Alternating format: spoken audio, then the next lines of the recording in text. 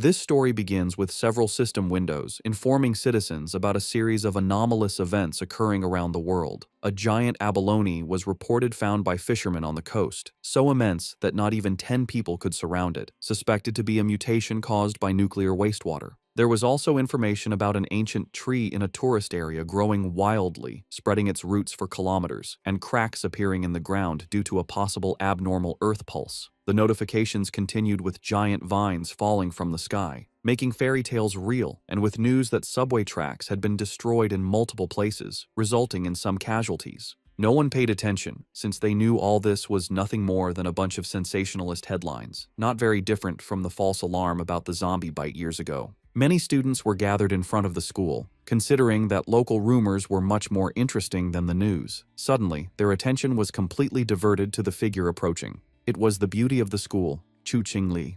Immediately, the crowd wondered if she was finally about to break up with her boyfriend. According to them, the relationship was nothing more than an act of charity on her part.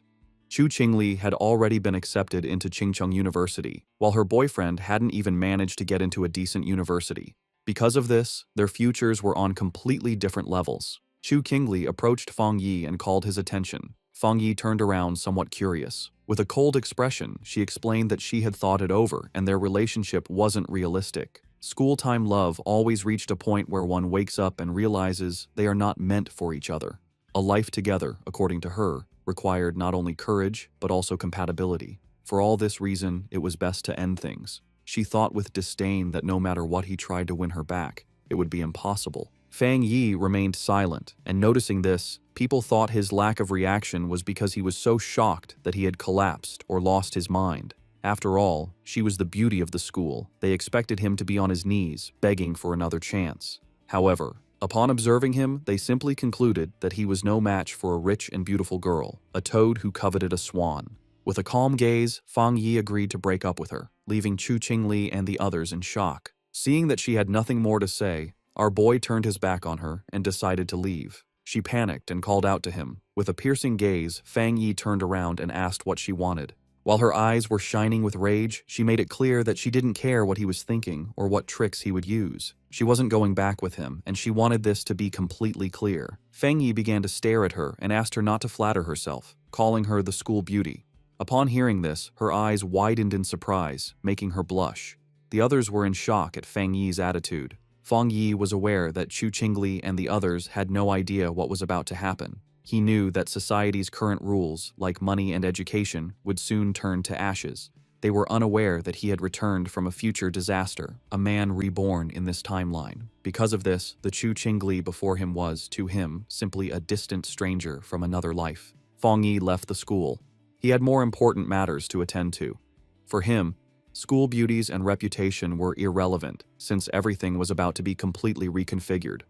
The real crisis was one looming over all humanity on Blue Star. It all began the night before, when Fang Yi woke up and some strange cracks showed him the future, and then the system informed him that an aura recovery had been detected. Its full activation would take place in 364 days, 11 hours, and 59 minutes, and once this happened, the world would undergo an unprecedented transformation. Fang Yi was somewhat confused. Several figures appeared in front of him, and the system revealed that society's rules would be rewritten.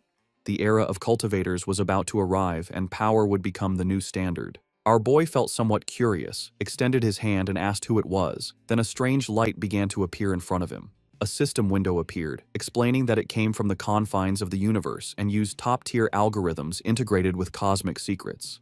Its function was to automatically generate cultivation techniques based on spiritual materials touched by the host, showing that current techniques were zero. Fang Yi began to extend his hand, and his eyes widened in surprise as his hand passed through the system window. Then, a powerful monster emerged and began to roar. Fang Yi was paralyzed and his eyes filled with fear. Inside the monster's mouth was a corpse, and the system revealed that this was his end as an ordinary person, as well as the fate of billions on Blue Star. Fang Yi swallowed saliva and could not help but feel afraid. He put his hand over his chest, and his eyes filled with worry. Fang Yi began to ponder and remembered his past life.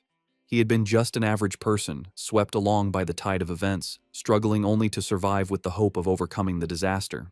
However, He witnessed the fall of his nation and the suffering of the people, and in the end, he could not escape from the mutated beasts. He remembered dying in despair, full of rage, and with a deep desire for revenge. His eyes began to shine with determination, as he thought that perhaps this was why he had been chosen by the system and brought back 1 year before the recovery of Aura. He began to extend his hand, knowing that at this moment, most people had no idea about the change that was coming. Fang Yi touched the fragments of the system and decided that he would use each anomaly caused by the aura to his advantage. The system began to initialize a new evaluation. The eyes of our boy began to shine as the system informed him that it had been successfully linked. A new path had been unlocked, and now everything in existence could be used as material.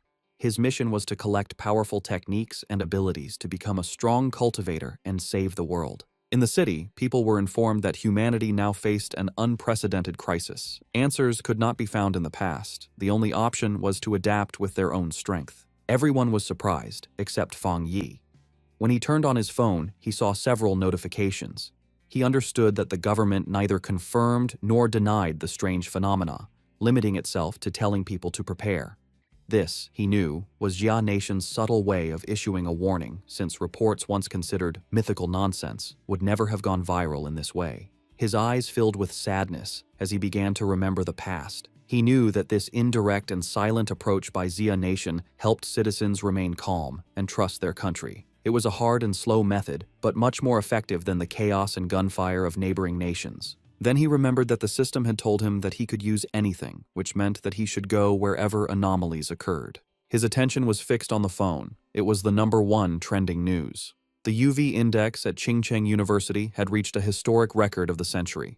Because of this, a heat warning had been issued, urging new students to take safety precautions and use sunscreen. The students were somewhat confused, as they thought that even the best universities now resorted to sensationalist advertising. They considered this false, definitely a paid topic to be trending, since heat of that magnitude could kill people. Fang Yi looked up at the sky and saw that it was full of clouds, then activated the UV meter and saw that it was at 0. He was somewhat confused, as he didn't understand how the weather could be so different, since Qingcheng University was only 15 minutes away by car. Images of a blazing sun above the university were published, and students were informed that new student registration would continue, but they should avoid the north gate due to the high UV index, as all other entrances remained open. Fang Yi couldn't help but smile. He knew that when anomalies occurred for the first time, most people only thought it was a publicity stunt, and only he knew the truth. His eyes began to shine with joy as his first opportunity had arrived. Fang Yi changed clothes and went to Qingcheng University.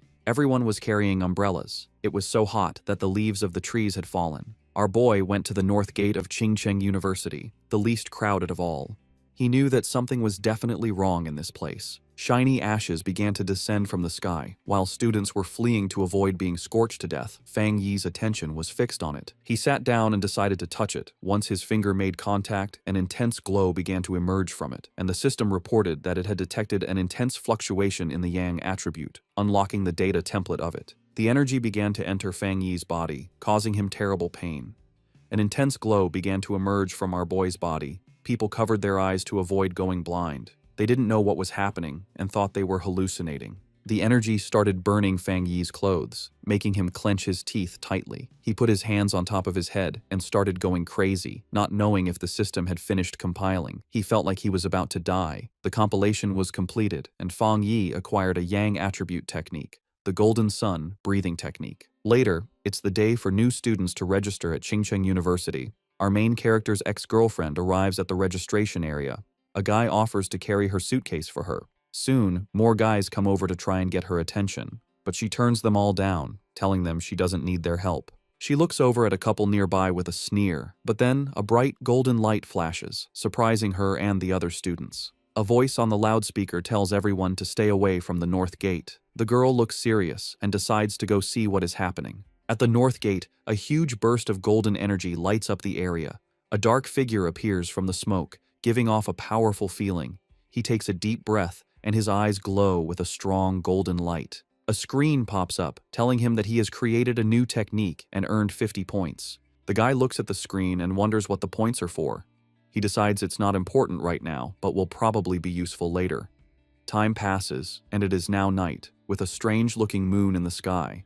The young man then starts to practice his new breathing technique. The next day, a bright sun is in the sky, and a new energy spreads through the university. Some students notice the sky get dark and cool for a second as they run to the north gate. A large crowd gathers there to see what is going on. The university's dean is angry and asks why no one listened to the warning to stay away. The group pushes through the crowd, which moves aside for them as they go to the center of it all. A hooded person with a serious look tells the dean to block off the north gate completely. At that moment, a system tells Fang Yi that he has cleaned a polluted area. He learns that the government already knows about these areas and wonders if there are other people like him. Hearing an alert about people not being allowed in the area, the young man knows things have gotten serious. The students see people in uniforms and wonder if they are from the army. From a rooftop, Fang Yi sees that the disturbance is getting a lot of attention.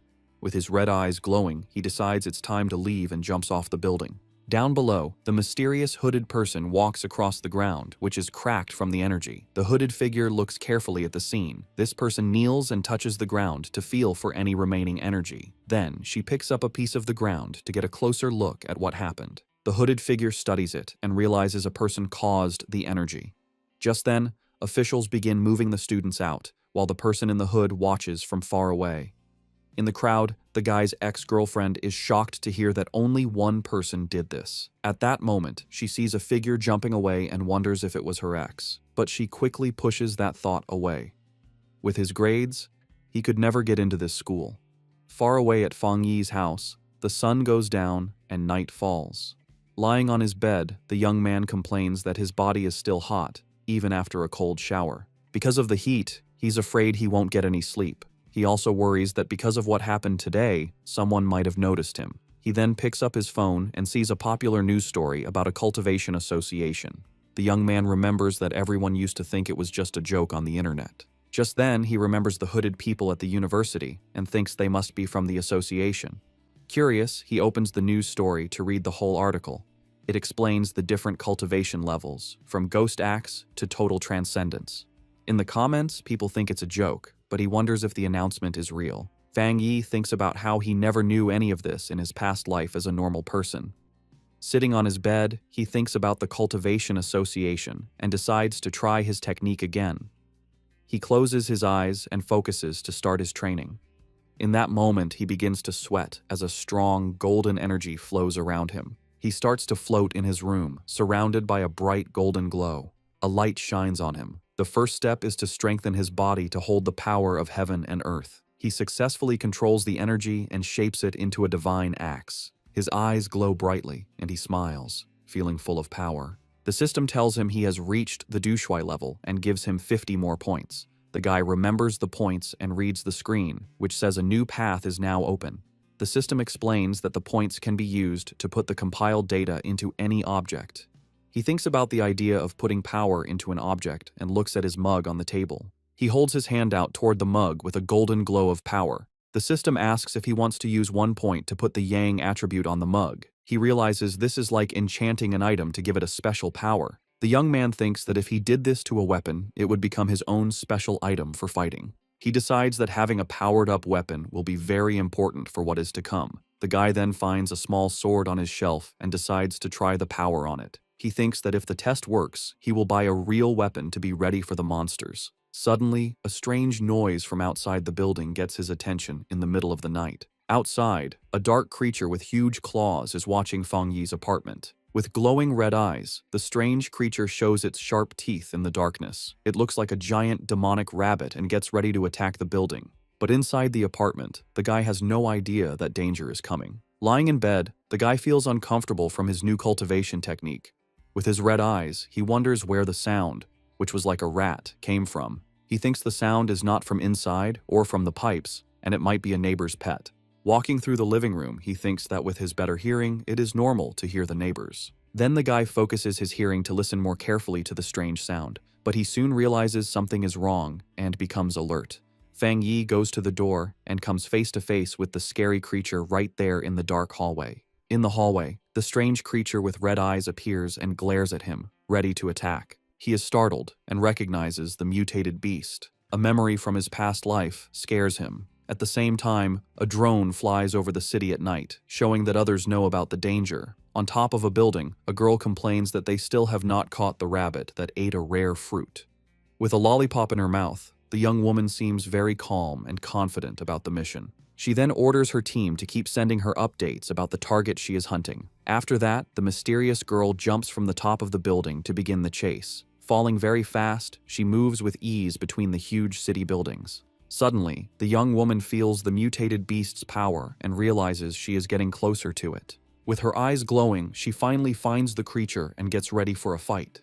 The mysterious hunter lands hard on a rooftop, moving with amazing skill. Running down the side of a building, she gets the order to chase the target no matter what.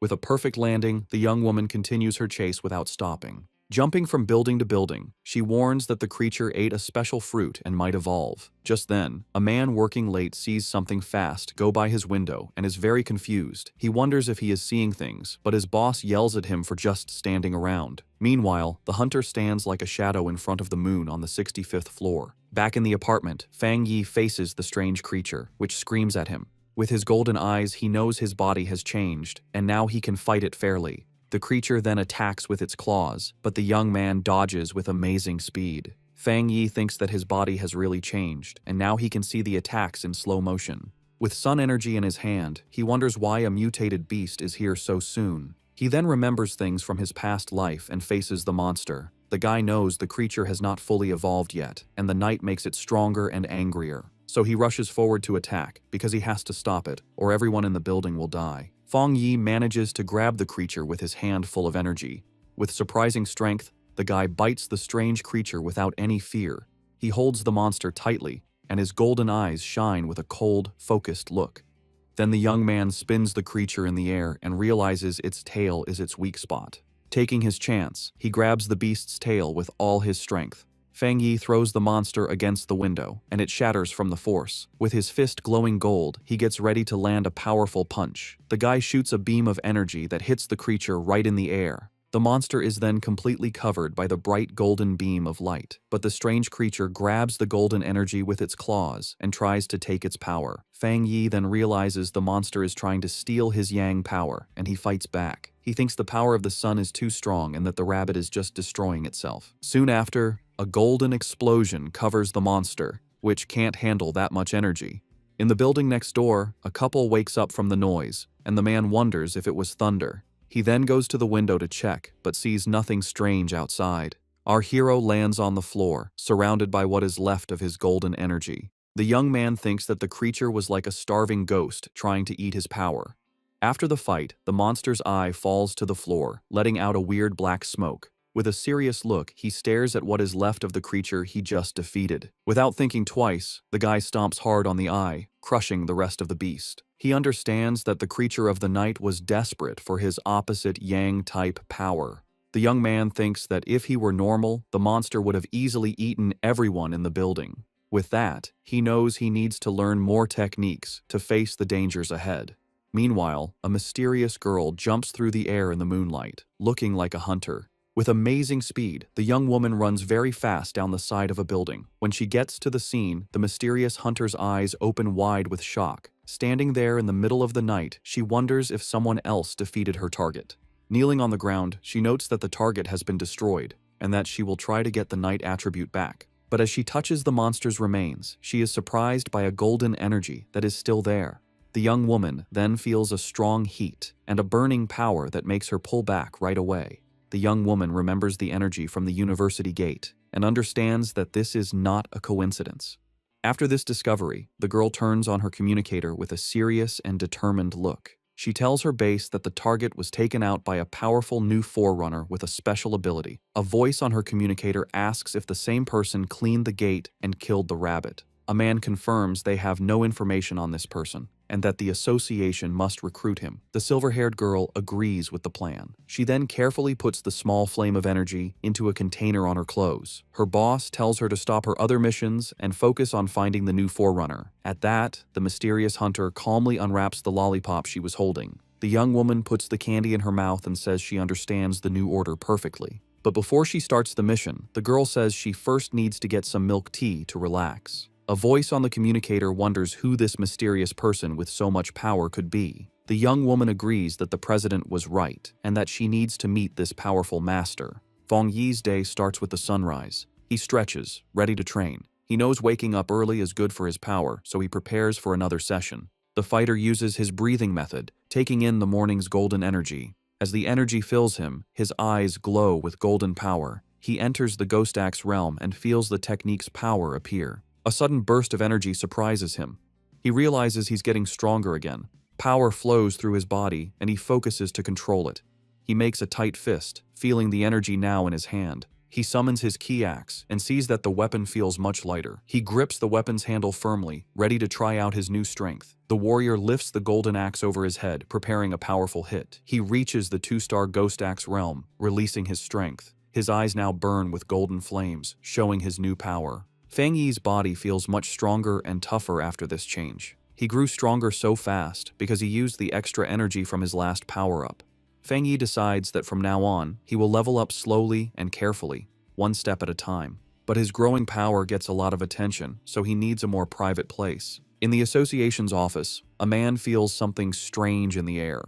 He sees the change in the sun's energy and wonders if it's the new guy again. Fang Yi finds a quiet spot by a river to continue his plans. A system screen appears, and he confirms he will add a special quality to his weapon. He remembers trying this with another item, but it couldn't handle the power. This time, the new blade works with his energy, making a strong connection. A system message confirms the item encoding worked. Excited by his new weapon, he gets ready to test its amazing power right away. The test result shocks him with the incredible power the sword let out. A huge golden beam of light shoots from the blade into the sky. The warrior lands with his sword in flames, feeling the power flow through him. He almost starts a fire with that swing and sees how dangerous his strength is.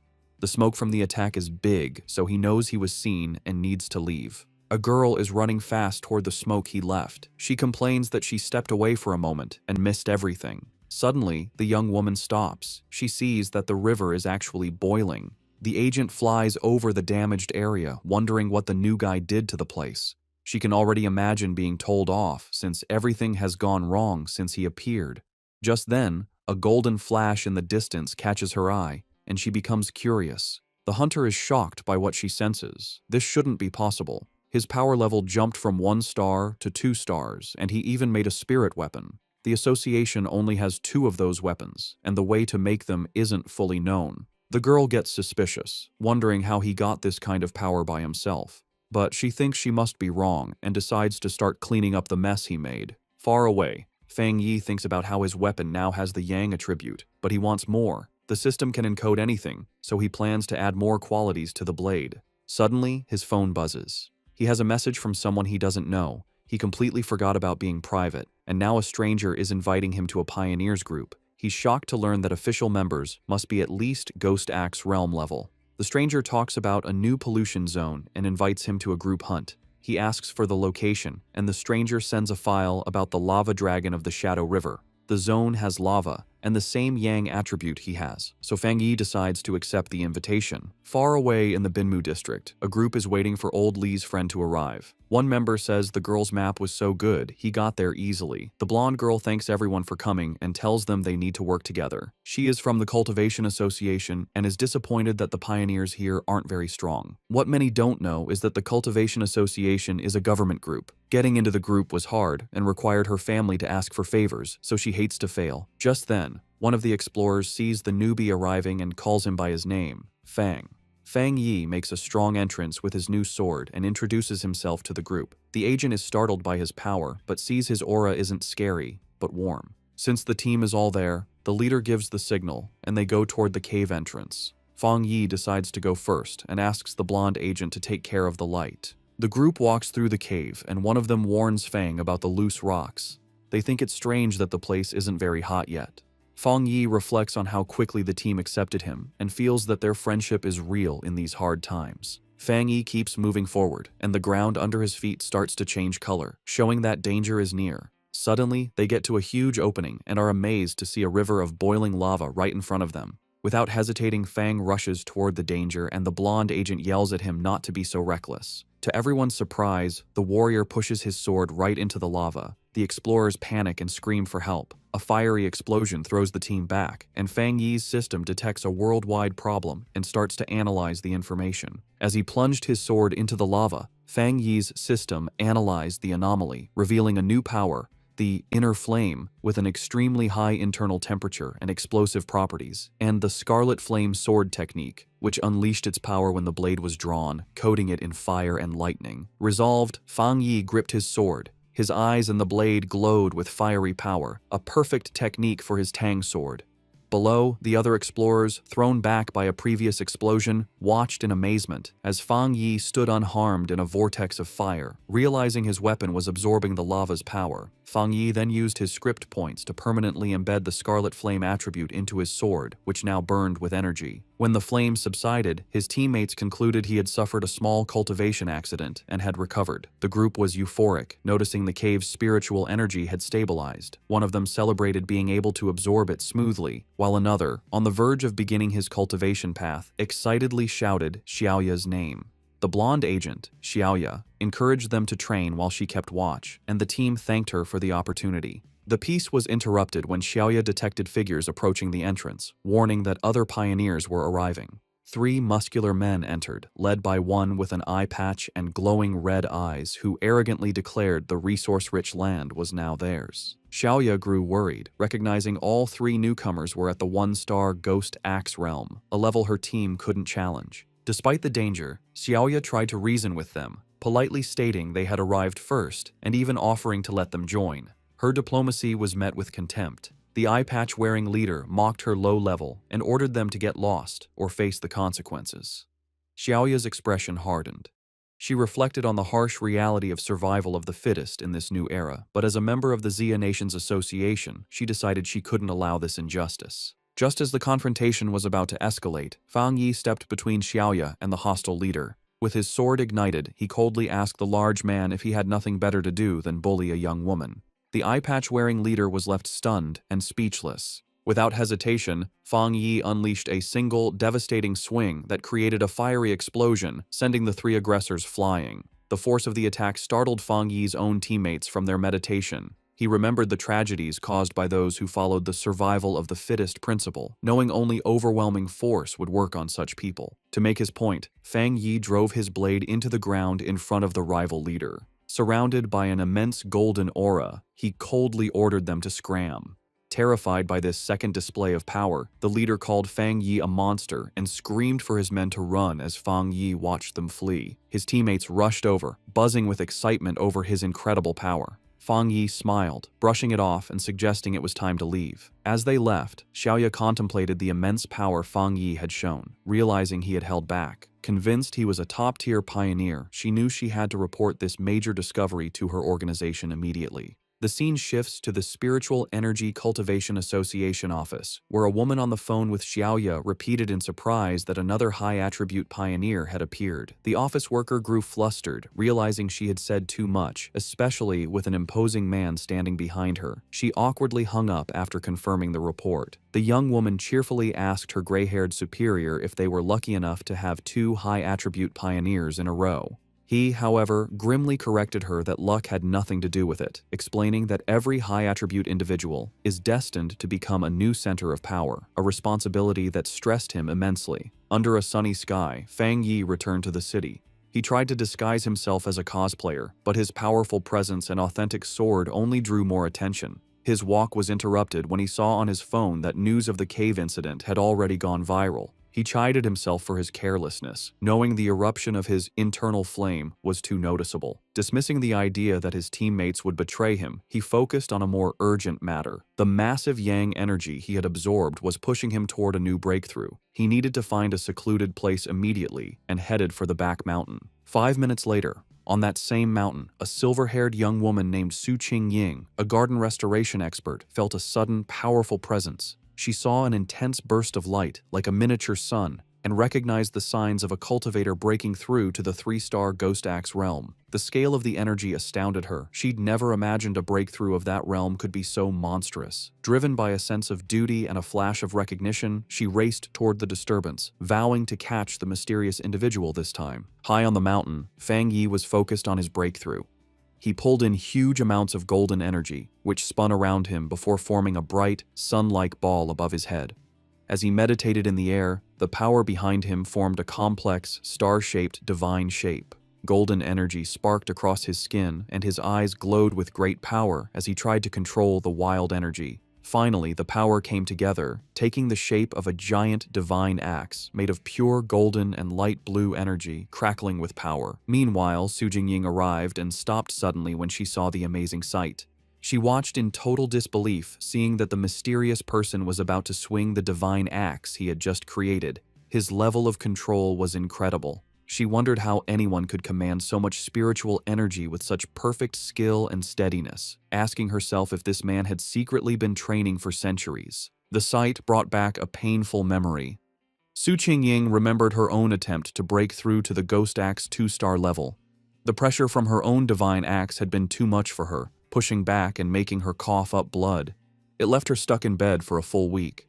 She was naturally strong, but she had still failed badly. She couldn't understand how this monster could handle a breakthrough that was so much more powerful than hers. As she ran closer, she was even more amazed. The huge amount of spiritual energy, the perfect control in every move of the axe, and the way every bit of power seemed to have been purified thousands of times. It was all beyond anything she had ever seen. She decided that this person wasn't just an amazing monster. He was like a god who had come down from the sky. She also noticed his calm and steady way of doing things. Most pioneers, when they felt a breakthrough was about to happen, would rush to get it done. This person, however, moved with a deep sense of experience and a strong mind, like a master from old times. Her thoughts were stopped when the giant, fiery divine axe began to move. She watched the awesome sight as it swung with a purpose, heading east. At the peak of his power, Fang Yi's eyes burned with pure golden light as cracks of raw energy spread across his face. He floated inside a blinding storm of golden power, successfully controlling the huge amount of energy he had gathered to evolve. A system window then appeared, officially confirming he had succeeded. He had reached the Ghost Axe realm, 2-star. The new divine axe slammed down into the earth, releasing all of its power in one huge shockwave that tore across the mountain. Su Qingying was caught in the powerful blast and had to hold herself steady against the wave of golden energy. The leftover force cut a huge path through the forest before fading away, but when she looked up, the mysterious man had completely disappeared. Breathing hard from the effort and her frustration, Su Qingying couldn't believe she had missed him again, especially since she had arrived in only 30 seconds. A worrying thought came to her. He must have known that she was tracking him. She worried that if he stayed this hard to find, her mission to recruit him would be impossible. Just as she was about to give up, she paused. A sudden idea hit her. She looked away from the path of destruction and toward a giant old tree that was now glowing with a soft, leftover golden light. With a new feeling of certainty, she called out into the woods that seemed empty, calling him Senior and asking if he was still in the area. From the shadows of the forest, Fang Yi appeared, his hooded body giving off a cool confidence. His glowing red eyes were on Su Qingying. He immediately knew she was the person who had been looking into him for the past few days. Seeing she had been found, Su Qingying stood her ground and properly introduced herself. She said she was the captain of the Firefly Squad, a part of the Spiritual Practitioners Association of Xia Nation, and also one of the nation's first pioneers. On behalf of the association, she sincerely invited him to join them. She admitted she had been following him for 2 days, and hoped her methods hadn't made him think badly of her. As she spoke, Fang Yi stayed quiet, and his face was hard to read under his hood. Su Qingying added that while the public didn't know yet, all the official papers for the association were ready. Inside, however, she was very nervous, choosing her words carefully, and worrying if she was bothering him or making the powerful man angry. She knew she had to sound soft and respectful. Her carefully planned speech was cut short by Fang Yi's simple, direct question. "Why should I join?" The direct question surprised her completely. She stuttered for a moment, panicking over what to say.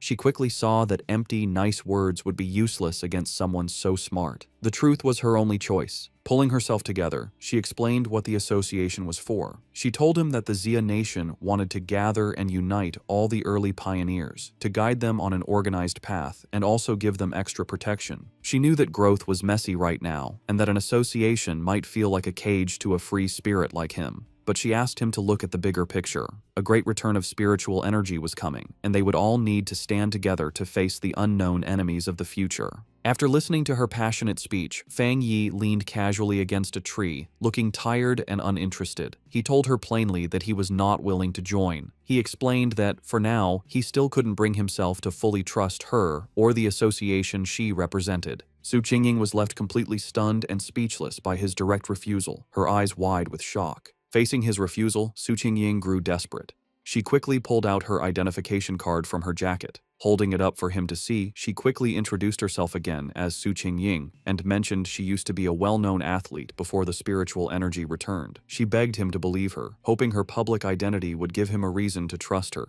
Fang Yi paused and thought about her words. He touched his chin thoughtfully, saying that he now vaguely remembered her. His mind remembered a framed picture of her celebrating a victory as the runner-up in the Sia Nations long-distance championship. He realized her natural athletic skill was what made her such a fast and good pioneer. However, his face then became hard.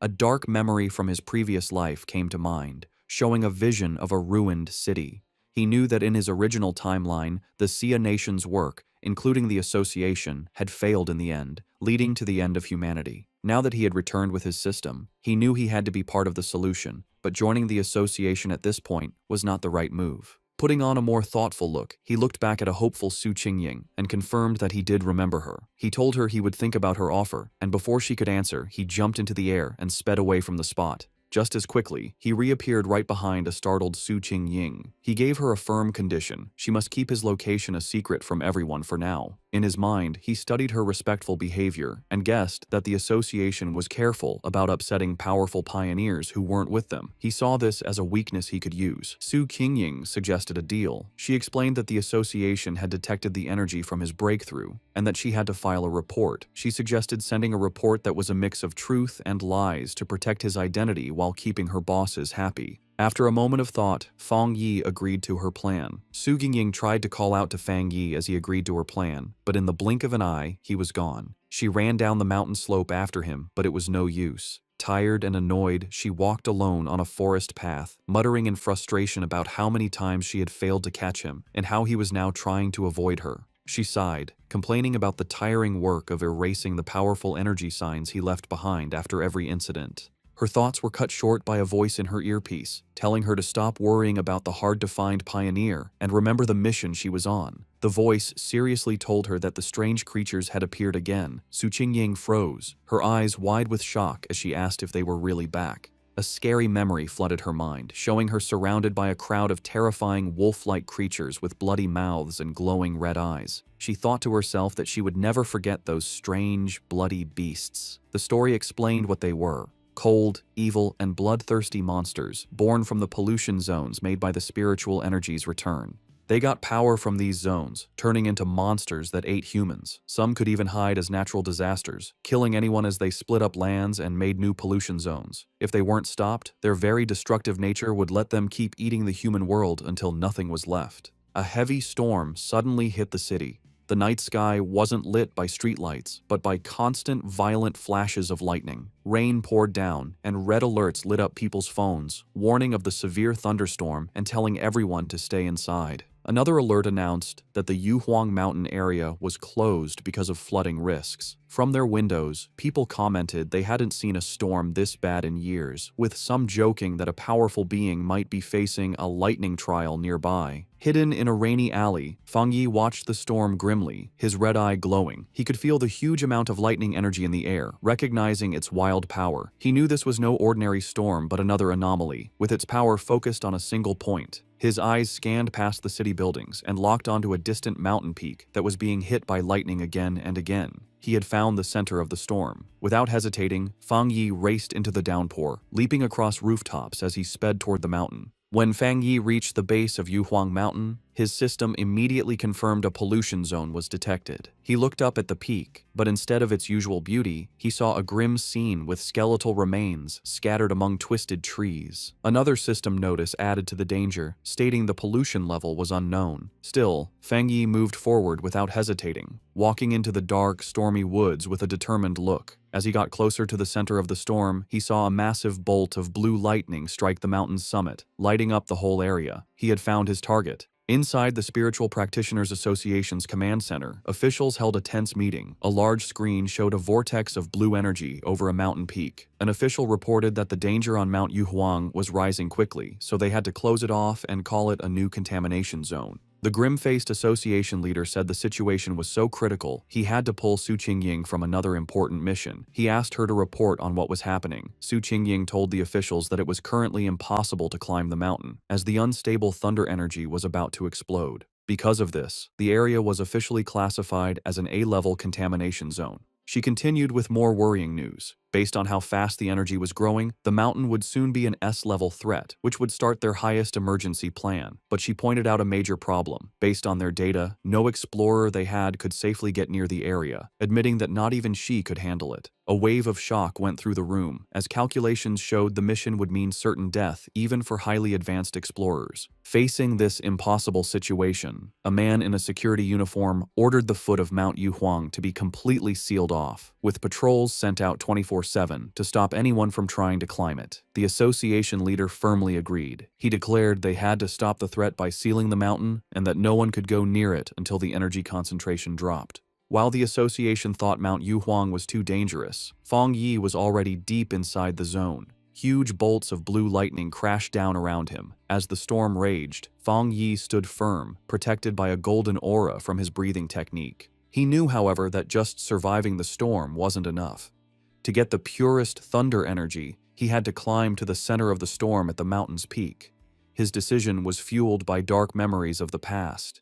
He knew that the creatures they faced now were just the beginning, and even more terrifying monsters would appear in the future. He realized that his current fire-based powers were not enough for the challenges to come. He had to become stronger himself, not just rely on his weapon. Surrounded by the lightning, Fang Yi saw a rare and perfect opportunity to use the thunder energy to strengthen his own body. Fang Yi knew if he didn't take this chance to get stronger, he would face certain death from the disasters to come. His eyes glowing gold, he drew his flaming sword and, with a defiant roar, plunged it directly into a massive bolt of blue lightning. The wild energy surged through him, causing terrible pain, but his face remained determined. His body shook violently as the electricity coursed through him. He realized this thunder power was like a divine punishment, actively fighting against him. The storm was furious that he had entered its territory and seemed to demand that he give up. Staring at the chaotic sky, he wondered how he could possibly make such a raw force obey him. Then, he had an idea.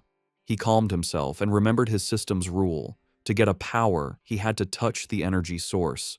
A golden aura exploded from him as he unleashed his golden sun breathing technique, determined to fight through the storm.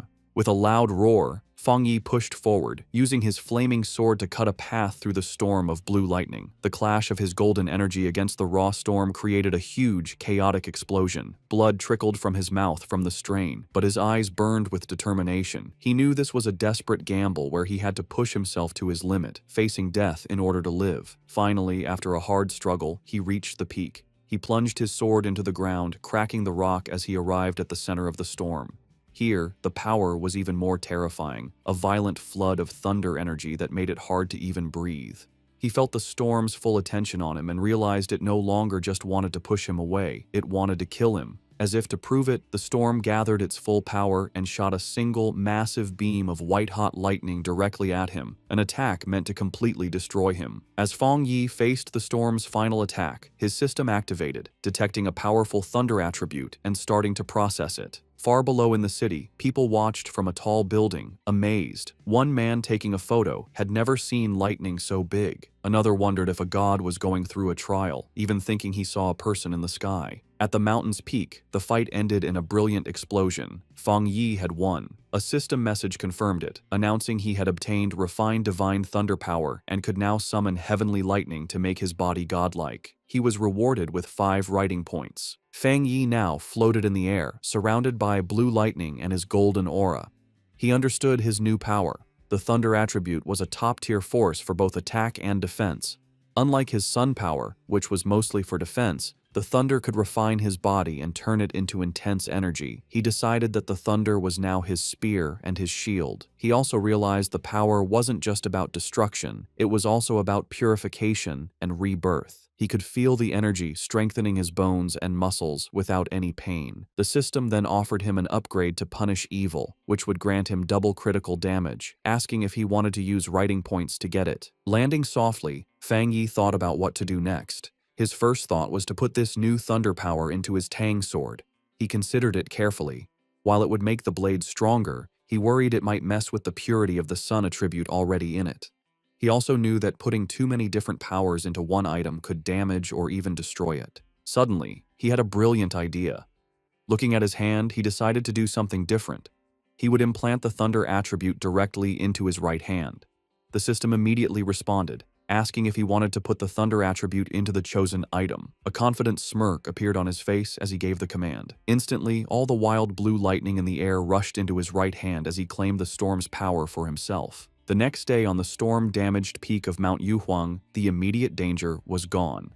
Below a cliff, Su Qingying and an army officer named Major Han Li stood over numerous figures in body bags. Su Qingying reported that the contamination zone's energy had strangely dropped from its most dangerous level to a mild level in just 3 hours, though some electricity was still in the air. Major Han Li listened and immediately figured out what had happened. Someone had been there. It was a seeker, a person who actively looks for these dangerous events. Su Qingying was shocked, wondering if another seeker was involved and if they could have survived. She knelt and looked for clues but couldn't sense anything, guessing that the heavy rain had washed away any evidence. She concluded that the seeker must have left the mountain safely around 8 p.m. the night before. Major Han Li agreed with her timeline. The strange event began around 6 p.m., and the army sealed the mountain at 7 p.m., so the seeker must have climbed the mountain before it was closed. He noted that their instruments predicted the danger would reach grade S, but after 8 p.m., the energy suddenly dropped. Standing where the lightning had been strongest, the major added his own theory. He believed the seeker not only survived the lightning, but probably had a thunder-related power, turning the disaster into a great opportunity. He concluded this person was the direct cause of the sudden change. The major then shared his biggest worry. People like this were the most dangerous because they didn't know whose side they were on. Su Qingying agreed, adding that if such a powerful person was a threat, the disaster they could cause would be huge. They had to be found quickly. Miles away, sitting on his couch and unaware of the military operation now focused on him, Fang Yi let out a sudden, loud sneeze. Back on the mountain, Major Han Li made his decision. He gave a firm order to his troops. Find this person immediately, at any cost. As his command was given, he assigned the mysterious target his temporary codename, the Tyrant.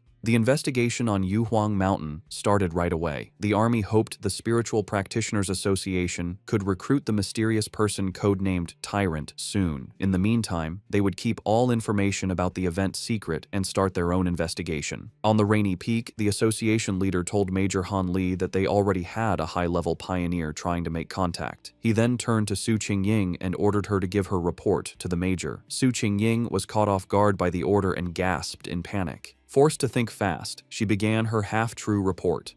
She connected the current incident to the pioneer who had recently cleared the pollution zone at a local university. Inside, she was panicking, terrified she would say something wrong and reveal her deal with Fang Yi. She explained that she had been trying to contact him, but he was hard to find. She mentioned finding the body of a mutated rabbit he had killed and correctly identified his Yang Flame attribute from the evidence. She finished by promising to do her best to get close to him and find out how he had cleared the university's gate. She silently prayed for help, knowing that mixing truth with lies was her only way to make her story sound real. Major Han Li listened closely, thinking about what a pioneer with a Yang Flame attribute meant. He seemed happy with her report and thanked her for her hard work, calling her a talented young pioneer. Su Qingying gave a sharp salute and replied that it was her duty. With the meeting over, Major Han Li mentioned they would release fake news about natural disasters to hide the event from the public. He also said he disagreed with posting spiritual energy information online where bad people could use it. As the officials talked, Su Qingying quietly sighed, relieved that the tough questioning was finally over. Back at his home, Fang Yi used his golden sun breathing technique to easily dry his white hoodie, making it glow with a warm light before holding it up, perfectly clean and dry. After putting it on, he checked the changes in his body. Even after adding the powerful thunder attribute, he could still feel a clear difference. He looked down at his right hand, which now sparked with blue lightning. It had completely changed, becoming the strongest part of his body and getting a huge boost. As he flexed his fingers, making small balls of lightning appear, he could feel that he was close to another upgrade. What surprised him most was how the once wild thunder attribute had become as calm as a kitten after being added to his body, letting him control it freely. He compared this to the terrible pain he felt when he first unlocked the yang attribute, and wondered if the energies got weaker during the process. Remembering the system told him this new power dealt double damage to strange and evil creatures. He was eager to test it. His thoughts were broken by a sudden alert from his phone on a nearby table. He picked it up, wondering what was happening now. He had set up special news alerts after the last incident, knowing that in these crazy times, the government would issue warnings to protect people. For a pioneer like him, however, these warnings were more than just notices of danger. In every crisis, there was a chance to grow stronger, even if it meant risking his life. As Fang Yi thought about what to do next, he looked at the major news alert on his phone. The report said a huge explosion had just happened inside a chemical plant, causing a lot of pollution in the city. The official story said no one was hurt and told people to stay calm, but Fang Yi was suspicious of an event this big. He checked online forums, where people who saw it happen gave a much scarier story. People who lived nearby described a super creepy feeling they couldn't explain. One person asked if it was a cold, evil aura, and another quickly agreed. While many were doubtful, the overall feeling was one of dread and fear. The words cold and evil aura felt familiar to Fang Yi. Suddenly, a terrifying memory from his past life came back. A bloody hand and a horrible monster. He remembered hiding in fear from a giant, red, demonic beast as it destroyed everything around it. The creature, a gross, multi-eyed rat-like monster, was a threat he knew too well. Back in the present, he looked serious. He remembered the nature of these creatures. They were plants or animals that changed in a strange way after becoming self-aware, their power going wild and giving them terrifying hunting and killing abilities. They loved to appear in the dark of night. Realizing this new threat was 100 times more dangerous than the mutated rabbit he had fought before, Fang Yi knew he had to do something. Clenching his fist, which sparked with his new blue lightning, he decided he would go out that night to stop these creatures from surviving and getting stronger. Standing up, he was surrounded by blue electrical energy. It was time, he decided, to test his new 200% critical hit ability in a real fight. On a dark and stormy night, rain fell on the empty city streets. As a traffic light changed, a blur of motion sped across the wet road, a squad of cloaked figures moving with amazing speed. These were the members of the Destroyer Squad, and they were hunting. One member reported to their headquarters that they were tracking Anomaly File Number 7, codenamed Candle Night, but had lost the target. The creature's known ability was to blend into the darkness, making it very hard to follow. The squad member added new, scary details to the file. The anomaly made a faint sizzling sound when it was close and liked to eat humans. As lightning lit up the sky, the squad landed on a rooftop to look over the city. Their leader, a determined man with light hair and a scar on his face, knew the stormy weather was perfect for the creature's hunt. He said with grim certainty that they could not let that happen. Miles away, in a busy command center, an operator got the updated information. He confirmed the new data for File 7. Candle Night had been submitted. The situation was serious. An extermination request was filed as a high priority, with a goal to solve it in 12 hours. The order came back from headquarters. The Destroyer Squad was to keep chasing the target, but their own safety was most important. The team immediately started the chase again, leaping from building to building through the rainy city. The squad leader paused, looking at a glowing holographic map of the city full of red markers showing active anomalies. He knew that a 12-hour response time wasn't fast, but it was the best headquarters could do.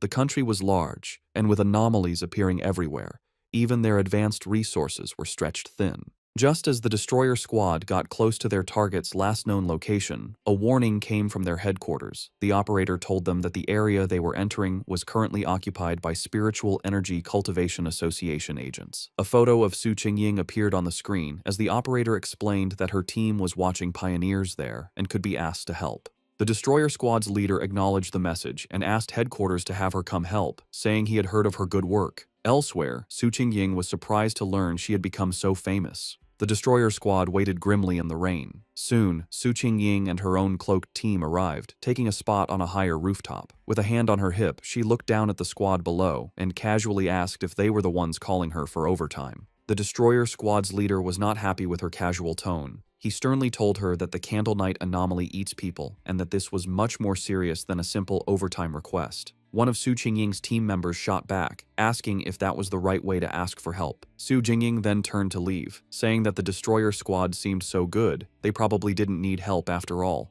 She announced that her team, the Ying squad, would be leaving. As they started to go, her team members muttered among themselves, one worrying about their boss's savage attitude and another defending her, saying their own missions were just as dangerous. The leader of the destroyer squad immediately panicked and called for her to wait. He apologized for his harsh tone and begged for her help. He explained just how dangerous Candle Night was, and that without her famous tracking skills, they would be at a great disadvantage. He stressed that if his team failed, the people of the city would be the ones to suffer, as the monster would kill them all. After agreeing to work together, the two teams stood on a rainy rooftop, ready to hunt. Su Qingying concentrated, and a glowing blue ball of energy appeared in her hand.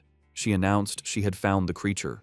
The orb's energy expanded, showing the monster's location. Hidden in the dark, wet ruins of a chemical plant, the monstrous, multi-eyed rat-like creature called Candle Night was eating something. Its file noted that it liked darkness, dampness, and eating people. With the target found, Su Qingying gave the command for the joint operation to start. The creature's senses were sharp, and it instantly looked up, aware of their presence. It jumped away, just as an attack hit the ground where it had been. A member of the destroyer squad said the target had spotted them and ordered the team to form up.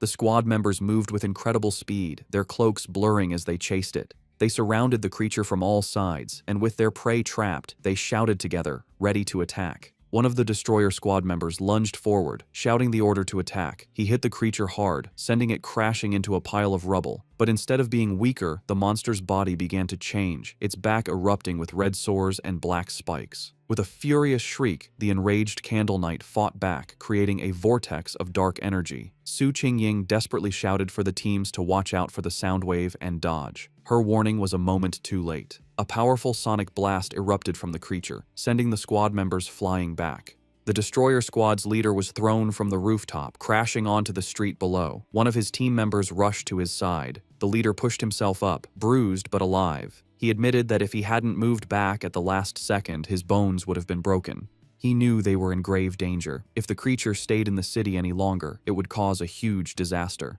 The battle took another turn as Candle Night continued to change. It grew large, bat-like wings and let out a roar, its throat glowing with green energy. It then spewed a corrosive, dark substance that filled the air with toxic green smoke. The creature aimed this blast at the ground, trying to melt the street to burrow underground and escape. One of Su Qingying's team members warned her that the monster had a corrosive dark power and that anything it touched would be destroyed. She explained that their team didn't have a power strong enough to fight it. Su Qingying, however, stayed calm. She ordered her team to stay alert and not to mess up the destroyer squad's formation, reminding them their main job was to gather information and help with strategy. Meanwhile, a destroyer squad member with a dagger prepared to strike the escaping creature. Suddenly, a pair of menacing red eyes glowed from the darkness. The winged Candle Knight lunged forward, narrowly dodging an attack from a leaping squad member. Enraged, the destroyer squad leader yelled at his team not to let the monster escape. The winged creature flew through the city streets, chased by the cloaked members of the Ying squad. From a high rooftop, Su Qingying and two of her team members watched.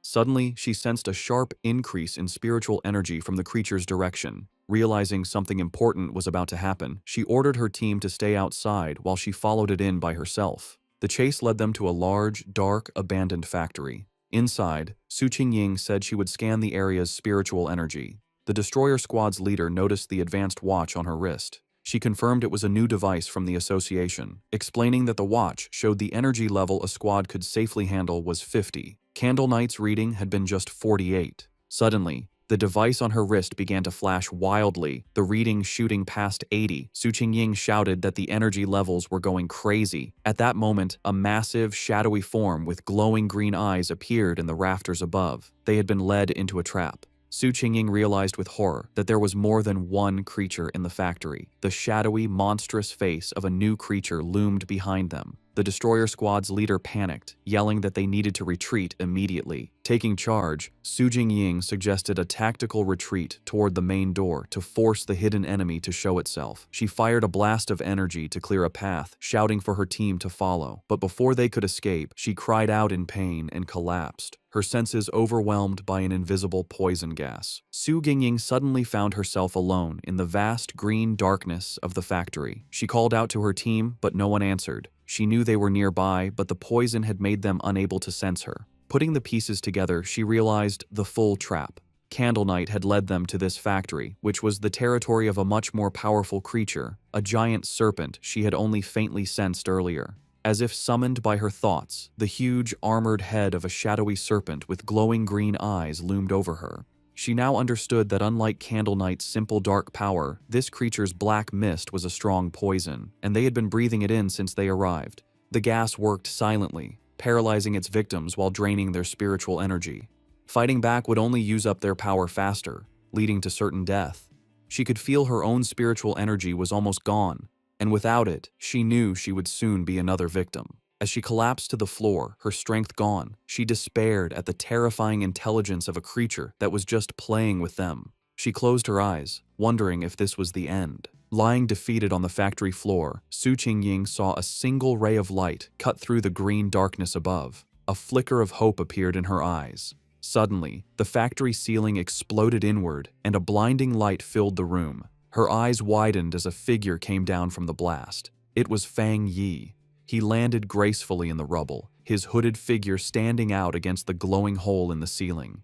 He stood before the giant serpent, immediately identifying it as a dark attribute creature. Without warning, the serpent lunged, its massive fangs aimed at him. At the same time, the Candle Knight monster burst from the shadows, attacking from behind. Fang Yi dodged the serpent's attack and came face to face with the growling rat-like beast. As the two creatures closed in, he finally understood the full trap he had walked into. In a shocking move, Fang Yi let the Candle Knight monster bite his shoulder. As blood splattered, he noted their surprisingly smart tactics, one creature for luring prey, the other for killing them. He taunted the beast latched onto him, asking if it enjoyed biting people so much. In response, he unleashed his new power. Bright blue lightning erupted from his body as he challenged the monster to taste his thunder property. At the same time, he fired a massive beam of golden solar energy from his free hand, which hit the lunging serpent head-on. Now, covered in crackling electricity and free from the stunned rat creature, Fang Yi turned his full attention to the serpent, unleashing a flood of golden flames as he challenged it to see how well it could handle fire. The giant serpent lunged with a furious roar, its huge mouth open to eat its prey. With amazing agility, Fang Yi dodged the attack, flipping through the air while swinging his glowing golden sword. As he landed, he coolly told the monster to look at his blade, a clear challenge to the giant beast. The serpent seemed to pull back, cautious of the glowing weapon. Seeing his chance, Fang Yi counterattacked. Leaping through the air, he delivered a powerful slash to the serpent's face, his sword covered in the crackling blue energy of his thunder power. The force of the blow was huge, but the result wasn't what he expected. Instead of crushing its skull, the creature's head split down the middle, revealing a second identical head underneath as if it were shedding its skin. Fang Yi landed on his feet, his eyes wide with surprise at this strange development. The creature's split head then pulled apart completely, shedding its outer layer to reveal its true, healed form. As green energy pulsed in its neck, Fang Yi knew the fight was far from over. The serpent reacted with shock and pain as the leftover thunder energy from Fang Yi's sword ran through its body. It roared in fury as the electrical energy grew stronger, overwhelming its dark power. Watching the creature twist in pain, Fang Yi gave a small, confident smirk. He knew he had the advantage, as he had already sensed this serpent's dark aura was stronger than Candle Knight's. He then revealed his clever plan. When he attacked with his sword, he had held back the full force of his fire. Instead, he had used the blade to carry and channel the thunder power from his hand directly into the snake's body. He compared the two creatures, realizing this serpent was a far more dangerous and evolved monster than Candle Knight. Suddenly, he felt a sharp pain in his shoulder where the rat creature had bitten him. He hissed, looking down to see strange purple snake scales growing from the wound. He understood immediately. Just as he'd thought, this was a smart, mutated species. Its poison, delivered by its partner's bite, had a paralyzing effect that let it kill silently. He could feel a sharp pain from the wound, but he also felt his Golden Sun breathing technique working to fight the venom. With a determined look, he knew he had the perfect counter. The Yang Flame power could dissolve the poison, the Golden Sun technique would protect and heal his body, and the Thunder power would purify anything left. As the energy from his powers pulsed through him, Fang Yi recognized the benefit of his combined abilities. The mix of his Yang Flame and Thunder powers now gave him a clear pain signal to any poison, acting as an early warning system. He knew he was lucky. For others, the serpent's sneaky poison would have been impossible to cure. He guessed that for the serpent to have grown so large, it must have relied on surprise attacks. He thought of the monster's den, filled with the skulls of its victims. With Candle Knight acting as the perfect bait, the two creatures had become a deadly trap even for top pioneers, which explained why so many had disappeared. But in the end, it didn't matter. As he watched the creature's huge skeleton burn to ash in his holy fire, he knew its reign of terror was over. Standing before the fire, Fang Yi felt satisfied. His inner flame was powerful, but the triple critical hit from his new thunder power had sealed his victory. He felt confident that his fighting skills were now pretty good, even compared to other high-level pioneers. He stood silently for a moment, watching the flames burn the last of the monster. Just as he was about to leave, he paused, reaching out his hand as if he sensed something. His eyes narrowed. He wasn't alone. Someone was still there. He turned just in time to see a figure stumbling out from the smoke, coughing from the ash. It was Su Qingying. She stood silently, covered in soot and clearly tired, but she was alive. As the smoke cleared, Fang Yi found himself looking at the unconscious members of the other squad, with Su Qingying sitting among them. He recognized her as the agent from the association and coolly told her that there was no need to pretend. He added that her playing dead act needed work, which surprised her. Embarrassed, Su Qingying covered her face. Realizing this was the same powerful pioneer she had been tracking, she tried to make an excuse, claiming she woke up from the smell. Fang Yi, however, wasn't fooled. He complimented her, pointing out that while her teammates were out of energy, she was strong enough to keep a small reserve to protect herself. If she had really been unconscious, he explained, she wouldn't have been able to smell anything. Flustered, Su Qingying could only offer an awkward thank you. In her mind, she was amazed. He had seen right through her. She had indeed kept a bit of spiritual energy for protection. She had no idea how he had beaten both Candle Knight and the giant serpent all by himself. Noticing her embarrassment, Fang Yi's tone softened. He told her she didn't need to cover her eyes and that he only asked her to be honest with him and keep his identity secret. Seeing she and her team were safe, he said it was getting late and he would be leaving. Su Qingying tried to call out to him, but it was too late. Saying that explaining things would spoil the surprise, he jumped effortlessly through the hole he had made in the factory ceiling and disappeared into the night. As he traveled across the rooftops, Fang Yi thought about the battle. He was glad Su Qingying hadn't tried to absorb the dark power from the monsters, remembering its disgusting coldness. He wondered why he couldn't absorb it himself. He guessed maybe the dark energy was already gone, or his body had instinctively rejected it. He decided to think about it later, at home. Left alone in the huge, abandoned factory, Su Qingying looked up at the moonlit hole in the ceiling where Fang Yi had disappeared. She sighed, disappointed that she hadn't gotten a good look at his face, and realizing he still didn't trust her, or the association. Her quiet moment was short. Acting like a squad leader again, she walked over to the unconscious captain of the destroyer squad and gave him a few slaps, telling him to wake up. The man groaned and slowly opened his eyes, bruised and confused. His first thought was panic, and he shot up, shouting that they had been ambushed. Su Qingying just watched him with a calm look. The leader and his squad members then saw why she was so calm: the massive, smoking skeleton of the giant serpent. They stared in total disbelief, confused by the scene. The leader demanded to know what happened and where the powerful Yang energy came from. Su Qingying calmly explained that a powerful pioneer had rescued them. She continued her carefully planned report, explaining that the pioneer was likely the person from her original mission, a very high-level individual with a Yang attribute. She let her voice trail off, suggesting his appearance was a lucky coincidence. The other squad members were in complete awe, with one saying it was unbelievable that one person could defeat both monsters. Su Qingying added that she hadn't managed to recruit him yet, and that he had even managed to track her back, which only made him more mysterious. Getting back to their grim job, the Destroyer Squad leader asked where Candle Knight's body was. As he began using a green energy technique to clean the scene, he said they needed to collect the remains for the association. As the squads began the cleanup, the Destroyer Squad's leader used a green orb of energy to gather the strange, dark remains left from the battle. As he stepped forward, he accidentally crushed a piece of debris on the floor, which suddenly exploded in a blast of bright blue electrical energy. He jumped back in pain, yelling at the force of the shock as Su Qingying looked on in surprise. This new discovery only made things more mysterious. The remains, which they now realized belonged to Candle Knight, were crackling with leftover electricity. The squad leader turned to Su Qingying, questioning her report. He reminded her she had said the Pioneer had a Yang attribute, yet this incredibly strong electrical power told a different story. The two leaders knelt to look at the electrically charged body. Su Qingying was stunned by the pure strength of the thunder power left behind, confirming it was a high-tier power. This led the Destroyer Squad's leader to a new idea. Maybe two high-level Pioneers had appeared, one to kill the Serpent and another to kill Candle Knight, before leaving together. Su Qingying knew that wasn't right. She struggled with how to explain the unbelievable truth, remembering the image of the lone Pioneer holding both crackling blue lightning and roaring golden fire. She knew no one would believe that a single person could have two different top-level powers. Having just one made you a genius. Having two was almost unheard of.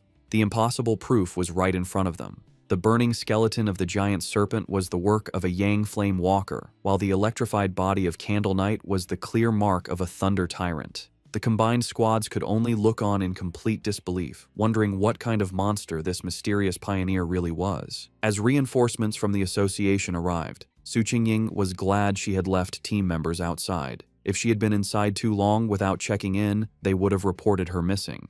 She grimly realized the rescue team now at the scene had originally been sent to collect their bodies. Her two subordinates, who were knocked out by the serpent's poison, finally woke up. They scrambled to her side, crying with relief that their captain was still alive. With the threat gone, the association's team began their work. Their job had changed from a rescue to a forensic investigation. Using advanced scanning tech, they carefully analyzed the leftover spiritual energy and the battle signs, trying to piece together what happened for their report back to headquarters. Soon, one of the specialists approached Su Qingying and the Destroyer Squad's leader with his findings. He reported that after comparing all the data, from fighting habits to the way both monsters were killed, there was a 99% probability that one person was responsible for killing both of them.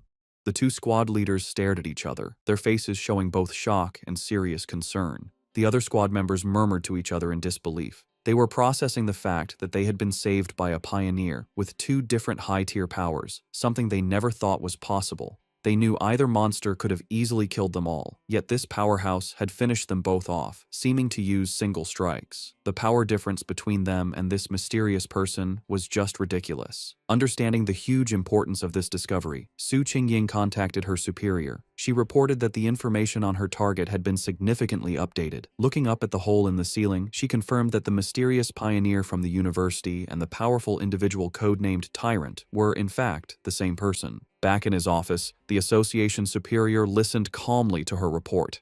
After thinking about the information, he gave a new command, telling Xiao Su to pause her mission for now. He explained that the pioneer had saved her team, killed the monsters, and secured the area. These were not the actions of an enemy. He added that he and Old Han, Major Han Li, didn't agree on the matter, and for her own safety and to avoid leaving a bad impression on their powerful potential ally, she was to stop all contact with the tyrant for the time being. While on the phone with her boss, Su Qingying, though she had agreed to pause her mission, couldn't help but add one more piece of information. She told him she had one more theory, based on what happened when she had tracked Tyrant to the back mountain where he was advancing his power. Her boss, interested, asked her to explain. She explained that during that encounter, she had sensed an incredibly strong aura where he was active.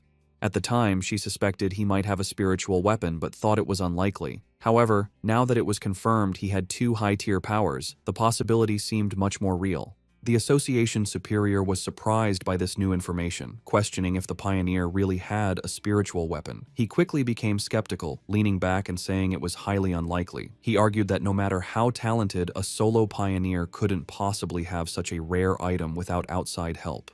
Furthermore, he added, the team had found no traces of a third spiritual energy, which would usually come from a separately made spiritual weapon. Su Jingying quickly corrected him, clarifying an important detail. The spiritual weapon aura she had sensed during her first encounter with him was clearly a yang attribute. This new information completely changed things. The superior's eyes widened as he understood what this meant. If the weapon's attribute came directly from the user's own yang energy, it meant he wasn't just using a weapon, he was creating it. This led to an amazing conclusion. If he could create his own spiritual weapons, then he had to be a spirit creation realm cultivator. Such a being could theoretically do this alone, but that level of power was almost mythical.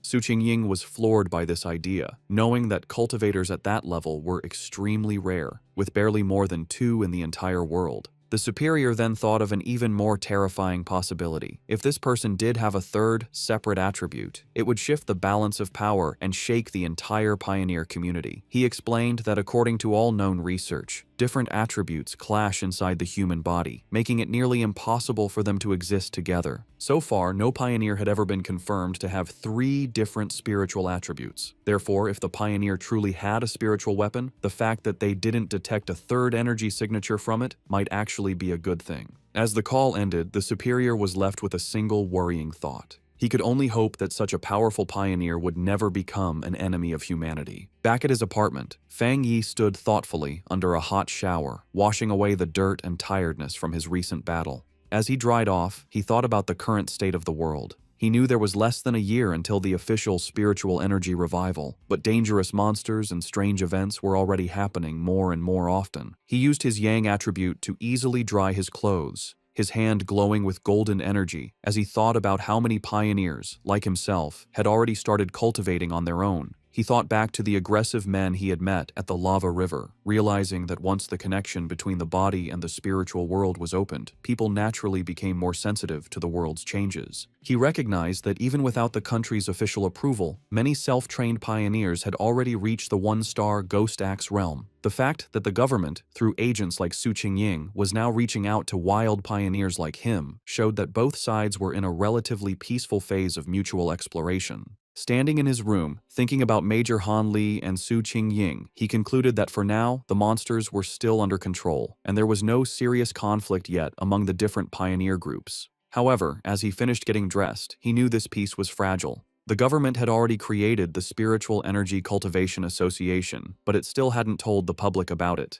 He understood their strategy perfectly. While people were talking more about local problems and strange events, the government was walking a fine line, trying to both protect humanity and give subtle early warnings without causing mass panic. Despite his recent victories, Fang Yi's analysis of the world situation was still grim. He knew the problem was the government's lack of confidence to officially start a full-scale cultivation era. With such a huge population, he understood that once the full truth was revealed, society would likely collapse into chaos and death. In the current state, even official pioneers couldn't stop the inevitable chaos, and the mix of internal problems and external threats from monsters would only make things worse. He admitted that the government's gentle, careful approach wasn't wrong, knowing that human fear and panic could be more destructive than any monster. However, what truly worried him was how fast the monsters were developing, which was far exceeding his expectations. He reviewed the information on the creatures he had just fought.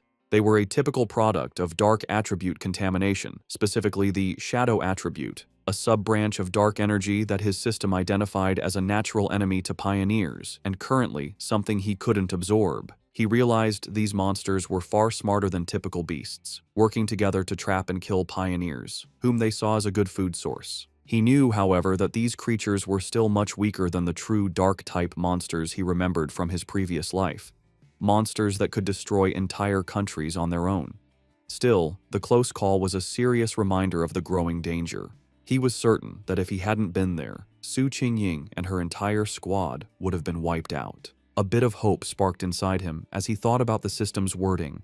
The fact that the dark attribute was only temporarily unabsorbable suggested that once certain conditions were met, he might be able to use its power himself, a possibility that could be key to winning in the future. He reviewed his current abilities. He now possessed the Golden Sun breathing technique of the Yang attribute, the Divine Thunder tempering of the Thunder attribute, and the Crimson Flame Blade technique. With these perfectly suited, high-tier techniques and his current strength as a 3-star Ghost Axe Realm pioneer, he knew very few could match him. Yet, as he stood surrounded by his own great power, he knew with absolute certainty that it was still not enough. His thoughts were suddenly interrupted by his phone ringing. He picked it up, surprised to see a call from his auntie. On the other end of the line, his aunt asked about his health before explaining the real reason for her call. She told him that his cousin was coming to study in the city and, worried for her safety, asked if she could stay at his place for a few days instead of a hotel. Fang Yi was taken aback, his memory of his cousin extremely fuzzy. All he could recall was a quiet, straight-A student who was obsessed with her studies. He couldn't even remember what she looked like.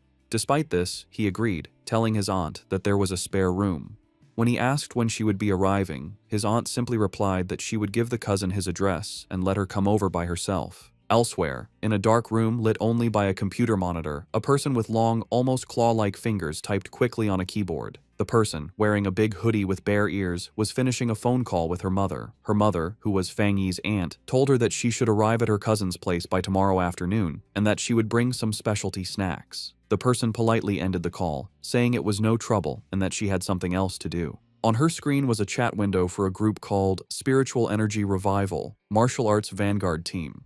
The user, Feng Heiju, had just announced her arrival in the city and her plans to stay at her cousin's place. After ending the call, she clicked her mouse, pulling up a new window. It was a rumor alert about an internet-famous town, now nicknamed Death Town, where 3 more people had vanished in relation to a pork beast challenge. A gruesome, blood-splattered image of the town was with the article. With glowing glasses reflecting the screen, Feng Heiju identified the location as Yanghuo Town. Her interest clearly sparked. Her browsing was interrupted when her mother entered the room, asking if she had finished packing. Feng Heiju told her mother that she was packed, but that she'd rather stay in a hotel than bother her cousin. Her mother insisted, saying it was much safer than staying alone and that she trusted the cousin completely. Gently pushing her daughter out the door, her mother gave her some final advice. Be sure not to cause trouble and help out around the house when she could. Feng Heiju reassured her mother that she understood. Once the door was closed, Feng Heiju let out a small sigh, preparing herself for the visit. She thought of it as just one more hurdle to overcome. Adjusting her glasses with a flash of determination, she resolved that no matter what her cousin was like, he couldn't possibly be more difficult to handle than a monster.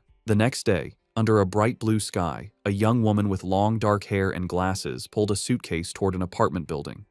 She checked her phone, confirming that the map had led her to the correct destination.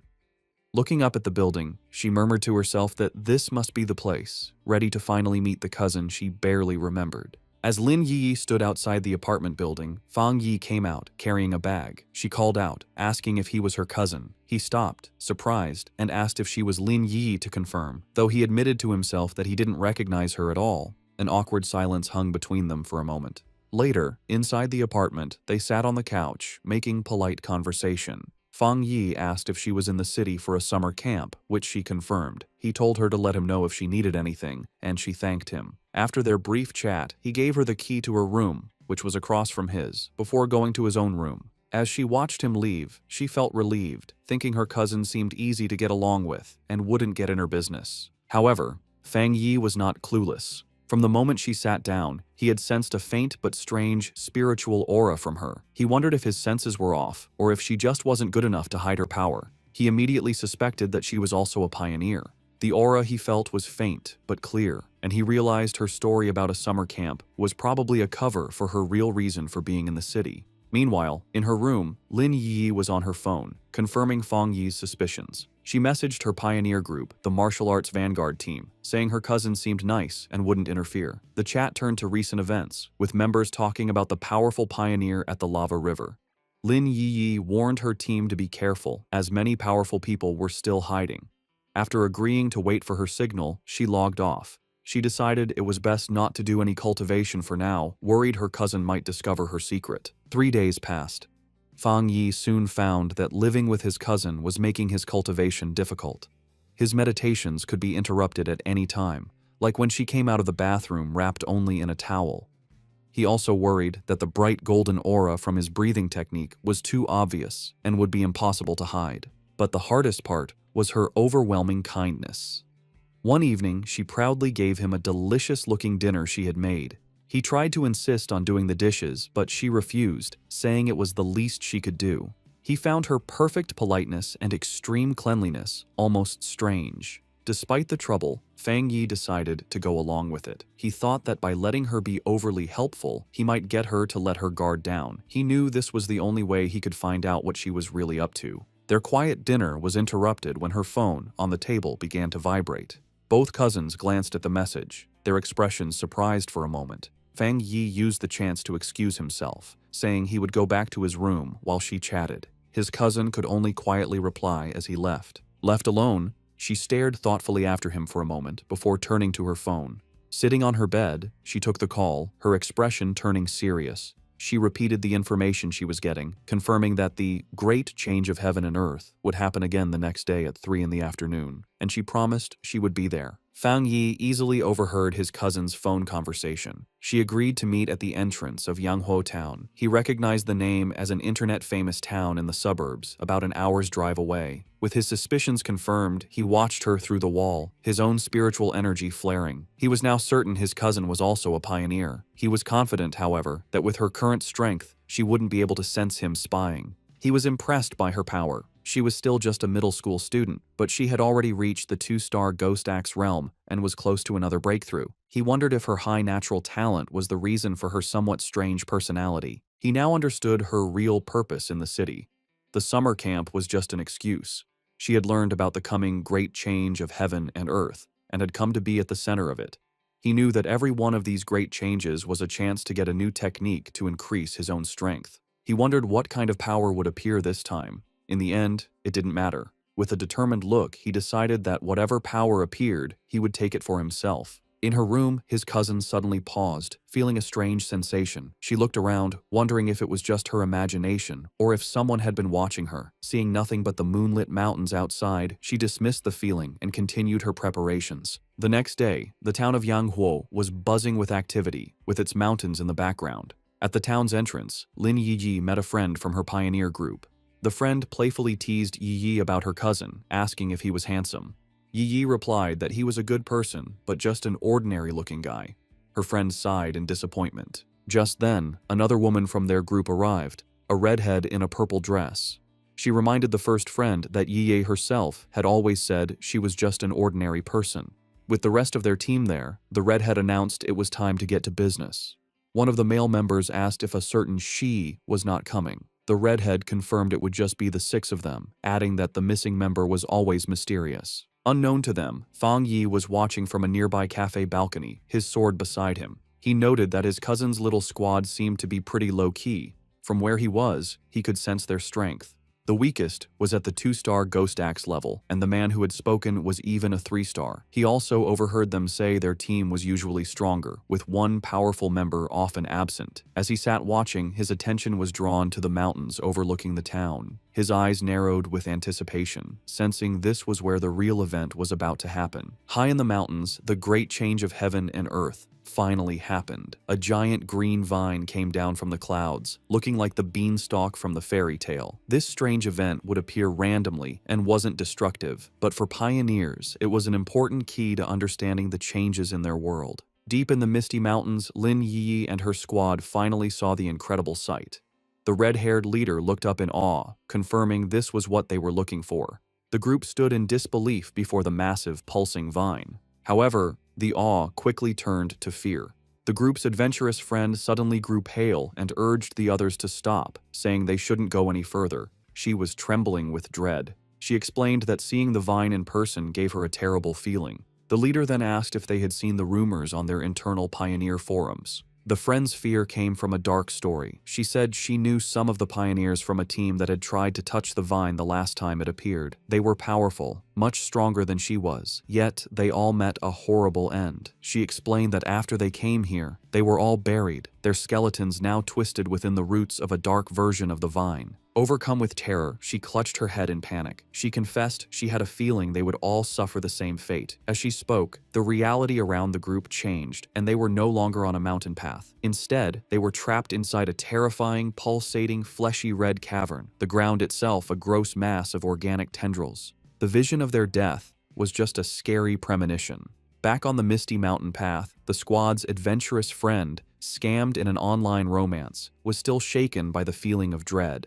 She admitted that while she was originally ready to take the pioneer's risk to either come back rich or die, the moment she saw the vine, she felt an overwhelming fear. Her gut told her this was a new, unknown, and powerful high-level monster, a mutation she couldn't handle. Tears filled her eyes as she said she wasn't ready to die here and wanted to back out. The red-haired leader and Lin Yi looked at their upset teammate with understanding.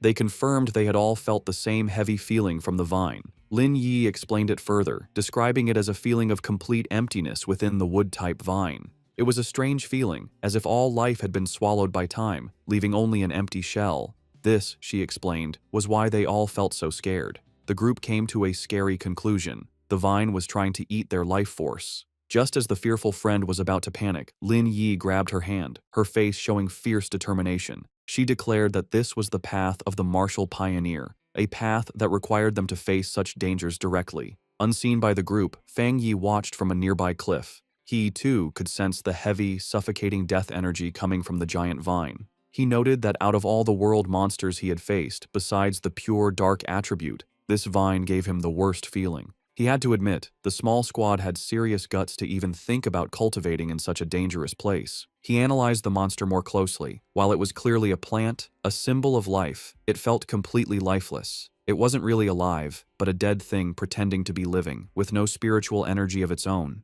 He could see it was stained with the blood and bodies of its past victims. Back with the squad, Lin Yi took charge. She stood on a cliff edge, speaking to her team with a new purpose. She told them they didn't have much time to waste.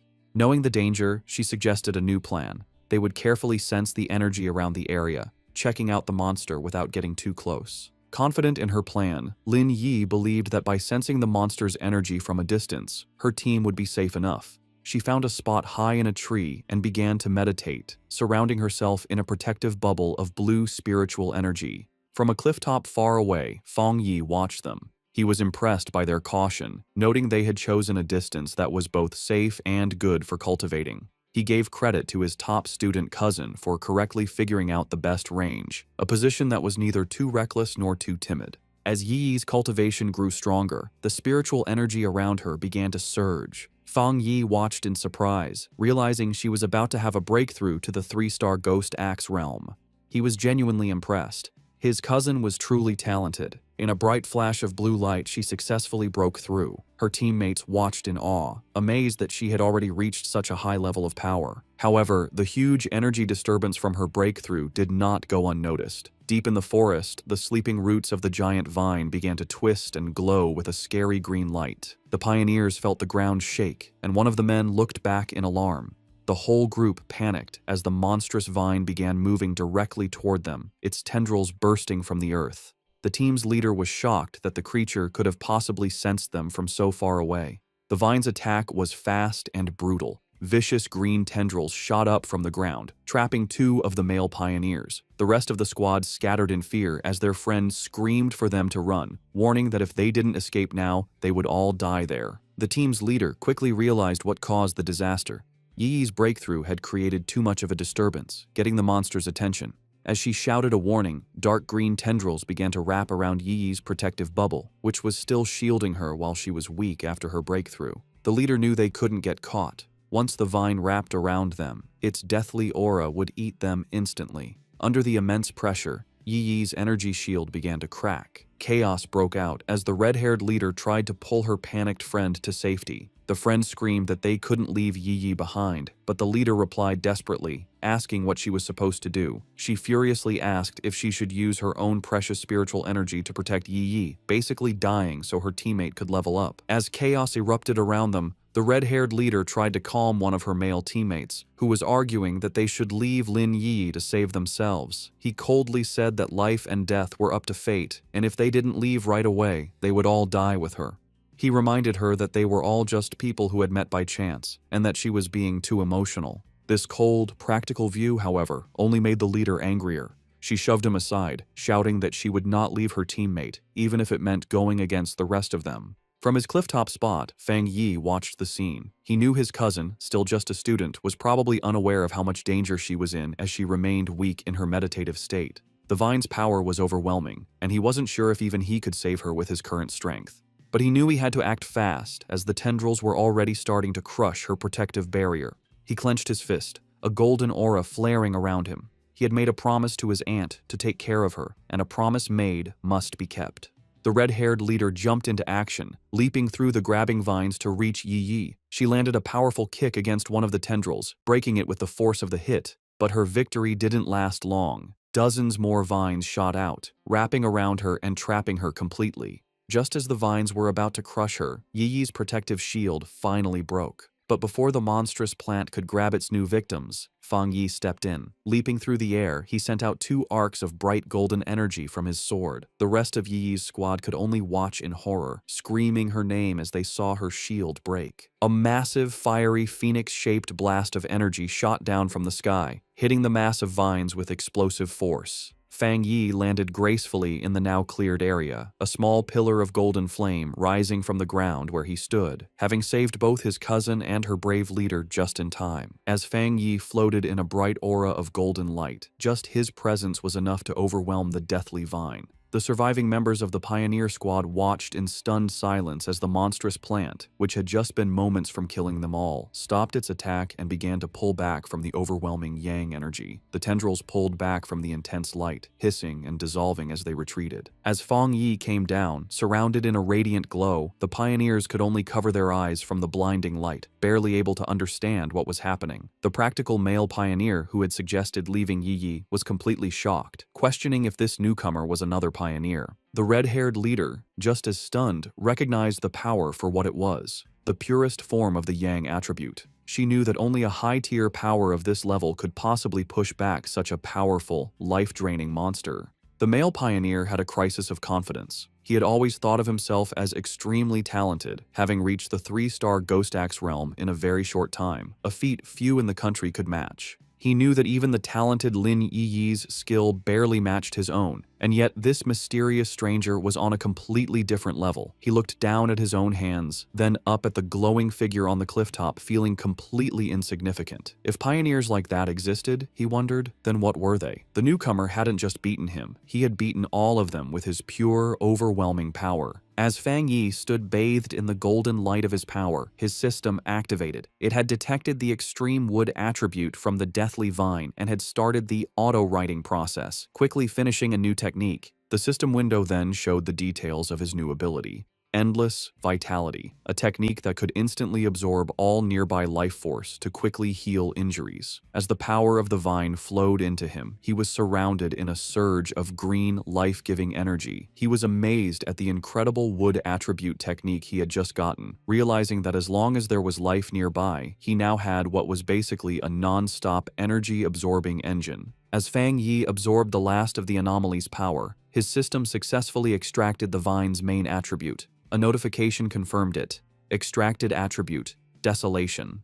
The system described its scary power, the ability to instantly create a desolate aura that would destroy all surrounding life. Fang Yi stood calmly in the swirling green energy, fully taking in the new power. When he opened his eyes, they glowed with the same vibrant green as the desolate vine. He stood in the now lifeless clearing, a faint green aura around him. He now understood why the vine could only grow in such a dangerous, remote place. If it grew anywhere else, it would drain every bit of life for miles around. He thought about the ruthless nature of the Desolation attribute, a powerful force that forcibly stole the life force of others. His thoughts were interrupted by a grateful voice. The red-haired leader of the pioneer group approached, her clothes torn and her body bruised, but she was alive. She thanked him greatly, saying that without him, they would all be dead. She then asked how they could possibly repay him for saving their lives. Fang Yi simply waved her off, coolly telling her there was no need and that they would meet again someday. He then turned and walked away. In his mind, however, he didn't feel like a hero.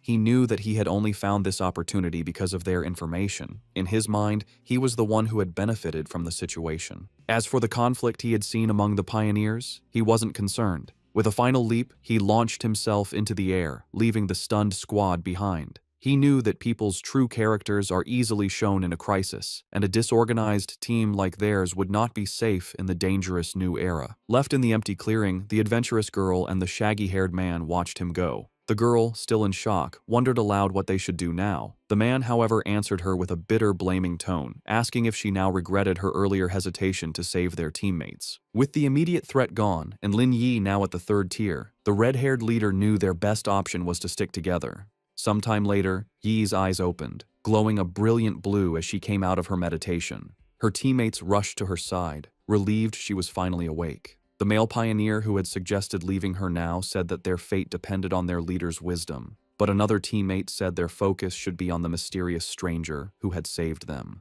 Still confused, Yi asked what had happened. Noticing her other teammates lying unconscious on the ground, she stood up and was immediately hit by the powerful burning warmth of a leftover yang attribute on a nearby tree. She could feel its intense heat even from a distance. The shaggy-haired man then stepped forward, offering to explain what had happened while she was unconscious. Later that day, back in front of her cousin's apartment, Yi was still trying to understand the incredible events. She couldn't believe that someone so powerful actually existed. Her teammates' words echoed in her mind. He had called the mysterious pioneer a monster.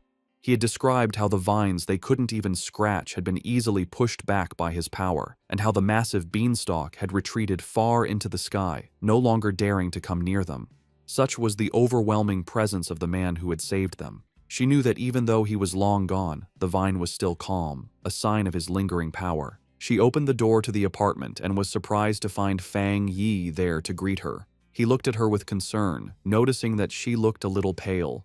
Yi quickly pulled herself together, forcing a smile as she brushed off his concern, blaming her tiredness on a long day of studying. Fang Yi accepted her excuse, telling her she had worked hard and should go rest. He offered to order takeout for dinner, and she agreed before heading to her room. Once inside, she collapsed onto her bed, completely exhausted. She knew that breakthroughs were mentally draining, requiring a lot of concentration. She felt more tired than if she had stayed up for a month straight. Lying on her bed and scrolling through her phone, she felt a sense of relief. She was no longer an ordinary person. She wouldn't die from a few all-nighters. She accepted that this constant, life-threatening struggle was the fate of a pioneer in a world where things had begun to change. She thought of her cousin's seemingly normal, peaceful life and knew that such a life was no longer possible for her. Her quiet thoughts were interrupted by a new message in her Pioneer group chat. It was from a user named Jiaolan, the mysterious, powerful member who was usually absent. Jiaolan had sent a simple, direct message. "If there are any more traces of that strong man, please inform me." This was the first time Jiaolan had ever spoken in the group, and it immediately got Yi's attention. She replied, agreeing to the request, before asking her own question to the group. She asked if they thought the man who had saved them could be the same one from the Dark River Lava Dragon incident, and if so, why he would have helped them. The group chat immediately lit up with a post about the mysterious high-tier Yang attribute master. The post described his sun-splitting slash in great detail, telling how the witness had been forced out of the cave by a blast of white-hot light. The author of the post declared with total certainty that no other pioneer in the Xia country could match his power, and warned everyone to stay away if they ever met him. Meanwhile, Fang Yi was heading out for the evening on his bicycle. He was confident that after the day's events, his cousin would have let her guard down around him, letting him come and go without making her suspicious. With his new freedom, he had a new mission in mind. It was time to find a suitable carrier for his new desolation attribute. He knew that this power was most compatible with plants, and he pedaled off into the night to begin his search. As he rode through the night, Fang Yi thought about the best way to use his newly acquired desolation attribute. He knew that despite its power, it was still a bad attribute at its core, based on destruction and decay. He worried that putting it on his own body could lead to bad reactions. Furthermore, he was concerned that its evil nature might conflict with the good, purifying power of his thunder attribute. He decided that the best solution would be to find a carrier for the attribute, something like the strange vine itself. He guessed that the original vine monster had been born when a regular plant sensed the return of rich spiritual energy and chose to evolve, creating the desolation attribute as a way to gather more power. With this in mind, a plan began to form in his mind. With a confident smirk, he knew exactly where he needed to go. He followed a moonlit road, guided by a sign pointing toward the forest park. He arrived at the large urban park and left his bike, going into the woods. Under the bright full moon, he walked through a field of vibrant, glowing flowers. He knew he needed to find the perfect lucky one, a plant that could create the greatest connection with his own spiritual energy and show a sense of closeness to him. Closing his eyes, he focused, reaching out with his own spiritual energy. A vibrant green aura flowed from him, spreading throughout the forest and covering the plants. He could feel a response from the plants, a wave of their own spiritual energy rising up to meet his. He noted that while their response was a lot, it still wasn't strong enough for what he needed. As Fang Yi continued to send out his spiritual energy, he realized he needed a much stronger response from the plants around him. Suddenly, he stopped, his attention drawn to a specific spot in the forest. There, in the tall grass, a single white flower with a glowing center gently swayed, as if calling to him. He wondered if this was the one he had been searching for. He approached it carefully and reached out his finger. As his fingertip touched it, the flower's petals closed around it, and he could feel it absorbing the spiritual energy he was giving off. The flower then bloomed again, seemingly happy, as if it had just had a good meal. Fang Yi knelt beside the flower, a small smile on his face. He noted its strong spirituality. Though it was just a plant, it had reacted to his touch like a greedy puppy, eagerly eating his spiritual energy and then rubbing against his fingers for more. He knew he had found his carrier. Out of the entire forest, this small flower had the strongest reaction to his aura, making it the perfect container for the desolation attribute. He told the flower that it was the chosen one and asked if it was ready. Without waiting for an answer, he unleashed a vortex of green spiritual energy, focusing it entirely on the small white flower. A system window appeared, asking for confirmation. Do you want to forcibly implant the desolation attribute into this plant? With his eyes glowing a vibrant green, he gave his consent. A brilliant light erupted from his hand as the flower began to transform, its petals opening into a much larger, more complex, and powerful form. The implantation process was finished in a bright flash of green light. Fang Yi was surprised for a moment by the sudden burst of power. The small, simple white flower had been completely changed. Its petals had opened into a beautiful, lotus-like flower, and its leaves had grown thick and bright, all of it glowing with a powerful green aura. The newly powered flower immediately began to show its influence. It released a massive wave of desolation energy, its roots digging into the ground as it drew power. The effect was instant and destructive. The green, healthy forest around Fang Yi was drained of its life in seconds, the trees dying and the ground turning to dust. He was amazed at the pure, evil power of the desolation attribute. In just a few moments, the energy had eaten the entire section of the forest and was still spreading quickly. As the flower's light began to fade and its form shrank to a smaller size, Fang Yi knew he had to leave. If he let the process go on any longer, the huge energy disturbance would surely get the attention of the Spiritual Energy Association. He reached down and plucked the glowing flower from the ground, roots and all. He knew this park was a risky place for such an experiment. Being so close to the city center, it was certainly watched by the association, who were worried about how the spiritual energy revival could turn even normal plants into dangerous threats. He had noticed the increased number of security cameras and the lack of any other people in the park when he arrived. As he walked away, holding his new prize, he noticed something incredible. The flower was still absorbing energy from the air, surviving and even doing well without its roots connected to the earth. He looked at it more closely, a smile of wonder on his face. He found it magical that its spirituality hadn't weakened at all since being pulled up, especially since it had been just an ordinary wildflower moments before he chose it. This led him to a deep conclusion. By giving the desolation attribute to the plant, he had unlocked its evolutionary potential, setting it on a path to becoming something far greater than it was ever meant to be. Just as Fang Yi was about to leave the park, a loud alarm blared through the forest, its red light flashing. A loud robotic voice gave a serious warning. Abnormal value exceeded. Fang Yi immediately realized that even though he tried to be quick, he had still set off the park's monitoring system. With no time to waste, he grabbed his newly acquired desolation flower and quickly left. Miles away, in a high-tech control room labeled Spiritual Energy Revival Plant Research Department, the same alarms blared. Technicians scrambled, shouting that the anomaly value was going crazy and demanding to know what was happening. An order was quickly given. All staff were to put on their protective bracelets, enter the park, and immediately block off the area, stopping anyone from entering or leaving. A team in full protective gear entered the now lifeless section of the forest. One member checked the reading on his wrist device, which showed a dangerously high value of 30. He noted that this was terrifyingly high. For comparison, the incident at Qingcheng University had only ranged between 8 and 10, and even the powerful Dark River Lava Dragon had peaked at 25.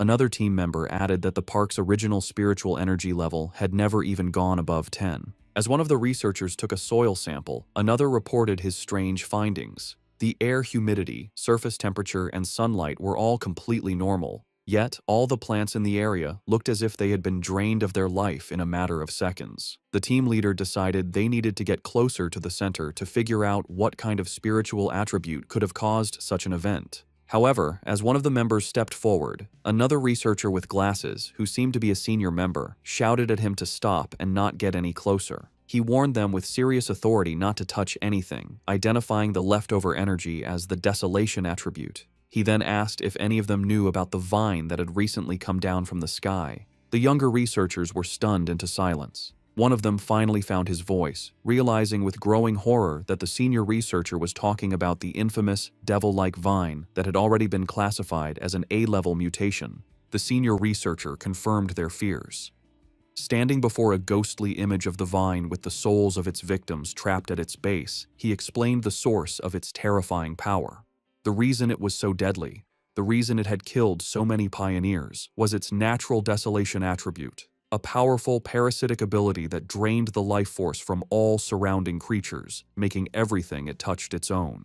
The young researcher, who had been about to step into the dead area, clutched his chest, sweating and gasping in terror. He thanked his superior, realizing that he had just been saved from certain death. The senior researcher explained that the area around any plant that had awakened the desolation attribute was a dead zone, where anyone who entered would have their life force eaten. He remembered seeing data on another such plant in the Xia country, a rotting ancient tree in a forbidden zone in Wan City that instantly destroyed any life that came near it. He looked around at the lifeless clearing with serious concern, noting that the mutation of plants in this new era could not be ignored. From what they knew, the desolation attribute was the strongest a plant could awaken, and now, in addition to the ancient tree and the celestial vine, a third had been born. His lecture was interrupted by a hand clapping him on the shoulder. The research team turned in surprise to see the stern face of Major Han Li, who had arrived with his own group of soldiers. The major had already been told about the situation. He ordered all the researchers on site to change into the advanced protective suits his men had brought, and to follow him into the contaminated area. With Major Han Li leading the way, the newly equipped team, now joined by Su Qingying, stepped firmly into the dead zone. As they moved forward with their scanners, they made a series of confusing discoveries.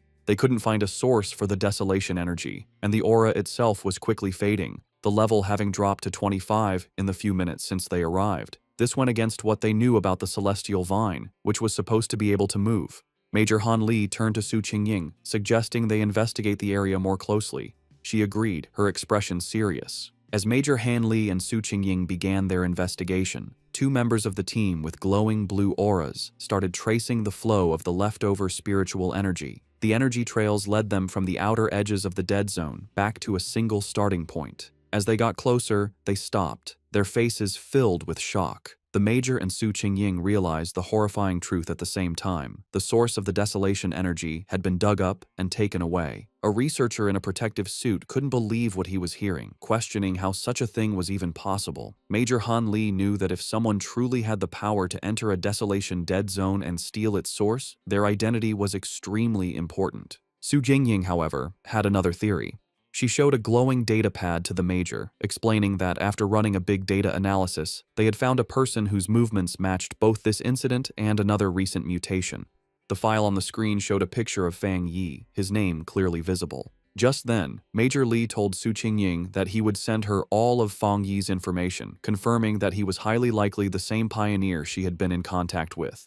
With that, he tipped his hat, saying the rest was up to her association to handle. Left alone in the desolate woods, Su Qingying held the datapad, her expression one of grim understanding. 2 hours later, back in his apartment, Fang Yi carefully placed his new desolation flower into a small pot. He smiled, thinking that this was his first time raising a flower. He affectionately named it the obedient little white flower, and told it that since it now had the desolation attribute, it would cultivate on its own and become a powerful helper for him. He knew its special, life-draining powers would be a great help in battle, and its simple appearance would be the perfect camouflage, easily hidden from his cousin. As he gently touched a petal, he thought that in the dangerous new world, raw power was only part of the equation. The real key to victory was having more secret weapons. Fang Yi's quiet evening was interrupted by his phone buzzing on the table. He picked it up, surprised to see the caller ID, Old Wang. He immediately recognized the name as his childhood friend, Wang Liang, whom he hadn't seen in the 3 years since he'd left to join the army. A brief flashback showed the two as close friends in their school days. a bond that was broken when Wang Liang suddenly announced his decision to enlist. Fang Yi answered the call. On the other end, Wang Liang's cheerful voice greeted him, asking if he was back in town and inviting him out for a drink at their old spot. Fang Yi was taken aback by how sudden it all was. Wang Liang just laughed, adding that he had a big secret to tell him and that he shouldn't be shocked when he heard it. However, the seemingly friendly reunion was a carefully planned setup. After hanging up the phone, it was revealed that Wang Liang was not alone. He was in a dimly lit room, reporting to a tough and heavily scarred woman with long red hair and a high-ranking military uniform. Su Jingying was also at the table. Wang Liang confirmed to the officer that he had done as instructed. He then made a special request, asking that if Fang Yi was not the person they were looking for, they would guarantee his safety. The red-haired officer tapped her finger impatiently on the table. She coldly dismissed his concern, ordering him to simply do his mission and not do anything unnecessary. With a chilling lack of feeling, she added that if Fang Yi turned out to be the wrong person, Wang Liang should just consider it a punishment for his friend. At a quiet bar, Fang Yi and Wang Liang toasted with their beer glasses. They sat and drank, catching up after being apart for 3 years. Fang Yi noticed his old friend seemed much more mature and guessed that his time in the army must have been hard. Wang Liang talked about his experiences in the military before asking Fang Yi how he had been.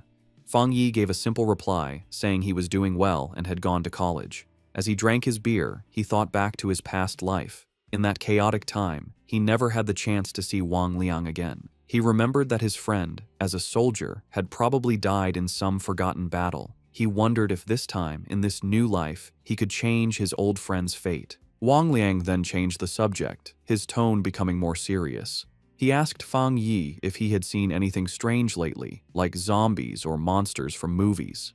Fang Yi was immediately on guard. He knew it wasn't surprising for someone in the army to know about the spiritual energy revival, but the direct question felt like a test to see what he knew. Playing dumb, Fang Yi asked what he was trying to say. Wang Liang sighed and explained that he wasn't trying to comfort him, but to warn him. He told Fang Yi that in the near future, everything they valued, education, wealth, status, would become worthless. The entire world order was about to change. Fang Yi listened closely, his face showing no emotion as he stared at his empty glass. He knew that ordinary soldiers were sworn to secrecy and couldn't leak any details about the spiritual energy revival. This confirmed his suspicion. The military had identified him as a target, and Wang Liang, his childhood friend, had been sent to test him. Wang Liang, seeing his friend's silence, tried to reassure him. He told him not to worry, that as long as he didn't reveal anything, he would be fine. But Fang Yi understood the situation. Despite his pretended ignorance, his friend was still trying to help him. Even at the risk of breaking military rules, Wang Liang was kindly warning him to be careful of the coming changes. Their conversation was suddenly cut short when Wang Liang's phone began to vibrate urgently. He answered the call, and a furious voice on the other end ordered him to return to his team immediately and report to the target location within 10 minutes. Wang Liang snapped to attention, accepting the order as Fang Yi watched in silence. He immediately jumped up, apologizing to Fang Yi and explaining that he had an urgent mission and couldn't see him home. As his friend was about to leave, Fang Yi dropped his act. He asked if the mission was related to the spiritual energy revival and told his friend to take him along. Wang Liang stopped, turning back to look at Fang Yi with a mix of shock and confusion. Fang Yi stood up and grabbed his friend by the collar. He told Wang Liang to take him to see his superiors, letting him know that he was aware of the real reason for their meeting. He reassured his friend, telling him that while he didn't know exactly what his superiors knew, he knew Wang Liang would never hurt him. He explained that he was more interested in what the military was dealing with, knowing it had to be related to the great changes happening in the world. Since the Spiritual Energy Association was already handling the monsters, he was curious what the military's role was, and he wanted to see it for himself. Wang Liang agreed, and the two of them walked toward a massive, heavily guarded military base in a mountain valley, labeled Military No. 19 Spiritual Forbidden Zone. As they got closer, Fang Yi was struck by the incredibly dense spiritual energy in the area. He noted that the concentration level was so high it had likely surpassed a standard pollution zone. As they were met by a squad of soldiers, one of them ordered Wang Liang to return to his team. After a quick check, the soldiers allowed Fang Yi to enter the base, leading him through a brightly lit corridor. Inside the military base, Fang Yi and Wang Liang were led into a massive, cavern-like training ground. There, a large group of soldiers was in a desperate battle, using crackling blue energy to hold back a monstrous, spiky black creature with a single glowing red eye. The beast fought back with fierce power, shooting a devastating beam of red energy that tore through the soldiers' ranks, causing cries of pain and fear. Standing on a raised platform, the tough, red-haired officer watched the scene with a critical eye. Fang Yi, who had been brought before her, immediately recognized the creature's power as a mix of two different attributes. The officer confirmed his thought, saying the monster was a perfect mix of the dark and flame attributes, making it exceptionally fierce and cruel. She added that it had already seriously injured several of her soldiers. A caption identified her as a 3-star Ghost Axe Realm officer named Ji Royan. Spotting Wang Liang, she barked his name, and he immediately stood at attention. She furiously asked why he had brought an unauthorized person into a restricted area, but before he could explain, she cut him off. Her expression softened a little as she told him to forget it, explaining that the situation was urgent and they needed him to join the formation immediately. She then turned her attention to Fang Yi. She saw nothing special about him, noting that his spiritual energy was only slightly active. She briefly wondered if he was the powerful pioneer they were looking for, but dismissed the thought, knowing she had to focus on the battle. She gave him a stern warning. Since he was Wang Liang's friend, she wouldn't say much, but he was in a restricted area, and his life was now his own responsibility. He was also sworn to secrecy about anything he saw. Fang Yi simply replied that he understood. With that done, Ji Royan took command. She picked up a massive energy cannon and shouted the names of 2 of her soldiers. The 2 men immediately jumped into action, their bodies covered in blue energy as they fought the monster up close. Ji Royan then aimed her cannon and fired a massive blast of pure energy at the creature. The attack hit the monster head-on, creating a huge explosion, but the creature was far from beaten. It let out an angry roar as its shadowy form began to pulse with a terrifying red light, its fanged mouth growing larger and more threatening. It was clear that the attack had only made it angrier, causing its mutation to get worse. The enraged monster lashed out with its massive claws, and one soldier shouted a warning to his comrade. The other soldier managed to block the attack, but the force of the blow sent him flying backward. Ji Royan immediately took charge, ordering her team not to be careless and to keep their distance. She knew they had to finish the creature off before it could complete its evolution. Watching from the side, Fang Yi was impressed by the soldiers' performance. He saw a well-trained team of comrades who trusted each other completely, with incredible discipline and coordination. He knew that every person was essential, and that when they worked together, they could unleash a power far greater than their individual strengths. This thought, however, was immediately broken when he realized the monster's power was increasing at a scary rate. He shouted at them to run, warning them that they were no match for the creature in its current state. But his warning was lost in the chaos. The monster shot out a massive blast of dark purple energy, sending the soldiers flying. Ji Royan refused to back down. She ordered her team to raise their alert level and upgrade the restricted area's mutation level. With a furious roar, she commanded that no one was to retreat. It was too late. The monster's transformation was complete. It now stood as a huge, demonic beast, covered in black and red flames, its eyes glowing with pure evil. One of the soldiers shouted a terrified warning. The evil dog had fully mixed with the dark attribute and completed its mutation. The creature's single eye, now a burning red orb, focused on a new target. It fixed its gaze on Wang Liang, who could only stare back, frozen in terror. As the monster prepared to strike, Ji Royan and Fang Yi both reacted in horror, realizing with a jolt that Wang Liang was in mortal danger. Just as the monster completed its evolution, lunging forward in a blast of power, a soldier was violently thrown backward by a surge of energy. Ji Royan immediately shouted for her team's attention, announcing that the C-level evil dog had fully mutated and was now reclassified as a B-level threat, requiring an immediate change in their battle plan. The soldier who had been thrown to the ground coughed up a spray of blood. Fang Yi rushed to his side, catching him and asking if he was all right. The injured soldier explained that he had been trying to send spiritual energy to the monster's restraining collar, but the creature's evolution had caused the device to violently explode.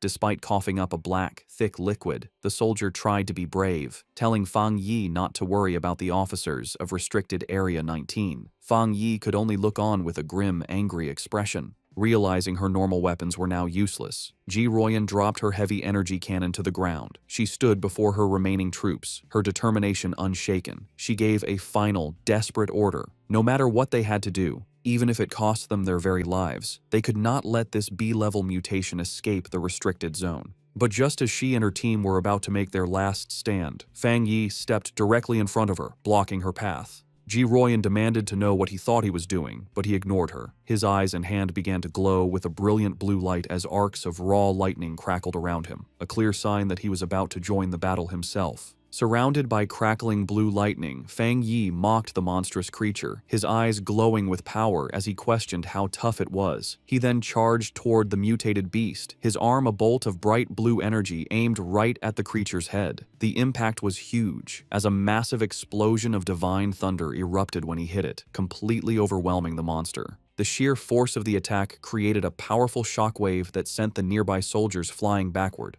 One of the soldiers, stunned, said he couldn't believe it, realizing this was the same B-level monster that even their commander, Ji Royan, couldn't beat alone. Wang Liang, just as shocked, turned to Ji Royan and asked if his friend was really who they thought he was. With a serious look, she confirmed that none of them were wrong. She declared that he was, without a doubt, the pioneer known as the Tyrant. Fang Yi stood calmly before the beast, which was still on fire but clearly hurt by the lightning. Seeing it wasn't completely beaten, he noted that he would have to finish the job. He then told Ji Royan and Wang Liang to stand back for their own safety. Ji Royan watched him, thinking about how her whole squad needed a complex formation just to face a B-level threat, yet he was getting ready to handle it all by himself. She wondered what kind of power he had. She had to admit that his was the most extreme form of the thunder attribute she had ever seen. She knew that even now, he was a top-tier pioneer in the entire country, and she began to wonder about his potential once the spiritual energy revival was fully underway. As Fang Yi raised his hand, gathering even more electrical energy, a shocked look appeared on Ji Royan's face. She looked up to see a massive storm of thunder energy forming in the sky above him, and she couldn't help but wonder just how scary his power would become as he continued to evolve.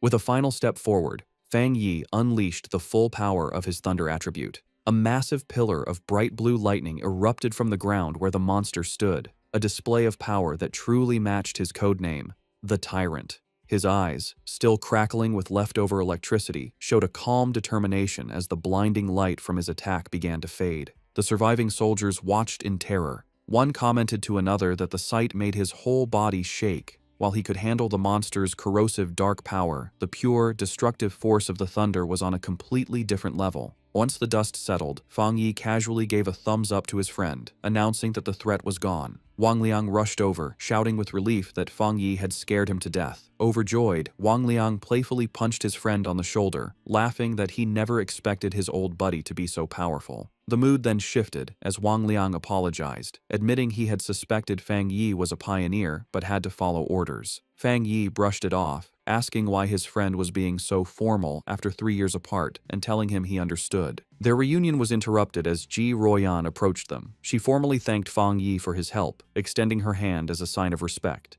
With a slight smile, Fang Yi accepted her thanks. He shook her hand, replying that it was no trouble and that he had mainly acted to save his friend. She then formally introduced herself as Ji Royan, the warden in charge of Forbidden Area 019. She explained that since he had saved the entire base, she needed to file a proper report and asked if he would be willing to leave his contact information. Fang Yi agreed without hesitation, while Wang Liang watched from the side, silently amazed at the strange experience of seeing his tough commanding officer act so respectfully toward his childhood friend. With the formalities done, Ji Royan made a direct and serious offer. She said that Fang Yi's strength was greater than many of the military's own special pioneers and formally invited him to join the army. However, she admitted that an invitation from a single base warden like herself was probably not enough to convince him. Inwardly, she was still trying to grasp the sheer scale of his power. What shocked her most was the realization that he was also a 3-star Ghost Axe realm cultivator, the same as her. Yet, his abilities had reached a level far beyond the known limits of that realm, making him a monster of incredible power. Fang Yi calmly asked Ji Royan if she truly meant that she felt she was not worthy of inviting him. With the weight of her superior's authority on her, she confirmed his words, saying there was nothing to deny. She explained that the order to involve him had come from High Command, and she was certain that they would come to invite him personally in the future. Fang Yi let out a small laugh, telling her it wasn't necessary to be so formal.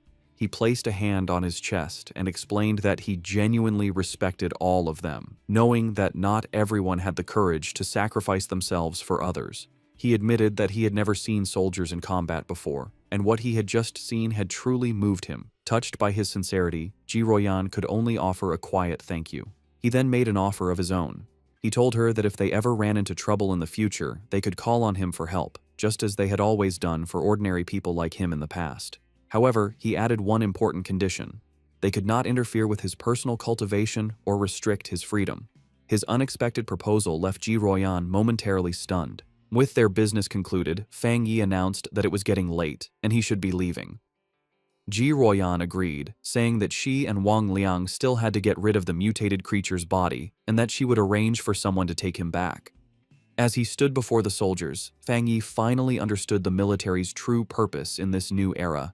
He realized they stationed themselves in these dangerous, spiritually rich zones for two reasons: to use the energy for their own training, and more importantly, to act as a crucial line of defense between the ordinary world and the strange monsters that now threatened it. After he was gone, Ji Royan turned to Wang Liang and said that his friend could no longer be described with a simple word, like impressive. She knew that what they had seen that day was just a small part of his true strength. The fact that a pioneer could reach such a high level of power so quickly showed that he had an amazing level of insight. She concluded that he was a rare mix of luck, courage, and raw ability, all the things needed for greatness. Seeing his commander's deep respect for his friend, Wang Liang eagerly suggested that if she felt she wasn't the right person to recruit him, she should let him, as his childhood friend, take on the job.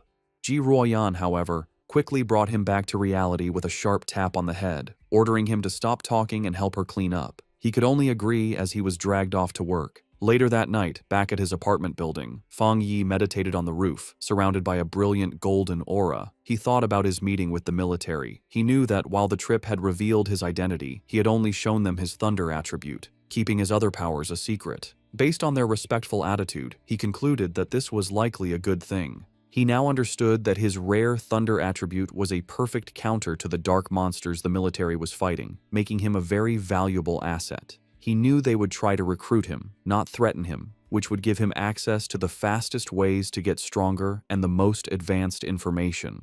The day's events had also made clear the different roles of the nation's two main pioneer forces.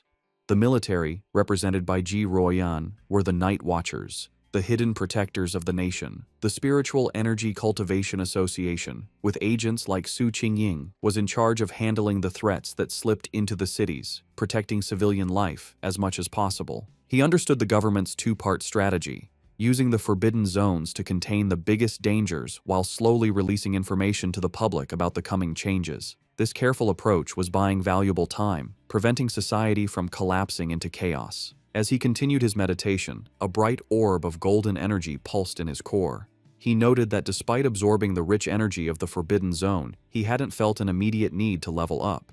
However, the feeling quickly changed. Golden energy surged through him, and cracks of power spread across his face. Having spent even a short time in such a spiritually rich place had filled him to the brim. He recognized the signs immediately. He was on the verge of another breakthrough. Meanwhile, on the streets below, his cousin Lin Yi was walking home with groceries, wondering if he had returned yet. She thought that if he was home, she could have him try her cooking. Her casual thoughts were suddenly shattered when she looked up and saw a massive pillar of golden light erupting into the night sky from the direction of her apartment building. Her eyes widened in shock and alarm. A reflection of a flaming divine axe appeared in her eye as she recognized the powerful energy of a ghost axe realm advancement. But she immediately knew she was wrong. The sheer scale of the power, showing up as a massive fiery divine axe in the sky, was far too terrifying for an ordinary breakthrough. She could only stare in disbelief, wondering if another powerful pioneer was making their move in the city. On the street below, Lin Yi stared at the sky in complete disbelief. She recognized the immense power of the Ghost Axe realm, but this was something else, a force so powerful it was changing reality itself. As a giant, divine hand made of pure golden energy formed in the clouds above, she realized the terrifying truth. This was the power of the legendary spirit creation realm. The realization that a pioneer of such incredible strength was living right next to her sent a wave of shock and fear through her. The massive energy surge did not go unnoticed. Miles away, in a high-tech command center, red alarms blared as technicians scrambled. An urgent warning flashed across their screens. The anomaly value had reached a catastrophic level of 99, its location pinpointed to the southeast of the city. An official and Su Qingying reacted with alarm. The official demanded to know what was happening, ordering all units to the target area. Su Qingying wondered how such a powerful anomaly could have gone undetected, noting that an energy reading of this size was powerful enough to destroy an entire city. Before a holographic map of the city, military leaders held a tense emergency meeting. They debated the two terrifying possibilities. Either a new, godlike spirit creation pioneer had just appeared, or the city was on the brink of a massive disaster. One grim-faced officer suggested it could very well be both. The situation escalated as the senior official frantically called headquarters, demanding they send all advanced equipment, short of large-scale weapons. His panic was cut short, however, when a subordinate burst into the room, breathlessly announcing that the alert had been cancelled. The anomaly had been identified not as a monster, but as a pioneer undergoing a promotion. Back on the rooftop, the blinding golden light faded as Fang Yi let out a quiet breath of relief. The breakthrough was complete. He casually noted that he had successfully reached the one-star spirit creation realm. Aside from his body feeling lighter and more agile, he didn't feel a significant difference in his raw power. His quiet moment was interrupted when his phone buzzed with a new message. It was from his friend, Wang Liang. The message was a warning. A new anomaly had appeared at Qingcheng University's playground. Internal military sources had confirmed it was a pollution zone, and more worryingly, it was the second time this specific anomaly had occurred. Fang Yi texted back, saying he knew about the previous heat anomaly. Wang Liang confirmed it was the same one, back again, and playfully warned Fang Yi not to tell anyone he was the source of the intel. After Fang Yi jokingly threatened to report him, Wang Liang's tone turned serious. He told Fang Yi that he was genuinely worried for his safety and urged him to be careful. Fang Yi put down his phone, his expression thoughtful. His friend's warning only confirmed his own strategy. This was exactly why he was so cautious in his dealings with both the military and the association. He knew that being too well known could bring unwanted trouble, which was why he had deliberately chosen to keep his powerful Yang Flame attribute and his Crimson Flame Blade technique a secret. They were his hidden aces. He typed a final reply to his friend, reassuring him not to worry. He would be careful, and he still had trump cards left to play. Lin Yi opened the apartment door, announcing that she was back. Seeing Fang Yi on the couch, she asked if he had eaten yet, offering him the bag of takeout she had brought. Distracted by his phone, he simply told her to leave it on the table and that he would get to it later. As she watched him, a worried and slightly frustrated expression crossed her face. In her mind, she thought about her cousin's character. She saw him as a perfectly good person, but with one major flaw, his laziness. He seemed content to just stay at home all day playing on his phone, not even bothering to go to college. She found it ironic that while she and her fellow pioneers were constantly busy, seeking opportunities and hiding their true identities, her cousin lived such a carefree, seemingly aimless life. Exhausted, she went to her room and collapsed onto her bed. She knew that news of the incredible spirit creation pioneer who had just appeared in their district would spread like wildfire. Feeling a sense of duty, she resolved that when the time came, she would protect her seemingly clueless cousin as a way of repaying him. Meanwhile, Fang Yi was not just playing on his phone. He was analyzing the news report from Wang Liang, which showed a massive, raging fire at the university playground. He noted that the first anomaly had been intense heat, and now it was a fire. He wondered if this was another form of the Yang attribute. The video showed the fire had started incredibly fast and was burning with terrifying intensity. Online comments from witnesses expressed shock, with some wondering if special forces were now being called in for simple fires. The report also mentioned that all the surrounding trees and flower beds had been burned and the area was now completely locked down. Fang Yi observed that the video was short and ended suddenly, but it was clear this situation was far more serious than the previous incident at the university. He wondered what would be different about this new Yang attribute.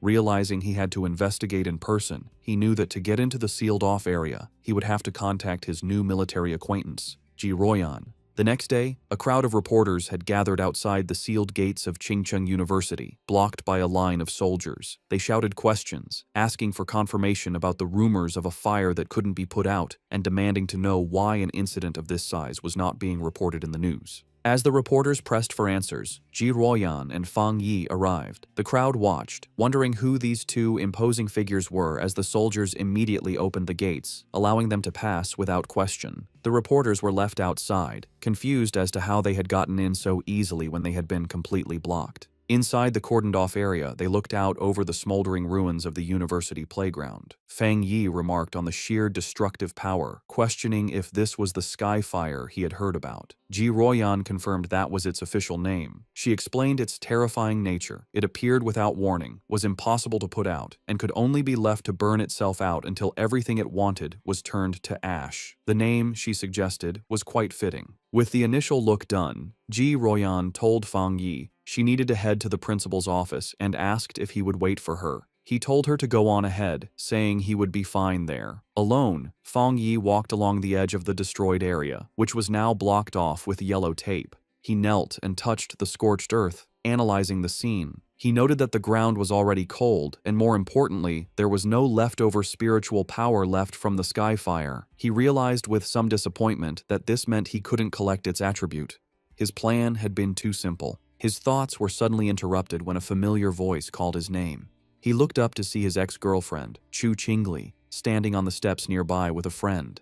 She asked in surprise what he was doing there. Her friend with glasses immediately recognized his name, asking Chu Qingli if this was the ex-boyfriend she had mentioned, the one who had only gotten into a vocational college. Chu Qingli simply confirmed it was him. The friend then patted Chu Qingli's shoulder with a smug, condescending look. She told Fang Yi that she understood he was likely there because he was still hung up on his ex, but now that the gap between their lives was so big, he should just give up. Fang Yi could only stare back, genuinely confused by her assumption, questioning the very idea that he would be hung up on her. From a distance, other students began to gossip about the scene. They wondered who the guy with the school beauty Chu Qingli was, guessing he must be another sad suitor. They noted he didn't look like a student from their university and complained about how security could have let an outsider in. Chu Qingli's friend with glasses stepped forward, aggressively confronting Fang Yi.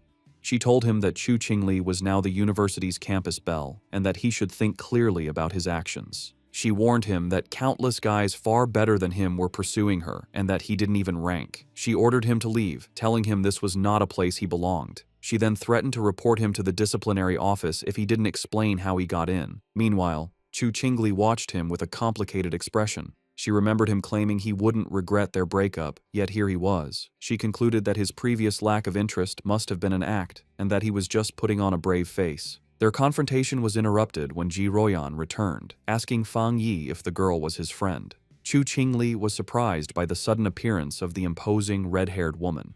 Fang Yi coolly dismissed the idea, clarifying that they were merely high school classmates and couldn't be considered friends. Ji Royan accepted his explanation, simply saying they were just classmates. Ji Royan then put on a pair of sunglasses, her already intimidating presence growing even stronger. Both Chu Qingli and her friend were visibly nervous by the woman's powerful aura, wondering who she was and how she could possibly know someone like Fang Yi. Ji Royan then turned to Fang Yi with an update. She explained that she had spoken with the principal, and the matter of the sky fire was more complicated than they had thought. She told him that the principal was coming to take them to the fire's starting point, and since Fang Yi was now a special military consultant, his presence was required. Fang Yi agreed without any issue. Just then, a group of stern-looking officials in suits arrived, ordering everyone to scatter and announcing that the playground was to remain sealed off. Chu Qingli gasped in shock, recognizing the man leading the group as the university's principal. The other students were equally stunned. The principal was known to be an incredibly busy and hard-to-find figure, someone who was rarely seen on campus. They realized with awe that he had come personally to meet with Fang Yi and the mysterious red-haired woman. Chu Qingli's friend, however, completely misread the situation. She smirked, thinking that the principal had finally arrived to deal with the two people who weren't supposed to be there. Chu Qingli, however, remained silent, a look of uncertainty on her face. To the absolute shock of Chu Qingli and her friend, the principal and his group did not approach Fang Yi and Ji Royan as trespassers. Instead, the elderly principal walked directly up to Fang Yi and greeted him with a warm, respectful handshake. He addressed Fang Yi as the consultant introduced by Ji Royan, explaining how worried he had been about the school's recent anomalies and the safety of the students. He expressed his immense relief that they had come to solve the situation. In an even more stunning display, the principal then bowed slightly to Fang Yi, formally putting him in charge of the entire playground matter. From where she stood, Chu Qingli could only watch, her eyes wide with total disbelief as her entire view of her ex-boyfriend was shattered in an instant. The principal's security then moved to secure the area, forming a human barrier and ordering all unrelated people to step back. As the crowd of students, including Chu Qingli, was pushed away, they buzzed with confusion, unable to understand why their respected principal was bowing to such a young man. Lost in the crowd, Chu Qingli listened as the students' opinions changed around her. They now guessed that Fang Yi must have some extraordinary special identity to deserve such treatment. Someone recalled that just moments ago, he had been dismissed as Chu Qingli's suitor or ex-boyfriend. Another person remarked on the complete reversal of status, suggesting that now, even if she were to pursue him, she might not even be able to get his attention. The final cutting realization settled in as the crowd noticed that throughout the entire exchange, the young man had not once looked at or acknowledged the campus belle, leaving her to stand alone and completely ignored. At Qingcheng University's North District, the principal led Fang Yi and Ji Royan to the site of the anomaly. He explained the series of events, starting with the Golden Sun incident, which he had hoped was the end of their problems. However, a few nights ago, a fire had started on a playground. A fire so intense that even the fire department couldn't put it out. He was thankful it happened at night when no students were around, allowing them to quickly seal off the area. The principal continued, his face growing more serious. While a single fire might have been a fluke, it was followed by fires on 2 more playgrounds. He said he had personally seen a crimson flame come down from the sky and float in mid-air, a clear sign of a supernatural event. He told them that while the other fires were eventually put out, one still remained. As they got closer to the final location, Fang Yi noted the sharp, choking smell of something burning. They arrived at a basketball court where a single hoop was on fire with a raging, eternal flame. The principal confirmed this was the starting point, the one fire that simply could not be put out. As they watched the anomaly, Ji Royan checked a device on her wrist, which showed a reading of 11. She explained to Fang Yi that it was a basic spiritual anomaly detector. She clarified that any reading over 10 was considered a disaster for ordinary people, requiring a complete lockdown. Suddenly, the device began to flash and beep wildly, the reading shooting up to 60. Ji Royan cried out in alarm at how high the value had become. Panicked, she warned the principal that if the energy kept rising, it wouldn't just affect the university, but the entire city. She declared they needed to immediately send an elite squad of pioneers to contain the threat. Before they could act on the plan, however, Fang Yi took matters into his own hands. Without a word, he leaped over the chain-link fence, ignoring the no-entry sign and heading directly into the fire. He was instantly covered by the intense flames, as Ji Royan and the principal watched in shock. At that exact moment, the reading on Ji Royan's device jumped again, now showing an incredible 110. She shouted that the anomaly had just been upgraded to S level. The principal, panicked, asked what they were supposed to do now that Fang Yi was inside. Ji Royan could only stare into the fire, questioning his recklessness and muttering that even the strongest soldier from the Forbidden Zone wouldn't dare to enter such a dangerous area alone. Inside the fire, however, Fang Yi stood completely unharmed, his silhouette calm against the raging flames. He knew that just as his Yang attribute had protected him from the divine thunder, it could also shield him from this sky fire. But he quickly found a major problem. While his power was protecting him, it also stopped him from touching the source flame itself, which meant he couldn't activate his system's ability to create a new technique. Realizing his protective aura was both a help and a hindrance, Fang Yi knew he had to get to the source flame. He watched as the fire wrapped around the basketball hoop like a great fiery dragon, understanding that he needed to get to its heart. Without hesitation, he prepared to face the fire head-on as the fiery dragon lunged toward him with a ferocious roar. In an incredibly risky move, he deliberately turned off his Golden Sun protective aura, leaving himself completely vulnerable. The sky fire instantly rushed in, covering his body in a storm of raw, burning energy. He gritted his teeth against the searing pain as the flames burned him, but he forced his hand forward, determined to touch the anomaly's core. His gamble worked. The moment his hand touched the source, his system activated, confirming it had detected the strong fluctuation of the sky fire attribute. Despite the pain, a determined grin spread across his face. He was amazed at the sky fire's power, noting its will was even stronger than the desolation attribute he had recently gotten. With fierce determination, he declared that he would absorb this power no matter the cost. The system began its final calculation, successfully compiling the new data. With a triumphant smirk, he knew he had succeeded. A new system window appeared, announcing his reward. He had obtained the Skyfire attribute technique, the 9 Dragons Skyfire Sealing Art, a power designed to eliminate evil and seal all demons. As he mastered the new ability, the once wild flames became extensions of his will, wrapping around his arm like a tame dragon. The system confirmed that the compiled technique was now unlocked and ready for immediate use. As he focused his will, he began the final process of extracting the Skyfire attribute itself, absorbing its essence directly into his being. His eyes began to glow with a burning red light as fiery markings appeared on his face, a physical sign of his new power. With his hands clasped in a seal and his eyes burning with red energy, he prepared to unleash his newfound ability, calling out the name of the Nine Dragons Skyfire sealing art. As Fang Yi unleashed his new power, massive, glowing red chains erupted from his back, lashing out into the fire. Outside the fence, Ji Royan and the principal watched in awe.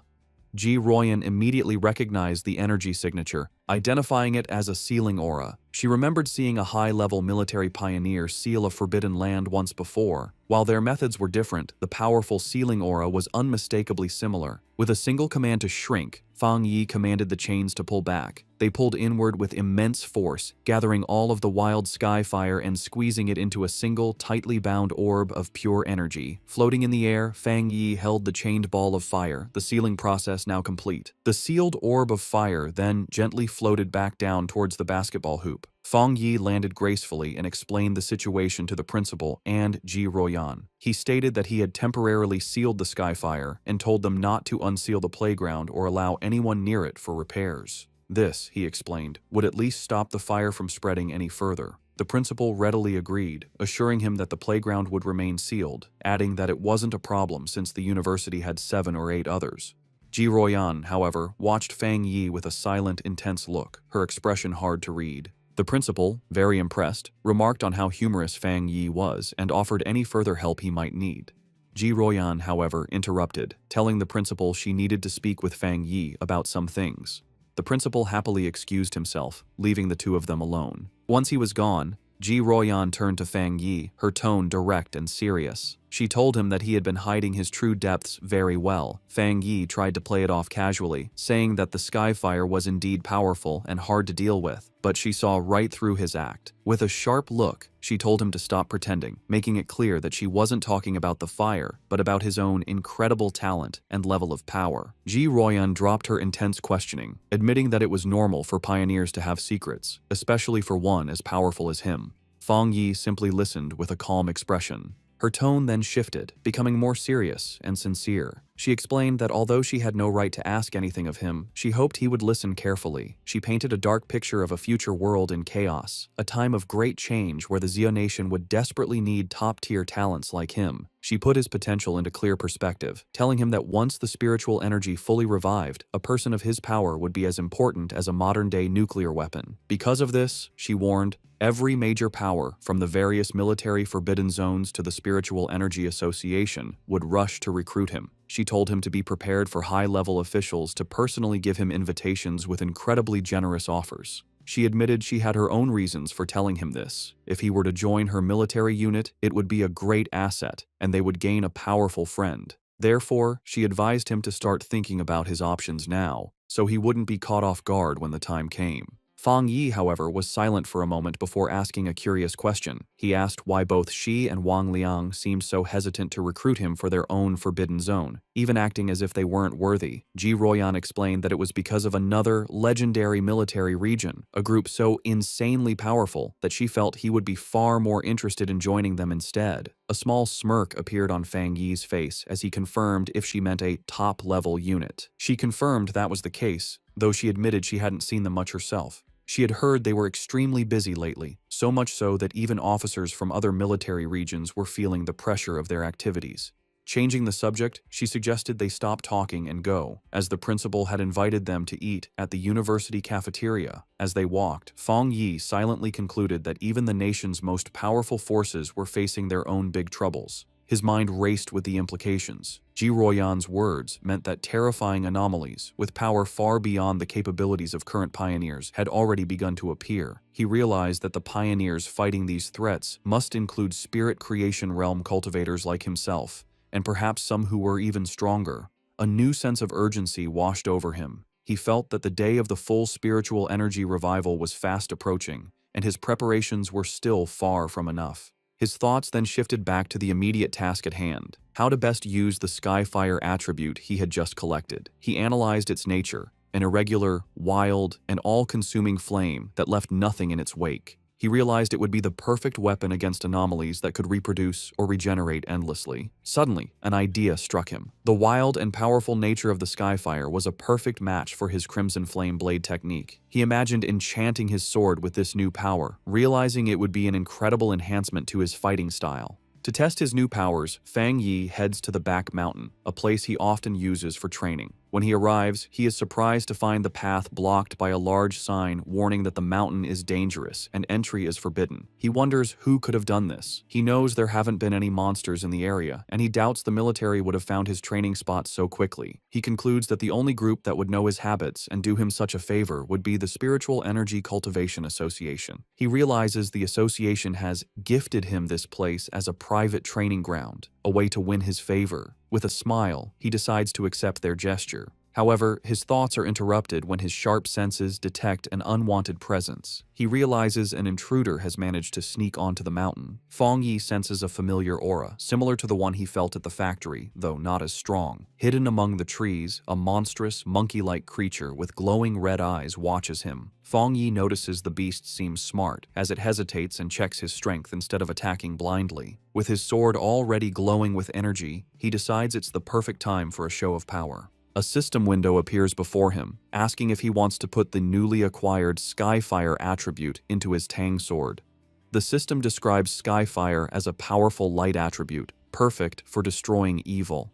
With a fiery determination in his eyes, Fang Yi accepts. Immediately, his sword erupts in a column of endless, crackling flames. With an excited smirk, he looks forward to combining the endless power of Skyfire with his Crimson Flame blade technique. He decides the mutant creature will be his first test subject. Fang Yi unleashes a massive firestorm on the monster. The creature is taken by surprise, its eyes widening in terror before it is completely covered by the storm of flames, screeching in pain. Standing in the middle of the flames he created, Fang Yi checks his new ability. He realizes the energy of his attack is now double, or even triple, what it was before, and most importantly, the flames do not harm him. He touches the blade of his sword, still covered in fire, and notes that it feels cool. Suddenly, he senses that the creature has survived the attack and is trying to escape. With a determined look, he decides to chase the intruder to see what it's capable of. Meanwhile, deep in the same forest, a young woman with curly red hair is doing a live stream from her phone, mounted on a selfie stick. She tells her viewers that she isn't a liar, but that she has always been incredibly lucky, and that amazing content just seems to find her.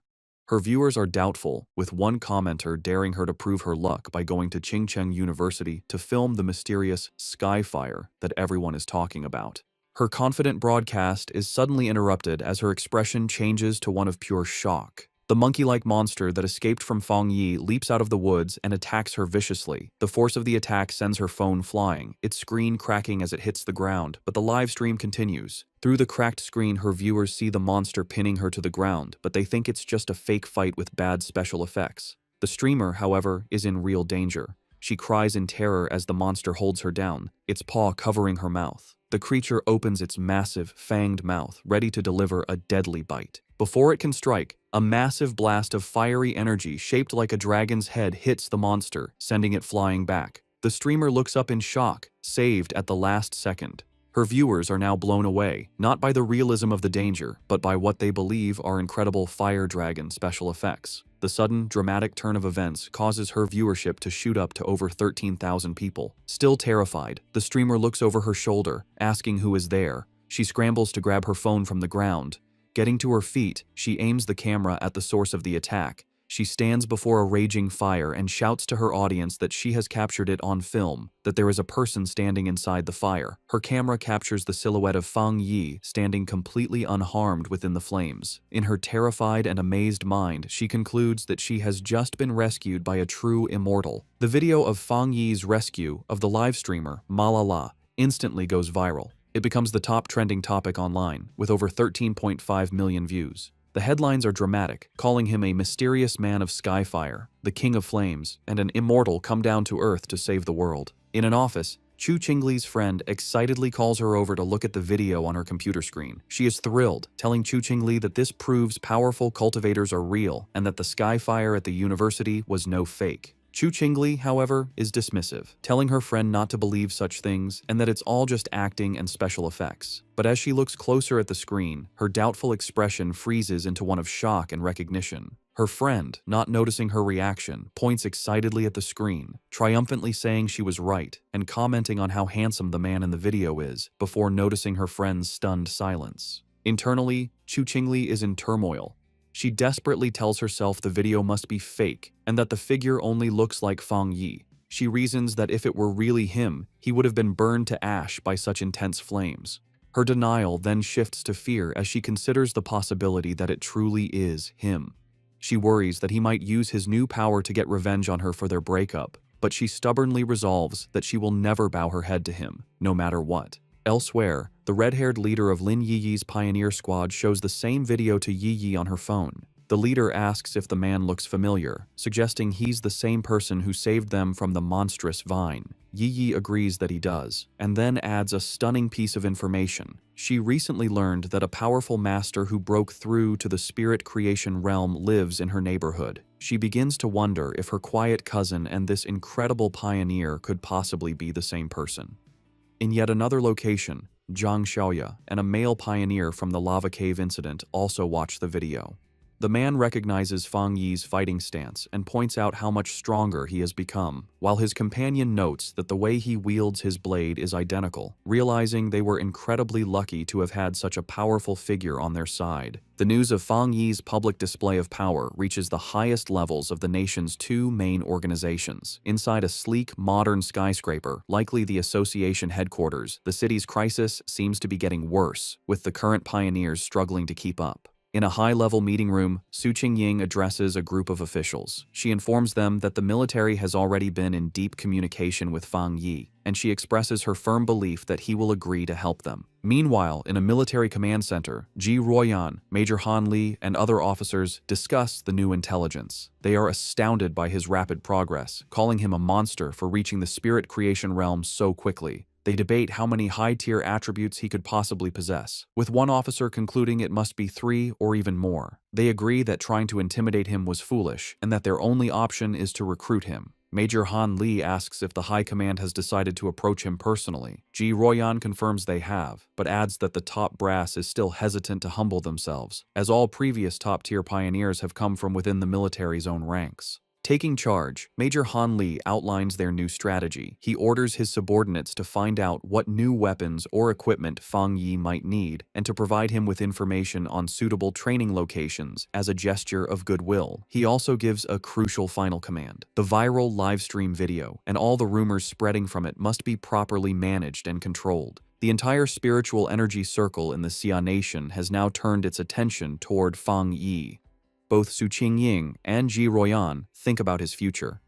Su Qingying appears concerned about the immense pressure he now faces, while Ji Ruoyan wears a slight, confident smile. Both women, leaders of their respective groups, eagerly await to see what this extraordinary young man will do next. In a quiet hospital room, a heart monitor beeps steadily. A mysterious woman with long purple hair sits by the bedside of an unseen patient, whom she calls her teacher. She speaks softly, telling the patient that the Xia Nation seems to have found a new hope. With the appearance of a person as powerful as Fang Yi, she adds, the chances of her teacher finally waking up have become a little higher. One day later, back at the apartment, Fang Yi is having breakfast and thinking about the previous day's events. He reflects on how the news of his battle in the back mountain went viral, all because a daring live streamer had managed to sneak into the restricted area for views. As he eats, he notes that the video has since been completely removed from the internet and the live streamer's account has been banned, correctly assuming it was the work of the military or the Spiritual Energy Association.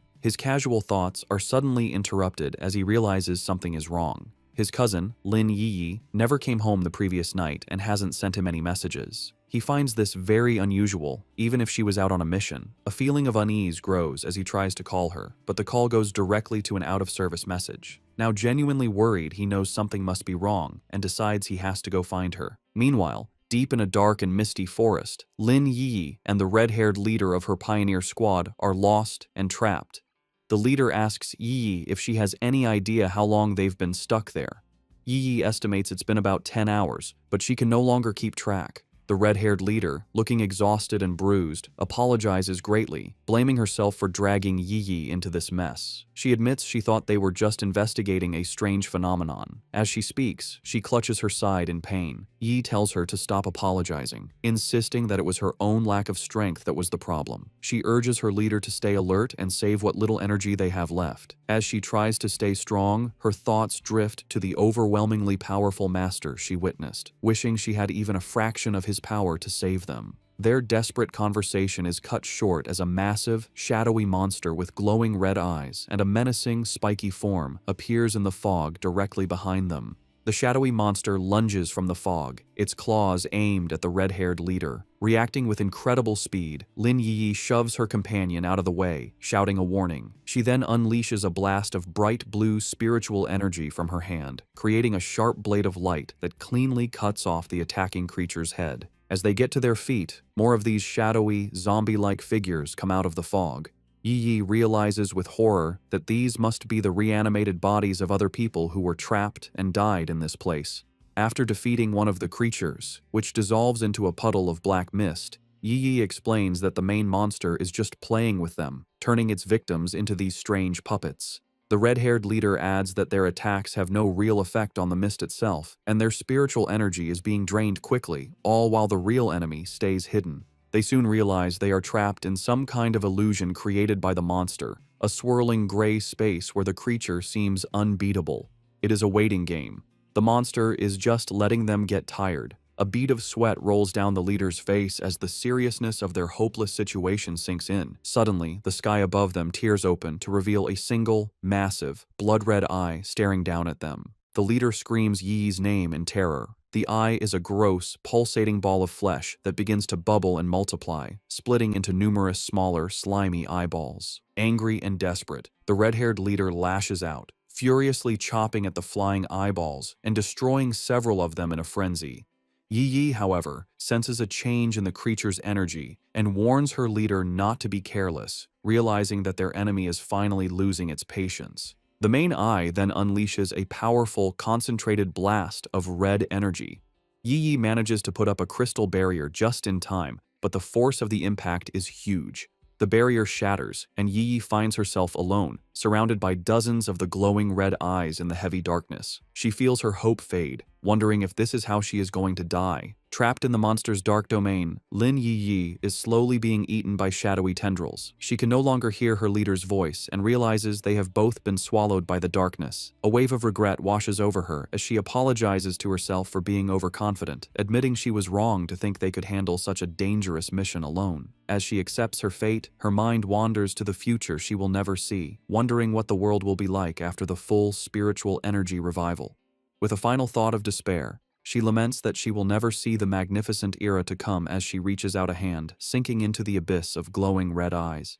Tears stream down her face as she closes her eyes, ready for the end. Just as all hope seems lost, a massive explosion of brilliant blue light erupts, tearing the darkness apart. A figure bursts through the shadows, radiating an immense aura of crackling blue energy. It is Fang Yi, his eyes glowing with power. He remarks to himself that he almost didn't make it in time. Yi stares in utter shock and disbelief, tears still fresh on her cheeks, as she recognizes her rescuer and gasps his name, identifying him as her cousin. With a powerful blast of divine thunder, Fang Yi completely shatters the monster's shadowy domain. He lands gracefully in the now clear forest, his hand still sparking with leftover electricity. He has saved both his cousin and her unconscious leader. Yi can only stare, her world turned upside down by the stunning revelation that her seemingly ordinary and lazy cousin is, in fact, an incredibly powerful pioneer. The battle is not over yet. The true form of the anomaly, a grotesque, multi-eyed, fleshy orb, appears from the shadows behind Fang Yi. Yi snaps out of her shock and desperately shouts a warning, telling him that the creature's main body is behind him.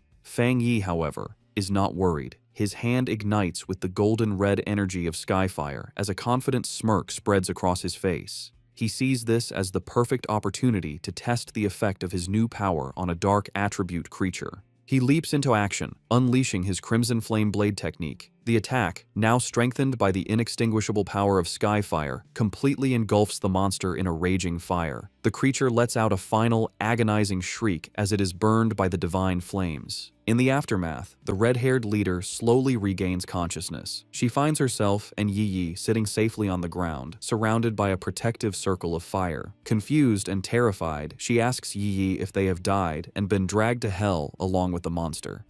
Yi Yi, now much calmer, reassures her leader, telling her to look closely and that they are still alive.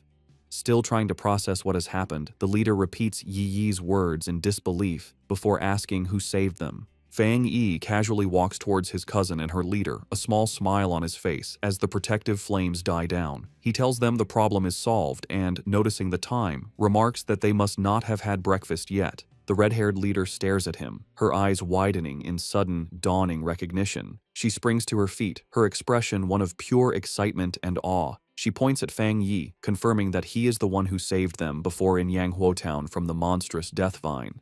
Fang Yi looks slightly surprised, thinking to himself that he was recognized so easily. Lin Yi Yi is completely stunned by this new revelation. She asks her leader if she's saying that the powerful fire attribute master who saved them from the vine was also her cousin.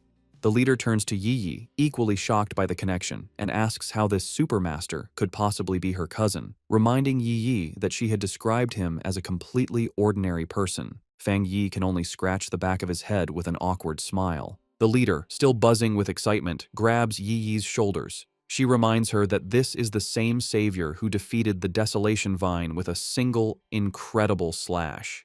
Yi Yi's mind races, trying to connect the dots. She realizes her cousin is indeed the high-level fire user, but she is still confused, as she just witnessed him use an incredibly pure and powerful thunder attribute to destroy the monster's dark mist. Her thoughts spiral as she fully grasps the implications. The immense power of both his fire and thunder abilities means he is a super genius with dual high-grade attributes. Then, another, even more shocking realization hits her as she remembers the immense spiritual disturbance in her neighborhood, the one that signaled a breakthrough to the legendary spirit creation realm. She wonders if that incredible display of power was also her cousin's doing. Tired of the confusion, Fang Yi cuts in and confirms that yes, it was all him. He then changes the subject, asking them about the dark attribute anomaly. He says that they should have known this type of creature was not to be taken lightly, and asks why only the two of them came, and where the rest of their teammates were.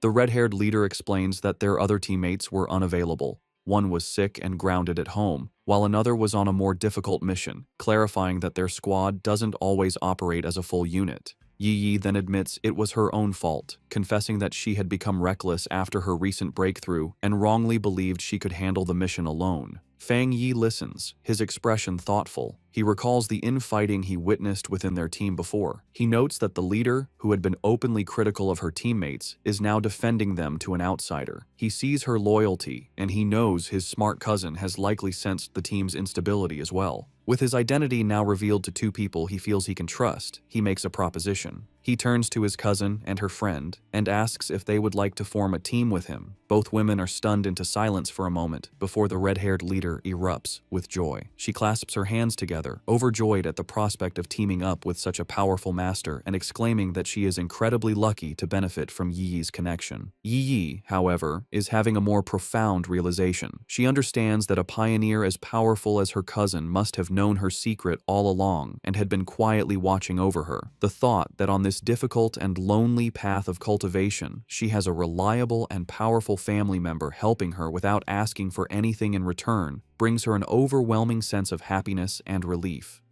A single tear of gratitude rolls down her cheek.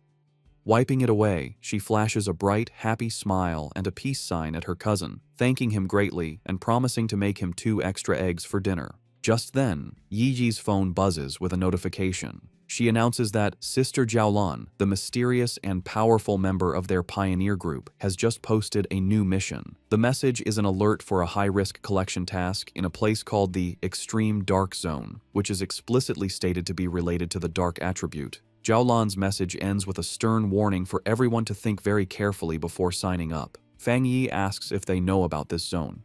Yi Yi explains that it is a border area that is strictly forbidden by the Xia Nation. The dark attribute energy there is so overwhelmingly powerful that most pioneers make it a point to avoid the area entirely. She adds that most of the strange anomalies that have been appearing in their city are actually energy leakages from this forbidden zone. Because of the extreme danger, even the government has been unable to explore it deeply, as past attempts have resulted in severe accidents. Intrigued, Feng Yi suggests they should give it a try and asks Yi Yi to message Jiaolan for more specific details about the mission's content.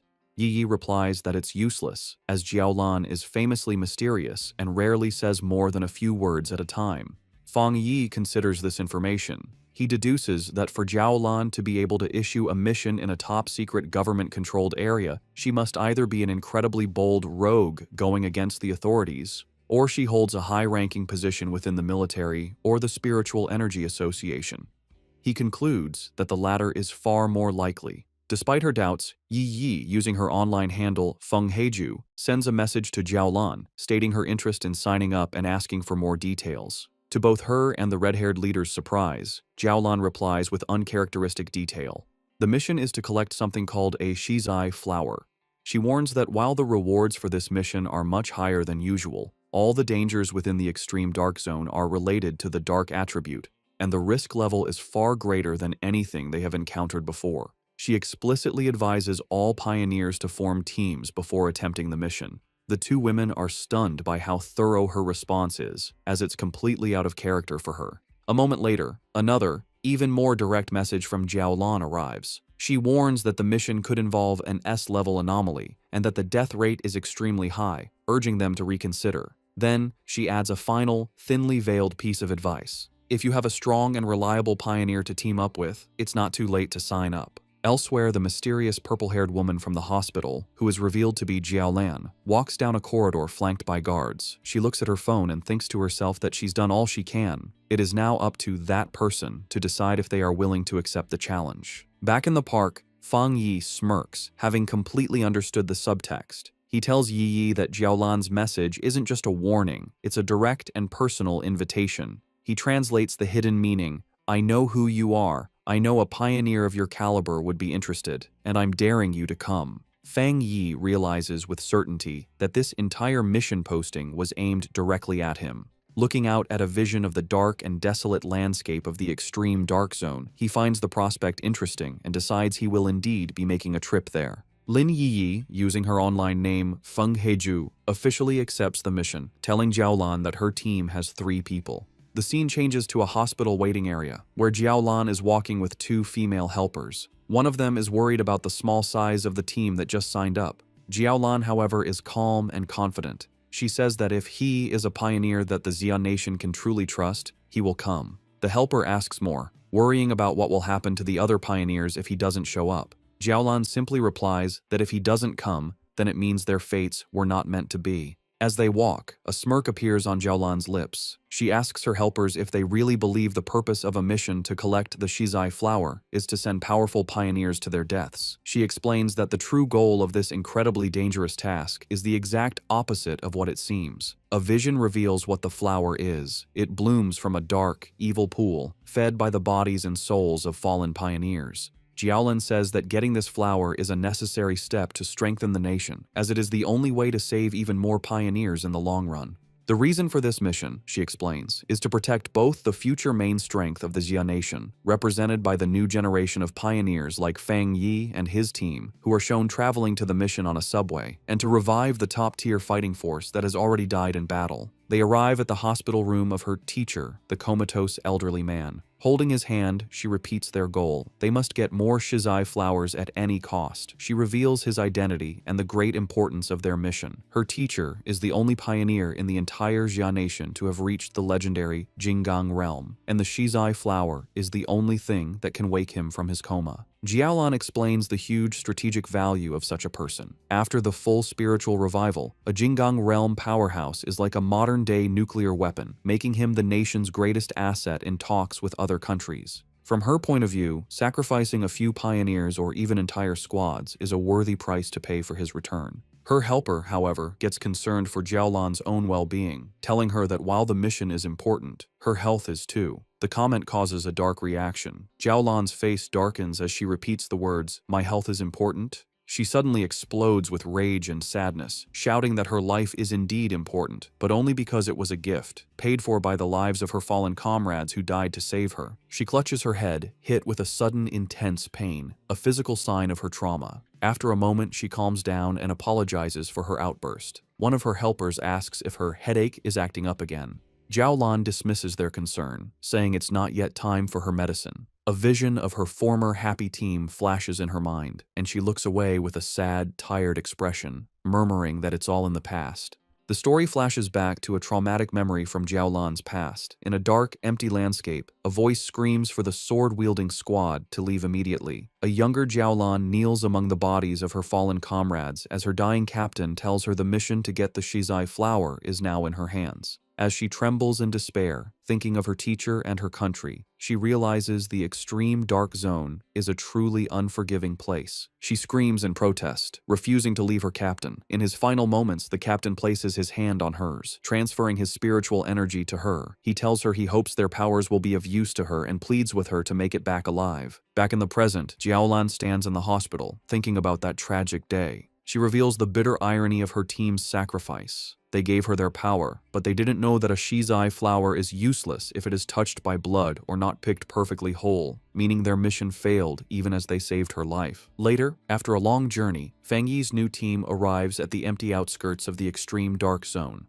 The red-haired leader complains about the long walk. She asks why they don't just fly, given their power. Yi explains that even for pioneers, flying for a long time is not possible until one's spiritual energy is overwhelmingly large. Fang Yi remains silent, his glowing red eyes focused on their destination. They finally arrive at a massive, heavily guarded checkpoint that marks the entrance to the zone. Beyond rows of tank traps and fencing, they see a shimmering blue energy barrier. Fang Yi confirms that this must be the extreme dark zone. Even from a distance and through the multiple barriers, he can feel the deeply unpleasant aura of the dark attribute coming through. Yi and her leader are clearly disturbed by the heavy energy, with the leader saying that it's 1,000 times more terrifying than the monster they fought before. Fang Yi simply tells them to stay calm. He then points out that they are not the only ones who have answered the call. A large, diverse crowd of other pioneers has already gathered at the checkpoint, waiting for the mission to begin. Yi guesses that the pioneers are not just here for the big reward.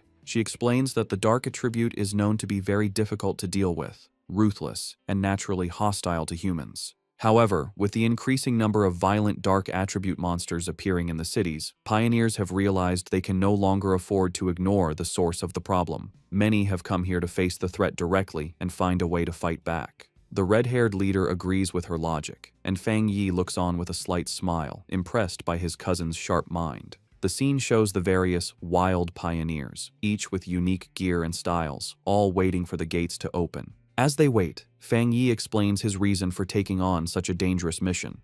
He says that he has already faced dark attribute monsters twice before. The first was the mutated rabbit, which was more like some kind of gross, rat-like beast. The second was the serpent and its rat-like partner, Candle Knight, a smart pair that worked together to lure and trap pioneers, a mission that nearly wiped out an entire squad from the Spiritual Energy Association. He explains that the most important detail, as his cousin Yiji correctly pointed out, is that these creatures seem to be cleverly and purposely bypassing the military defenses at the city's borders. He suspects they are using some unknown method to get into urban areas, and these incidents have happened so often that they can no longer be ignored. The situation has become so bad that if they don't face the source, the cities will eventually be overrun. Therefore, he concludes, they have no choice but to go to the extreme dark zone. At the checkpoint, a military officer watches as Su Qingying briefs a group of pioneers before the energy barrier. She stands with a grim and serious expression, ready for the dangerous mission ahead. Her focus is broken when she spots a familiar group approaching. She is completely shocked to see Fang Yi walking up with Lin Yi and the red-haired leader. Her green-haired subordinate, Zhang Xiaoya, is equally surprised and calls out to her, but Su Qingying is frozen, covering her mouth in a panic. She silently prays that the great master won't notice her in the crowd, but her hopes are crushed when Fang Yi looks directly at her, a questioning look on his face as he calls out her name, identifying her as Captain Su. Resigned, Su Jingying walks over with her cloaked squad members, having already received military information about Fang Yi's team. The red-haired leader, always mischievous, sizes up the beautiful silver-haired girl and asks Fang Yi if this is Yi Yi's sister-in-law, a teasing term for a potential girlfriend. The suggestion sends both Yi Yi and Su Qingying into a panic. Su Jingying blushes and waves her arms, exclaiming what a huge misunderstanding it is. Fang Yi calmly clarifies that she is not, explaining that she is Captain Su from the Spiritual Energy Association who helps him out with miscellaneous tasks. This explanation, however, only seems to make Su Qingying more flustered, as she finds the description even more annoying than the romantic idea. Their conversation is interrupted by a loud, arrogant voice. An imposing older man in heavy red armor with two other armored pioneers steps forward and calls them a bunch of shameless brats.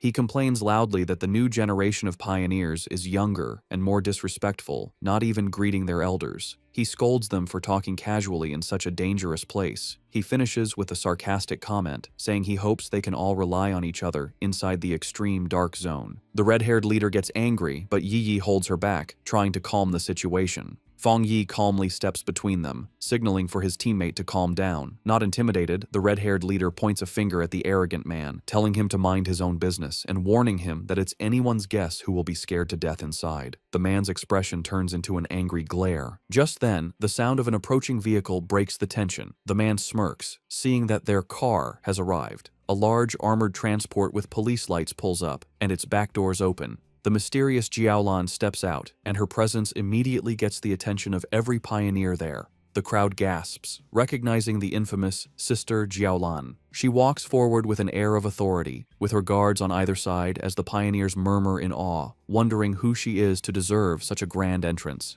Fang Yi watches her approach and figures out her purpose. She is the one who will open the gate for them. Jiaolan stands before the massive, crackling blue energy barrier. She raises her hand, gathering a swirl of pure energy until a glowing blue symbol forms in her palm. With a powerful push, she shoves the symbol forward, and the huge energy barrier tears open, revealing a dark path into the Forbidden Zone. With the gate now open, the S-Class mission has officially begun. With the huge energy barrier torn open, Jiaolan stood before the dark portal, with red and black energy whipping around her. She announced that the pioneers could now enter, but gave them one last, important warning. The shizai flowers they were sent to get had to be perfectly whole and must not be touched by human blood. She said that if the flowers didn't meet these rules, there would be no reward, and with that, she told them to start. The large group of pioneers began to walk into the scary portal. As they walked, a member of the arrogant pioneers group grumbled to his leader, complaining that Jiaolan was sending them to their deaths without going in herself. The arrogant pioneer's teammate told him to be quiet, reminding him that if they died, the government would pay a lot of money to their families. As Fang Yi's group watched the others enter, Su Qingying analyzed the strength of the various teams for him. She identified the arrogant pioneer as a one-star spirit creation realm cultivator, the same level as Fang Yi. She also noted that there were several other powerful people who were hiding their auras, making them hard to judge, while the rest were solid pioneers at the 1-star or 3-star Ghost Axe realm. She concluded that the teams were all about equal in strength. Fang Yi was surprised to hear that the arrogant man was also at the spirit creation realm, as he hadn't sensed a high level of spiritual energy from him. He thought to himself that the mission must be very difficult to have attracted so many elite teams. Back outside, one of Jiaolan's helpers gave her a final report from a tablet. She confirmed that a total of 37-star Ghost Axe Pioneers, 7 1-star Ghost Axe Pioneers, and 3 1-star Spirit Creation Pioneers had entered. The mission involved monsters ranging from B level to S level in danger. Jiaolan calmly told her helper to get the monitoring equipment ready, assuring her that she was prepared. Inside the portal, the pioneers found themselves in a deserted, dark, and misty place filled with dead trees. As Fang Yi's group stepped into the extreme dark zone, they were immediately surrounded by shadowy black tendrils of energy. Fang Yi warned everyone to stay close, explaining that the overwhelming dark attribute in the area would block their vision, and that they could easily get separated and lost. His warning was followed by the red-haired leader suddenly kneeling over, feeling sick. She apologized, saying she couldn't stop herself from throwing up. Su Qingying calmly went to her side and told her it was a normal reaction. She explained that the terrible smell was a mix of rotting bodies and brain fluid, a scent that most people couldn't handle. She then pointed to another group of pioneers in the distance who were also on the ground, vomiting from the bad air, showing that even those of similar strength were affected. Su Qingying continued to explain that the dark attribute was a natural counter to pioneers, acting as a form of pollution that weakened them. She also warned that the monsters in this zone were extremely active. Fang Yi listened closely as she explained the known threats. She explained the official monster classifications. B-level monsters were a threat to pioneers of the same level. A-level monsters were powerful enough to attract spirit creation realm cultivators, like the extreme dark zone itself. And S-level monsters were disaster-class threats, powerful enough to challenge even those at the legendary Jinggong realm. However, she added a final grim warning. The dark attribute in this zone acted as a power-up for the creatures. A monster that would normally be a B-level threat would be at least an A-level threat inside this zone. The red-haired leader expressed her surprise at this new information. Lin Yiyi, worried, asked Su Qingying if she and her team were unaffected by the pollution. Su Qingying chuckled, explaining that she was not affected because she and her team were used to dealing with similar monsters and were not bothered by the smell. She also revealed that she had recently broken through to the 3-star Ghost Axe realm and was working hard to evolve her water attribute into an ice attribute. Lin Yi then spoke up, addressing Su Qingying. She noted that since they were both at the same level, she wondered if she also felt her spiritual energy being heavily suppressed, even more so than during her previous missions.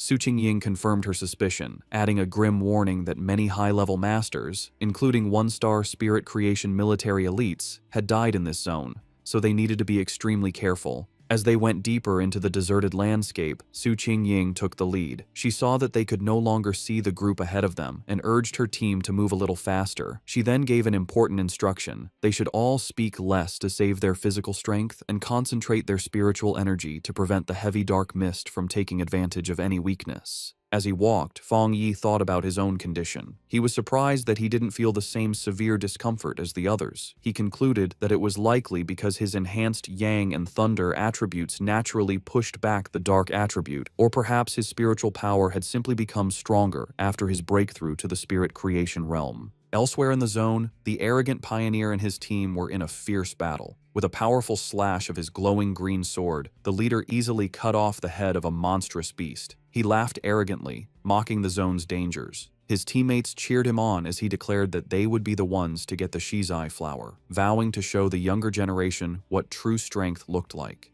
Back with Fang Yi's group, Lin Yiyi was still struggling with nausea, making small gagging sounds. Fang Yi noticed her distress and thought to himself that despite her power, she was still just a child.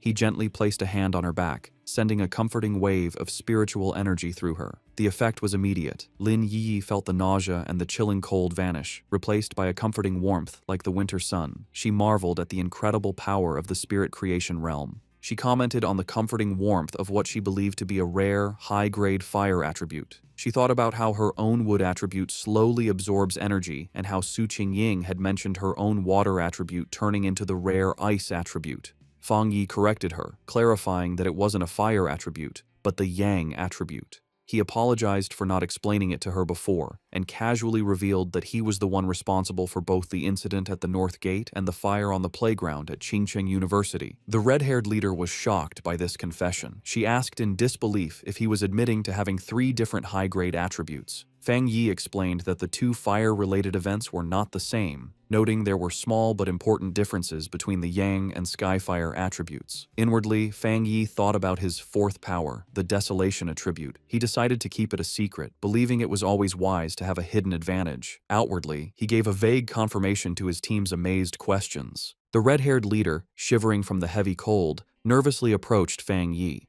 She explained that she had not yet reached the 3-star Ghost Axe realm and couldn't sense attributes very well, but she knew his Yang attribute could help her. Promising to behave, she shyly asked if he could warm her up as well. Fang Yi agreed to warm her for the day and placed a hand on her shoulder, sending a comforting wave of energy through her that made her yelp in surprise. As she breathed out a visible puff of warm air, sighing in relief, Zhang Xiaoya and the other member of Su Qingying's squad looked on in confusion. Seeing how well it worked, Fang Yi kindly offered the same to Su Qingying's team. After a moment's hesitation, Su Qingying admitted that the warmth felt nice, and her 2 enthusiastic subordinates eagerly accepted the offer. With a series of quick pats, Fang Yi shared his protective yang energy with the three women, who all expressed their surprise and gratitude for the comforting warmth. Their brief moment of comfort was shattered by the sound of heavy, clawed footsteps crunching on the dead ground nearby. Fang Yi's expression instantly hardened as his senses picked up the threat, and he warned the group that a monster was approaching. Suddenly, a massive, shadowy wolf-like creature lunged from the mist. Su Qingying reacted instantly, leaping forward and creating a long blade of blue energy to stop the attack. The beast landed with a thud directly behind the terrified red-haired leader, causing Fang Yi to shout a warning to her. The monster, surrounded by a menacing purple and black aura, let out a furious roar and charged. Su Qingying identified it as a dangerous A-level monster. Declaring that she would handle it, she stepped forward and unleashed a powerful blast of sharp ice energy from her hand, which hit the creature directly. To their surprise, the monster vanished into nothingness upon impact. Su Qingying stood ready, an ice crystal forming in her hand, as Lin Yi wondered aloud if it had disappeared. However, Fang Yi saw the truth behind the attack. His sharp eyes pierced through the mist, revealing that the monster had been a distraction. The real threat was a massive horde of zombie-like figures with glowing red eyes, walking silently toward them. He shouted a desperate warning for everyone to watch their feet, but it was too late. The ground beneath them erupted in a mass of shadowy hands and tendrils, trapping the entire group as the zombie horde closed in from all sides. Surrounded by the grabbing zombie horde, Fang Yi calmly told his companions to get back as he drew his sword. His eyes lit up with a brilliant, fiery light, and he unleashed a massive, explosive wave of pure fire. The entire horde was instantly burned by the inferno, their shadowy forms dissolving into the flames as they shrieked in pain. Standing among the dying embers, Fang Yi casually twirled his sword, announcing that they were safe for the moment. He explained that despite the illusion of a large crowd, there had only been 2 monsters controlling the puppets. Su Qingying was shocked, realizing that the monsters in this zone had already evolved to the point where they could mimic human language. Fang Yi grimly suggested that it was likely because they had eaten many people and learned from their victims. The group was stunned by the power they had just seen. Su Qingying noted that the extreme dark zone was so dangerous that it had made even the weakest of these creatures into A-level threats, making them impossible for anyone below the spirit creation realm to fight head-on. In a separate location, the mysterious Jiaolan watched the event unfold. She was impressed, realizing that Fang Yi had destroyed 2 A-level phantom beasts with a single strike. She admitted to herself that even she would have needed to fight them for several rounds to win. Understanding the new level of danger, Lin Yi declared that if what Su Qingying said was true, it was more important than ever for them to stick together. She warned that the monsters could disguise themselves and attack when they let their guard down, and she urged the red-haired leader to get up from the ground. The red-haired leader, however, was still shaken, not by the monsters, but by the overwhelming power of Fang Yi's attack. She complained about the terrifyingly heavy aura, which she found more suffocating than the zombies, feeling that even a slight touch from his flames would have killed her. Suddenly, a deep rumbling sound echoed through the deserted landscape. Lin Yi asked if the others could hear what sounded like ocean waves. The ground began to shake violently, causing the entire group to stumble and lose their balance. In the distance, they saw other pioneer teams fleeing in absolute terror. One man desperately shouted at his comrade to stop fighting and run, screaming that the approaching threat was pure evil and that they were seeing ghosts. Fang Yi, Su Qingying, and Lin Yi watched with grim expressions as the chaos unfolded. Before them, a massive, swirling vortex of pure dark energy, filled with countless monstrous forms and glowing red eyes, swept across the landscape, consuming everything in its path. The arrogant pioneer and his team were caught in the middle of the disaster, which was identified as the legendary Dark Tide. As the terrifying dark tide swept across the land, eating pioneers who screamed for help, the arrogant pioneer scoffed. He dismissed the threat, proudly declaring that if the regular troops couldn't handle it, it didn't mean he couldn't. With a defiant roar, he summoned a huge barrier of green energy with his sword, proclaiming that everything inside the zone was his to take. He then charged recklessly into the heart of the swirling red and black storm. His confidence was instantly broken.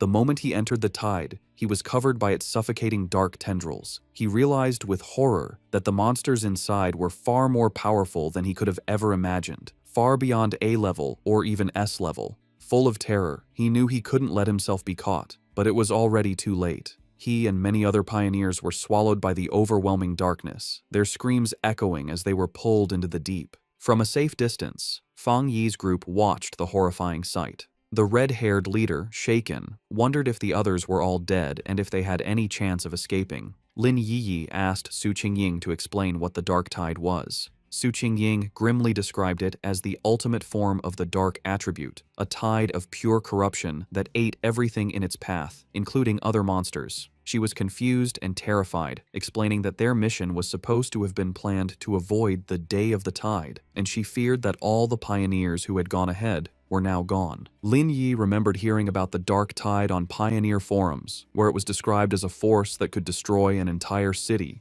Terrified, she urged her cousin to retreat while they still had time. Fang Yi, however, stayed calm. He told everyone not to panic and created a large protective barrier of golden energy, crackling with blue lightning, around the whole group. He explained that this spiritual shield was a natural counter to the dark attribute and told them that, if they needed to, they could combine their powers to keep the barrier up and survive the tide's impact. Su Qingying was shocked by his plan, asking what he was going to do.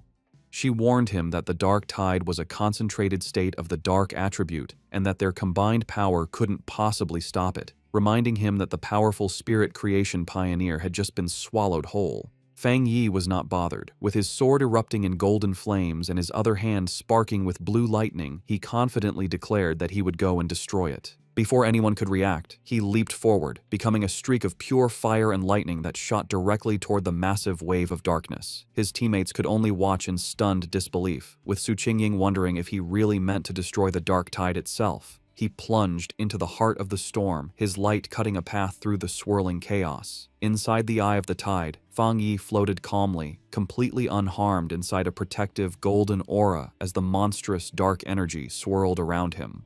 He looked at the small, flame-like wisps of red energy inside the storm and smirked, confirming a suspicion he had. Floating in the heart of the dark tide, Fang Yi was surrounded by a gross horde of countless monsters, their multi-eyed forms twisting in the darkness. He analyzed the true nature of the threat, realizing that these were not just A-level monsters being controlled by the dark energy.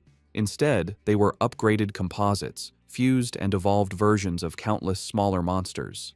He understood that the tide was a living incubator, constantly evolving its creatures from B-level to A-level and then to S-level. The whole event, he concluded, was at least an SSS-level threat, which explained why it could so easily eat even powerful spirit creation realm pioneers. A monster lunged at Fang Yi. His eyes blazed with golden fire, and with a single powerful slash of his flaming sword, he unleashed his crimson flame blade technique, easily destroying the A-level composite beast. He thought about his incredible growth. The combination of his new spirit creation realm power and his skyfire-enhanced sword allowed him to instantly kill a creature that would have previously been a tough fight. As he scanned his surroundings, he noticed something familiar. It was the arrogant pioneer, still alive, but being consumed by the tide's dark energy. The man was still conscious, struggling against the corruption that was taking over him. Fang Yi saw that since the man was still responsive, his spiritual energy hadn't been completely drained. He figured that even if his spiritual foundation wasn't as solid as his own, being a true spirit creation realm pioneer gave him a small chance of survival. Deciding to act, Fang Yi gathered his divine thunder power. He unleashed a massive blast of purifying lightning, striking the dark mass that held the arrogant pioneer.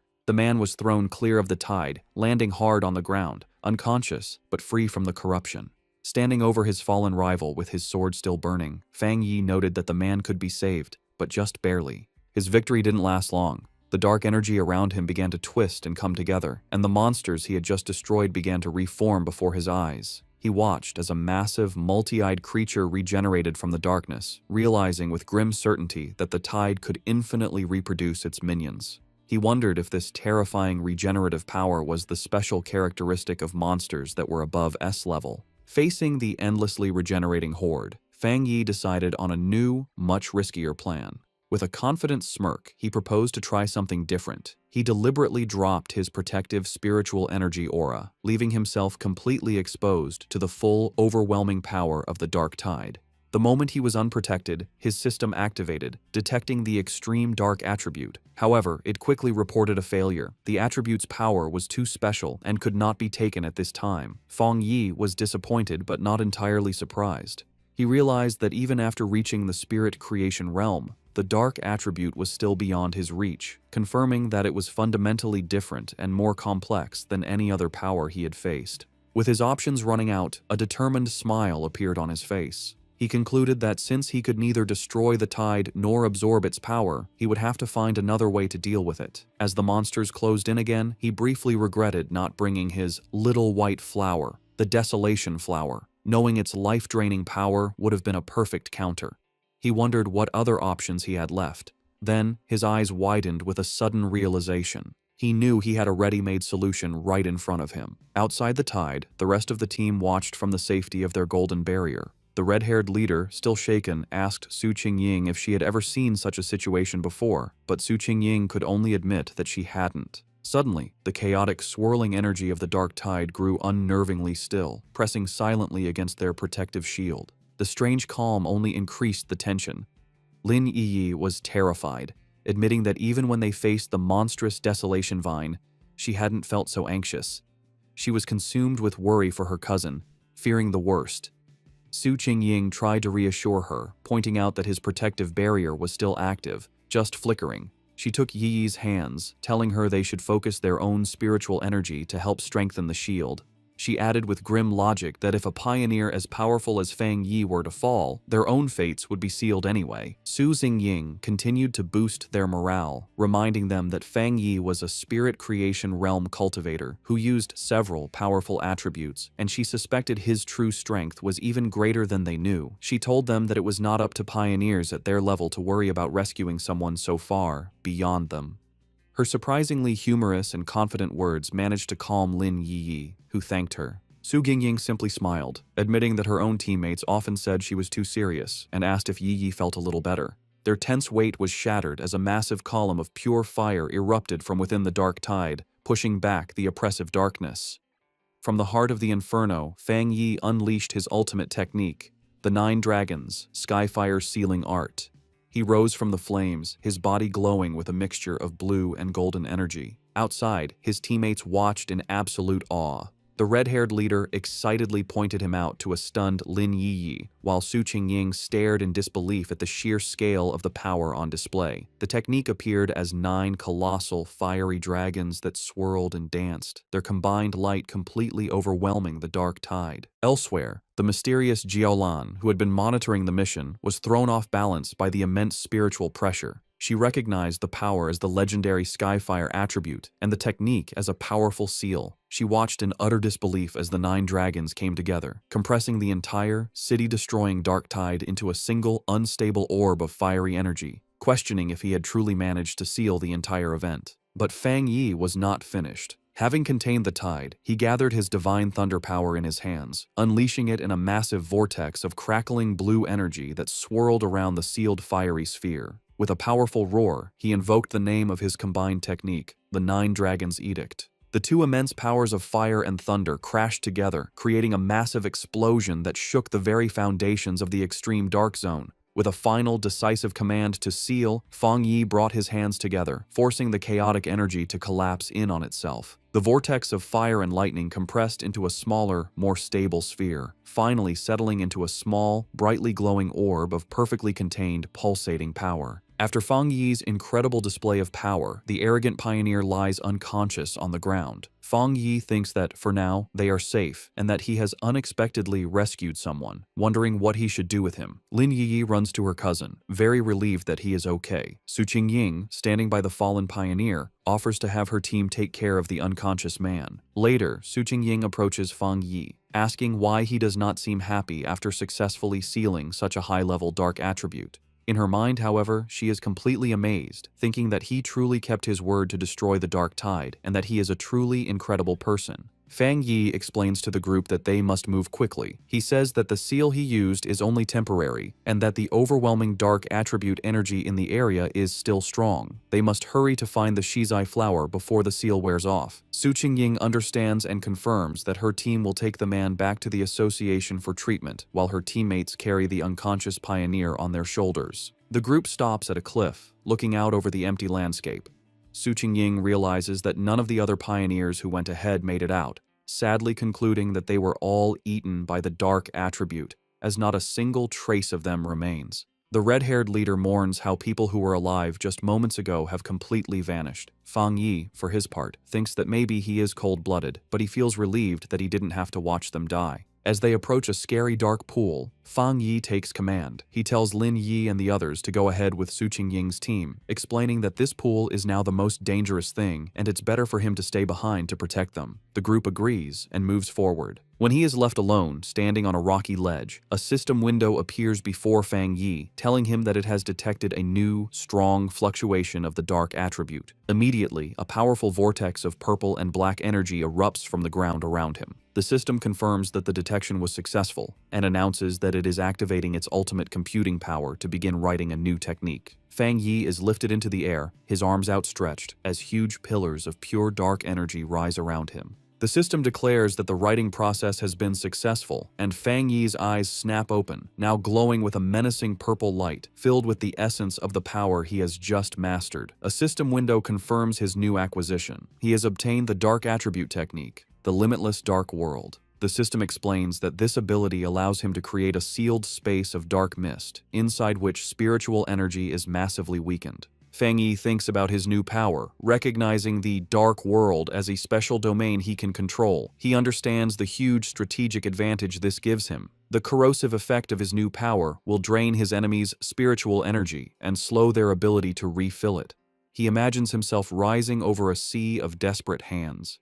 He realizes that if he combines this new weakening effect with his other powerful attributes, he will become even more formidable, confidently concluding that he could destroy even a monster stranger and more powerful than the Dark Tide itself if it were to appear again.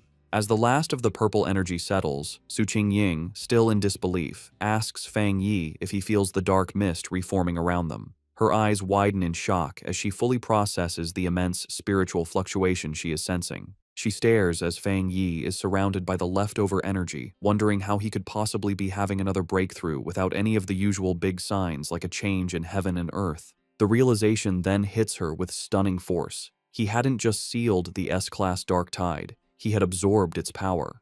She finds the very idea ridiculous and unbelievable.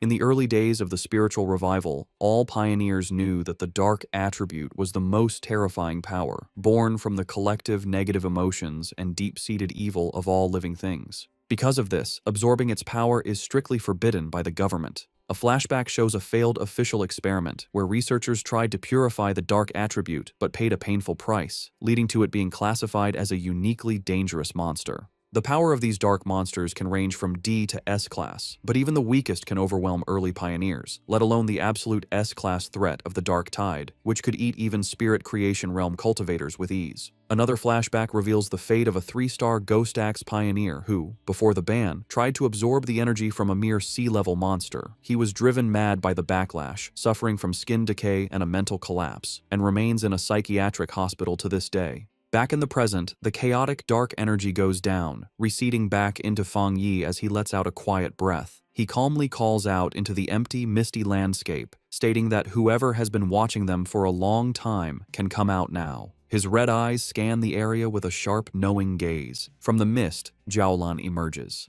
She confirms that if she is not mistaken, Fang Yi was the one who single-handedly sealed the Dark Tide. Su Qingying is stunned by her sudden appearance, gasping her name in disbelief. Jiaolan floats down, landing before Fang Yi and asking what he was just doing, specifically questioning if he was absorbing the dark attribute. Fang Yi calmly confirms that he was. The directed mission sends another wave of shock through Su Qingying. In a swift and shocking motion, Jiaolan draws a pistol and aims it directly at Fang Yi's head. The red-haired leader shouts Jiaolan's name, demanding to know what she is doing, while she and a terrified Lin Yi can only watch in confusion and fear. Su Qingying immediately leaps into action, placing herself between Jiaolan and Fang Yi and blocking the gun with her arm. She confronts Jiaolan fiercely, reminding her that if she recalls correctly, Fang Yi is the military's highest priority recruitment target. She then challenges Jiaolan, pointing out that the association had also wanted to recruit him before the military intercepted him, and demands to know the meaning of this hostile action. Ignoring Su Qingying's defense, Fang Yi calmly places a hand on her shoulder and addresses Jiaolan directly. He finds it strange, asking if their mission wasn't to find the Shizai flower. He points out that while she seems eager to complete the mission, she also appears very unhappy that they did not die there. Jiaolan remains silent, her expression unreadable as she continues to aim her weapon, the light glinting off the barrel. The red-haired leader, however, is not so calm. She erupts in anger, shouting at Jiaolan. She reminds her that their squad had always trusted her, and she furiously questions why Jiaolan didn't step in when they were facing the dark tide. She declares that without Fang Yi, they would have been doomed, pointing out that Yi Yi is still just a child. She accuses Jiaolan of simply standing by and watching, only to now threaten the very person who saved them. Jiaolan suddenly lowers her weapon, a smirk playing on her lips. She dismisses the entire confrontation as a joke, remarking that Fang Yi seems to be very well liked by his teammates. She then congratulates him, announcing that he has passed the test. The sudden change leaves the red-haired leader and Su Qingying completely confused by her words. Fang Yi, however, understands immediately. He asks if her true purpose was to test him. Jiaolan confirms his suspicion, explaining that because of his incredible talent and strength, she didn't want to rely on cold, impersonal data. Instead, she wanted to see for herself what kind of person he truly was. She then turns to address the red-haired leader's earlier accusation. She explains that she didn't step in because pioneers must follow the harsh rules of this new world. She states that this is their shared fate, a life where fortune and disaster can change in an instant. However, she tells them they are lucky to have a trustworthy and powerful person protecting them. She asks if they have noticed that no other monsters have dared to attack them since the tide was defeated, explaining that the creatures are terrified of the power Fang Yi displayed. Fang Yi looks on with a grim expression, agreeing with her assessment. He adds that the dark tide itself follows the same principle. It bullies the weak and fears the strong. With the test concluded, Jiaolan offers to lead them to the Shizai flower, stating that she knows the area better than they do. As they follow, Su Qingying whispers to Fang Yi, expressing her feeling that something is mentally wrong with Jiaolan. She reveals a crucial piece of information. Jiaolan's own squad had previously encountered the dark tide, and she was the only survivor. Fang Yi processes this information, piecing together a clear picture of her psychology. He understands that her absolute obedience to her mission and the rules has made her cold and detached. He also deduces that the sacrifice of her teammates has left her with a form of post-traumatic, self-destructive tendency. Yet he realizes that another powerful belief keeps her going, and that witnessing him seal the dark tide had simply caused her to lose her composure for a moment. With a newfound understanding, Fang Yi shows a hint of a smile. He tells his teammates that they should all be considerate of this injured person. The red-haired leader asks if Jiaolan is injured. Fang Yi, observing her closely, confirms that she is. He explains to his team that her spiritual barrier is severely damaged, estimating that while she has the power of a 2-star spirit creation realm cultivator, her protective aura has dropped by at least 2 levels. A visual of her crumbling spiritual energy confirms his assessment, indicating she has suffered a significant internal injury. She even stumbles slightly as she walks, a clear sign of her weakened state. Noticing their concern, Jiaolan looks back and quietly thanks them, but dismisses the issue, stating that her injury is not a problem. Led by Jiaolan, the group travels through an empty, misty landscape filled with dead trees and the bones of fallen creatures, an area identified as the chaotic burial mounds. As they walk, Fang Yi's sharp senses pick up on something amiss, and he spots the skeletal remains of a fallen pioneer half buried in the ground. Finally, Jiaolan announces they have arrived at their destination. Before them, in a small clearing, a single, beautiful shizai flower glows with a soft, ethereal purple light. As Jiaolan begins to walk towards the flower, Fang Yi watches her, sensing that something is wrong. His suspicion is confirmed as vicious, shadowy monsters with glowing red eyes erupt from the ground, surrounding the flower as if to guard it. The sudden appearance of the monsters does not stop Jiaolan. Instead, her expression becomes one of intense and unnerving obsession. She reaches out a hand, whispering that she can finally see it again, her face shadowed as if she is in a trance. Fang Yi's expression becomes serious and urgent as he realizes the immediate danger, knowing she is not in her right mind. Reacting instantly, he summons a ball of golden red flame in his hand, shouting a command to awaken her spirit. He then hurls the fireball directly towards the entranced Jiaolan, intending to snap her out of her dangerous state. The fireball flies towards Jiaolan. Snapping out of her trance at the last second, she recognizes the attack as a very rare and powerful Yang attribute. With surprising speed, she knocks the blast away with her arm, and the impact sends out a shockwave. She and Fang Yi now stand facing each other in a tense silence, as golden energy crackles around his hand. Jiaolan, now fully awake, is shaken. The sight of the flower had brought back a bad memory. and the ghostly images of her fallen friends flash in her mind as she wonders if her preparations were still not enough. Seeing that she has returned to her senses, Lin Yi and Su Qingying rush to her side. Yi asks if she is all right, while Su Qingying wisely notes that Jiaolan is being badly affected by the dark attribute, and suggests it would be safer for them to all stick together. Ignoring them, Fang Yi steps forward confidently. He states that for the Shizai flower, it is enough if he goes alone, deciding to handle the situation himself.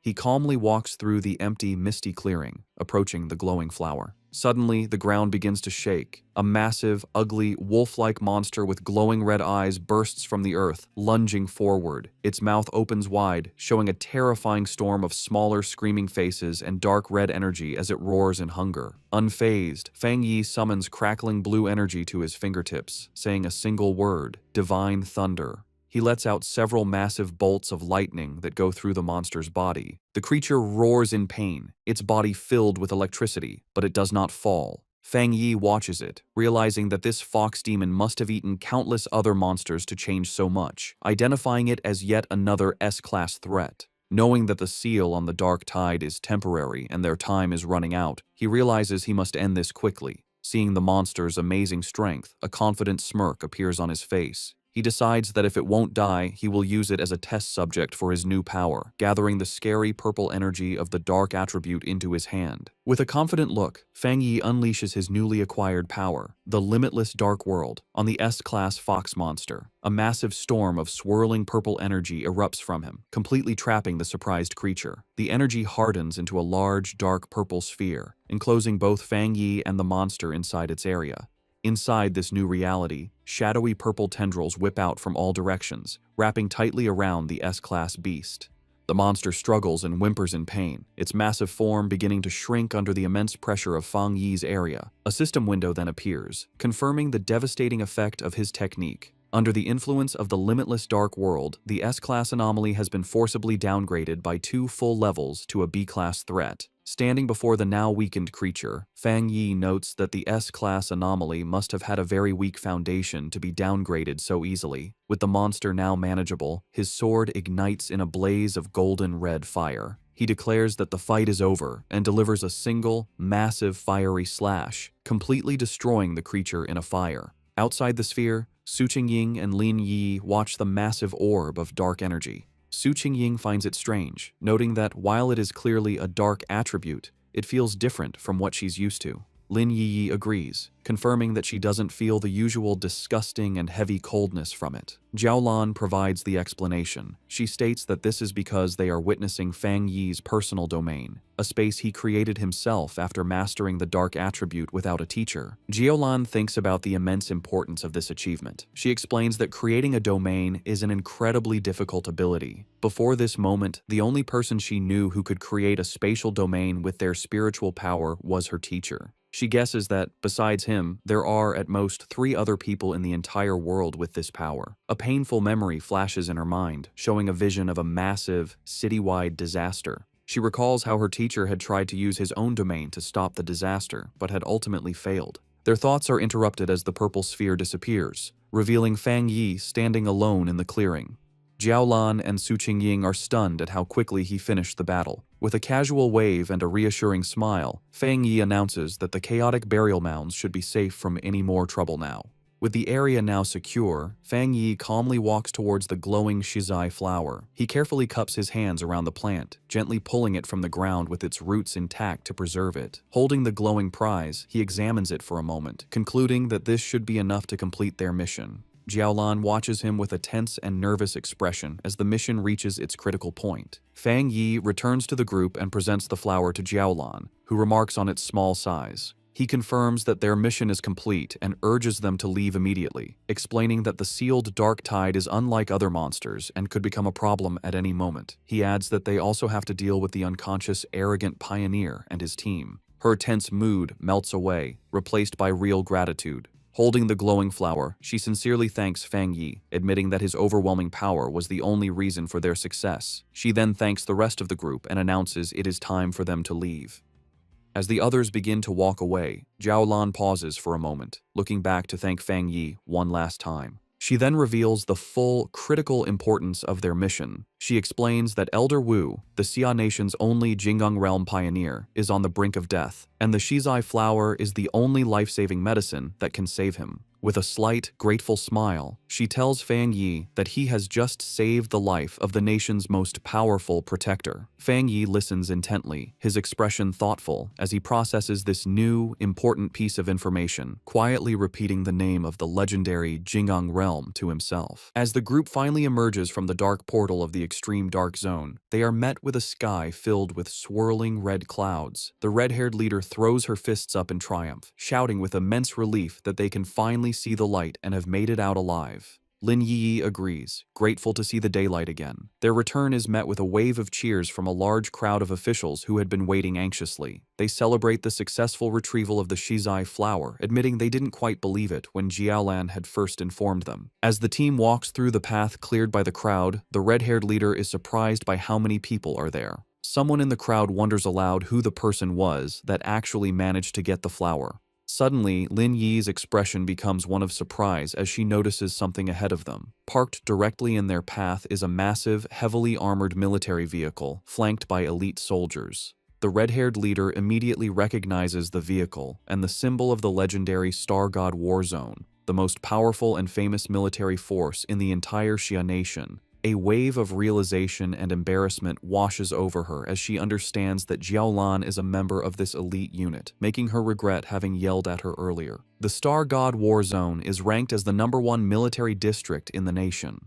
After the spiritual energy revival began, their unique advantages allowed them to secure the most resource-rich forbidden zones, turning them into valuable cultivation grounds. As they get closer, an official carefully hands the Shizai flower, now safely stored in a glowing blue container, over to a high-ranking officer. The officer is revealed to be Major Han Li, who takes the container with a slight, satisfied smile. In a stunning and unexpected show of respect, Major Han Li and his entire group of soldiers snap to attention, giving Fang Yi a sharp, formal salute that visibly surprises him. Major Han Li then turns to Jiaolan, assuring her that he will immediately deliver the Shizai flower to the hospital and that she can rest easy. Jiaolan agrees, saying she will follow shortly. With its precious cargo secured, the armored vehicle speeds away. With the immediate crisis handled, Jiaolan turns to face Fang Yi. He asks her directly if she is from the Star God War Zone. She confirms that she is, and adds that word of his incredible strength has already spread throughout her entire military district. With a confident and knowing look, she tells him that it won't be long before he becomes a very famous and important figure. Jiaolan continues her conversation with Fang Yi, openly admitting that she recognizes his individual strength is great enough to single-handedly overwhelm even the most elite squads in her war zone. She then makes a formal recruitment offer, pointing out his seemingly limitless potential and inviting him to join the Star God War Zone, promising him access to the best cultivation resources. She also reassures him that the rewards for this mission for his team and for Su Qingying's squad will be delivered soon. Fang Yi listens with a slight smile but seems to be considering his options. Her tone then becomes much more serious as she explains the true seriousness of their situation. She tells Fang Yi that with the world changing so rapidly, the nation's most urgent concern is the threat of dark attribute anomalies. A vision of a city being consumed by a massive, ominous cloud of purple and black energy illustrates her point. She warns that the number of these anomalies is growing at an alarming rate. She explains that the influence of these dark zones will continue to expand like a deadly tumor, capable of causing catastrophic consequences at any moment. Because of this immense danger, she says, they have no choice but to establish forbidden zones and have organizations like the Spiritual Energy Association strictly guard them. She clarifies that she is not telling him this to pressure him into joining, but because she believes that an outstanding and powerful pioneer like him has earned the right to know the truth of the world's situation. Understanding her sincerity, Fang Yi smiles and gives her his assurance. He tells her that he understands, and that if he encounters any anomalies in the future, he will not stand by and do nothing. He tells her she can rest easy on that point. Hearing his promise, Jiaolan's stern and weary expression finally softens into a genuine, relieved smile. Formally introducing herself, she says it's a pleasure to meet him and offers him a small, dark token. Fang Yi takes it, revealing a black tablet with a dragon symbol and the characters for Star God War Zone. Jiaolan explains that this token will grant him unrestricted access to any forbidden zone for his cultivation, and that the gates of the Star God War Zone itself will always be open to him. She then makes one final, important request, asking if he would like to come and see Elder Wu. Fang Yi asks if she meant the Jingang Realm Pioneer. She explains that this person is her teacher, and she thinks Fang Yi should meet him, though she says this is just a personal wish, as she would like to be his friend. Fang Yi accepts her offer and the token she gave him, putting it in his pocket. He agrees to go with her, saying it's always good to have more friends. As a gift to seal their new friendship, he holds out a hand crackling with blue lightning, telling her he has something for her. Jiaolan is confused, but Fang Yi explains that he thinks he can clean out the rest of the dark attribute poison in her body. Before she can react, he unleashes a flood of blue lightning that completely surrounds her, leaving her shocked. The energy flows through her, and she is amazed to find that the thunder attribute has a healing effect. The cold, deep pain she felt is replaced by a warm numbness, and she realizes the discomfort is completely gone. Internally, her old wounds from the dark attribute begin to heal as her body is cleansed by the energy. She feels like she is being reborn as the rare and powerful thunder attribute removes all the toxins from her body. When it's over, Fang Yi asks Jiaolan how she feels. Still surrounded by faint sparks of lightning, she confirms that she feels great and that the leftover dark energy has been completely removed. Su Gingying watches as paramedics take care of the unconscious, arrogant pioneer. Wondering if it's possible to save someone so badly injured, she turns and is surprised to see Fang Yi and Jiaolan still there, but she immediately notices that her aura seems different and her injuries appear to be gone. Jiaolan explains that Fang Yi used his rare, pure thunder attribute to completely clean the dark attribute poison from her system. Su Gingying is amazed by this, realizing that this is the true nature of our boy's power. It can be used to destroy enemies and to save people. She points at Fang Yi in amazement, who just asks her what she's looking at. A brilliant idea strikes Su Qingying, and she excitedly waves over the paramedics. She goes to Fang Yi and suggests a partnership, explaining that if they could combine his spiritual power with their advanced medical equipment, they could save many more pioneers suffering from dark attribute corruption. To show she is serious, she bows deeply, begging him to show his power just one more time. Fang Yi stays silent, thinking about her request. Fang Yi agrees and unleashes a controlled burst of blue lightning from his hand, asking if that is enough of a demonstration. One of the paramedics, seeing the pure energy, excitedly confirms that it seems to be working and that such a high-level thunder attribute can indeed fight the dark attribute. Jiaolan explains that when Fang Yi treated her, the power was sent directly and destroyed the corruption inside her. Su Qingying suggests that all they would need is for Fang Yi and the patient to hold hands. However, the paramedic clarifies that not every cultivator, even at the spirit creation realm, can handle such pure energy. He explains to a smiling Su Qingying that while Jiaolan's injuries were serious, they were minor compared to the other patient. He estimates that healing the arrogant pioneer would require 10 times the amount of spiritual energy. He adds that just saving the pioneer's life will be a great achievement, and a full recovery is likely impossible. Fang Yi agrees to the procedure, asking the paramedics how to transfer his spiritual energy. They lead him toward the ambulance. A paramedic tells him to place his hand into a special device and release his spiritual energy, which Fang Yi agrees to do. From a distance, Lin Yi watches, thinking about how she never imagined Jiaolan was a high-ranking member of the elite Star God War Zone. She is amazed that her cousin is so powerful that even this legendary military unit is trying to befriend him. She remembers how the normally cold Jiaolan personally asked to be her cousin's friend and even gave him her personal token. After a while, Fang Yi turns to Lin Yi and the red-haired leader, checking on them. Lin Yi confirms they are feeling fine. She then explains that she and the red-haired leader have decided to go out for more training and take on some missions by themselves. They feel they can't always depend on him and need to grow stronger on their own. Having finished transferring his energy, Fang Yi agrees with their decision, simply telling them to be careful. He watches them with a small, proud smile, thinking that his cousin has grown up. Su Gingying and her team prepare to leave. She waves goodbye, telling Fang Yi and Jiaolan they will see each other on the next mission. Jiaolan then tells Fang Yi it is time for them to go visit Elder Wu. As their ambulance drives away, Su Gingying is visibly frustrated, complaining loudly that the military's Star God War Zone has stolen such a powerful person from them. Her teammates try to calm her down. A final thought reveals the internal problems within the Spiritual Energy Association, which is described as being too chaotic, and its top elite squads unwilling to cooperate. Fang Yi and Jiaolan arrive at a large, modern hospital, which is the highest security ward of the Star God War Zone's medical base. Fang Yi asks if this is where Elder Wu is. Inside the hospital room, they stand before the bed where Elder Wu lies unconscious, surrounded by medical equipment. Fang Yi comments on the strange sight, noting how odd it is that the ultimate powerhouse of the Jinggang realm is actually a shriveled old man. Fang Yi observes the elder's condition. The old man's face and neck are covered in red veins, and he breathes through a respirator. Jiaolan explains that his condition was much worse before, saying he looked like a corpse.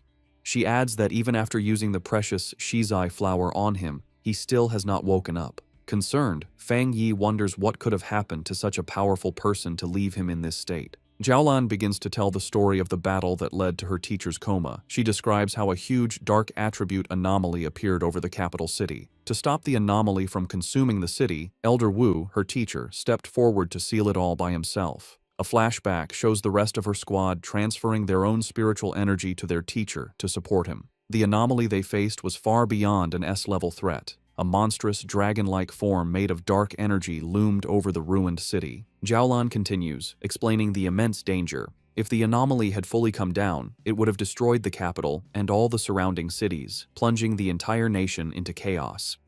In a desperate last stand, Elder Wu used his own personal domain to seal the S-level anomaly, but the disaster was even more powerful than they expected. The overwhelming power of the dark attribute backfired on him, corrupting his body. Jiaolan concludes that if he hadn't been a master of the Jinggang realm, he would have been instantly turned to ash. Back in the present, Fang Yi looks down at the comatose hero with new respect. He acknowledges that to stop the destruction of a city, Elder Wu is truly a great pioneer. As Fang Yi looks at the comatose Elder Wu, his thoughts go to his past life. He remembers that many pioneers had sacrificed themselves so he could be the last human to survive. He realizes with a sad thought that in his original timeline, Elder Wu had probably already died by this point. A new determination fills him, and he reaches a hand towards the elder. Jiaolan, startled, shouts at him, demanding to know what he is doing to her teacher. Fang Yi calmly tells her not to worry. He explains that while the shizai flower is already working, he wants to try and remove some of the stubborn dark attribute that remains in the elder's body. He places his hand on the elder's chest, and a powerful surge of blue lightning begins to flow into the old man's body. Fang Yi explains that this will help him wake up faster.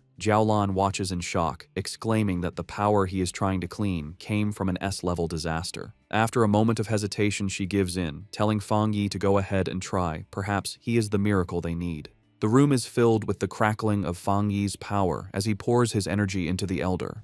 Jiaolan warns him to be careful, explaining that the dark attribute inside her teacher is far more terrifying than the dark tide. She adds that, without the shizai flower, the elder's recovery would not have been so slow. Fang Yi, his face serious, confirms that he understands. He can feel the immense power of the darkness within the elder's body. He knows that even though the shizai flower's purifying power has weakened it, the dark energy can still exert an immense and oppressive force. Suddenly, a powerful wave of dark energy erupts from the bed, pushing both Fang Yi and Jiaolan back. Jiaolan shouts a warning, telling Fang Yi to be careful and focus his mind as the dark energy is beginning to affect him.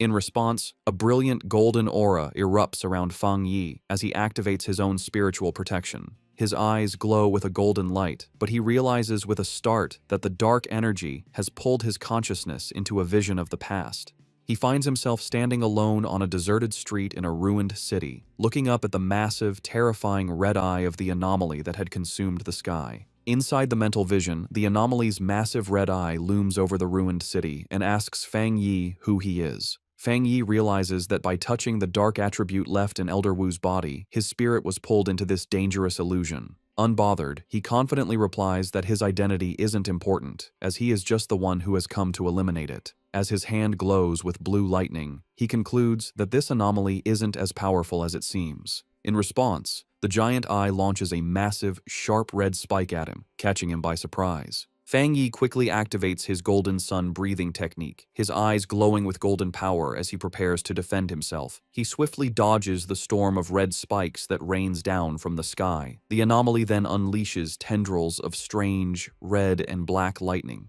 Fang Yi notes that this strange lightning is as strong as the divine thunder he absorbed on Yuhuang Mountain. The anomaly reveals its true form, shifting into a huge swarm of countless insect-like creatures made of pure dark attribute energy, swirling around a central red eye. Fang Yi recognizes that each of these creatures is as strong as the monsters from the dark tide, and he understands there are tens of millions of them. The entire swarm then comes down on him like a terrifying vortex. In response to the huge threat, Fang Yi summons his flaming sword. Facing the monstrous swarm, he declares that his only option is to wipe out these pests. With a determined shout, he charges forward and unleashes a massive, fiery slash that cuts a bright path through the heart of the swarm. His powerful attack successfully cuts the central eye of the creature in two. He analyzes the threat, identifying it as an S-level collective anomaly.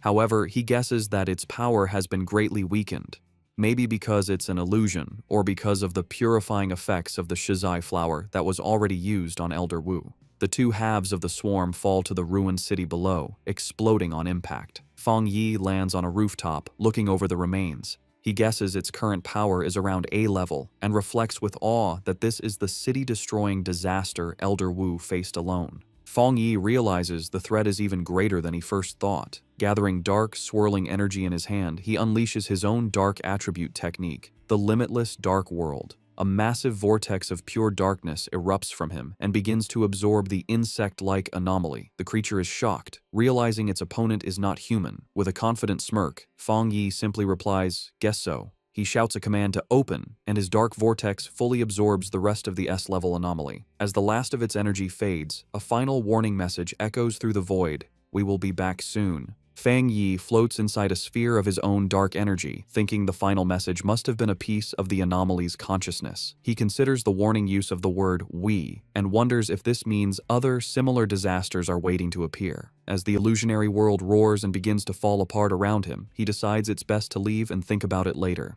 His consciousness returns to the real world with a jolt. He immediately reaches into Elder Wu's body and begins to pull out the corrupting dark attribute energy. A mass of dark purple energy, crackling with his own blue lightning, is pulled from the Elder's chest. To contain the dangerous substance, Fang Yi uses his Nine Dragons Skyfire sealing art, trapping the energy inside a sphere of red, fiery chains. Holding the sealed orb, he explains to a stunned Jiaolan that this is the dark attribute remnant left in Elder Wu's body. He concludes that this must be the last piece of the city-destroying anomaly. He explains that while the sealed orb of dark energy is still powerful, its influence has been greatly reduced thanks to the shizai flower and Elder Wu's own seal. He praises the Elder, noting that he is truly the nation's #1 pioneer for using his own body to hold back the dark power. He knows anyone else would have died many times. As Jiolan looks at her teacher, she sees the red veins on his face have faded and his breathing seems more peaceful. She tells Fang Yi that he has truly saved the Elder's life. Fang Yi, however, humbly says that it wasn't all his own ability. He explains that without the shizai flower weakening the corruption first, he wouldn't have been able to remove the stubborn dark attribute.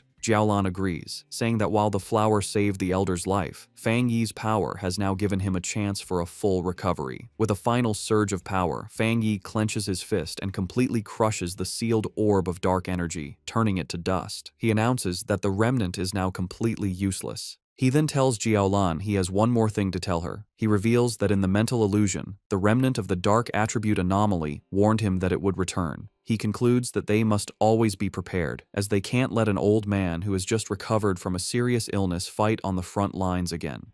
Jiaolan confirms that she knows, as she has heard the rumor before. When Fang Yi asks her what she means, she explains that the monitoring departments of the military and the association collect data on spiritual energy changes. She reveals a rumor based on this data. With the current power of the Xia nation, they might not survive the first year after the full spiritual energy revival. Of course, she adds, no one believed it.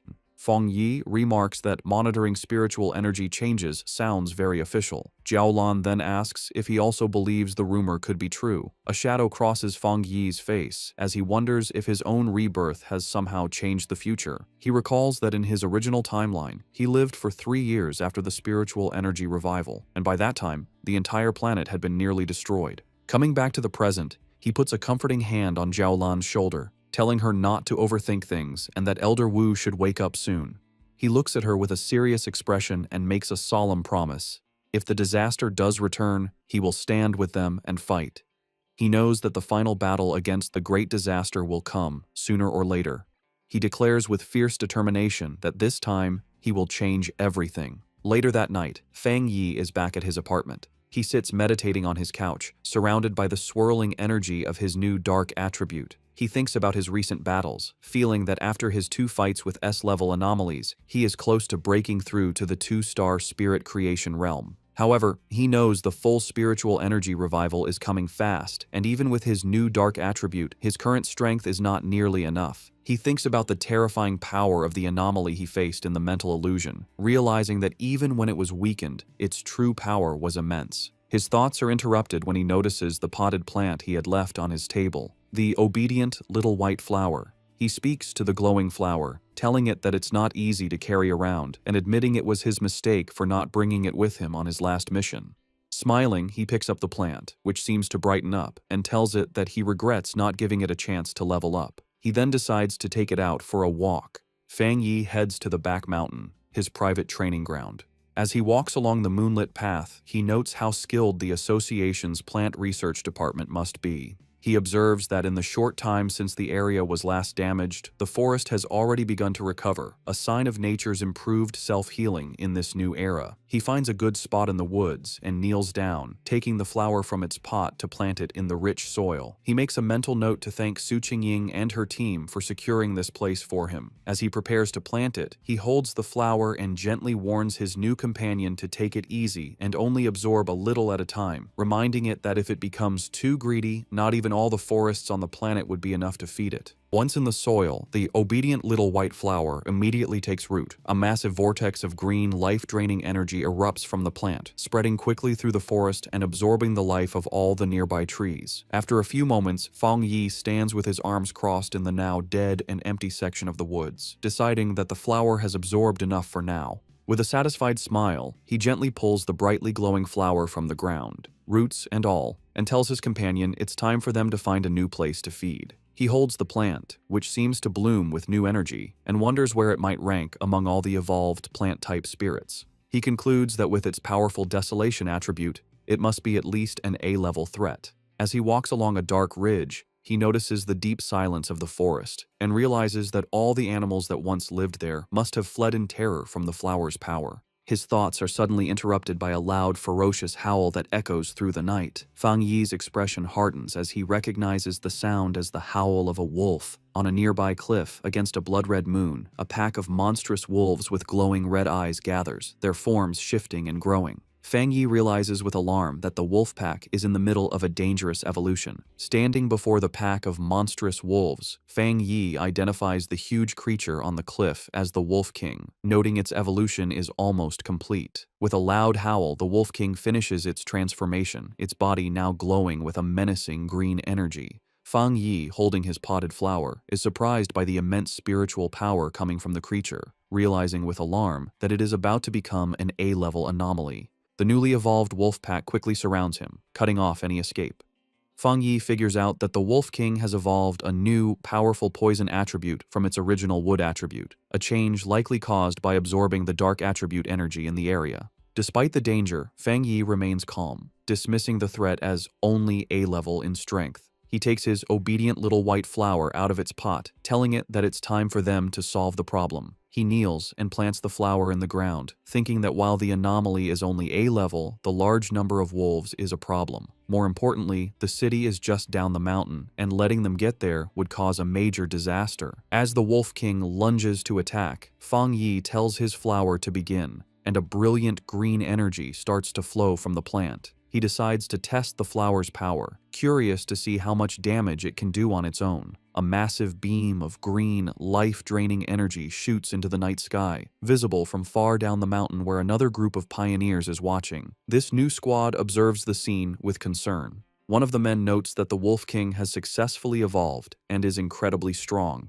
He asks about the contamination level, and a cloaked figure replies that it has reached 90. The man and his companion are stunned by the dangerously high reading. The squad's blonde-haired leader grows tense, realizing the danger is still increasing. He identifies the Wolf King's wood attribute as being at least at the 3-star Ghost Axe realm, maybe even reaching the Spirit Creation realm, while the rest of the pack is also powerful. He worries that his team doesn't have enough people to handle the threat, admitting that even he has only recently broken through to the 3-star Ghost Axe realm. Suddenly, the leader notices the massive beam of green energy and the clear presence of the dark attribute. He now understands why the contamination level is so high. He shouts in alarm, explaining to his team that the Wolf King has evolved dual attributes, something he knows is extremely rare among anomalies. The contamination reading on the squad leader's watch suddenly spikes to 100. The leader grits his teeth, knowing they must stop the wolf pack's evolution before the area below is lost. He recognizes that the beasts, already cruel, will only become more terrifying with their new power. He decides to call the Spiritual Energy Association for backup. Just then, the ground begins to shake violently. One of his men asks if it's an earthquake, but the leader knows the wolf's evolution shouldn't cause such a tremor. He realizes with growing fear that another, different anomaly has appeared. His watch confirms his fear as the contamination reading skyrockets to an impossible 1000. The pioneers look on in terror as a massive eruption of green desolation energy bursts from the mountaintop. The green-haired pioneer recognizes the power of desolation, wondering in disbelief why it would appear here. As the life-draining energy rushes toward them, the squad panics. One man cries out, asking if this is the giant vine from the sky that had disappeared, sad that there was no warning. The squad leader shouts for his team to retreat and get all nearby residents evacuated immediately. However, just as quickly as it appeared, the huge wave of desolation energy seems to stop. One of the men calls out to the leader, noting that the energy has stopped advancing. The squad watches as the massive vortex of green power pulls back, sinking back into the mountain. They wonder if the danger has passed. One asks if they should still report it, while another questions if they should go up the mountain. On the mountaintop where Fang Yi planted his flower, the ground is covered in a network of thick green roots. These roots sprout dozens of glowing white flowers, which then erupt in a massive burst of green energy, blooming into a huge, radiant flower-like structure. The energy then transforms into a sea of white petals that covers the entire area. The Wolf King howls in fury as the seemingly harmless petals turn into a deadly weapon, forming a sharp blade that slices through the air. Fang Yi stands calmly among the swirling petals and explains the terrifying nature of his flower's power. The sea of spiritual flowers will endlessly grow back and multiply, absorbing and purifying the enemy until nothing is left. Fang Yi stands on his flower's massive root system. As the wolf pack begins to fall to its power, he taunts the Wolf King, asking how its pack members will do without the same spiritual protection he has. The smaller wolves are quickly trapped by vines covered in white flowers, their life energy rapidly drained until only their skeletons remain, collapsing into dust. Having absorbed the life force of the entire pack, the flower and its petals turn a deep, menacing red. In a last, desperate attempt, the Wolf King gathers its energy and fires a powerful green blast from its mouth. The red flower, however, easily forms a protective barrier, absorbing the full force of the attack. Hidden among the swirling red petals and vines, Fang Yi tells the beast that its attack is useless. He explains that the desolation attribute of his spiritual flower has already taken root deep within the mountain itself. The Sea of Flowers, he says, draws its power from the mountain and uses it on the mountain, creating an endless cycle of power. The Wolf King, now smart after its evolution, seems to understand its hopeless situation, but still refuses to give up. It identifies the main red flower as the source of the power and charges directly at it. Fang Yi watches with a small smile, mockingly asking his little flower what it will do now that it has been discovered. In response, the central red flower grows to an immense size and lunges forward to meet the charging Wolf King. It opens its massive petals and traps the beast within its grasp. The Wolf King howls in agony as its life force is drained away by the powerful desolation attribute. The massive red flower continues to absorb the Wolf King, its green energy being eaten by the desolation attribute. Fang Yi watches with a serious expression, surprised that his flower is allowing the dark attribute to invade it. The Wolf King is completely consumed by the flower's pulsating red petals. Fang Yi is amazed by this development, marveling at the formidable power of the desolation attribute. He realizes that he never expected the flower to be able to create its own technique without his direct input after he implanted the attribute. As the giant flower shrinks back down, he understands the terrifying nature of its new ability. Once an enemy is trapped within the Sea of Flowers, there is no escape. The flower then spits out the clean, bleached skeleton of the Wolf King. Fang Yi concludes that even if the spiritual flowers are destroyed, they can endlessly grow back and use their desolation power to reduce any enemy to bones. Standing before the massive red flower, which is now surrounded by a field of smaller red flowers, he decides to give this new technique a name, the Endless Spiritual Sea. A system window appears, confirming his creation and announcing that the spiritual flower has successfully written the Desolation attribute technique, Endless Spiritual Sea. Having finished its battle, the flower's petals close up, glowing brightly from within. Fang Yi looks on, a bit tired from the battle, as a single red petal gently brushes his cheek. The flower then erupts with a massive surge of energy, and Fang Yi realizes with surprise that his little flower is also about to evolve. In a high-tech control room, alarms blare as an analyst reports an A-level anomaly. He explains they are detecting two different spiritual powers in the same area. Just as the Wolf King was evolving and creating a dark attribute, a separate and powerful Desolation attribute appeared. The Association Superior, listening with Su Qingying, demands to know the location. A technician points to a map, explaining it was an area Su Qingying's team was previously in charge of. The Superior questions this, asking if the Destroyer Squad wasn't already sent to deal with the Wolf Pack. His question is cut short by a call from the squad on the ground. The squad leader reports that a powerful wave of Desolation energy appeared and wiped out the A-level Wolf Pack. However, he adds that the Desolation power moved back into the mountain, where a large number of unusual flower anomalies have since appeared. The pioneers stand before the mountain, which is now glowing red from a sea of flowers, unable to get closer. The Association Superior and the squad leader continue their talk. The leader warns that if this new, unknown anomaly were to erupt, it would be far worse than the Celestial Vine. He requests support, admitting that even with all the pioneers there, they likely couldn't handle an unexpected event. The Superior agrees and decides to send 2 elite teams. Su Jingying, however, has another idea.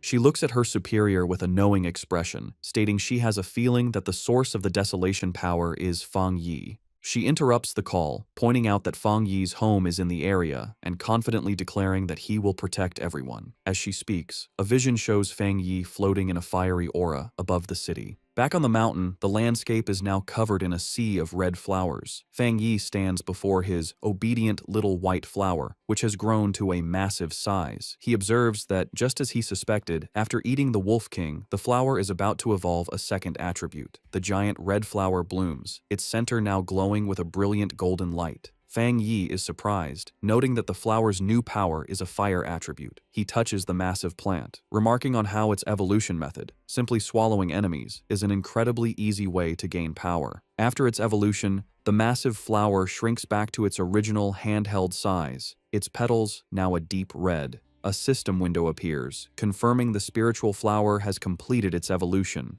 It is now classified as an A-level anomaly named the Desolate Fire Spirit Flower and has dual desolation and fire attributes. The notification adds that the flower has a strong desire to eat spiritual energy and can be placed in the limitless dark world to be nurtured. Fang Yi reads the notification, confused by the mention of the limitless dark world. A new idea strikes him. He realizes he can place the flower inside his personal dark domain. He understands that the domain contains a large amount of dark attribute anomalies and a good environment. He thinks that if the spiritual flower eats the energy inside, it could even evolve a third dark attribute. Just as he holds the orb of his dark domain, a massive storm begins to gather in the sky. His eyes glow with golden light as he realizes he is about to have another breakthrough, this time to the 2-star spirit creation realm. He sits down to cultivate, and a massive pillar of golden divine energy comes down from the heavens, surrounding him. As he meditates, he feels his power becoming easier to control, the spiritual energy of the world merging with his body as if they were one. Elsewhere in the mountains, a muscular man with spiky hair senses the immense energy of the breakthrough. He follows the light and is amazed to find the source of the power. He is thrilled, recognizing the legendary Heavenly Fireblade and realizing he has found a 2-star spirit creation realm cultivator. Watching a video of Fang Yi's previous battle, the man is surrounded by his own fiery aura. He declares that he will crush this new fire attribute pioneer to prove to everyone that he is number 1. Back at his cultivation spot, Fang Yi's sharp senses pick up a new presence. He shouts out, asking who is there. The mysterious man launches a massive fireball at him, questioning if he is a fire attribute pioneer. Unfazed, Fang Yi gathers his dark energy and easily absorbs the powerful attack with his own vortex. He smiles, satisfied that he has finally lured out this hidden enemy. Fang Yi recalls that he had sensed the man hiding nearby for a while, not even trying to hide his spiritual energy. He identifies the newcomer as a wild pioneer, someone not with any organization who loves to challenge others, who has just broken through to the spirit creation realm. The muscular man, now fully revealed and surrounded by a powerful, fiery aura, lands before Fang Yi. He comments that Fang Yi is interesting and that he can feel a strong spiritual pressure from him. He then introduces himself as Jiang Lu and aggressively asks how Fang Yi managed to hide from his fiery attack earlier. Fang Yi remains silent, observing his new opponent. With a confident grin, Jiang Lu says he forgot to introduce himself properly. He declares that his name is Jiang Lu and that Fang Yi will remember it soon enough. With that, he charges forward, his body covered in flames, ready to attack. In response, Fang Yi calmly raises a hand, pointing 2 fingers toward the sky, and simply says the words, "Divine Thunder."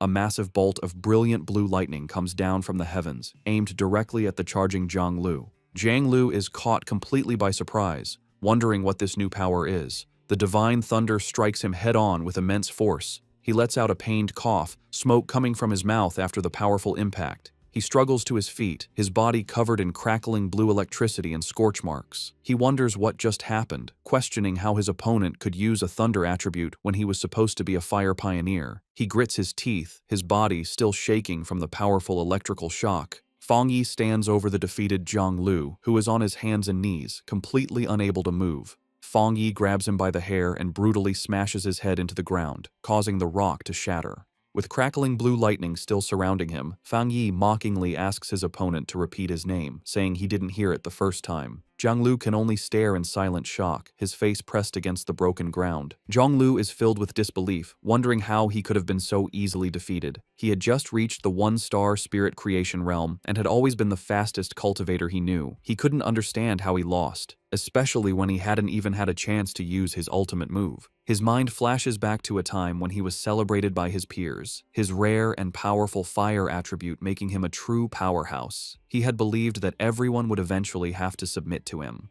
A small, dismissive sound escapes Fang Yi's lips as he sends another surge of electricity through Jiang Lu's body, causing him to scream in pain. Jiang Lu wonders how his opponent can have a thunder attribute when he was supposed to be a fire user. Fang Yi, his eye glowing with blue energy, looks down with disappointment, remarking that he had expected his opponent to be much stronger. With a condescending smile, Fang Yi mocks the younger generation's overconfidence as he pins Jiang Lu to the ground with his electrical power. Jiang Lu grits his teeth in pain and frustration, his mind racing. He realizes that even though his opponent is clearly at the 2-star spirit creation realm, his spiritual pressure feels as if it is much higher than his own, by at least 2 entire realms. A final, terrifying realization hits him. It feels like a difference of 3 full realms. Convinced he is about to die, Jiang Lu thinks to himself that his end has come, and that he, the great Jiang Lu, is truly going to die here. Terrified on the ground, Jiang Lu begs Fang Yi not to kill him. With a cold, silent look, Fang Yi lets him go. He warns him that a pioneer's power shouldn't be used lightly against others, and suggests that if he has so much free time, he should focus on clearing up some of the new anomalies.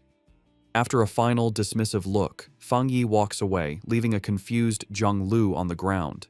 Jiang Lu watches him leave, wondering about Fang Yi's great spiritual power and whether the gap between them is because Fang Yi is a genius or because he himself is too weak. Later, in a luxury apartment, a sad Jiang Lu enters a room where 2 men are waiting for him. One of the men welcomes him back and comments on his new hairstyle, while the other, a red-haired man, immediately scolds him, saying he had warned him not to pick fights. The red-haired man continues to scold him, telling Jiang Lu that his aggressive attitude is too dangerous, especially since the spiritual energy revival hasn't officially started yet, and that it will only bring him trouble. To his friend's surprise, instead of getting angry, Jiang Lu collapses onto the sofa, completely defeated. Confused by his strange behavior, one of the men asks what happened and if he is still the same fight-ready Jiang Lu they know. The red-haired man asks Jiang Lu what happened, reminding him that he had gone to challenge the Heavenly Fireblade user. Still sad, Jiang Lu quietly admits that it was over in an instant. His other friend grabs him, demanding that he speak clearly.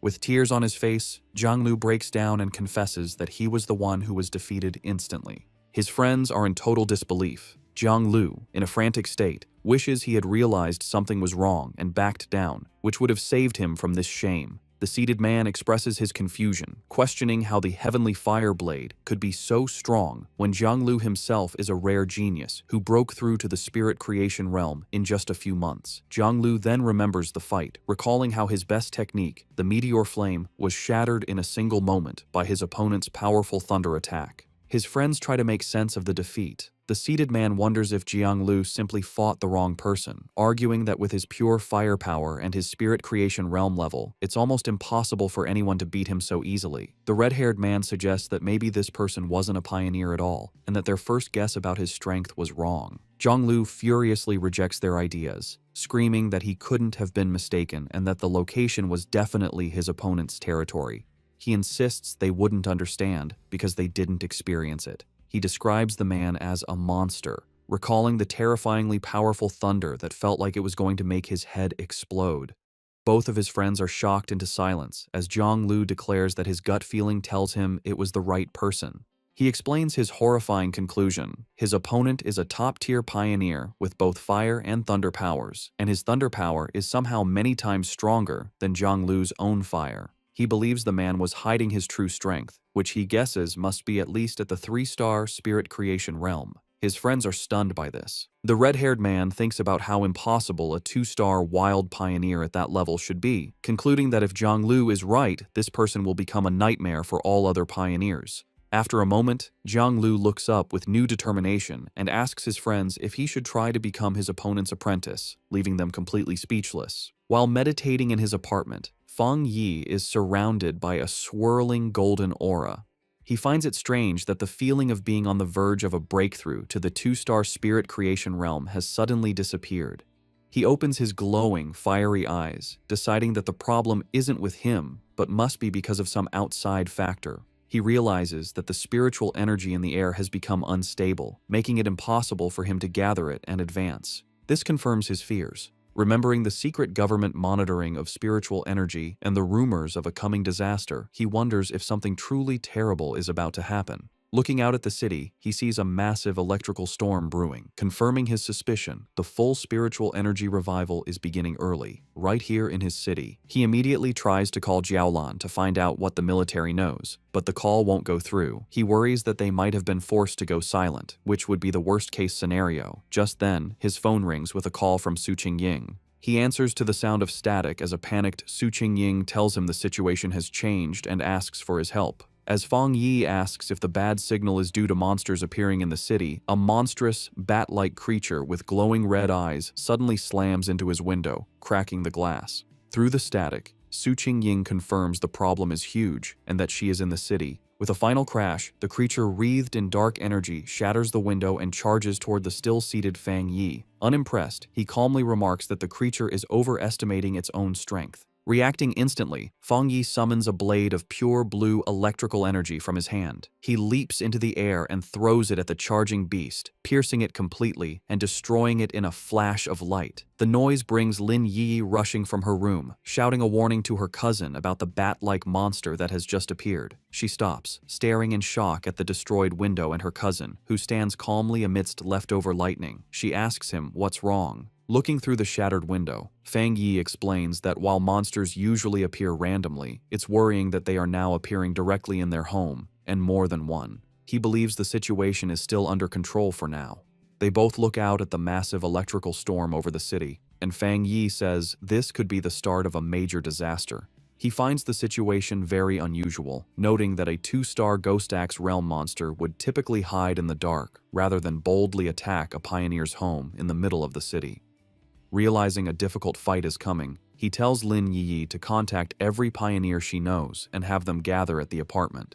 She agrees without hesitation. Feng Yi then steps onto the ledge of the broken window, telling his cousin that since she is about to have her own breakthrough, he is trusting her with the safety of their home. He tells her to guard the window while he is gone. Elsewhere, across the chaotic city, Su Qingying and her squad are on a rooftop, their communications already being affected by the intense storm. One of her teammates, Zhang Xiaoya, wonders if their equipment is just broken. Su Qingying grimly states that if a true disaster happens, they will have to handle it on their own. They look up at a massive, swirling vortex in the sky, and Su Qingying hopes it's just a false alarm. Acting as captain, she gets on her communicator, checking patrol statuses and ordering all units to stay on high alert. Her command is cut short as she, Zhang Xiaoya, and the other member of the group look up with expressions of pure shock and terror. A massive swarm of the dark, bat-like monsters begins to descend from the vortex, and a warning is shouted that a group of anomalies has appeared, signaling the start of an invasion. Across the city, a red alert warns of the biggest rainstorm in 50 years, telling all citizens to stay indoors. The streets are filled with fear and confusion as people look at the dark sky, wondering if it's the end of the world. Meanwhile, Zhonglu and his red-haired friend are speeding through the wet streets on their motorcycles. The friend yells to Jianglu that the situation feels wrong and asks if they should stay or go, but Jianglu is silent and grim. Suddenly, a monstrous bat-like creature in dark red energy dives at them from the sky. Jianglu reacts with anger, shouting that the creature is looking for death as he summons a fireball. He launches a powerful fire blast at the monster, while his friend wonders why it would attack them, since they usually avoid pioneers as strong as Jianglu. To their shock, the creature comes out of the flames with a screech, completely unharmed. Zhonglu realizes with panic that it's not that the creature wasn't burned, but that it revived instantly. Overwhelmed by the power of the monsters in this city, he decides they need to go home right away. The scene flashes back to several hours earlier, in a high-tech control room at the Spiritual Energy Association. Su Qingying and her superior are in a meeting where an official suggests they need their best people to communicate with Fang Yi. Just as the superior turns to speak with Su Qingying, an alarm interrupts them. A special warning appears on the main screen, announcing that an A-level anomaly will arrive in the city center within 24 hours, and that many bat-like anomalies are already gathering in the suburbs. The association superior questions if it's really an A-level anomaly, and a worried Su Qingying declares they must send a team immediately and that she will go too. The scene returns to the present, where the leader of the destroyer squad looks up in terror at a giant version of the bat monster coming down on him. He frantically yells into his communicator, correcting the report and warning that the anomaly isn't A-level, it's S-level. The creature's huge, shadowy form grows, its glowing red eyes watching as it prepares to destroy everything. The scene shifts to a quiet military district with empty, futuristic hallways. Outside, however, a fierce battle is raging. A massive swarm of glowing red bat-like anomalies attacks a military warship, which fires a huge blast of energy in defense. In the heart of the swarm, Jiaolan fights hard, her body a whirlwind, as she uses powerful purple energy whips to slice through waves of the dark creatures. Jiaolan pauses, watching the endless stream of monsters. She knows her unique ability lets her shape and strengthen her spiritual power, but the number of dark attribute bats keeps growing. It feels like they are trying to stop her and her soldiers from doing something important. Just then, a young blonde man, crackling with yellow lightning, lands beside her. He smiles, complimenting her on her power. He then explains their bad situation. The entire military district is being held by only a few high-level officers. He asks for her orders. Jiaolan tells him that their communications are being jammed, making it impossible to contact anyone outside. She assumes the other military districts are facing the same problem. Facing a sky turning black with the swarm, Jiaolan makes a hard decision. She shouts her commands, ordering 2 squads to stay and defend the restricted zone no matter what. She declares that everyone else will follow her to break through the enemy lines and try to connect with other military forces. With her command given, she, the blonde lightning user, and their soldiers jump into the battle, ready to fight for their freedom. As they fly towards the city, Jiaolan has a horrifying realization. Looking at the city, now completely covered by the blood-red swarm, she understands their real goal. The anomaly's ultimate target was never the military zone. It was the entire city. In the pouring rain, citizens scramble for cover. At a bus stop, the live streamer Malala and a man wait, but she is excited instead of scared. She tells the man that the strange, heavy rain is a perfect chance for a popular stream. With a determined smile, she says that sometimes you have to take risks for amazing footage. Her excitement quickly turns to horror. In the next moment, a shadowy bat-like monster lunges from the darkness and eats the man as Malala watches, screaming. The air fills with chaos as a massive swarm of these creatures descends on the street. Malala runs for her life, hearing the terrified shouts that the bats are drinking their blood. One of the creatures catches up and attacks her, and she screams, believing her end has come. Just as the monster is about to strike, a bright blue blade of energy slices through the air, killing the creature and saving her. A figure surrounded by blue lightning lands gracefully behind her. The rescuer is Su Qingying, who stands with two of her cloaked squad members. She offers a hand to the terrified Malala, telling her that her teammates will take her home safely. As the two squad members help the shaken girl, one warns Su Qingying that the number of sea-level bat anomalies is growing, and they seem to be evolving. With a furious look, Su Qingying says that if they know the creatures evolve by eating humans, then they must hurry and get all civilians to a safe place. She then gives her final order, telling her team to meet her back at this spot later, as it is the area with the most anomalies. Her teammates agree as they lead Malala away, leaving Su Qingying alone to face the growing blood-red swarm. High above the city, Fang Yi leaps and lands on a rooftop, facing a huge multi-eyed version of the bat anomaly. Looking at the endless swarm below, he is surprised that the whole group has already evolved, their power approaching the 3-star Ghost Axe realm. In response to the great threat, he summons a bright, blazing sword of golden fire. With a single, powerful swing, he sends a massive wave of flames that cuts through the swarm, burning a huge number of the creatures instantly. However, as he watches, his eye glows red, and he realizes this fight is not over. He understands this anomaly is different. The bat swarm seems unkillable, constantly healing and multiplying, making them impossible to destroy with simple attacks. He sees that swarms of these dark attribute creatures have appeared in every crowded area of the city. It feels like countless identical disaster zones have appeared at once, and he knows finding the association members in the chaos will take too much time.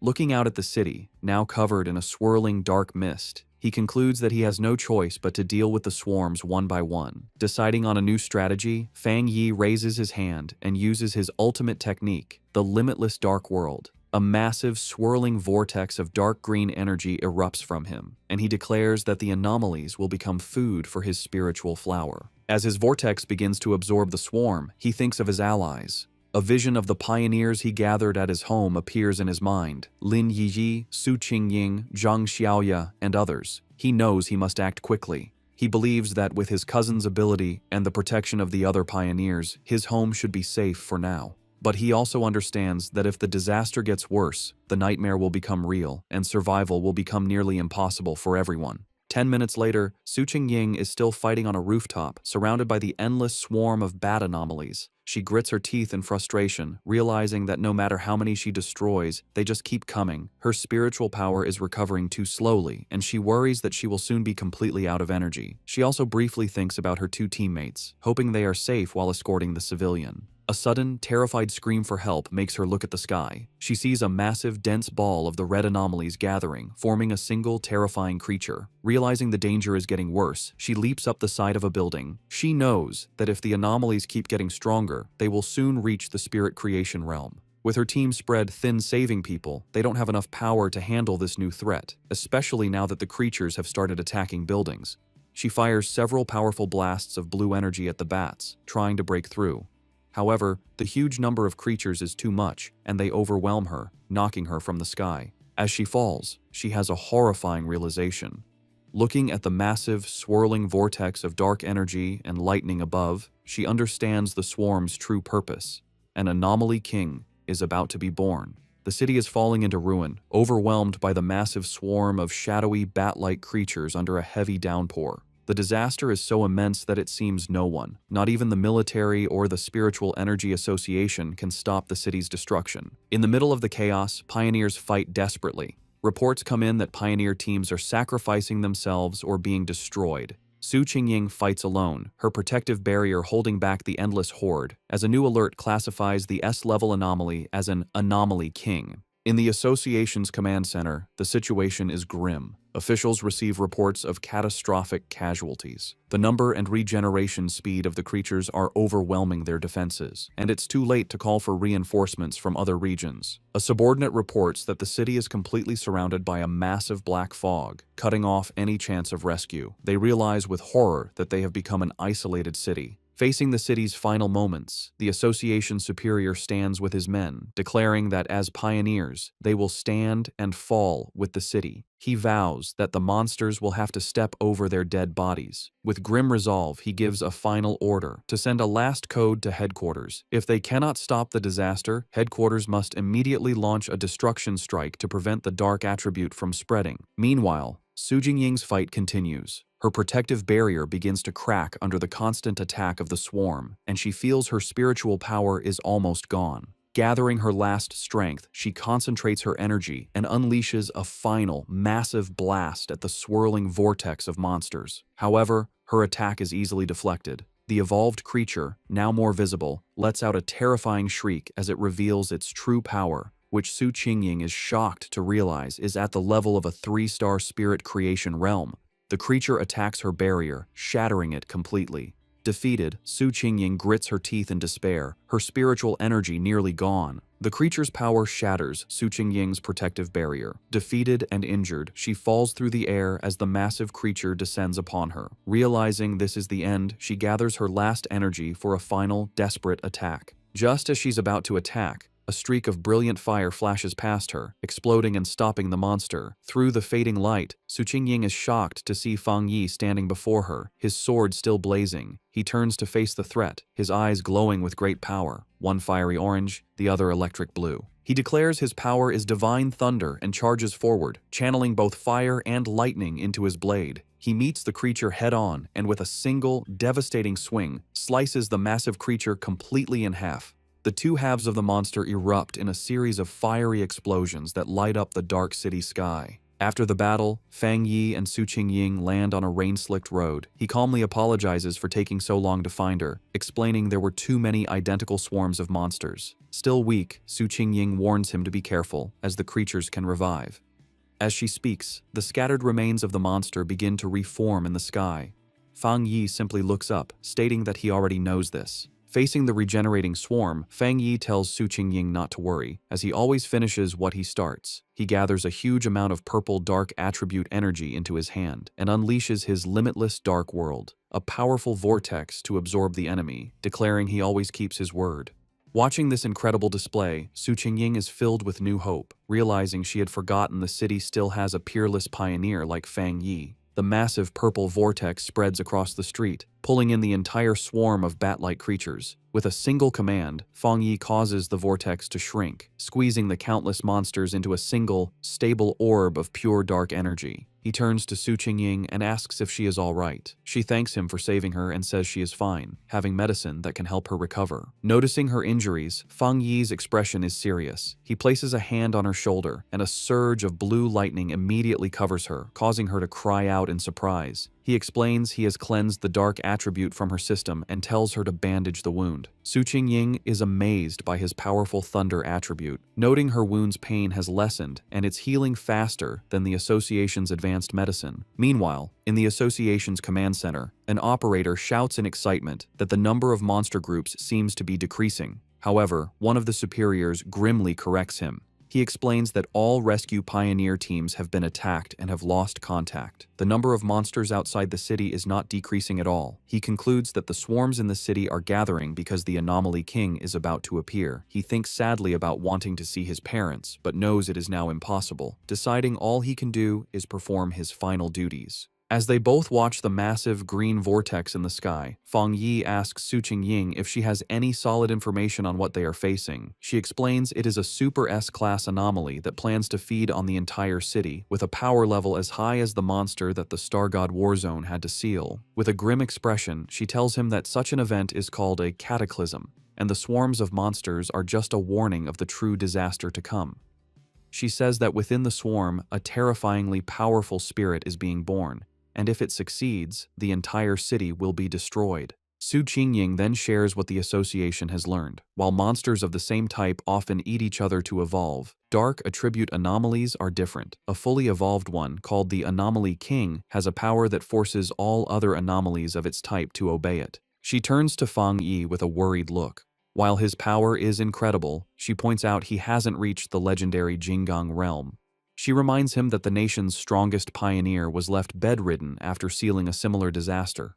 Pleading with him, she says they can't afford to lose another genius and urges him to escape, break through the monster's blockade, and tell the military to abandon the city. Fang Yi interrupts her desperate plea with a gentle tap on her head, playfully asking if she has forgotten everything she learned in school. His expression then turns firm as he declares that this city is his home, and he will pay any price to protect it. Su Qingying is left speechless by his determination. Without another word, he walks away and leaps to a high rooftop, standing before the massive green vortex from which the Anomaly King is emerging. Surrounded by a brilliant golden aura, he grimly notes that it seems the city is being offered as a sacrifice for this king's birth, and he activates his golden sun power. He turns back to Su Qingying, who has followed him, and asks to borrow her wrist device, explaining that he needs it to detect anomalies and contact the association. She hands it over. With the device in one hand and his blazing sword in the other, Fang Yi declares that he must go up there and destroy the creature before it can fully form. He stands ready as the monstrous Anomaly King continues to emerge from the swirling vortex high above the city. Back in the association's command center, the tense mood is broken when an operator shouts that they've reconnected with a lost pioneer's signal. It's Captain Su. The operators are shocked to see her tracker moving at an incredible speed, flying directly toward the center of the storm, the most dangerous area. They yell at her to come back, knowing that going in alone is a suicide mission. An official grabs a communicator and desperately tries to reach her, ordering her to stop immediately and wait for backup from headquarters and the military. On the rooftop, Fang Yi holds Su Qingying's wrist device, which crackles with static.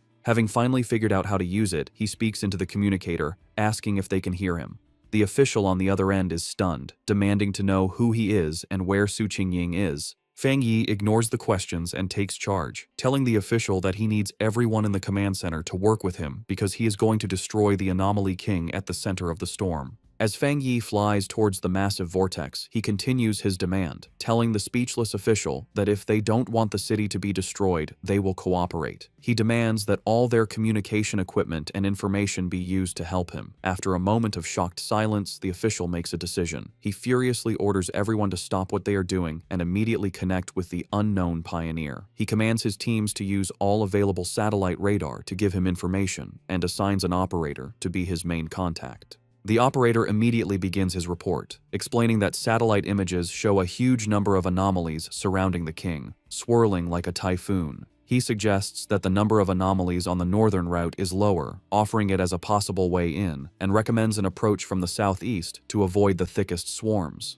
As the information comes in, Fang Yi continues to fly into the storm. Suddenly, the operator shouts a warning. Fang Yi has been spotted by two powerful anomalies, ranked A and S, both estimated to possess the strength of the two-star spirit creation realm. He desperately urges Fang Yi to get away. The official watches the monitors grimly, knowing that it is too late to retreat. At that moment, a massive shockwave hits the command center, throwing the staff into chaos as they scream in panic. High in the sky, Fang Yi effortlessly cuts one of the powerful bat-like anomalies in half with his flaming sword. His eyes burn with fiery energy as he calmly asks, and then, in the command center, the operators are in stunned disbelief. The main official exclaims that the anomaly's source has disappeared, realizing with shock that the pioneer killed a dark attribute S-level anomaly in one hit. His subordinate excitedly confirms that it must be the legendary pioneer known as the Tyrant. The entire command center erupts in cheers, happy that they have been saved. Meanwhile, Fang Yi analyzes the situation. He understands that after enchanting his sword, its flames can now counter the dark attribute, greatly slowing down the anomaly's regeneration. However, as the creature he just defeated begins to reform from the dark energy, he realizes his current power isn't quite enough to stop their regeneration completely. He concludes that if he had broken through to the next level earlier, one hit would have been enough.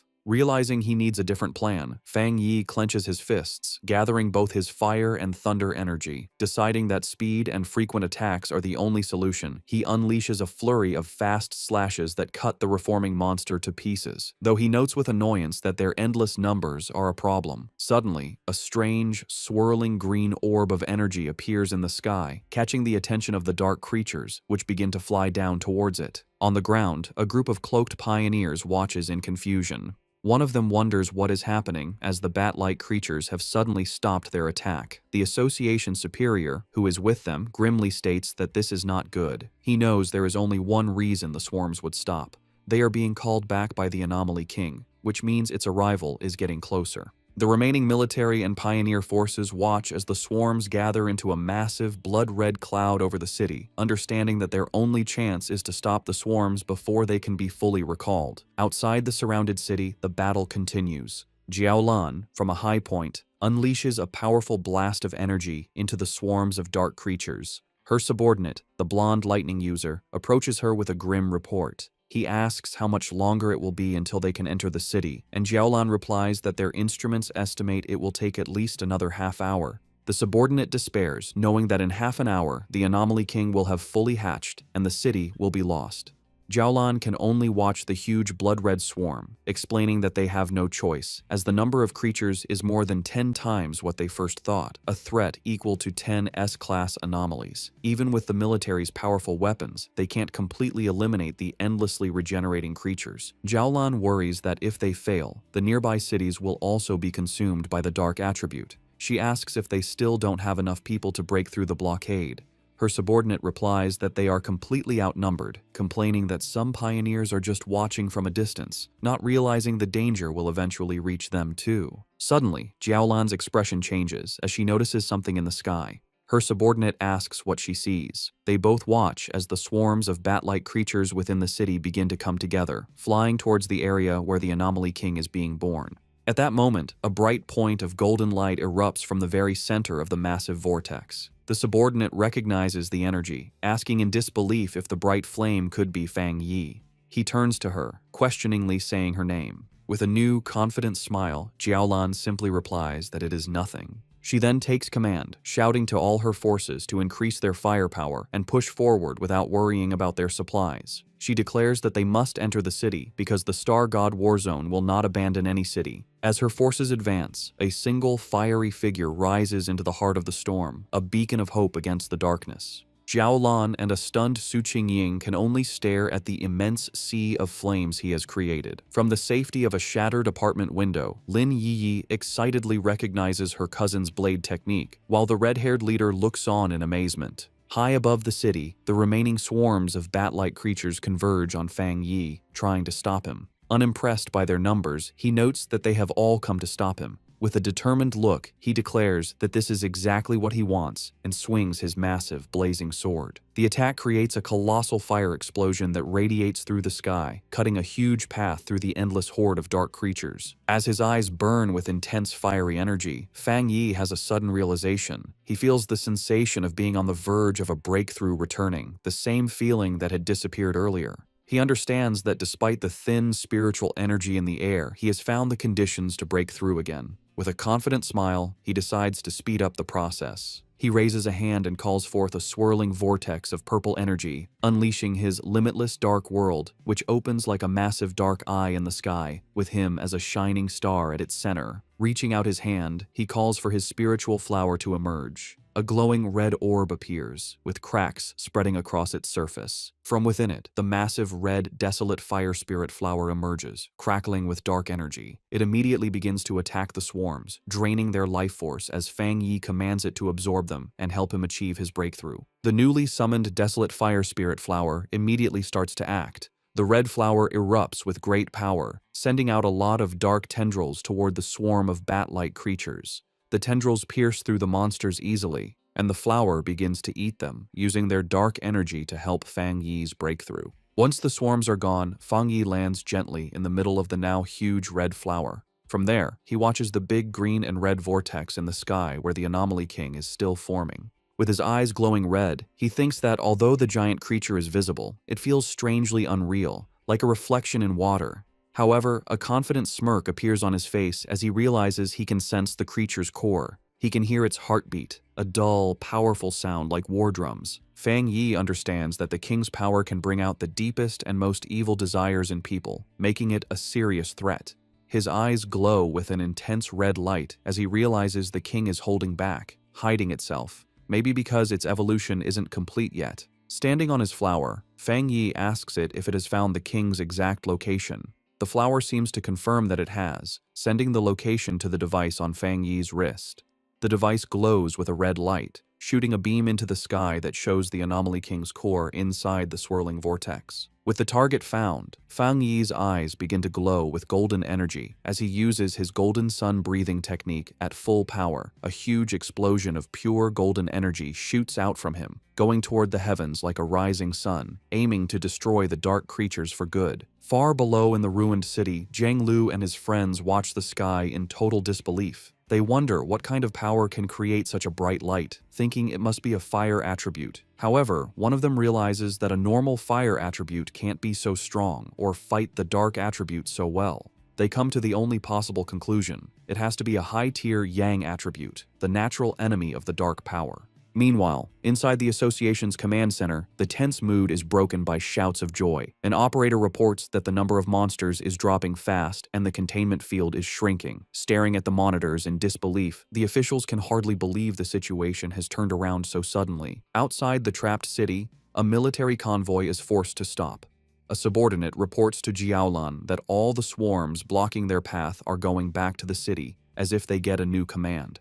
From where she is, Jiaolan watches the massive golden light of Fang Yi's power shining over the city, realizing that he must be attacking the Anomaly King's core. Her blonde subordinate joins her, confirming that the incredible power belongs to the Tyrant, and recognizing it as the purest form of the Yang attribute. Jiaolan, however, says she's worried about him facing such a powerful enemy alone. Her subordinate, feeling urgent, declares that they must enter the city immediately to help, but Jiaolan stops him, her eyes on the sky as she shouts for him to look. Her expression is one of pure shock. Inside the massive vortex, a strange, green, spiky ball like a giant virus has appeared.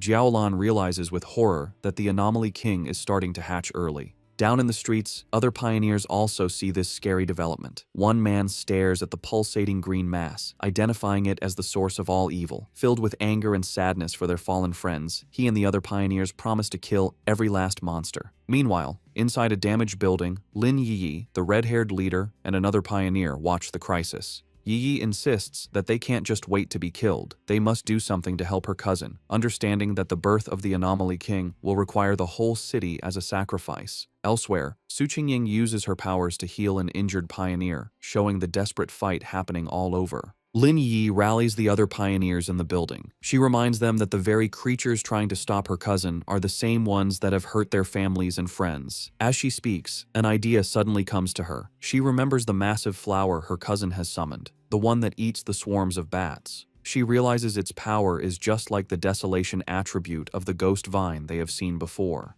This leads her to a stunning conclusion. Her cousin also has the power of the desolation attribute.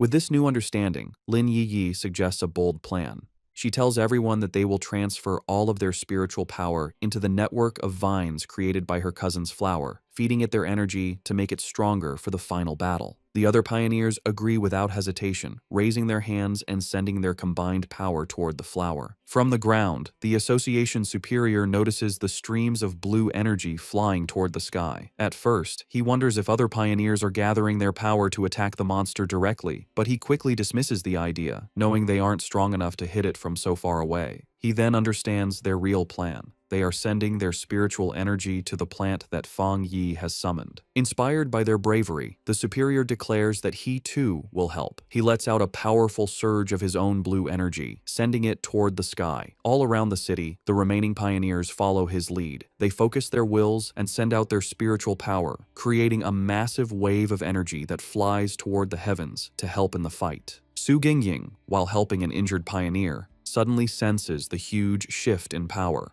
Looking up, she sees Fang Yi's spiritual flower, now glowing with the combined energy of every pioneer in the city. Realizing this is humanity's last stand, she gathers her own remaining power and sends it to join the others, supercharging the flower for a final powerful strike against the Anomaly King's core. The monster lets out a final pained scream as the attack hits its target, followed by Fang Yi delivering a quick, decisive slash that cuts through its body. After the huge battle, Fang Yi floats in the air, wiping blood from his face. A voice from the communicator urgently warns him that all the bat swarms from outside the city are now coming to his position. The numbers are huge. Tens of thousands of B-level, A-level, and even S-level monsters are rushing toward him, a seemingly endless wave of red and black. Unbothered, Fang Yi looks up at the pulsating green cocoon of the Anomaly King and says that no matter how many minions it sends, he will destroy them all. He taunts the creature, asking if it is hatching early because it is afraid of him. Provoked, the Anomaly King finally begins to emerge. A monstrous, shadowy green claw tears through the cocoon, and its full form begins to take shape.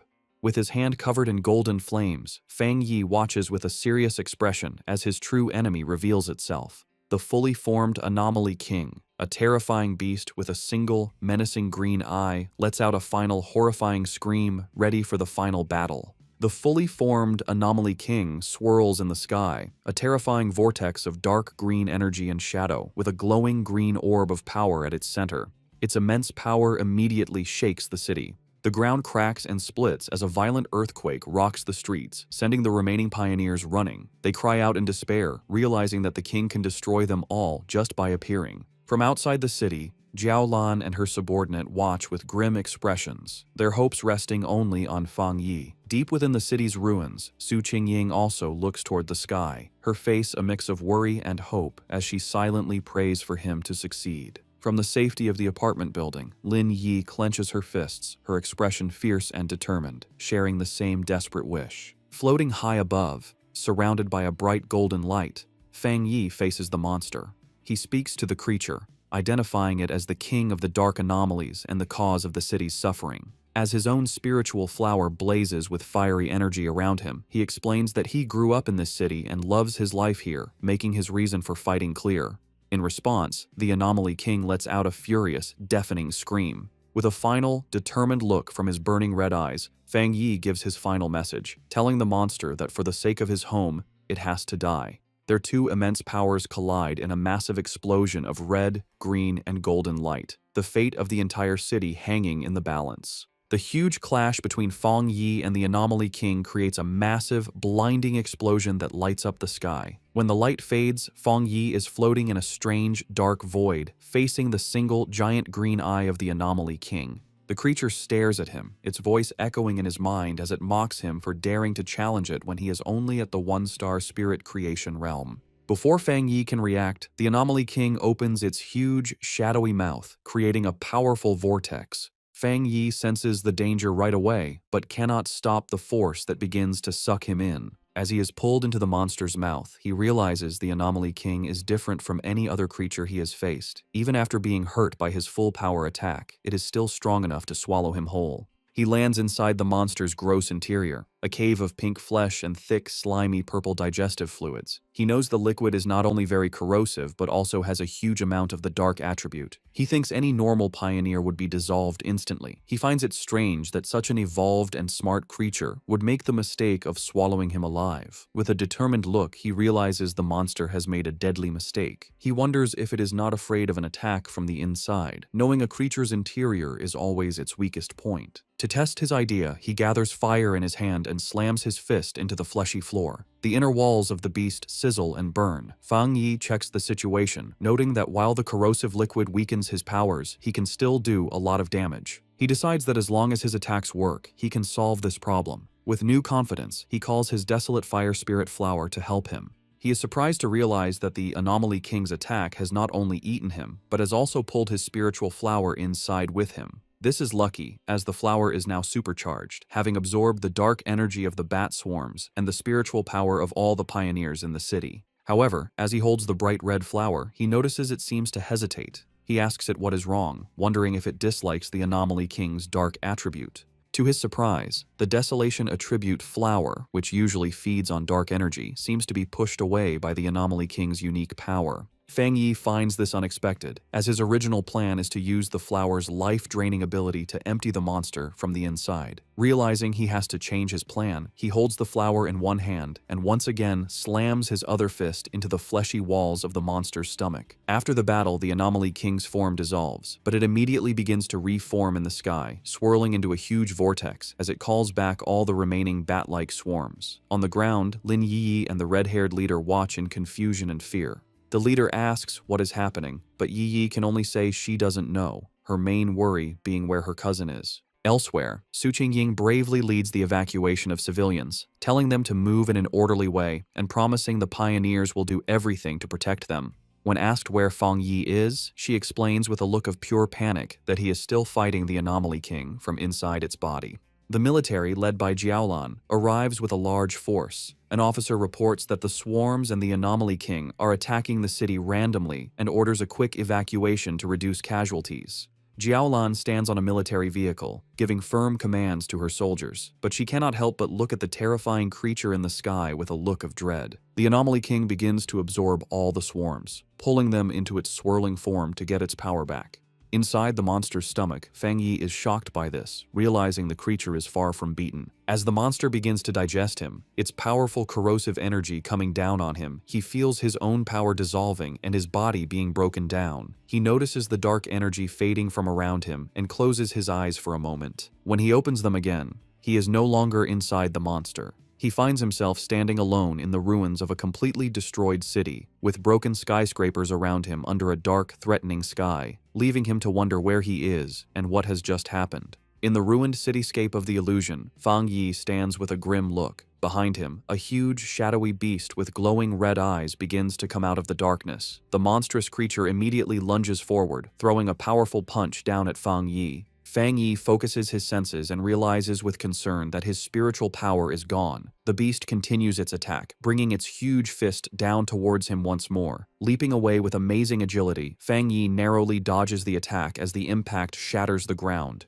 He lands safely on a piece of rubble and realizes something important. He notes that even without his spiritual power, his body still feels strong from his training. He now understands the situation. This is an illusion created by the Anomaly King to trick him into thinking he has returned to his past life before he became a pioneer. The beast tries to crush him with a huge stomp, but Fang Yi once again leaps out of the way, dodging the attack. As he lands, he comes to a critical conclusion. The Anomaly King is not powerful enough to completely take his strength. Its power is not actually greater than his own. He understands that his abilities are not truly gone. Now, he just needs to figure out how to break through this mental block. He figures that every illusion must have a flaw, and that this flaw will be the Anomaly King's own weakness, which it will accidentally show. Just as he is planning, the beast moves with blinding speed, trapping him in its huge hand. The monster brings him close to its snarling face, its voice echoing as it tells the foolish human that once he enters this place, he will never be able to leave.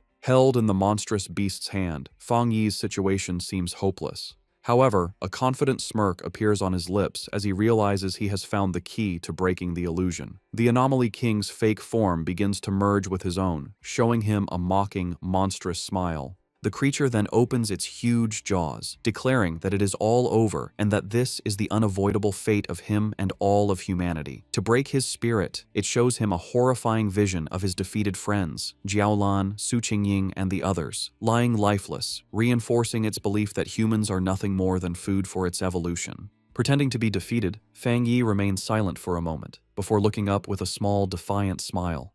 He calmly asks if that is truly what the monster believes. In that instant, Fang Yi unleashes his true power. His body explodes in a brilliant golden surge of energy as he declares that the monster is nothing but a puppet. He explains that the monster does not seem to understand the truth of his existence.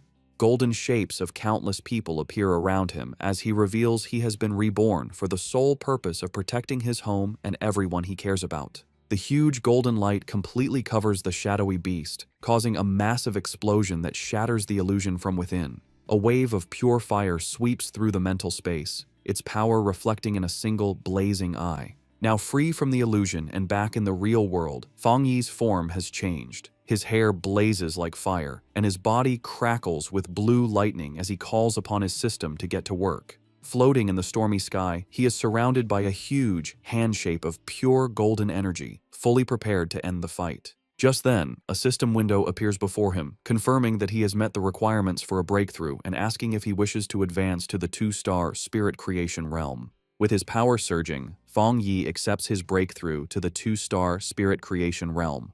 He declares himself the King of Anomalies and charges forward in an explosion of golden energy. Fang Yi realizes that, thanks to the Anomaly King, he has reached a new understanding. Channeling his immense power, he delivers a devastating slash. In his new form, with golden flame-like hair and blue lightning crackling around him, he declares his rebirth is meant to change the world's fate and that he is the chosen avenger. Back in the real world, the Anomaly King laughs. mocking Fang Yi for being only a 2-star cultivator. Unfazed, Fang Yi leaps into action, preparing for the monster's next attack. He agilely dodges a powerful blow from the shadowy creature. The Anomaly King looms over him, its dark form filling the sky, telling him he can't escape and will become its food. However, the monster's expression changes to confusion, not understanding what is happening. In contrast, Fang Yi shows a confident smirk, knowing his plan is working. Suddenly, blue thunder energy erupts from within the Anomaly King. The monster writhes in pain, yelling at the stinking human for causing it pain and wondering what this strange body is. With his power at its peak, Fang Yi prepares his final move, declaring that he will seal the monster. He calls on his technique, the 9 Dragons Skyfire, to purge all evil. From his fiery aura, 9 huge fire dragons emerge and converge on the Anomaly King's core. The monster screams, realizing the power is far greater than a 1-star cultivator's. The attack ends in a massive explosion of light that fills the city sky. The pioneers on the ground watch in awe as Fang Yi eliminates the anomaly. The Anomaly King lets out a final scream of pain as its essence is destroyed by Fang Yi's power. The last of the Anomaly King's power disappears from the sky, leaving a clear blue day. High above, a massive vortex of purple energy, the last of the dark attribute, is absorbed. Fang Yi, his form back to normal but still holding his blazing sword, stands as the swirling purple energy is drawn into a sphere before him. He looks on with a calm, serious expression, his eyes glowing red. He creates his limitless dark world, a vortex that pulls in all the leftover chaotic energy from the battle. On the streets, surviving pioneers and soldiers look up at the peaceful sky in disbelief. One of them wonders if the nightmare is finally over, while another confirms the battle has ended. Atop a military vehicle, Jiaolan is met with a massive cheer from the survivors. They celebrate that the city has been saved and they have survived. As dawn breaks, Jiaolan's blonde subordinate asks if she is going to find Fang Yi. She looks toward the rising sun with a gentle smile, explaining they have their own duties now. She explains their job is to help people's lives return to normal and restore the city. Below them, the survivors embrace, cry, and cheer in the morning light. Miles away, the Spiritual Energy Association's staff celebrates. They are overjoyed they helped stop the Anomaly King, feeling like they've woken from a bad dream. They stand by a window, reflecting. They are relieved Fang Yi appeared and defeated the king, thinking that without him, they would have carried the shame of the city's fall. Elsewhere, Su Qingying and the association superior watch as paramedics carry injured pioneers. Su Qingying asks if the pioneers are still alive. The superior places a reassuring hand on her shoulder, confirming their medical centers were not destroyed and they can be treated. Su Qingying knows that without Fang Yi, they would have no chance to be treated. She wonders about his true identity and incredible power, always doing what others think is impossible. The superior agrees, saying the event they all saw makes it clear Fang Yi has reached the 2-star spirit creation realm. He is sure headquarters will act now and someone else will try to contact him first. Su Qingying thinks about how much Fang Yi has grown. She once thought she could compete with him, but now he has completely surpassed her. She concludes he is a top genius in the entire Xia nation. The superior recalls the golden light and fire dragons that sealed the anomaly, an event everyone saw. He knows it will spark a lot of discussion and decides they must act quickly. A confused Su Qingying asks what he means. The superior suggests a new title for Fang Yi, the Sealer, thinking it's a fitting name. After the great battle, Lin Yi and the red-haired leader rush through the ruined streets, with Yi calling for her friend to wait. Panicked, Yi asks where her cousin could be, while the red-haired leader tries to calm her. Suddenly, Yi notices something in the distance. Her expression changes to relief, and with tears in her eyes, she joyfully calls out her cousin's name. She has found Fang Yi, who stands calmly in the rubble, holding his sword. Fang Yi asks why they came to look for him. Yi rushes to him, asking if he is all right after the battle. She tells him she knew he would need them, but Fang Yi is silent, looking exhausted. He finally tells her he is fine and says she did a good job. He then puts his arms around both his cousin and the red-haired leader for support. Internally, he thinks about how hard the fight was, admitting he used all the energy from his recent breakthrough for the final attack. He feels a little embarrassed that they are worrying about him. Overhearing this, Lin Yi suddenly notices something. She exclaims in shock, asking if he really broke through to the 2-star spirit creation realm. She is amazed by his fast advancement and incredible talent, while the red-haired leader is also stunned that the big shot has broken through again. Meanwhile, news of the battle has spread. Online forums are filled with talk about the man who saved the city, the pioneer they now call the Sealer. People wonder who this mysterious person is, asking if he's a god for beating the Anomaly King with one slash when the association and military couldn't. They guess he might be part of a hidden organization, a secret weapon of the Xia nation. Elsewhere, Zhang Lu's red-haired friend points at a computer screen, sure that the person in the video is the one who defeated Zhang Lu. Zhang Lu watches the footage, filled with excitement. He declares he is honored to have lost to someone so powerful. He leaps from his chair, announcing he's going to find this man and ask to become his student. His friend, however, advises against it, suggesting that many people will be looking for him right now. The scene shifts to the great Xia capital city. In a dark, secret room, shadowy figures gather around a glowing table to discuss recent events. One man, smoking casually, says he's disappointed he didn't get to see the military and the association destroy each other in the disaster. Another member suggests they find a pawn or assassin to deal with this new powerful figure. But a mysterious woman with long, sharp fingernails dismisses the idea. She says such a simple approach isn't worthy of the so-called chosen one and savior of the world. She holds up a photo of Fang Yi, scornfully noting his new title, the Sealer.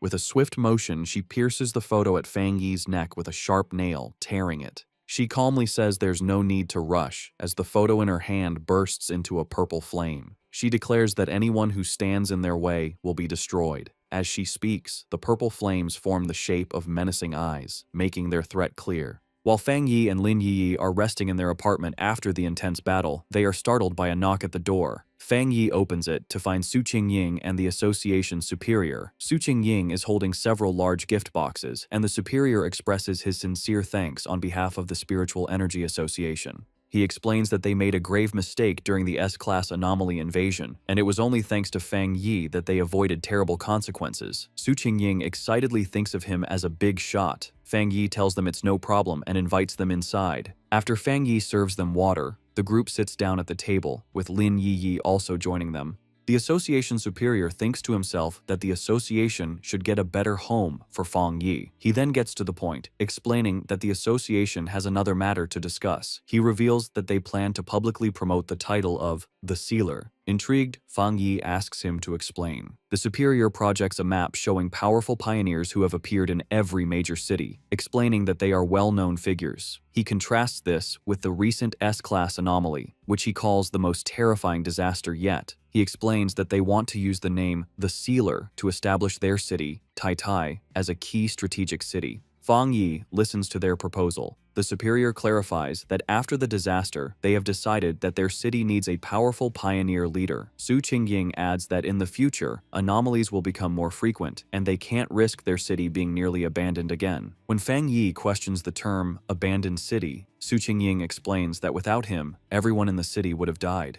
Fang Yi tells his cousin that he understands now, admitting his knowledge of the world is still lacking, but reassures her that they don't need to be so negative. He realizes that by focusing only on his own training, he has ignored the city's broader development. Looking out at the city, he understands that while Tai was a major city before, its importance doesn't match the top-tier cities. He recalls that among over 100 cities, the top 3 are Dushen, Tian, and Kang, with other major centers also being important. He concludes that this recent disaster is also an opportunity for Tai City to become more important. The superior confirms this, explaining that cities are now judged based on the number and strength of their pioneers, with higher-rated cities getting more resources. He concludes that everyone needs a symbol of hope. He proposes that the association will protect Fang Yi's identity while creating a mysterious public image for the Sealer, letting others build his legend.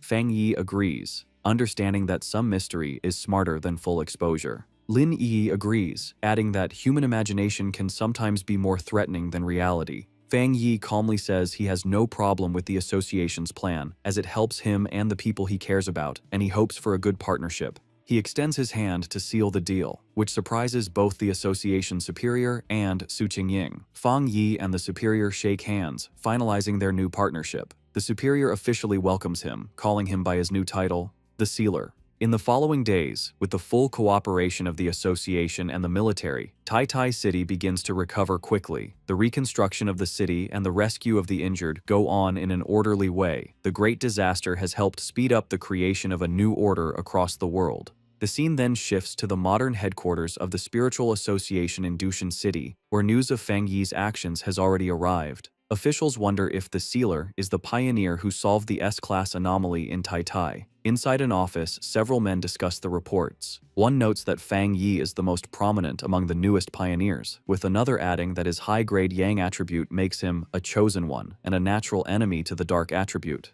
An official, pointing at a monitor showing footage of Fang Yi, reveals that the data indicates he has more than just one high-grade attribute. He reminds them of the viral Skyfire Slash video, which showed a high-grade fire attribute, and the military's codename for him, the Tyrant, which came from his high-grade Thunder attribute. His colleagues are stunned, but the man with glasses insists there is something even more incredible about him. Their discussion is interrupted by a woman with wavy blue hair and glasses, who asks if they are talking about the sealer. She confidently asks to see the data they have on him. The men immediately recognize her and comply, pulling up his file on the main screen. As she studies the information, she thinks that with more pioneers emerging, and with someone like Fang Yi taking the lead, there will inevitably be many who will challenge his authority. Her glasses gleam with a determined light as she admits that even she wants to see his power for herself, thinking that she and the sealer will probably meet very soon. The scene shifts to a modern library in Kong City, where people are quietly reading. Fang Yi's ex-girlfriend, Chu Qingli, is sitting at a desk working on her laptop when a young man nervously approaches her.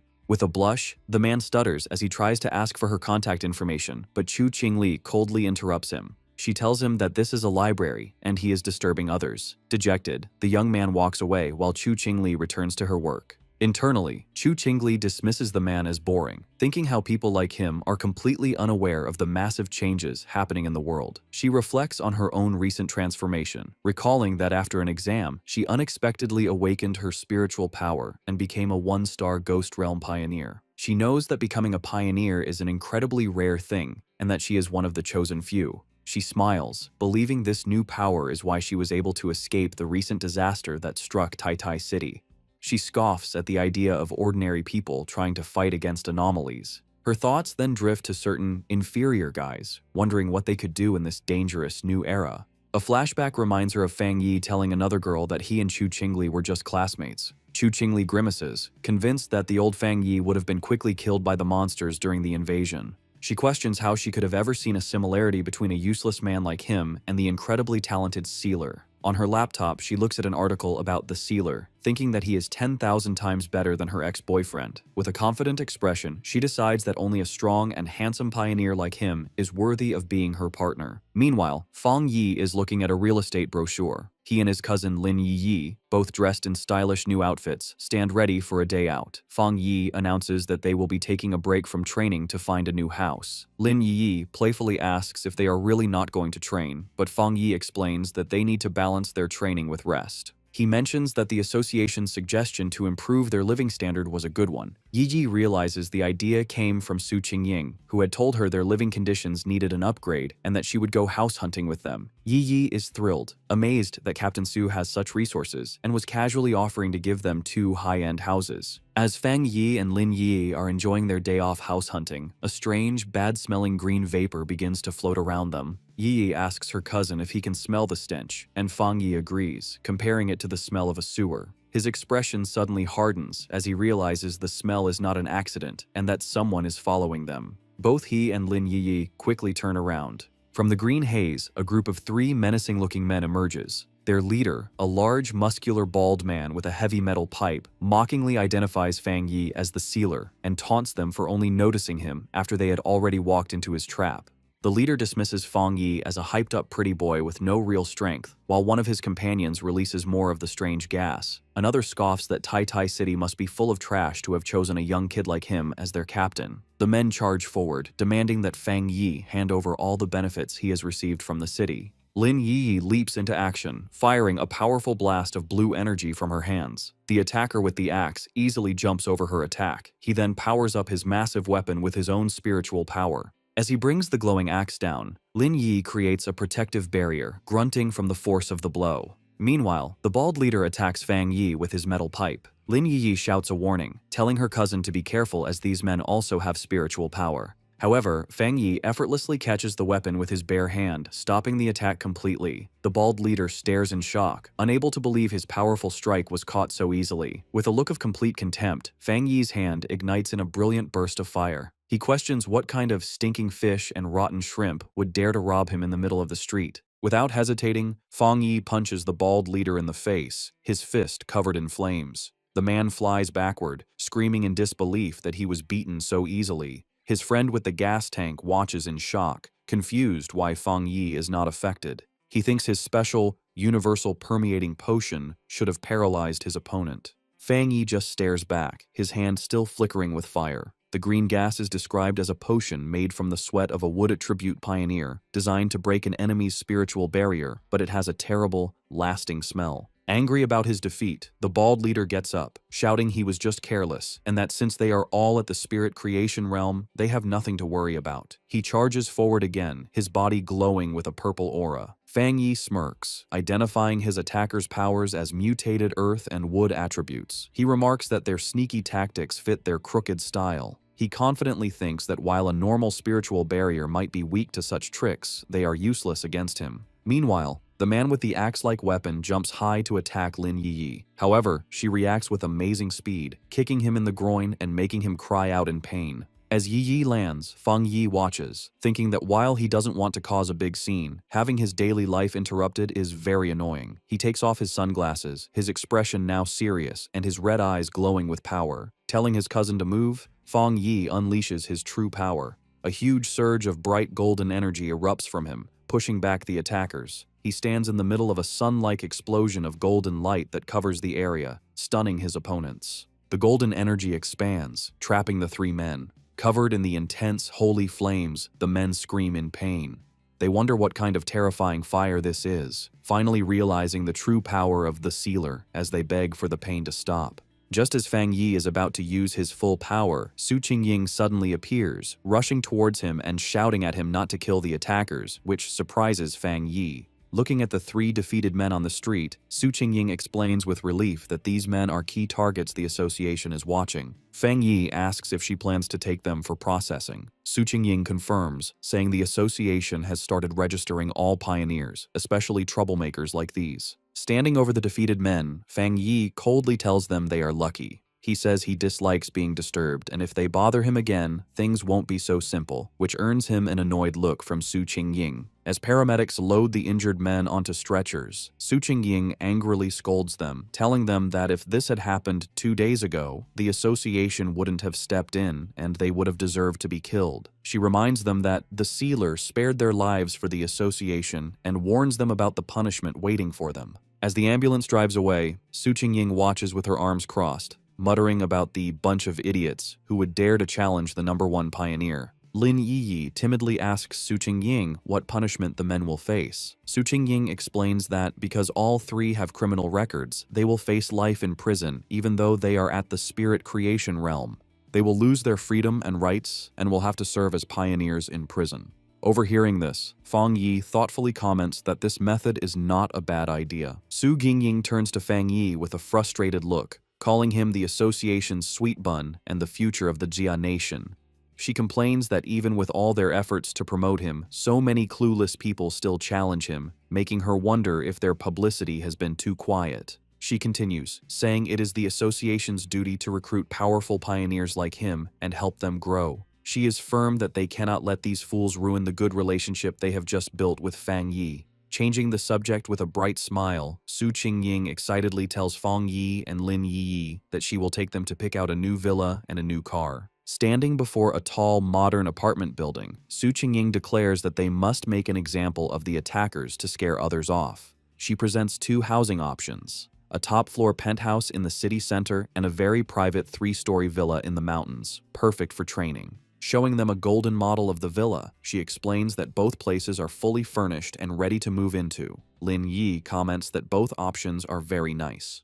With a confident smile, Fang Yi simply holds up 2 fingers and says he will take both. His decision leaves both Lin Yi and Su Qingying speechless. Fang Yi playfully asks if it's possible, saying he trusts Captain Su's sincerity. Flustered but happy, Su Qingying quickly agrees, assuring him it's no problem. Afterward, the 3 of them visit a luxury car dealership. Su Qingying explains that the association has a partnership with the showroom, and they can choose any car they like. While looking at cars, people comment on Lin Yi's fair skin and elegant look. From outside, a group of men watch them, noting that even though his clothes are ordinary, it is Fang Yi who stands out. They wonder if he is the son of someone important. Inside, Chu Qingli's friend is also present, and the others guess that Fang Yi is buying a car for his girlfriend. Chu Qingli's friend is shocked when she recognizes him. She remembers he is Chu Qingli's ex-boyfriend, the same young man the university principal had personally greeted. Her mind flashes back to her previous argument with him, and she gets angry at the thought of him buying a car for another girl. She takes out her phone and starts recording Fang Yi, Lin Yi, and Su Qingying as they look at a sports car. Her phone buzzes shortly after. As she sends the photo to Chu Qingli, she excitedly texts her friend that she has seen her ex-boyfriend at a VIP dealership, buying a car for a beautiful girl. Chu Qingli, however, replies with a dismissive, "So what?" trying to seem like she doesn't care. Sitting in a lecture hall, Chu Qingli is clearly bothered. She wonders where Fang Yi got the money, scornfully thinking he must have been lucky to survive the disaster and is now being kept by someone wealthy. A cold smile appears on her face as she thinks that the gap between them is too big to overcome. As she confidently walks through the lecture hall, she thinks that once she reaches the top of the pioneer world, such things will be beneath her, dismissing him as a vulgar fool. Having chosen their new home, Fang Yi and Lin Yi arrive at the modern villa. Yi is thrilled, running up the stairs and shouting in disbelief that they actually have a real villa. Inside the fancy living room, she looks around in awe. Fang Yi, carrying their bags, playfully tells her to wipe her drool, reminding her they also have the penthouse in the city. Filled with excitement, Yi announces she is going to check out the upstairs, running up the grand staircase while Fang Yi watches with a fond smile, thinking how childlike she is acting. As he watches her go, his thoughts turn more serious. He thinks that she is finally acting her age. His mind drifts to a vision from his past life, a memory of a fallen pioneer, and he realizes that before his rebirth, he had never seen his cousin again. He assumes she must have been a trusted pioneer who died in the line of duty. With quiet determination, he vows that this time, he will not let her die again. His thoughts are interrupted by his phone ringing. The caller ID shows the name Zhao Lan. He answers the call, and Zhao Lan's voice congratulates him on his promotion to Captain Fang. She teasingly mentions hearing that the association recently gifted him 2 houses. Lounging on a sofa, Fang Yi replies with a smirk that he thinks it's a good habit they should continue.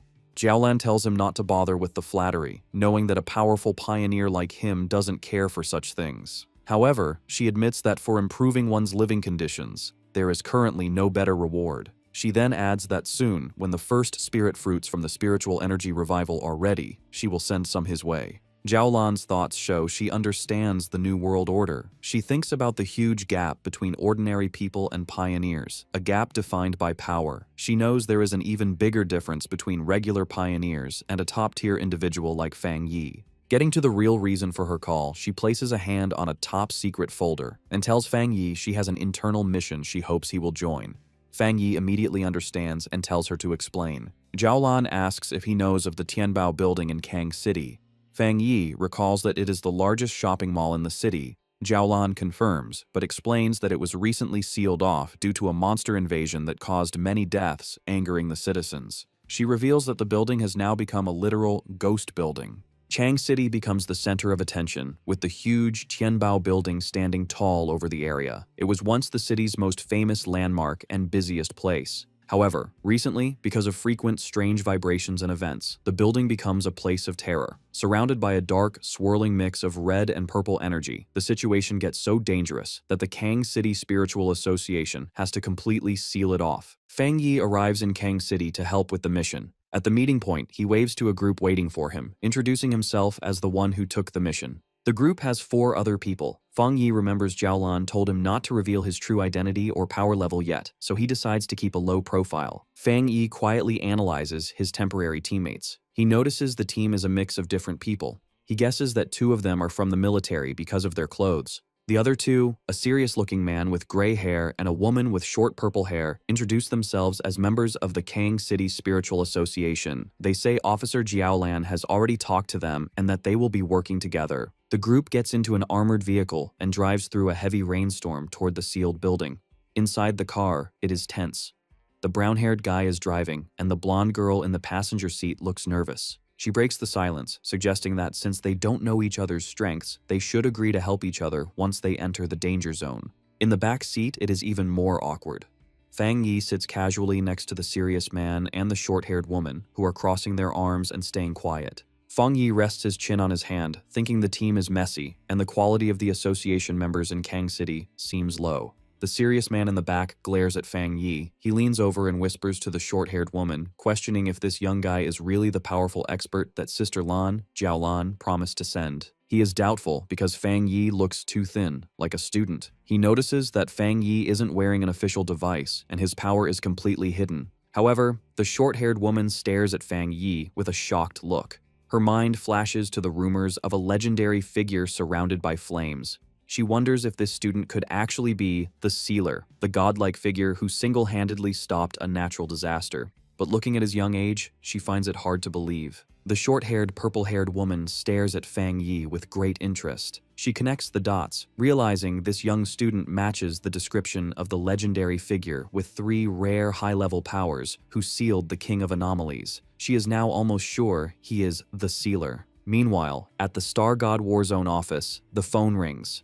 Jiao Lan answers and gets terrible news. The Tianbao building has completely fallen. The voice on the other end reports that they have lost contact with everyone inside. The anomaly level has shot up to 12,000, and there are 53 confirmed deaths. Jiao Lan looks stressed, realizing the situation is getting worse faster than they thought. However, she promises that the person she sent, Fang Yi, will be fine. She ends the call firmly, saying that since the mission was handed over to them, no more questions should be asked. Back in Kong City, the Tianbao building is surrounded by a terrifying, swirling mix of red and purple energy. The armored vehicle arrives, and the team steps out into a heavy, unnatural rain that looks like blood. Fang Yi observes the area with a serious look, noting the situation is bad and the creatures inside seem much stronger than what he has faced before. The group looks up at the massive skyscraper. The outside is covered in dark stains. Fang Yi points them out, and the team realizes the entire side of the building is covered in huge splashes of blood. The short-haired woman tells Fang Yi that the building has 40 floors and is the tallest in the city. While many were evacuated, the narrow inside makes it hard. Fang Yi realizes that some people didn't cooperate before the lockdown, meaning many civilians are still trapped inside. Fang Yi asks if there is a way to contact the people inside. The brown-haired driver says it is impossible. No news has come out since the anomaly started. He reveals that he helped on the second day of the lockdown. The driver remembers the building looked like a dead zone, aging decades in moments. He describes the horror of seeing chopped up body parts falling from the windows, chewed on by monsters. He explains that in less than a week, the building's dark aura has grown heavier. Hearing this, Fang Yi turns to the group with a sharp, critical look. He confronts them, realizing that since they have no contact with the inside, their death count of 53 is just a guess based on the body parts they found outside. He coldly scolds the Kang City Spiritual Association for being too casual. The driver sweats nervously, stammering that they had no other choice. Fang Yi thinks about the grim reality, realizing the death numbers from the association are likely much lower than the truth. He reasons that for ordinary people, an anomaly is a world-ending event. In a closed space, they are like sheep waiting to be killed with no escape. Deciding to waste no more time, Fang Yi orders the team to enter the building immediately. He explains that some anomalies evolve by eating humans, meaning a higher death count will lead to stronger monsters inside. However, his leadership is immediately challenged. The serious gray-haired man grabs Fang Yi's shoulder, stopping him. While acknowledging the military's order to follow Fang Yi, the man demands that Fang Yi first explain his plan before they rush in. Fang Yi turns to look at him coldly, asking what plan there is to discuss when they are blind to the situation inside. He insists they have to go in to investigate first. The gray-haired man is not satisfied. He argues that everyone there has experience with anomalies, and that, as the commander, Fang Yi should at least know their abilities. He starts to criticize Fang Yi, pointing out that he hasn't even joined the official organization and lacks training. The argument is cut short when the short-haired, purple-haired woman steps in, looking angry. She pushes past the men, telling the gray-haired man to be quiet because they are short on time. She reminds him that Fang Yi took this mission because Officer Jiao Lan recommended him, meaning questioning Fang Yi is like questioning a high-ranking officer. Fang Yi watches silently, thinking to himself that fighting among themselves is the worst thing to do before a mission. Without arguing further, he turns and walks into the dark entrance, coldly telling them that if they don't want to enter, they should stay behind. The team, including the hesitant members, quickly follows him. The group enters the Tianbao building and finds it completely destroyed and spooky. Cars are crushed and trash is everywhere, but the blonde girl notices something strange. Despite the destruction, there is no sound. Suddenly, a dark shadow swoops down from the high ceiling. The serious gray-haired man senses something and looks up, confused. Before he can react, a terrifying green-eyed monster descends from the darkness, screaming as it ambushes him. Fang Yi reacts instantly and summons his sword that immediately bursts into intense flames. With a fierce swing, he sends a wave of fire at the descending monster, his expression cold and focused. The creature doesn't stand a chance. In a split second, it is sliced into pieces by a flash of light and sword beams. Fang Yi lands gracefully, posing with his flaming sword, as the monster behind him is completely destroyed. The serious gray-haired man and the short-haired purple-haired woman are stunned. They can barely believe the fight ended the moment it began.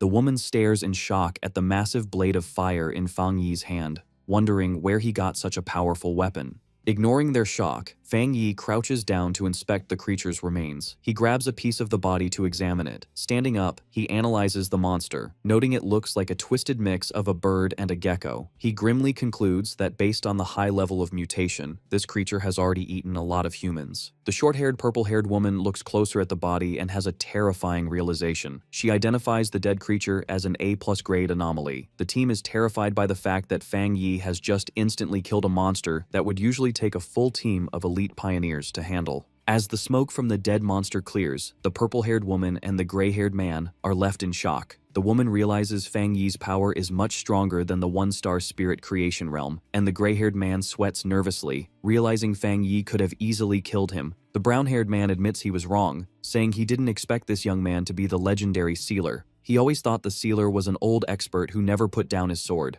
Fang Yi turns his back to them, his sword still on fire. He explains that after he advanced, he combined his spiritual power with his sword, turning it into a spirit weapon he can summon and shape whenever he wants. He humbly suggests he isn't the only one who can do this. With the team's doubt gone, replaced by trust and fear, Fang Yi tells everyone to move faster. The purple-haired woman says she's relieved Fang Yi is on their team as they follow him deeper into the dark building. To light their way, Fang Yi summons a ball of fire in his hand and leads the group down a dark, narrow hallway, holding the fire like a torch. They reach a staircase that is completely covered in blood. Looking at the horrible scene, Fang Yi grimly figures out that the situation is much worse than the official report said. Based on the amount of blood, he guesses there are at least 500 dead, not just 53. Suddenly, Fang Yi's expression gets sharp, his red eyes glowing as he senses something is wrong.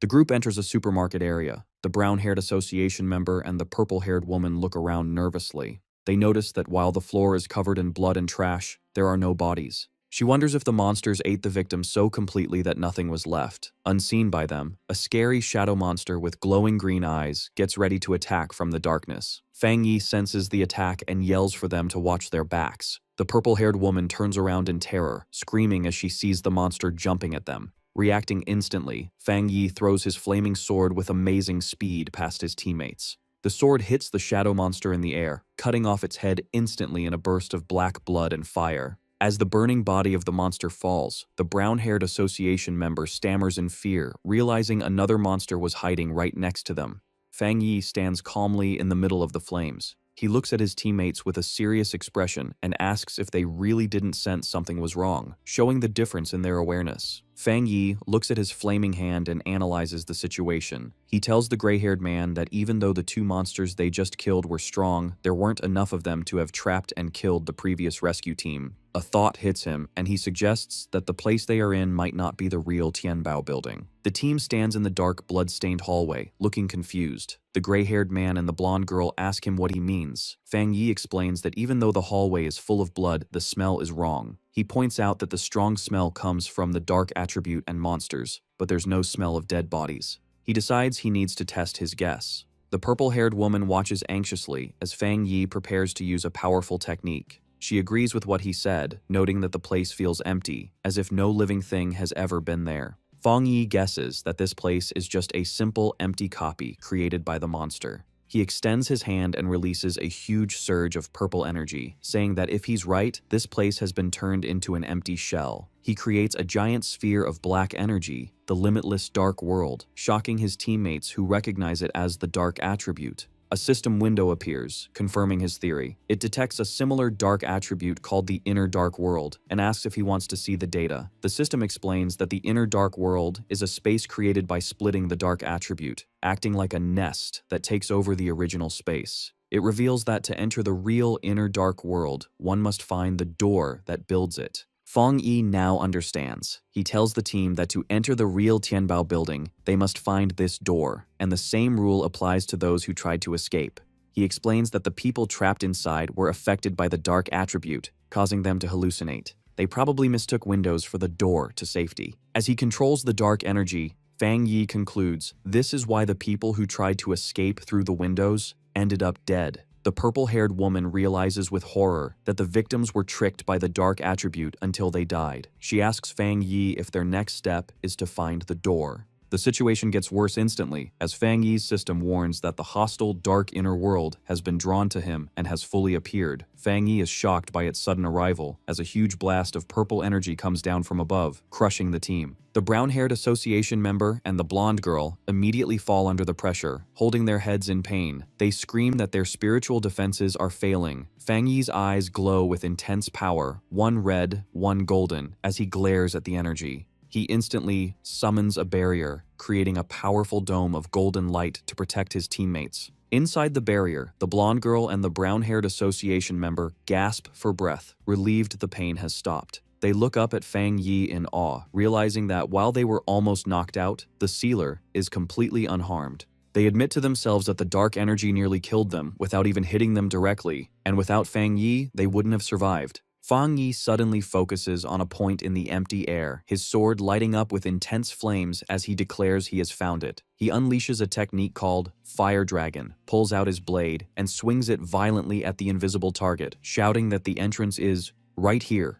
The force of the attack causes the space itself to break like glass. The gray-haired man and the purple-haired woman watch in shock as the hallway breaks apart before their eyes. Feng Yi steps forward onto the new ground, his expression dark and serious. The broken illusion reveals a huge, scary gateway swirling with dark green mist and shadows, the true entrance to the dark inner world. Feng Yi takes the lead, his sword blazing with fire to light the way, and orders everyone to follow him closely. As they walk deeper into the real building, Feng Yi keeps up a golden barrier to protect the team from the gross, red fleshy veins that now cover the walls. The blonde girl suddenly looks sick, covering her mouth as she says she can smell something terrible. Feng Yi looks ahead with a grim expression, identifying the smell as the smell of dead bodies and blood from their own kind.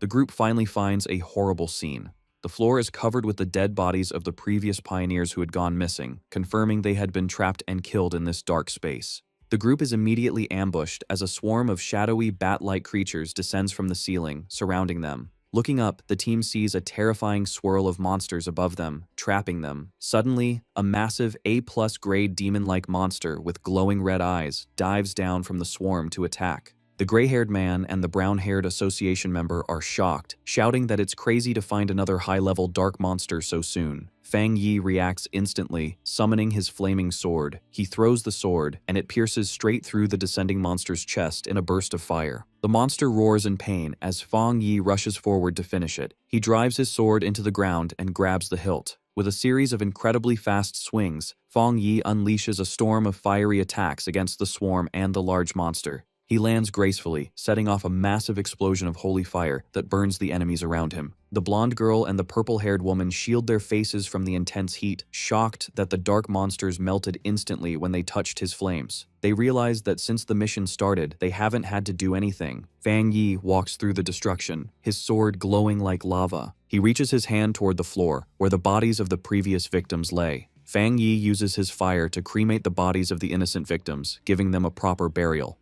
The brown-haired association member and the blonde girl watch the flames in awe, saying that his title as the Sealer is well-deserved. Feng Yi turns to the group and gives his orders. He tells them that since they entered the building, they should help out. He instructs them to search the first floor for survivors, while he goes upstairs to handle the remaining monsters. The team, including the gray-haired man and the purple-haired woman, stands ready to follow his orders, their doubt now replaced by respect. Fang Yi continues to clear the building floor by floor. On the 10th floor, he battles a swarm of flying shadow creatures, swinging his flaming sword to keep them away. He analyzes the enemies, realizing they have evolved to at least the 1-star spirit creation realm, but he easily cuts them in half, noting their abilities haven't changed much. Fang Yi then leads the team up the escalator to the 15th floor, his sword leaving a trail of fire. The air becomes even heavier. The blonde girl complains that the cold, dark power is getting through her protective barrier as they find a hallway filled with bodies. The gray-haired man notices something strange about the bodies. He warns the others that something is moving inside the corpses and that they are corrosive, telling the team not to breathe in the spores. A drop of liquid falls into a puddle, and a massive spiked shadow rises behind Fang Yi and the brown-haired association member. The monster reveals itself to be a terrifying, multi-eyed creature that looks down at them. It roars, unleashing a barrage of energy spikes. Instead of being scared, Fang Yi smiles, saying that things have finally gotten interesting. Fang Yi spins his sword rapidly, creating a shield of fire that deflects the incoming energy spikes. The monster comes down to attack directly, but Fang Yi prepares to counter, realizing the creature is trying to buy time to evolve further. He throws his flaming sword with great force, shocking the monster and causing a huge explosion. Fang Yi reaches out his hand, disappointed, and tells the defeated monster that he overestimated it, expecting a challenge at least at the 3-star spirit creation level. The gray-haired man is on high alert and turns sharply when he hears a noise, while Fang Yi asks who is there. Looking inside, Fang Yi asks if they are survivors. A young man hiding behind the door stammers in fear, asking if they are the forerunners sent to help. The team discovers 5 people alive inside what looks like a hidden storage room for a luxury brand. The survivors are huddled together in the dark, looking terrified. Fang Yi realizes they must have hidden here to escape the attack. Seeing their fear, Fang Yi smiles gently to calm them. He reassures them that everything is fine now and that they have come to rescue them. The brown-haired association member steps forward with a friendly smile, introducing the team as the Kang City Spirit Association. He tells the survivors that the monsters outside have been killed and that they should come out quickly. The young male survivor stares at Fang Yi in disbelief, stammering as he tries to understand. He shouts in shock, asking if it's true that Fang Yi killed all those terrifying monsters with just a single slash. Meanwhile, outside the Tianbao building, a monitoring team watches the situation. The building is covered in a red, ominous energy, but the monitors are hopeful, noting that this time is different. They track Fang Yi's spiritual energy, observing the fire of his spirit weapon on every floor. Suddenly, an analyst shouts that the latest reading is from the 40th floor. The analysts are stunned. They report that the sealer cleared the Tianbao building from bottom to top in only 9 minutes and 56 seconds. They realize this news will shock the entire Pioneer Circle in Kang City. However, the celebration is cut short as a red alarm goes off. The monitor warns that it's not over yet, as they have detected an S-class monster eruption at the very top level. Back on the top floor, Fang Yi stands among the rubble, looking up with a serious expression. He realizes he has found the main target. Looming over him is a massive, skeletal creature with glowing green energy and black feathers. Fang Yi identifies the terrifying monster as the anomaly king of this location, the Bone Bird. Fang Yi charges directly at the massive anomaly king, the Bone Bird, leaping into the air with his sword. As he gets closer, he analyzes the creature, realizing the strange worms on it are not parasites, but part of its main body. With a powerful swing, Fang Yi unleashes a golden strike, but the Bone Bird blocks the attack with its thick, cage-like bones. Fang Yi is surprised for a moment as his attack is stopped. The monster glares at him with glowing green eyes. Below, his teammates watch in despair, worrying that even the powerful sealer can't defeat this anomaly king, and they feel helpless because they are too weak to help. Fang Yi makes a sound of annoyance, realizing he has spent enough time testing the creature. He decides it is time to end the fight and stops holding back. He calls forth the Divine Thunder, covering his sword with crackling blue lightning. With the added power of thunder, he swings again, this time easily cutting through the bone defenses that had stopped him before. The Bone Bird roars in pain and rage, but Fang Yi, surrounded by blue lightning, just tells it to stop making so much noise. He unleashes a massive vertical slice of blue energy that cuts straight through the monster's giant body. Staring coldly at the creature, Fang Yi notes that even though this monster turned the building into a feeding ground, it is much weaker than the Bat Anomaly King he fought before. Fang Yi moves with incredible speed, delivering a flurry of quick slashes to the monster before landing gracefully on the ground. The gray-haired man and the blonde girl watch in complete shock, realizing that Fang Yi is not just fighting the monster, but completely dominating it by himself. The purple-haired woman watches closely, realizing that every cut is perfectly calculated, dissecting the monster with terrifying precision. Fang Yi realizes that he hasn't even needed to attack the bone bird's skull directly. As he dodges its attacks, he understands that the monster can't fight back because the power gap between them is too big. He concludes he has become even stronger than the Anomaly King. The monstrous bird lets out a desperate, broken roar as it tries to recover. Fang Yi looks at the creature with a cold, glowing red eye and asks if it still thinks it can heal, asking if it really thinks he is just playing around. He begins to gather a huge amount of spiritual energy, causing bright blue lightning to crackle around him. With the energy fully charged, Fang Yi leaps high into the air. He unleashes the power directly into the Tianbao building, sending a massive pillar of lightning through the structure that lights up the dark, red sky. The energy swirls into a vortex, cleaning the darkness from the area. As the attack finishes, the dark clouds break apart, and the golden light of the setting sun shines through, signaling that the darkness is gone. Outside the building, the association's monitors watch in disbelief as the Anomaly King's energy disappears. They realize Fang Yi is a pioneer on a completely different level, and they wonder if this is the true gap between them and a top-tier genius. They reveal that the S-Class invasion has been classified as the King Sacrifice Hell, and the details of how it was solved are sealed in top-secret files, noting that Fang Yi's solution is something no one else could copy. Fang Yi lands safely on rubble as the dust settles. He turns to the purple-haired woman and the gray-haired man, telling them the bone bird is dead and they can now contact the outside world. The purple-haired woman immediately activates her communicator, identifying herself as Song Yue and reporting that the incident has been successfully resolved. She confirms that thanks to the sealer, they completed the mission smoothly. As she speaks, Fang Yi walks away toward the exit. She expresses hope that the Kang City Spirit Association will cooperate and be grateful for his help. Suddenly, the purple-haired woman looks shocked by what she hears on the communicator. She asks about a Kang City captain who was just elected, angrily asking why he is coming now that the mission is finished. A streak of light flies through the city toward them. The voice on the communicator explains that the captain learned the sealer was there. They tried to stop him, but he is too arrogant to listen. The purple-haired woman is furious, arguing that the mission was given to the military zone and they are responsible for the Tai captain. She declares they need to send Fang Yi away immediately, seeing the new captain's arrival as a challenge. As Fang Yi walks down a staircase, the purple-haired woman states that the sealer is the most important captain recommended by their zone and warns that anyone who challenges him will face the consequences. Fang Yi walks out of the Tianbao building, looking to leave now that the battle is over.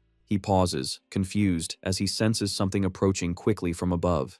A figure comes down from the sky with great speed, crashing toward him. The attacker lands with a powerful impact, holding an energy weapon. He introduces himself as Yue Fengjiang, the new captain of Kang City, and aggressively asks if Fang Yi is the sealer from Tai City. Fang Yi stands his ground, staring back coldly. Yue Fengjiang gets in his face, analyzing him. He mistakenly thinks Fang Yi is a wind attribute pioneer, but notes that Fang Yi is hiding his power, guessing he is at least at the spirit creation realm. Yue Fengjiang changes his energy weapon into a claw and attacks. Fang Yi draws his flaming sword and they begin a fast-paced duel. The captain leaps high for a crushing blow, forcing Fang Yi to dodge as he lands heavily on the street. Yue Fengjiang looks down on Fang Yi, thinking he is just a brat. He decides to use this fight to establish his own reputation and his family's dominance. Outwardly, he laughs arrogantly. He thanks Fang Yi for solving the crisis, but then accuses him of overstepping his boundaries, lecturing him about rules and seniority. Fang Yi, not impressed, explains that he only came because the military asked for help, and there was no captain when he arrived. He coldly asks what this new captain wants from him.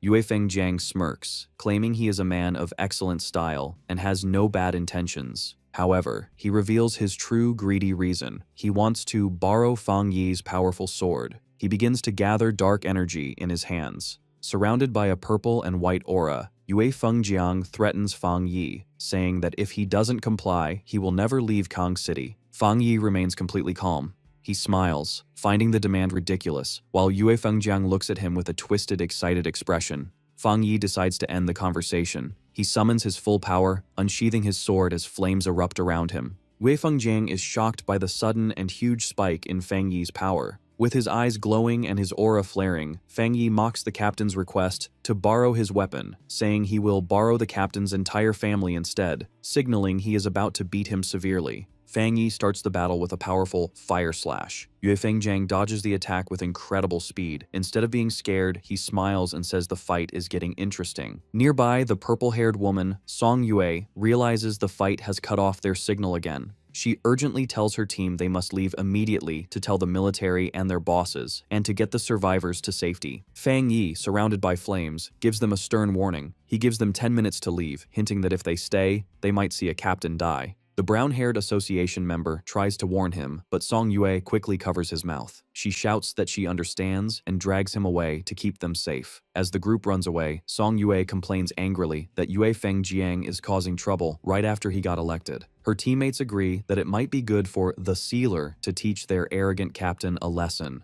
With the others gone, Fang Yi glares at his opponent and holds out his hand. He unleashes a powerful thunderbolt at Yue Fengjiang. The captain deflects the lightning with his weapon, but the force is huge. Yue Fengjiang shouts a challenge, telling Fang Yi that if he wants to kill him, he should stop holding back and use 100% of his power. Fang Yi responds by landing a heavy attack that sends shockwaves through the area. A massive explosion erupts behind Yue Fengjiang, destroying the nearby buildings. Yue Fengjiang slides backward to regain his balance, thinking the sensation he just felt was terrifying. Sweat runs down his face as he looks at Fang Yi. He realizes Fang Yi's yang power is incredibly strong and explosive. For the first time, the arrogant captain admits to himself that his body feels fear. Fang Yi stands in the raging flames, his figure dark with glowing red eyes. He smirks at Yue Fengjiang's earlier taunt about using full power. He coolly replies that if he were to use 100% of his power, he is afraid Yue Fengjiang wouldn't even last 10 minutes. Yue Fengjiang smiles confidently. He laughs like a maniac, convinced the power is in the sword itself. He believes it is a new secret weapon from the Spirit Association, and that Fang Yi is just lucky to have it. Fang Yi stays silent, staring at him with a cold, unimpressed look.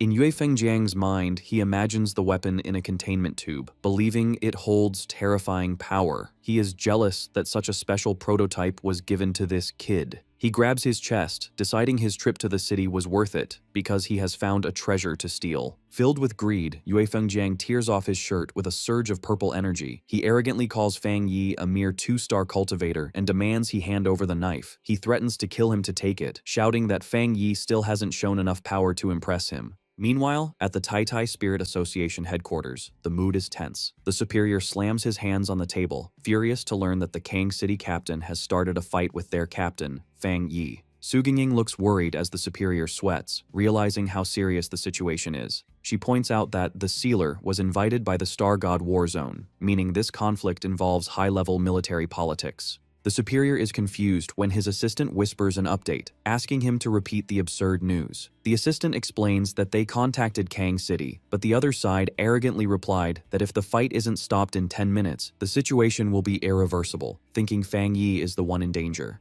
The Kang City officials believe that since they are the third-ranked city, their captain is better and will not lose. The Tai officials are shocked and insulted that Kang City is looking down on them. The superior slams his fist down again, calling the Kang City officials fools. He realizes they think sealing a top-level monster is easy and have completely underestimated Fang Yi. The assistant adds that the Kang City captain is rumored to have just reached the 3-star rank and is supported by a huge family with endless resources. Looking out the window, the superior scoffs at the mention of the 3-star rank. With a serious look, he explains that the Sealer has multiple top-level powers and his true fighting ability is far beyond his visible rank. He grimly concludes that because Kang City didn't experience the King's Sacrifice Hell, they don't understand the true meaning of Fang Yi's title. He predicts that the Kang City captain won't just lose, he might even die. Back at the battle, Fang Yi prepares a devastating punch, his red eye glowing. He lands a brutal punch on Yue Fengjiang's face, sending blood and teeth flying and shattering the arrogant captain's defense. The battle continues in the sky above the city. Yue Fengjiang is confused because his attacks have no effect on Fang Yi's flames, wondering why the fire blade is endless. As they fight, Yue Fengjiang realizes with horror that his spiritual power is disappearing on contact, as if it's sinking into the sea. He is overwhelmed by Fang Yi's constant attacks. Suddenly, Fang Yi appears right next to Yue Fengjiang's face, coldly whispering that they have arrived. Yue Fengjiang turns and is shocked to see the Kang City Spirit Association building right next to them. Fang Yi looms over him with a terrifying presence. He tells the captain that out of respect for the city and the military, he is giving him one last chance. Before Yue Fengjiang can respond, Fang Yi delivers a powerful kick that sends the captain flying down. Fang Yi doesn't stop. He unleashes a massive barrage of fire/attacks towards the building, shouting that he fears some people are hiding inside, so he has decided to make his presence clear. Yue Fengjiang is caught in the blast, his face twisting in shock and pain. The resulting explosion is massive, lighting up the city skyline.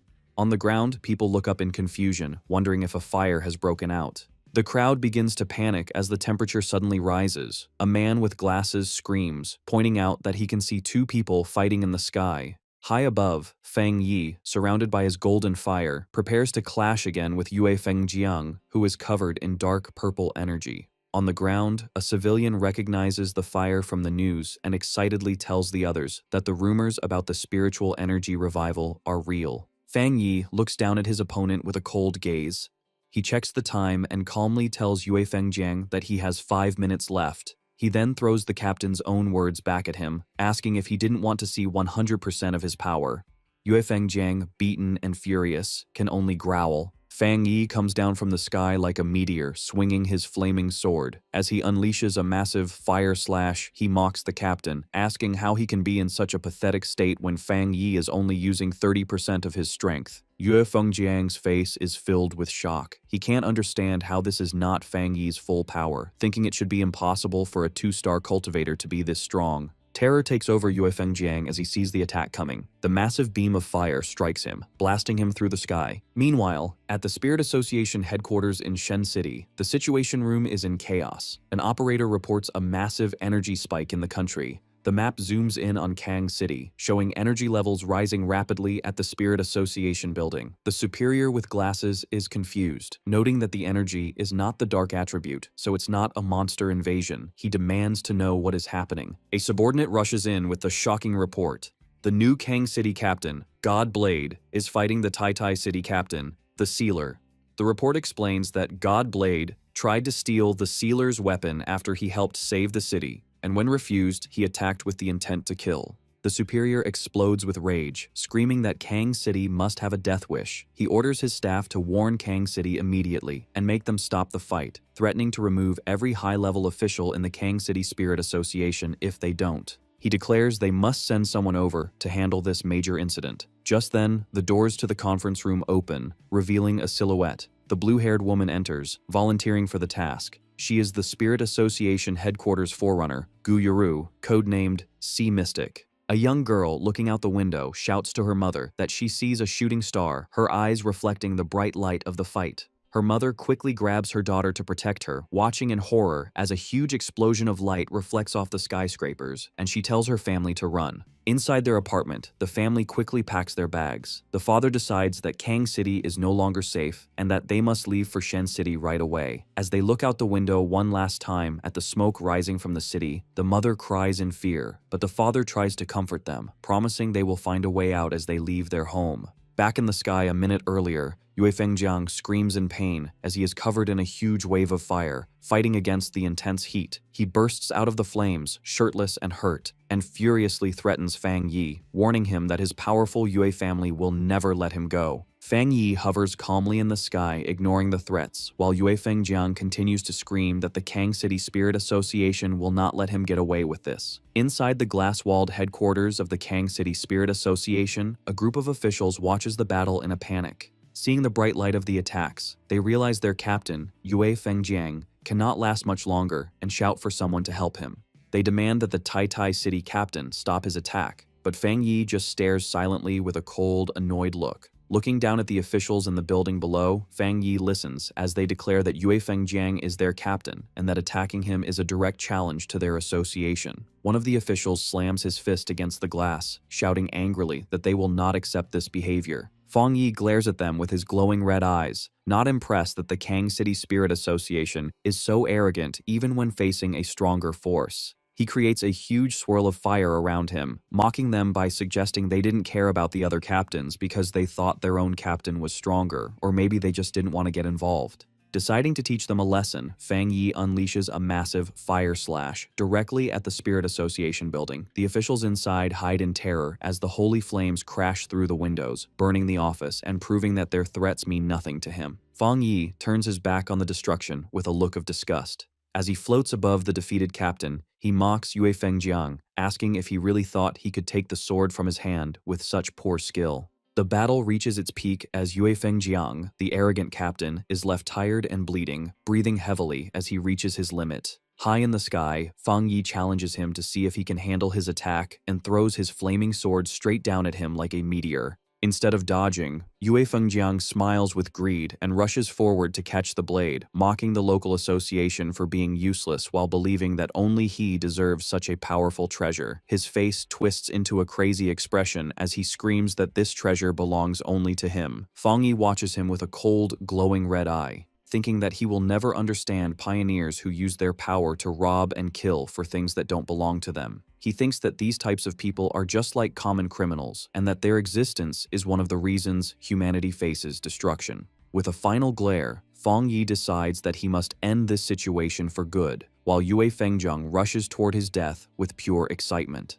A huge explosion happens the moment Yue Fengjiang tries to touch the weapon, covering the area in a giant ball of fire. Fang Yi stands calmly in the flames and reveals that he forgot to mention that his Tang sword is not a normal spirit weapon. It is a special weapon he created that only recognizes one master. The force of the blast sends the officials of the Kang City Spirit Association running for their lives, screaming for help as the building collapses around them. As they watch the fire, they are confused, remembering reports that the Sealer was only at the 2-star spirit creation realm, while Yue Fengjiang was a full realm higher. The leader of the Kang City Association stands trembling in fear, realizing their information was completely wrong. He knows that Yue Fengjiang was the only 3-star spirit creation person in the city, a genius with huge resources who was close to the Jinggang realm and ranked in the top 5 captains of the nation. However, despite his impressive background, he was no match for Fang Yi, who lands softly on the rubble as the dust settles.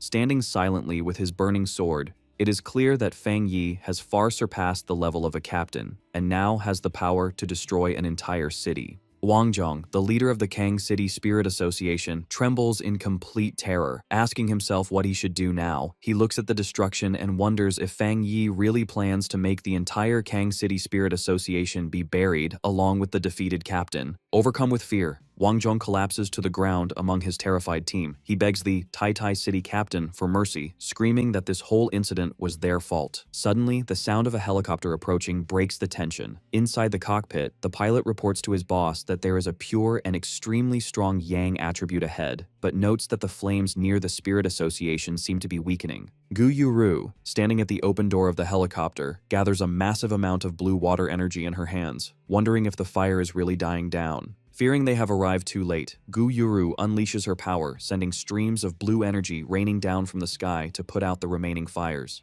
As she looks at the destruction below, she admits Fang Yi's strength, thinking it is truly amazing that he could almost destroy the 3rd largest city on his own. She concludes that his abilities are at the level of a national-level pioneer. However, as her rain falls, she has a deeper realization. Her rain is only able to put out the fire because Fang Yi actively pulled back his power. She realizes that he showed mercy. Otherwise, her water would not have been enough to stop his flames. On the ground, Wang Zhong looks up with joy, shouting to Fang Yi that headquarters has arrived to save them. Fang Yi simply stands silently, staring up at the newcomer in the sky. From the helicopter, Gu Yuru stares back at him.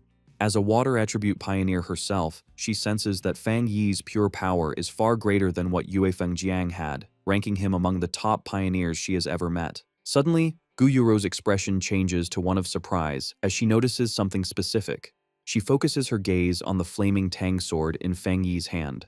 Analyzing the pure power and fusion level of the weapon, she knows from her information that the Tai City Spirit Association does not have the technology to develop such an advanced spirit weapon. As Fang Yi calmly puts his sword away, absorbing the flames back into his body, Gu Yuru comes to the only possible conclusion: that spirit weapon was created by Fang Yi himself. Wang Zhong, feeling brave with the arrival of the helicopter, points an accusing finger at Fang Yi. He demands to know if the sealer really needs to be so ruthless and asks how he plans to explain his actions now that someone from headquarters has arrived. Fang Yi glares at him with terrifying intensity. He coldly reminds the official that he gave them 10 minutes to solve the situation, but they failed to give him any explanation. Turning away, Fang Yi concludes that their silence means they agreed that their own captain deserved to die. Suddenly, Fang Yi releases a massive surge of fiery energy that surrounds the terrified officials. He warns them that if they dare speak to him in such a disrespectful way again, he will kill them all along with their fallen captain. Just then,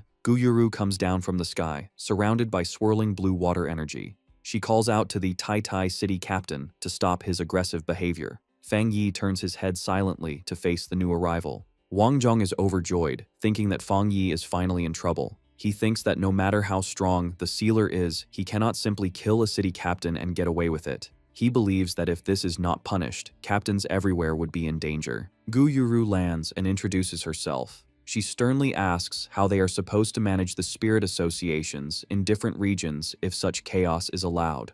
Wang Zhong smiles wickedly, thinking she is on his side. He eagerly waits for her to punish Fang Yi for destroying their headquarters. However, to everyone's surprise, Gu Yuru does not attack. Instead, she stands respectfully before Fang Yi and admits that this incident was a failure of duty on the part of the Spirit Association. She bows her head in apology, promising Fang Yi that headquarters will give him a proper explanation for what happened. Fang Yi's expression softens into a small smile, and he simply hums in agreement, accepting her apology. Wang Zhong is left completely frozen, his face a mask of pure shock and disbelief, as he realizes headquarters has sided with Fang Yi over him. Wang Zhong trembles, unable to understand what is happening. He watches as Gu Yuro bows to Fang Yi, realizing this is the headquarters' respectful way of dealing with the sealer. She explains their goal is to support and reward him to prevent more conflict. Wang Zhong is terrified, wondering if this is the end of it. He thinks about how his captain was burned alive and can't believe the headquarters isn't treating this as a serious issue or blaming Fang Yi. Fang Yi stands calmly, thinking the local association's opinion doesn't matter. He reflects that the Kang City captain, Yue Feng Jiang, tried to kill him for his weapon and was ungrateful for his help, so his death was deserved. Gu Yuru walks over to the scared officials. She coldly asks why they did not stop the fighting, calling them arrogant fools. She then asks who is in charge of the Kang City Spirit Association, and Wang Zhong nervously raises his hand. Wang Zhong tries to smile as Gu Yuro gives him his orders. She tells them they have 3 days to calm the public in Kang City and come up with a good excuse to cover up the news of the battle. Her face then turns icy as she gives them their punishment. She announces that after 3 days, all of them will be fired and headquarters will send new people to take over Kang City. The officials are shocked. Gu Yuru gives a final warning that if they fail, they will face the full consequences. Fang Yi watches from a distance, surprised. He admits he didn't expect the Spirit Association headquarters to fire the entire staff of Kang City just to please him. Gu Yuru returns to Fang Yi, explaining that headquarters must make their position clear. She declares that anyone who challenges the sealer, again, will end up like the Kang City Spirit Association and Yue Fengjiang. She asks Fang Yi if he is satisfied with how they handled the situation, promising it will never happen again. Fang Yi, looking relaxed, tells her that anyone challenging him is challenging the headquarters. He says he doesn't care about the officials, but is more interested in how she plans to control public opinion about the supernatural events. Gu Yuru understands his question.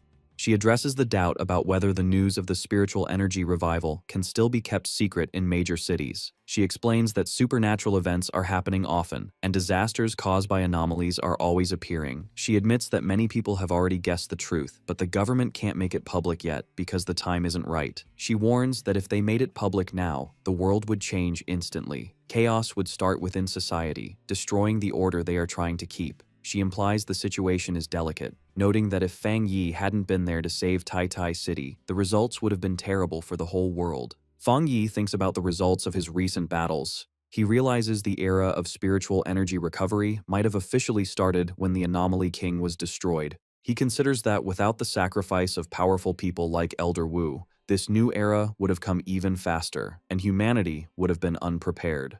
He finally understands the government's plan. Chaos among a small group of pioneers is better than total chaos for everyone. He pictures the powerful leaders of this new world, people like Ji Ruoyan, Jiao Lun, and Su Qingying. He realizes that to keep the appearance of peace for normal citizens, the country needs these top-tier pioneers to face the crises. Fang Yi looks at the ruins, understanding why the Xia nation is so strict about controlling public opinion. By managing information, they prevent weaker pioneers from causing trouble and stop panic from spreading, letting ordinary people adjust to the new era. However, he knows this plan depends on the cooperation of powerful pioneers. With a smirk, he realizes the situation is becoming urgent. As Fang Yi gets ready to leave, he admits to himself that while his current power helped him solve the disaster in Tai City, it's not enough for what's coming. Gu Yuro interrupts his thoughts. She respectfully tells him a special plane is ready to take him back to Tai City, but she asks for a moment for a personal request. Adjusting her glasses with a smile, Gu Yuro expresses her genuine admiration. She tells him she envies Tai City for having a talent who is so young, yet has the power to destroy a city and the character to handle it.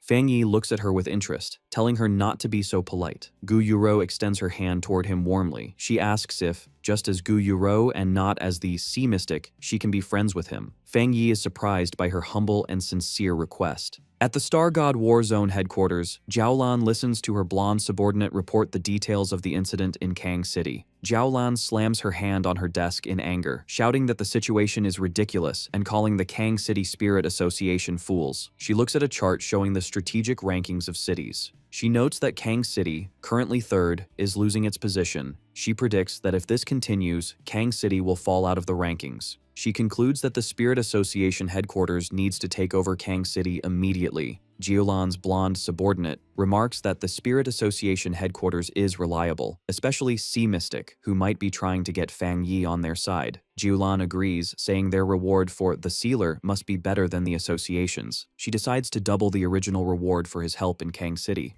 The subordinate expresses his admiration for Fang Yi's strength, saying his balance of ruthlessness and control makes him fit to be a city leader. He then suggests a specific reward that he thinks suits him best. He places a folder labeled Top Secret Restricted Area on the desk. Jiaolan goes silent, understanding the seriousness of this suggestion. She remarks that if she didn't know he admired Fang Yi, she would think he was trying to make things hard for him. The subordinate smiles, arguing that crisis and opportunity go together, and only Fang Yi is worthy of going there to train. He adds that another genius from their war zone is already training there. He explains that in the future, things even scarier than the king's sacrifice hell will appear, and they need Fang Yi to get stronger quickly to face the unknown. Jiaolan agrees, pulling out the documents and thinking that maybe their restricted area is too simple for him. Suddenly, a staff member bursts into the room, shouting for Sister Lan. She delivers the shocking news to a stunned Jiaolan and her subordinate. Elder Wu has woken up and wants to speak with her. Several hours later, back in Tai City, the sun shines over Fang Yi's new luxury villa. Fang Yi sits on his couch, checking his phone. He receives a bank notification for 10 million yuan, likely the reward Jiaolan promised. Lin Yi walks in, welcoming her cousin back and saying she saw everything about the events in Kang City on the forums. Fang Yi comforts Lin Yi, telling her not to worry, but she is anxious because the internet is full of rumors that he brutally killed the captain of Kang City, Godblade. Fang Yi tells her the rumors are exaggerated and flicks her forehead, telling her to stop reading forums and focus on her training. Fang Yi stands up and says he is going to train and try to have a breakthrough. Lin Yi watches him, shocked. She asks in disbelief if he is moving too fast, as he just advanced, but he is already trying to reach the 3-star spirit creation realm. Fang Yi just laughs and says it isn't certain yet. Left alone, Lin Yi clasps her hands together with a worried look. She feels her cousin has something heavy on his mind. Upstairs, Fang Yi sits on his bed, surrounded by swirling dark energy. He holds a ball of golden energy containing the purest dark attribute from the Bone Bird, the anomaly king he defeated. He decides to merge this energy into his limitless dark world to make it more powerful. As he activates the energy, the spirit of the Bone Bird appears. A system window asks if he wants to embed the dark attribute. He agrees, and a golden sphere of energy surrounds him as the process begins. The system confirms the fusion is successful and his limitless dark world is upgraded. Now, when enemies are pulled into his dark domain, the Bone Bird and other anomalies inside will attack them. Fang Yi floats in his meditation, his body glowing with power. Inside his mind, he sees the shapes of the countless monsters he has absorbed. He wonders if this means they can actively fight for him. He realizes that, like the Anomaly King, he can now command these anomalies. With this new understanding, Fang Yi unleashes his full power. A massive, multi-armed golden avatar made of fire appears in the sky, towering over the dark energy. Suddenly, a golden system notification appears. It detects he has met the requirements for another advancement and asks if he wants to break through to the 3-star spirit creation realm. The huge energy from Fang Yi's cultivation manifests physically over the city, creating a giant golden image of a fiery god in the sky. The people below look up in amazement. A photographer excitedly points it out, recognizing the figure as the immortal who saved them from the bat monsters, believing their savior has come down again. Inside the villa, the power becomes too much to hold, and a blinding explosion of golden light bursts from Fang Yi's bed, filling the room. Meanwhile, inside Fang Yi's spiritual world, the scene changes to a dark, purple void. The spirits of the powerful monsters he has defeated and absorbed, including the huge bone bird and the giant serpent, rise from the darkness, towering over him. Fang Yi looks at these reborn monsters with a confident look. He thinks that these creatures have become like servants to a king, and their presence makes his limitless dark world stronger. He sits on a throne made of dark energy, looking down as the terrifying army of monster spirits bows to him, accepting him as their ruler.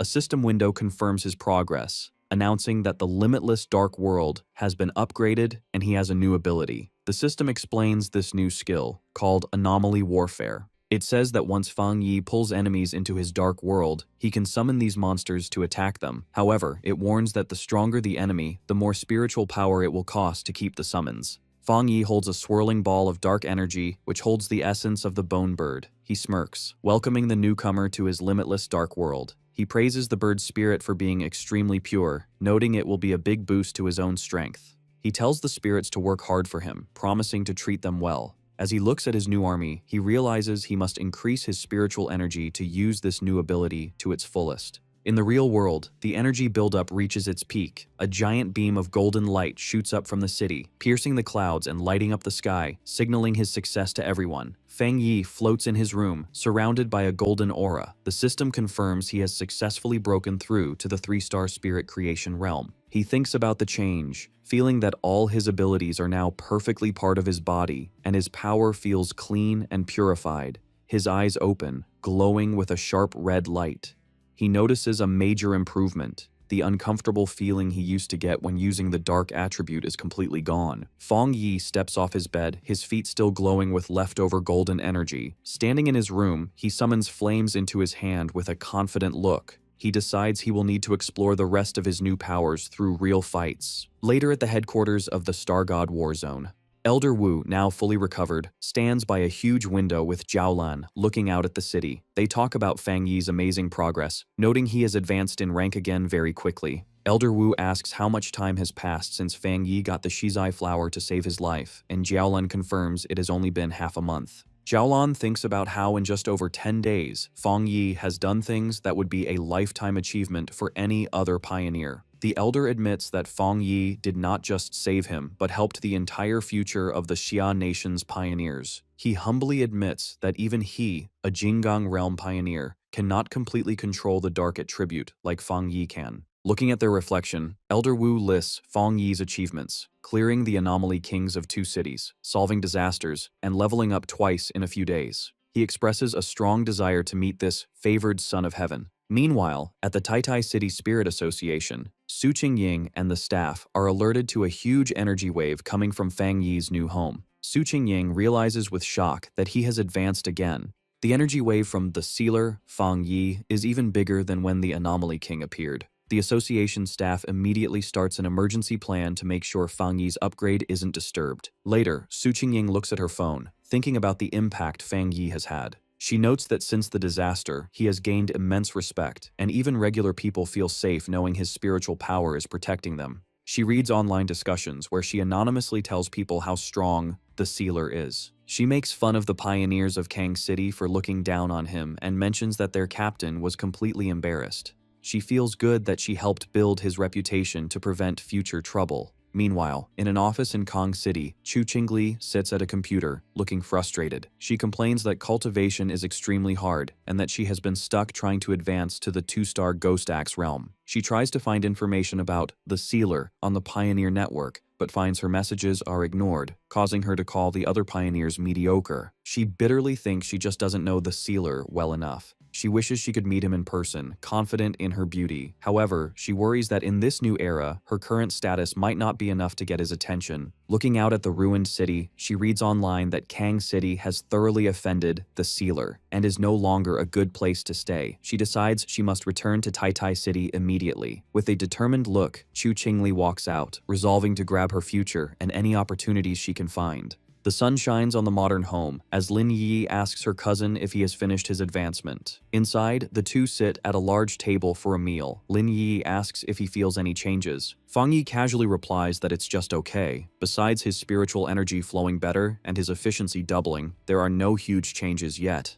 However, in his thoughts, Fang Yi suspects the deeper changes will only show when he advances to the legendary Jingong realm. Lin Yi then shows him a message on her phone. She explains that Sister Jiaolan asked if she wanted to go to the Tianhai forest, as New World anomalies seem to have appeared there. Fang Yi says he got the invitation too. He guesses the Star God Warzone wants to make up for the trouble in Kang City. Since they were both invited, he decides they should go together, which makes Lin Yi cheer happily. Later, they reach their destination, the Tianhai Forest. It is a forest on the border of the Star God Warzone's territory, with signs forbidding entry. The forest was originally normal, but over 5 years it grew wildly. The spiritual energy there is very high, leading to a high mutation rate in plants and animals. It is both an excellent training ground and a place of unknown terrors, but it remains under military control. Inside the sunny forest, Fang Yi and Lin Yi are greeted by a familiar face. The purple-haired woman from the Kang City mission waves to them, welcoming the captain of Tai City. She asks if he still remembers her and explains she is currently stationed there. She adds that Officer Jiaolan asked her to meet them and explain the current situation. She says that just before they arrived, a tricky change happened in the forest. A mutated fire appeared, but unlike the dark attribute, this flame is extremely gloomy and cannot be put out. Fang Yi guesses it is a new, unknown fire attribute. The purple-haired woman confirms this and offers to go with them for safety. Fang Yi, however, asks Lin Yi for her opinion, suggesting they don't need a guide. Lin Yi confidently agrees. The purple-haired woman accepts their decision and says she will wait there, telling them to be very careful. As she watches them, she realizes she had focused all her attention on the sealer and hadn't noticed the girl. She is shocked to sense that the spiritual energy from the girl is extremely strong, perhaps even higher than her own. As Fang Yi and Lin Yi walk deeper into the woods, she watches them with a smile, wondering what made them both so incredibly talented. The duo steps onto the scorched earth, the ground crunching as they enter the affected area. They stand before a terrifying sight, a forest on fire with a strange, raging fire that reaches the sky. Fang Yi asks if this is the place. Fang Yi extends his hand to sense the energy. He is shocked by the crazy aura of death, noting the gloomy, cold energy is just as strong as the dark tide. He remembers the warning that this fire cannot be put out and only spreads. Suddenly, Fang Yi activates his golden sun breathing technique. A huge surge of golden energy explodes from him, and he urgently tells Lin Yi to step back. The environment immediately attacks them. Dark, shadowy tendrils lash out from the burning forest, lunging at them. As Fang Yi defends himself, he realizes these flames are much stronger than normal fire and have a desire to eat human spiritual power. The dark energy clashes against his power, and he realizes that even his supreme yang attribute is not having a strong effect. Fang Yi puts a golden barrier around Lin Yi to protect her. He tells her the source of the black fire is ahead. He warns her that since her spiritual power is the wood attribute, she is naturally weak against fire and must stay inside his protection. Lin Yi confirms she understands. Fang Yi summons his spirit sword, the blade glowing as he prepares to clear a path. With a single powerful slash, he cuts the dark, burning trees in half. Fang Yi and Lin Yi walk through the path he cut, the forest burning on either side, but they move safely. As they go deeper, the death energy becomes even heavier. They reach a cliff and look down into a massive dark pit filled with glowing red veins of heat. Fang Yi notices something dripping from the rocks above. With his eyes glowing red, he focuses on it. He identifies the dripping substance as magma. They realize they have arrived at the center of the anomaly, standing over a pit of flowing lava. A system window appears in front of Fang Yi. It alerts him that it has detected a great change of heaven and earth. The system identifies the power as the Twilight Fire attribute and announces that it will automatically begin acquiring data to write a new technique. Fang Yi reaches his hand into the flowing magma. As he touches the strange energy source, a system window appears, announcing he has obtained the Twilight God domain. The system explains this power can absorb surrounding attribute powers to strengthen his own Yang attribute. Floating in the air and surrounded by a fiery sphere, Fang Yi wonders if this power is like the fire attribute of his Desolation Flower. The system adds that this power is specifically designed to boost his main Yang power. Suddenly, a terrifying red aura shaped like a demonic face erupts around him. The system alerts him that he has a new ability called Death Brand, warning him that it's special and dangerous. Fang Yi looks confused as the system explains the ability grants infinite death. If he is killed, this brand is put on the killer, trapping them in a cycle of endless death with yellow spring flames that burn them forever. Death collapse, which breaks down their body, and a hell scene where evil spirits welcome them to their grave. Fang Yi looks serious, thinking that while the ability is powerful, it might not be right for him at the moment. He orders the system to save the Death Brand ability, but chooses not to learn it for now. With the dangerous ability stored away, Fang Yi focuses on absorbing the Twilight Fire. A swirling orb of red and black energy forms as he finishes. Watching from a safe distance, Lin Yi is stunned that her cousin could handle such hellish flames so easily. As Fang Yi stands in the new Twilight Fire, she realizes with awe that he has gained yet another power. Suddenly, Fang Yi's expression changes to a sharp smile. His eye glows red as he warns Lin Yi not to get distracted, sensing something else is nearby. A massive, shadowy creature with glowing red eyes emerges from the smoke behind Lin Yi. Terrified, she stammers, asking if it's a dragon. Fang Yi instantly swoops down between his cousin and the monster. His hand glows as he corrects her, saying it's not a dragon, but a mutated lizard. The creature reveals itself as a gigantic, demonic lizard with wings. Fang Yi looks at it with disgust, mocking it as a slightly larger, four-legged insect. He decides this creature is the perfect target to test his new Twilight Fire domain. The massive demonic lizard opens its mouth and shoots a stream of molten lava at Fang Yi. He reacts instantly, his eyes glowing red as he leaps into the air to dodge, a blade of fire extending from his hand. With a powerful swing, his golden slash collides with the monster's dark energy, creating a huge shockwave. The force of their battle is so great that the ground cracks, with red energy bursting from the openings. A blinding light erupts as the unstable energy in the volcanic pit explodes. A massive explosion rips through the forest, looking like a volcanic eruption. At the edge of the forest, the purple-haired woman, Song Yue, and Fang Yi's friend, Wang Liang, are knocked back. Wang Liang shouts in panic that they need to request backup immediately. Meanwhile, at a monitoring station, a red warning screen flashes, alerting the staff that a new mutated life form has been detected in the Tianhai forest. The data shows the spiritual energy has spiked by 1000%, classifying the danger as S-level. At the Star God Warzone headquarters, Jiaolan and Elder Wu receive the news. Jiaolan finds it strange that the energy in the forest, which had been stable, suddenly went out of control when the sealer went in to train.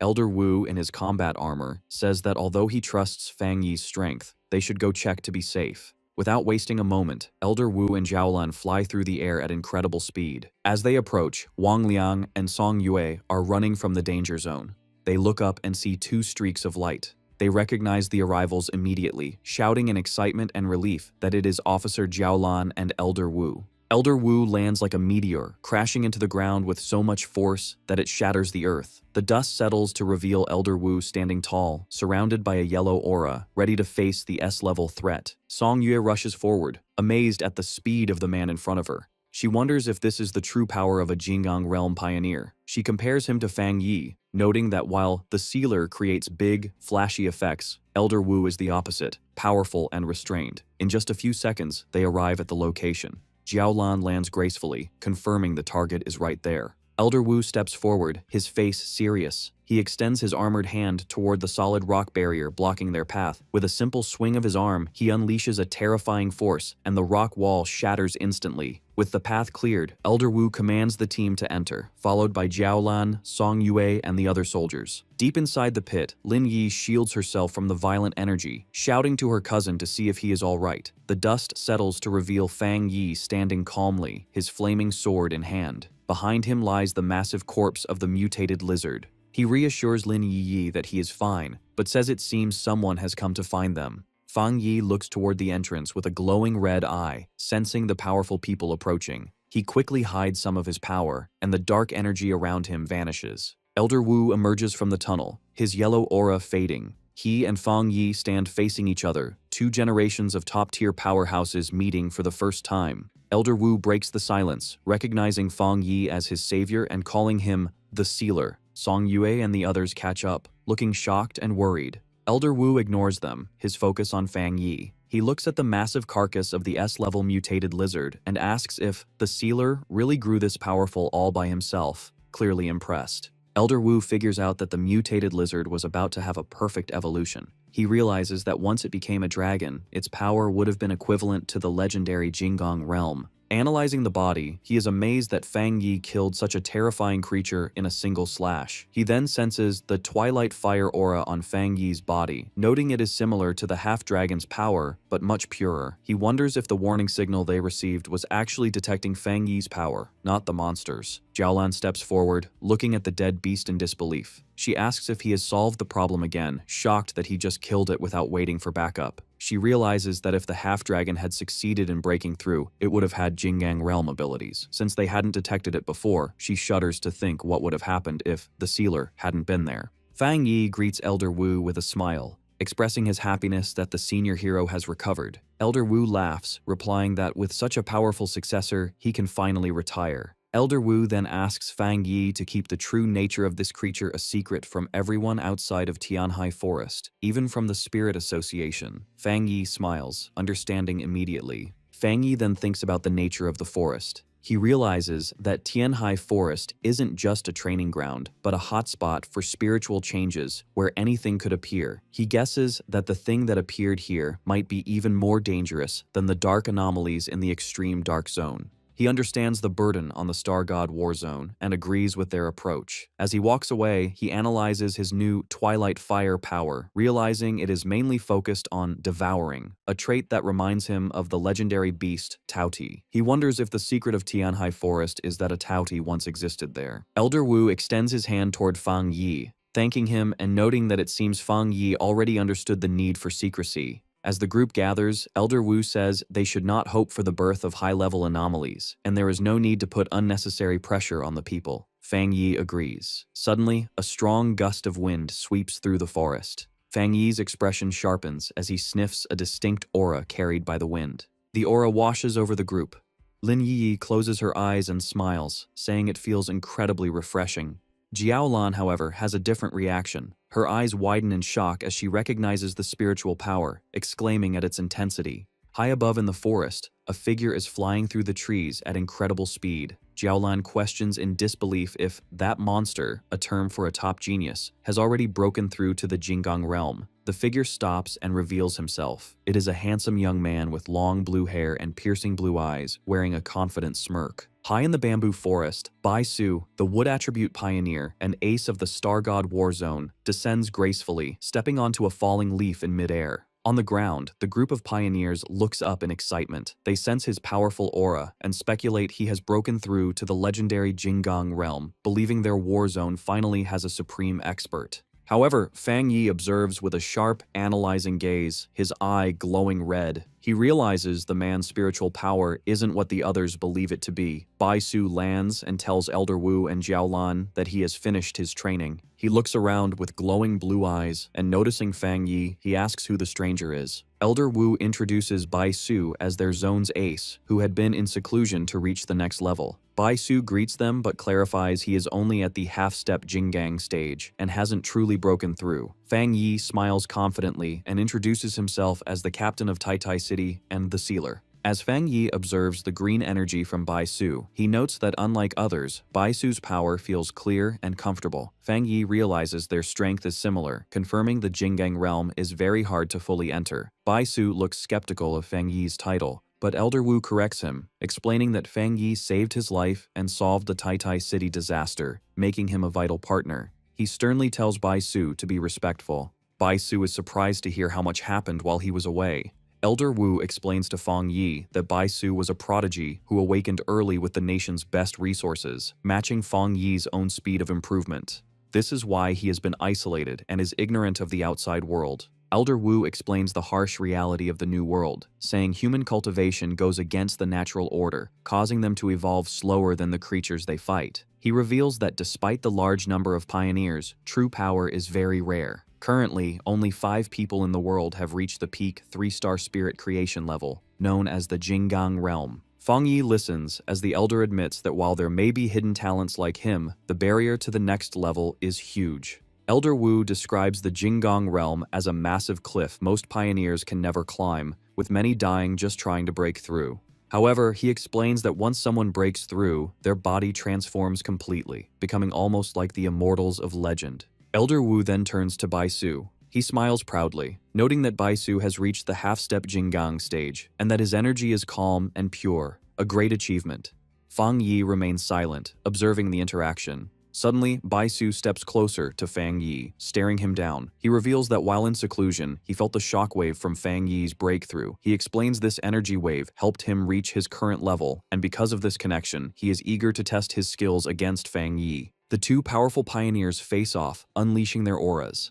Fang Yi is surrounded by a golden fire dragon, while Bai Su creates a green nature dragon. Bai Su comments that despite their differences, he feels they are the same kind of people. Fang Yi accepts the challenge with a confident laugh, his body glowing with golden energy as he agrees to the fight. Seeing a battle is about to happen, Elder Wu steps in as the referee. He orders the others to step back to a safe distance and warns the two fighters to stop before they seriously injure each other. Fang Yi and Bai Su lock eyes, their gazes burning with energy as they prepare to strike. In a split second, their powers collide, creating a massive explosion that tears through the forest. Song Yue watches in shock, amazed to see a battle between two such monsters, while Jiaolan observes silently. Elder Wu watches intently, wondering who will win, the rising star of Tai Tai City or the longtime ace of the Star God Warzone. With the duel underway, Bai Su clasps his hands, focusing his energy for his signature technique. As a wood attribute pioneer, he commands nature. The ground shakes as massive green vines erupt, surrounding Fang Yi like a wave. Fang Yi reacts instantly, concentrating blue spiritual energy in his hands. Moving with blinding speed, he dances through the chaotic vines, slicing them apart with energy blasts, noting that Bai Su can use the whole forest as his weapon. More vines appear from the shadows, trying to catch Fang Yi, but he just grins, saying all this wood is perfect kindling for him. He summons his sword, and flames ignite around his hand. With a powerful swing, he unleashes a massive slash of fire that cuts the giant roots, expecting the fire to burn them. However, the vines glow with green light and instantly heal the damage before the fire can spread. Fang Yi's expression turns sharp as he realizes his fire isn't working. Standing before the wall of vines, he asks if Bai Su's plants are immune to fire, noting wood should be weak against it.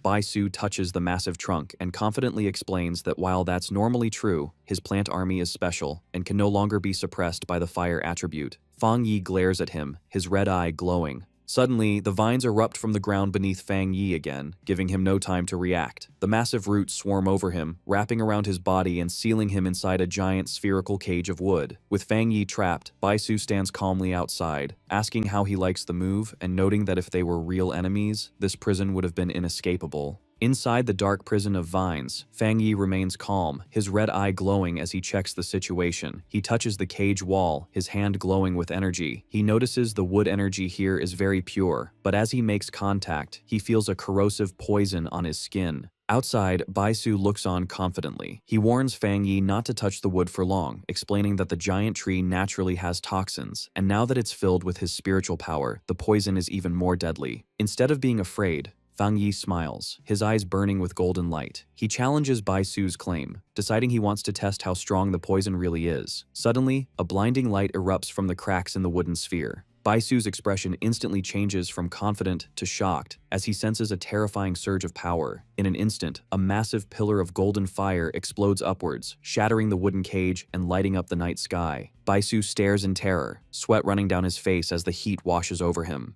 He is in disbelief, thinking it should be impossible because his spiritually enhanced plants are supposed to be immune to burning. Watching the flames consume his creation, a shaken Bai Su realizes this is no ordinary fire and wonders what kind of terrifying power Fang Yi has. Fang Yi takes advantage of the moment to launch a surprise attack from above, telling his opponent he is distracted. Bai Su reacts just in time, his eyes wide as he leaps away in a blur of green energy to narrowly dodge the flaming sword. As he lands, Bai Su is shaken. He struggles to understand how Fang Yi, who is only at the 3-star spirit creation realm, has abilities that aren't inferior to his own. Fang Yi lands heavily on the scorched ground, surrounded by the intense flames. Looking at the burning landscape, Bai Su realizes Fang Yi's strategy. He understands that Fang Yi knew he would try to use the forest's energy again and planned his retreat perfectly. Standing amidst the destruction, Bai Su accuses Fang Yi of burning the forest on purpose to remove his advantage. Fang Yi smiles with dangerous confidence, admitting he did it on purpose. He explains that since Bai Su is so strong, he had to think ahead and cut off his retreat. He adds that if he hadn't, Bai Su could have drawn endless energy from the forest, making him harder to beat. Bai Su looks down, trembling with anger. He thinks about his status as a genius and how he's being cornered in his own territory. However, his expression shifts from anger to a crazed determination. He refuses to accept defeat, telling himself that as a half-step Jinggang, he cannot lose. Laughing wildly, Bai Su challenges Fang Yi to survive his next move. He slams his hands into the ground, causing massive, jagged roots to erupt violently, shattering the ground. Fang Yi watches with a serious expression, sensing the danger. Seeing this reckless display of power, Elder Wu and Jiaolan rush forward in panic. They scream at Bai Su, asking if he wants to die and warning that trying to recreate the forest with his own body will drain all his spiritual energy. Ignoring his senior's warnings, Bai Su pushes his power to the absolute limit, causing massive roots to erupt from the cliffside. His face twists with strain as he screams, his eyes glowing with intense green light. Elder Wu and Jiaolan watch in a panic, with the elder shouting Bai Su's name, fearing what will happen. Bai Su unleashes his technique, recreating heaven and earth, forming a giant avatar of vines that sends Fang Yi flying back with a gust of wind. However, Fang Yi remains focused. He summons a fireball, noting the density of the wood energy. Instead of backing away, Fang Yi charges into the wave of vines, telling the worried onlookers that the match isn't over and he will handle it. Elder Wu stares in silence, unable to step in. Suddenly, Fang Yi's eye ignites with a golden flame, showing a shift in his power. He slashes through the dense plants with waves of fire. High above, Fang Yi summons a massive sword of energy. Bai Su looks up in surprise, realizing he is open to attack. Fang Yi brings the giant blade down in a crashing slash. Bai Su barely manages to dodge the strike as it cuts through the vines behind him. The strain of the battle finally catches up to Bai Su. He covers his mouth and coughs up blood from overusing his power. Despite his injuries, he refuses to lose. With a wild look in his eyes, he clasps his hands together again, screaming that he can still fight and will recreate the entire forest once more. Fang Yi looks down with a faint mocking smile, asking if this is really all the strength he has. Without waiting for an answer, he closes the distance in a flash, launching into the air to deliver a powerful punch. Bai Su reacts desperately, crossing his arms to summon a green barrier of energy to protect himself. The impact creates a huge explosion, shaking the ground. Song Yue is stunned by the incredible power. She is shocked that Bai Su has been pushed so far. However, beside her, Lin Yi smiles confidently. She watches her cousin float down from the smoke, thinking to herself that Fang Yi hasn't even used his full strength or his other elements yet. She mocks the so-called genius for losing so easily. Elder Wu and Jiaolan watch with grim faces. Elder Wu notes that Bai Su's mind has broken under the pressure and admits the gap between him and the sealer is too big. Jiaolan explains that Bai Su is a pure fighting addict who has never been defeated like this before. Fang Yi thinks the fight is over as Bai Su kneels in the dust. Blood drips from Bai Su's mouth, and he quietly whispers a thank you, as if accepting the lesson. However, Bai Su suddenly screams that he can still continue. Green energy surges around him as he refuses to give up, shouting that his spiritual power isn't gone yet. Fang Yi, standing calmly, sighs, thinking it's time to end this. Bai Su clasps his hands together with intense focus. He commands all living things to listen, and multiple glowing green avatars of himself appear in the air, preparing for a final, desperate attack. Fang Yi analyzes the situation, admitting that Bai Su's ability to create clones proves he's a top-tier pioneer and the strongest opponent he has faced so far, as he has used up a lot of Fang Yi's energy. However, as the green clones fly down to attack, Fang Yi stands his ground. With incredible speed, he unleashes a storm of fire slashes, cutting the clones in half and destroying them instantly. The flames grow into a massive fire that burns the illusions. Bai Su is left confused, losing sight of his enemy, only to realize too late that Fang Yi is right next to him. Fang Yi launches a surprise attack that catches the wood pioneer completely off guard. Bai Su is immediately trapped in a vortex of golden fire. He looks paralyzed with shock, unable to move his body. Sweating and amazed, Bai Su looks up and sees the true gap in their power. Fang Yi stands on top of a massive dragon head made of golden fire, pointing his sword at Bai Su. He calmly asks if they can finally end the match. Elder Wu watches the amazing scene, knowing Bai Su's defeat is certain. He can only marvel at how the sealer keeps surprising him. Jiaolan comments that while she expected Bai Su to lose, she didn't think it would be such a complete defeat. Behind her, Lin Yi simply smiles, saying she knew this would happen. Song Yue and Wang Liang agree that the result isn't surprising, since Fang Yi is the man who solved 2 anomaly disasters alone. The duel ends with Fang Yi landing gracefully, while Bai Su stands across from him, breathing heavily. Bai Su looks at the man who beat him, muttering in disbelief about whether he is a half-step Jinggang or just a monster.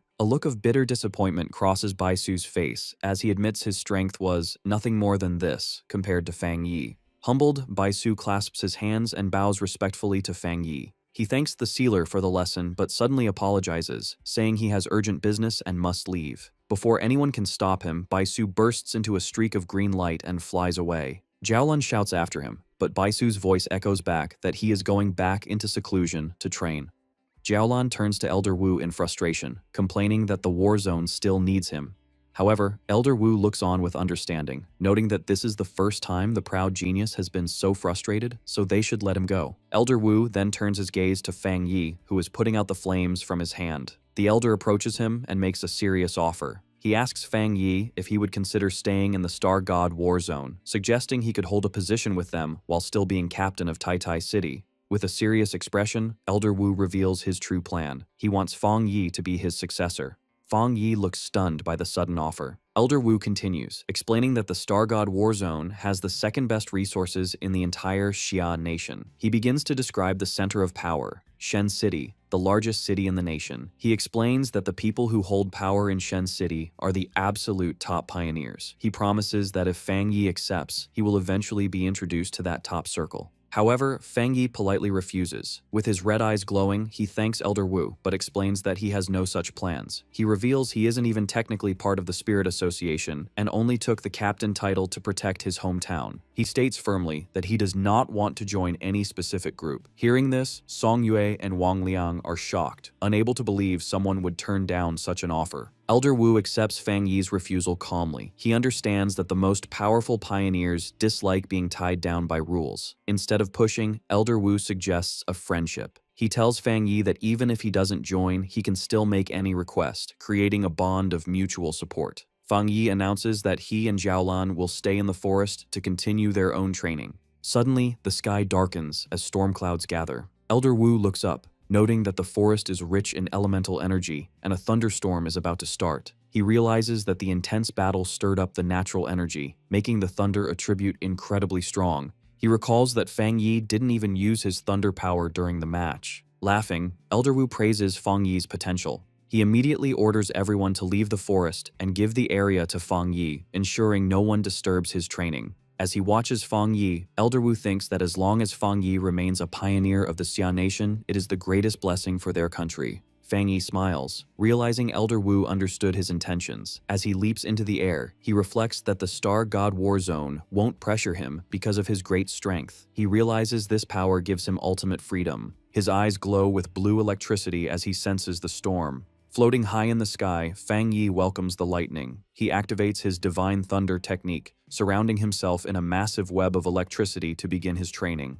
In the Tianhai forest, as the sky darkens, Fang Yi flies into the raging storm of lightning. On the ground, Bai Su, still recovering from their fight, creates a protective barrier. He watches in disbelief, thinking it's crazy for Fang Yi with his powerful fire attribute to touch an equally pure thunder power. Bai Su knows that two such strong opposing powers would clash and cause self-destruction. He knows that even pioneers with two attributes always have one that is stronger and one that acts as support, never two extreme conflicting forces. As he watches Fang Yi get covered by the electricity, he wonders if the sealer doesn't know this basic rule. Just then, a huge bolt of lightning strikes Fang Yi. However, instead of being hurt, a confident smile appears on Fang Yi's face as his eye glows with blue electrical energy, and he absorbs the power. From a safe distance, a panicked Song Yue shouts at Elder Wu and Jiaolan, asking why they aren't stopping him. She warns that the thunder power is too strong for any living thing to get near. To her surprise, both Elder Wu and Jiaolan stay calm.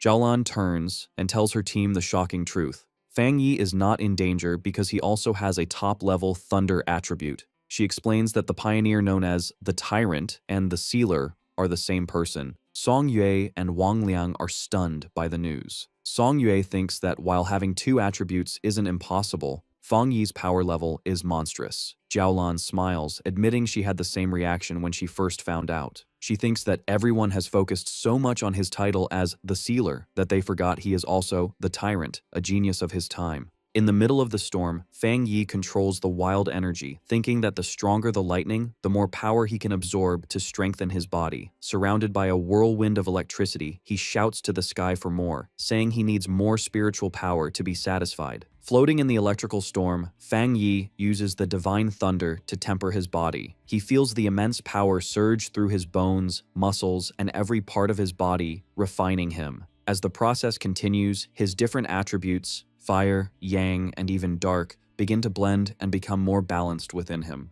A series of system notifications confirm that each of his attributes has been tempered. Finally, a message announces the completion of the divine thunder tempering, stating that his body and spiritual power are now better fused and his energy has been restored. With a confident smile, Fang Yi feels like he has been completely reborn. To test his new power, he casually throws a bolt of thunder at a distant mountain, shattering its peak in a huge explosion. Looking at the destruction, he realizes the thunder in this forest is truly special. From the ground, Bai Su watches in awe. He notes that the spiritual stones in the forest are fed by that same thunder, yet Fang Yi destroyed a mountain with a single strike, and he senses Fang Yi didn't even use a third of his full power. He concludes that no other pioneer could do such a thing from a distance. As the storm calms down, Bai Su watches Fang Yi descend, knowing the training is over.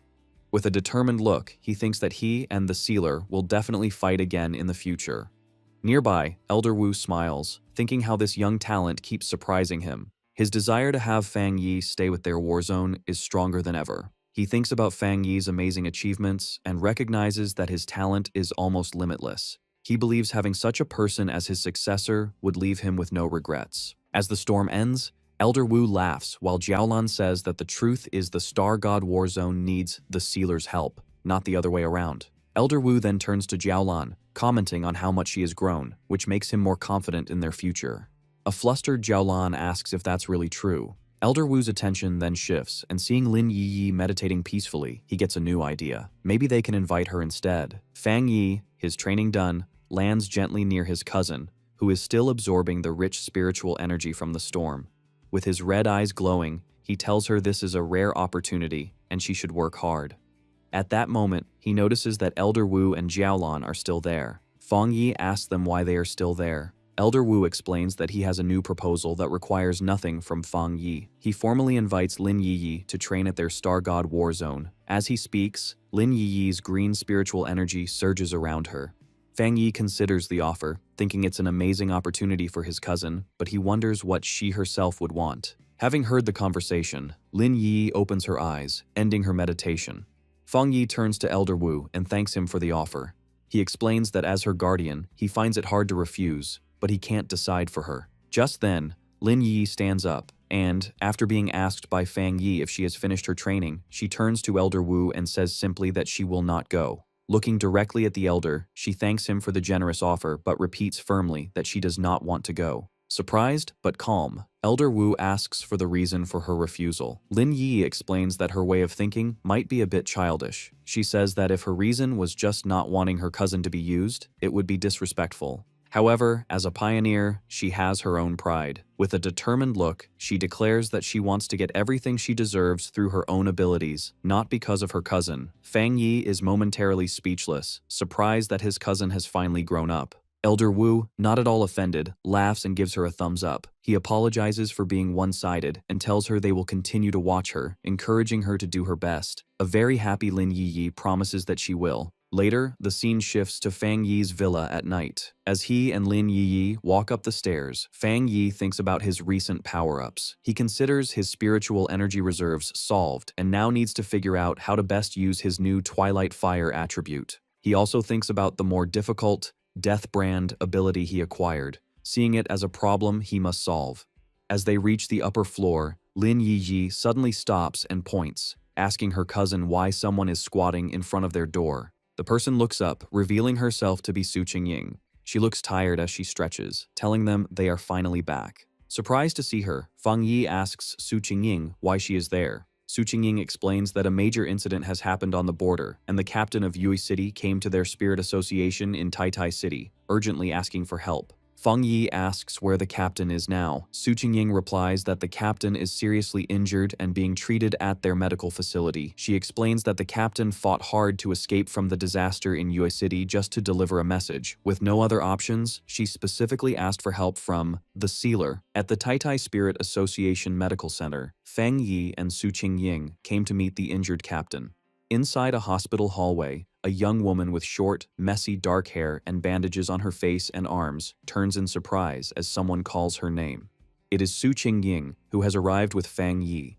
The young woman greets Su Qingying happily, then notices Fang Yi and asks who he is. Su Qingying introduces him as the captain of Tai City, the sealer, and then introduces the young woman as Chen Ruo, the captain of Yue City. Chen Ruo immediately greets Fang Yi and, in a desperate moment, grabs his hands, begging for his help. She explains that the anomaly in Yue City is much more dangerous than reported, definitely above A+ rank, and she heard he has experience with such major disasters. Fang Yi remains silent, calmly studying her. Realizing she was too forward, Chen Ruo lets go and apologizes, explaining her desperation. She says the anomaly was only supposed to be B-level, but many pioneers have disappeared. Her entire team was lost, reinforcements vanished, and even her powerful sister was among the missing. Fang Yi listens intently, his expression serious. He thinks it's very suspicious for a B-level anomaly to cause so many disappearances, as even a border city should have capable pioneers. He turns to the upset captain and asks a direct question. Are the pioneers, including her sister, truly missing, or are they dead? Chen Ruo cannot give a clear answer. Su Qingying tells her to calm down and speak slowly, then has her sit down. She explains that she does not know what happened because she cannot contact any of them. Clutching her head in pain, she insists she has a special connection with her sister and can feel that she is still alive. After a moment, she seems to remember something important. She tells Fang Yi she almost forgot the most important thing, a thank you gift for his help. She pulls a small, dark brown box from her bag and offers it to him, pleading that she has no other options. Fang Yi takes the box, sensing its contents are heavily sealed, but he can feel a familiar Yang attribute energy coming from inside. He asks her what it is and why it is sealed. Seeing his interest, Chen Ruo looks hopeful, thinking her plan might work. Chen Ruo explains the gift. It is a spirit crystal that was condensed from a high mountain in Yue City that had a massive eruption of Yang energy. She reveals that it contains immense spiritual power and is a treasure of their city. Opening the box to reveal a glowing yellow crystal, she says they had hoped to use it to cultivate a Yang attribute pioneer, but no one could absorb its power. Some were even burned just by trying. Su Qingying, standing beside Fang Yi, is shocked to see a real spirit crystal. She explains to Fang Yi that they are very rare and valuable because pioneers without a specific attribute can absorb them to awaken a power, making them highly sought after. With a confident smile, Fang Yi closes his fist around the crystal, absorbing its golden light. He tells Chen Ruo it's a deal and asks if they should leave now. A startled but relieved Chen Ruo stammers that there is no problem. Later, the group drives along a mountain road toward Yue City. Inside the car, Fang Yi asks Chen Ruo to describe the anomaly. She explains that it all began when tombstones started appearing in the mountains. Villagers who saw them reported hearing noises from within. However, when pioneers investigated, the tombstones showed no unusual signs. They sealed off the area, but that same night, skeletal arms erupted from one of the tombstones and dragged a villager inside. As Chen Ruo finishes, the car stops in the pouring rain. They arrive at a village now surrounded by a vast field of gray tombstones. Chen Ruo tells Fang Yi this is the place and asks for his opinion. Fang Yi looks at the eerie scene but finds it strange, noting that he can't sense any abnormal aura. As they walk through the field of tombstones, which now glow with a faint purple energy, Chen Ruo explains that more tombstones have appeared randomly all over Yue City. At unpredictable times, skeletal arms reach out and drag people into the graves. She looks around in shock, realizing the number of tombstones has increased dramatically in less than a day. She then tells Fang Yi and Su Qingying to follow her to the rest of her people. As they walk, Fang Yi thinks about how strange the situation is. The concentration of the anomaly's energy is incredibly low. He wonders if its purpose is to make people lower their guard or if there is another reason. He concludes that capturing people seems less like a random attack and more like a ritual. Placing his hand on a tombstone, Fang Yi has a realization. He explains that anomalies can also perform sacrifices to bring about the revival of a much larger, more powerful anomaly. He recalls how bat-like anomalies in Tai Tai slaughtered residents to bring forth their anomaly king. Hearing this, Chenro stops, a look of horror on her face as she asks if this disaster is also a sacrifice. Chenro explains with panic that the local mountain residents are very traditional and have refused to evacuate. They are even planning to hold their own ceremony the next day. Suddenly, she shouts that it's happening again. A skeletal purple hand erupts from the ground in front of Fang Yi. He dodges it with ease, noting the creature's strength is weak, only at the B level as reported. He summons his flaming sword and slices the arm in half. However, another skeletal hand immediately bursts from the ground and grabs his glowing blade. Fang Yi watches with a sharp, observant gaze. The skeletal hand belongs to a much larger, monstrous skeleton with multiple limbs that erupts from the ground. All around them, more skeletal creatures burst from the earth, surrounding Su Qingying and Chenruo. Chenruo shouts in shock, questioning why these creatures are not afraid of Fang Yi's powerful yang attribute. In moments, a massive horde of glowing purple skeletons swarms the area. Instead of being concerned, a slight smile appears on Fang Yi's face. He thinks his theory seems to be correct, but needs to verify it, remarking that the mission has suddenly become interesting. Amidst the chaos, Chenruo plays her flute, surrounded by skeletons as she emits blasts of green energy, slicing them apart. Chenruo notes that while the skeletons are not high level, they are relentless because they have no sense of pain. She realizes with despair that their numbers are far greater now and seem impossible to wipe out. Her hope begins to fade as she wonders if even the Sealer is powerless. Seeing her struggle, Su Qingying kicks away several skeletons and tells her not to get discouraged. Suddenly, Su Qingying finds herself surrounded by a massive wave of hellish red flames that burn the skeletons around her. She looks on in shock, wondering what this new power is. From the center of the battlefield, Fang Yi unleashes his Twilight Fire domain, rising into the air above a massive red sphere of energy. The ground below is covered in a sea of fire that instantly destroys the skeletal horde. As he activates his new power, a system notification appears, stating it has detected a special death attribute. The system then explains that his domain is continuously absorbing this unique attribute, converting its energy to strengthen his own yang attribute. A moment later, a final notification confirms the enhancement is complete. Su Qingying and Chenruo watch as a huge fire explosion wipes out the last of the skeletons. Chenruo is impressed, saying Fang Yi's, the Sealer's, reputation is well-deserved. Relieved, she feels Yue City has a chance to be saved, apologizes for her earlier behavior, and offers to take them to meet her team. Chenruo leads them to a camp that serves as the base for the Yue City Spiritual Association. A group of pioneers greets her, calling her captain. Chenruo introduces Fang Yi and Su Qingying, explaining she brought reinforcements, the famous Sealer and the captain of the Tai Tai Association. Her three teammates, Chen Feng, Chen Xing, and Chen Shi, look at Fang Yi in disbelief, doubting a young man like him could be the legendary pioneer who solved a disaster on his own. One of them comments that his age doesn't matter, as the situation in Yue City is completely different. The tension rises when Chen Feng scolds Chen Ruo for returning and bringing outsiders to die with them. He shouts that almost no one is left and the city is about to be devoured, revealing they were all deceived and lured here to be a sacrifice. As Chen Ruo tries to explain that her team has suffered, Fang Yi calmly observes them. With a serious look, he states that he accepted a request and will do his part. With complete confidence, he declares he will solve the problem here. Meanwhile, Chen Shi explains to a upset Chen Feng that because their city is far away and their customs are more traditional, their people pray to the gods when they face problems they can't solve.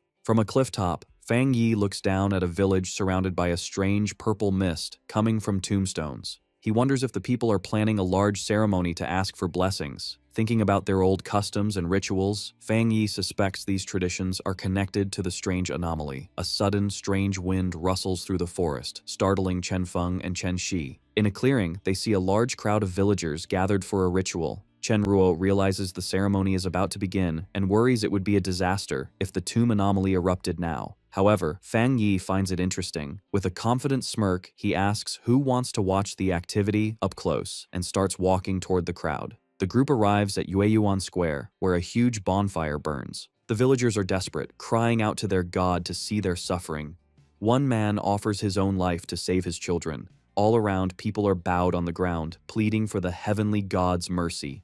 Suddenly, the bonfire goes out, the stone platform shatters, and large cracks spread across the square. The real horror begins as skeletal hands claw their way out from behind the tombstones. Someone screams that the monsters from the tombs are coming out again. From a swirling purple mist, several skeletons with glowing red eyes rise and stare at the terrified villagers. Panic erupts. An old man trembles, trying to say it must be a test from their god, while the rest of the villagers run in all directions. A mother holds her crying child, her face filled with terror as the child asks if their god will still save them. The chaos gets worse as the skeletons charge, and the villagers scatter, screaming for help. In the middle of the panic, a skeleton tackles the mother, separating her from her child. The little girl watches in horror, crying for her mother. Just as the child is left alone, an even larger ghostly skeleton appears from the mist behind her. The creature reaches its bony hand out for the crying girl. Before the skeleton can touch her, it is instantly destroyed in a flash of golden light. Immediately after, a huge wave of holy fire sweeps through the square, burning the attacking skeletons and turning the area into a fiery inferno. The surviving villagers stop running, completely stunned. Instead of fear, their faces fill with awe as they recognize the flames, with some shouting that it is heavenly fire. Their despair turns to joy as they raise their arms to the sky. As the flames rage, Fang Yi lands on the shattered stone platform. Against the fire, he tells the stunned crowd that their prayers are no longer necessary. With a cold, serious face, he states a hard truth. There are no gods in this world, and they will not come to save them.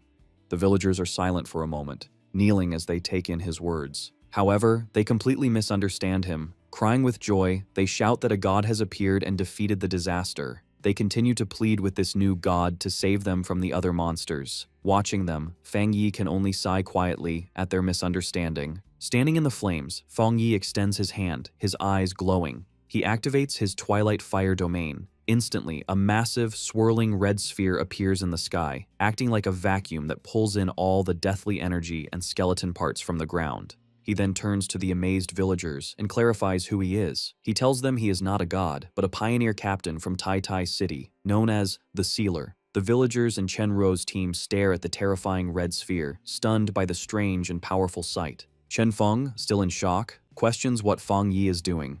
Chen Ruo, frustrated, reminds her team she had warned them he was no ordinary pioneer. She explains that he is the one who single-handedly solved the disasters in both Tai Tai and Kang City, and that he is treated as an honored guest by the highest authorities. Having absorbed the immediate threat, Fang Yi flies into the air like a golden comet toward the main village, which is still covered in a dense, purple mist and filled with skeletons. A system notification appears, confirming his Twilight Fire domain has successfully absorbed a large amount of the death attribute, making his own Yang attribute much stronger. Looking down at the countless skeletons below, he prepares to unleash his new power. He summons his blazing sword, its flames brighter than ever. With a powerful swing, he unleashes a huge wave of fire, declaring he will free Yue City for good. The fire, now mixed with a strange purple color from the absorbed energy, sweeps through the village, burning everything. From a safe distance, a group of survivors watches in disbelief and then cheers. They joyfully shout that the tombstones and skeletons have vanished, celebrating that heaven has not forgotten their city. After the attack, Su Qingying checks her device and reports that the anomaly readings in the Anding district are back to normal. Standing beside her, Chen Ruo confirms the Baimu district is also clear. She explains that only the Jinming district is left, the area with the highest concentration of the anomaly's power. However, as they prepare to move on, Su Qingying's face turns to shock. She urgently asks if they haven't noticed something terribly wrong. She points to the village, explaining that instead of disappearing, the pillars of purple light have actually multiplied, meaning the situation has gotten worse. Chen Ruo also shouts in alarm, confirming a massive energy surge is coming from the Jinming district and that the anomaly's power is rapidly gathering in one spot. Before their eyes, a terrifying event unfolds as a swirling vortex of dark green and purple energy begins to form a monstrous shape. From the mist emerges a giant skeletal being, a new anomaly king, its empty eye sockets glowing with a menacing green light.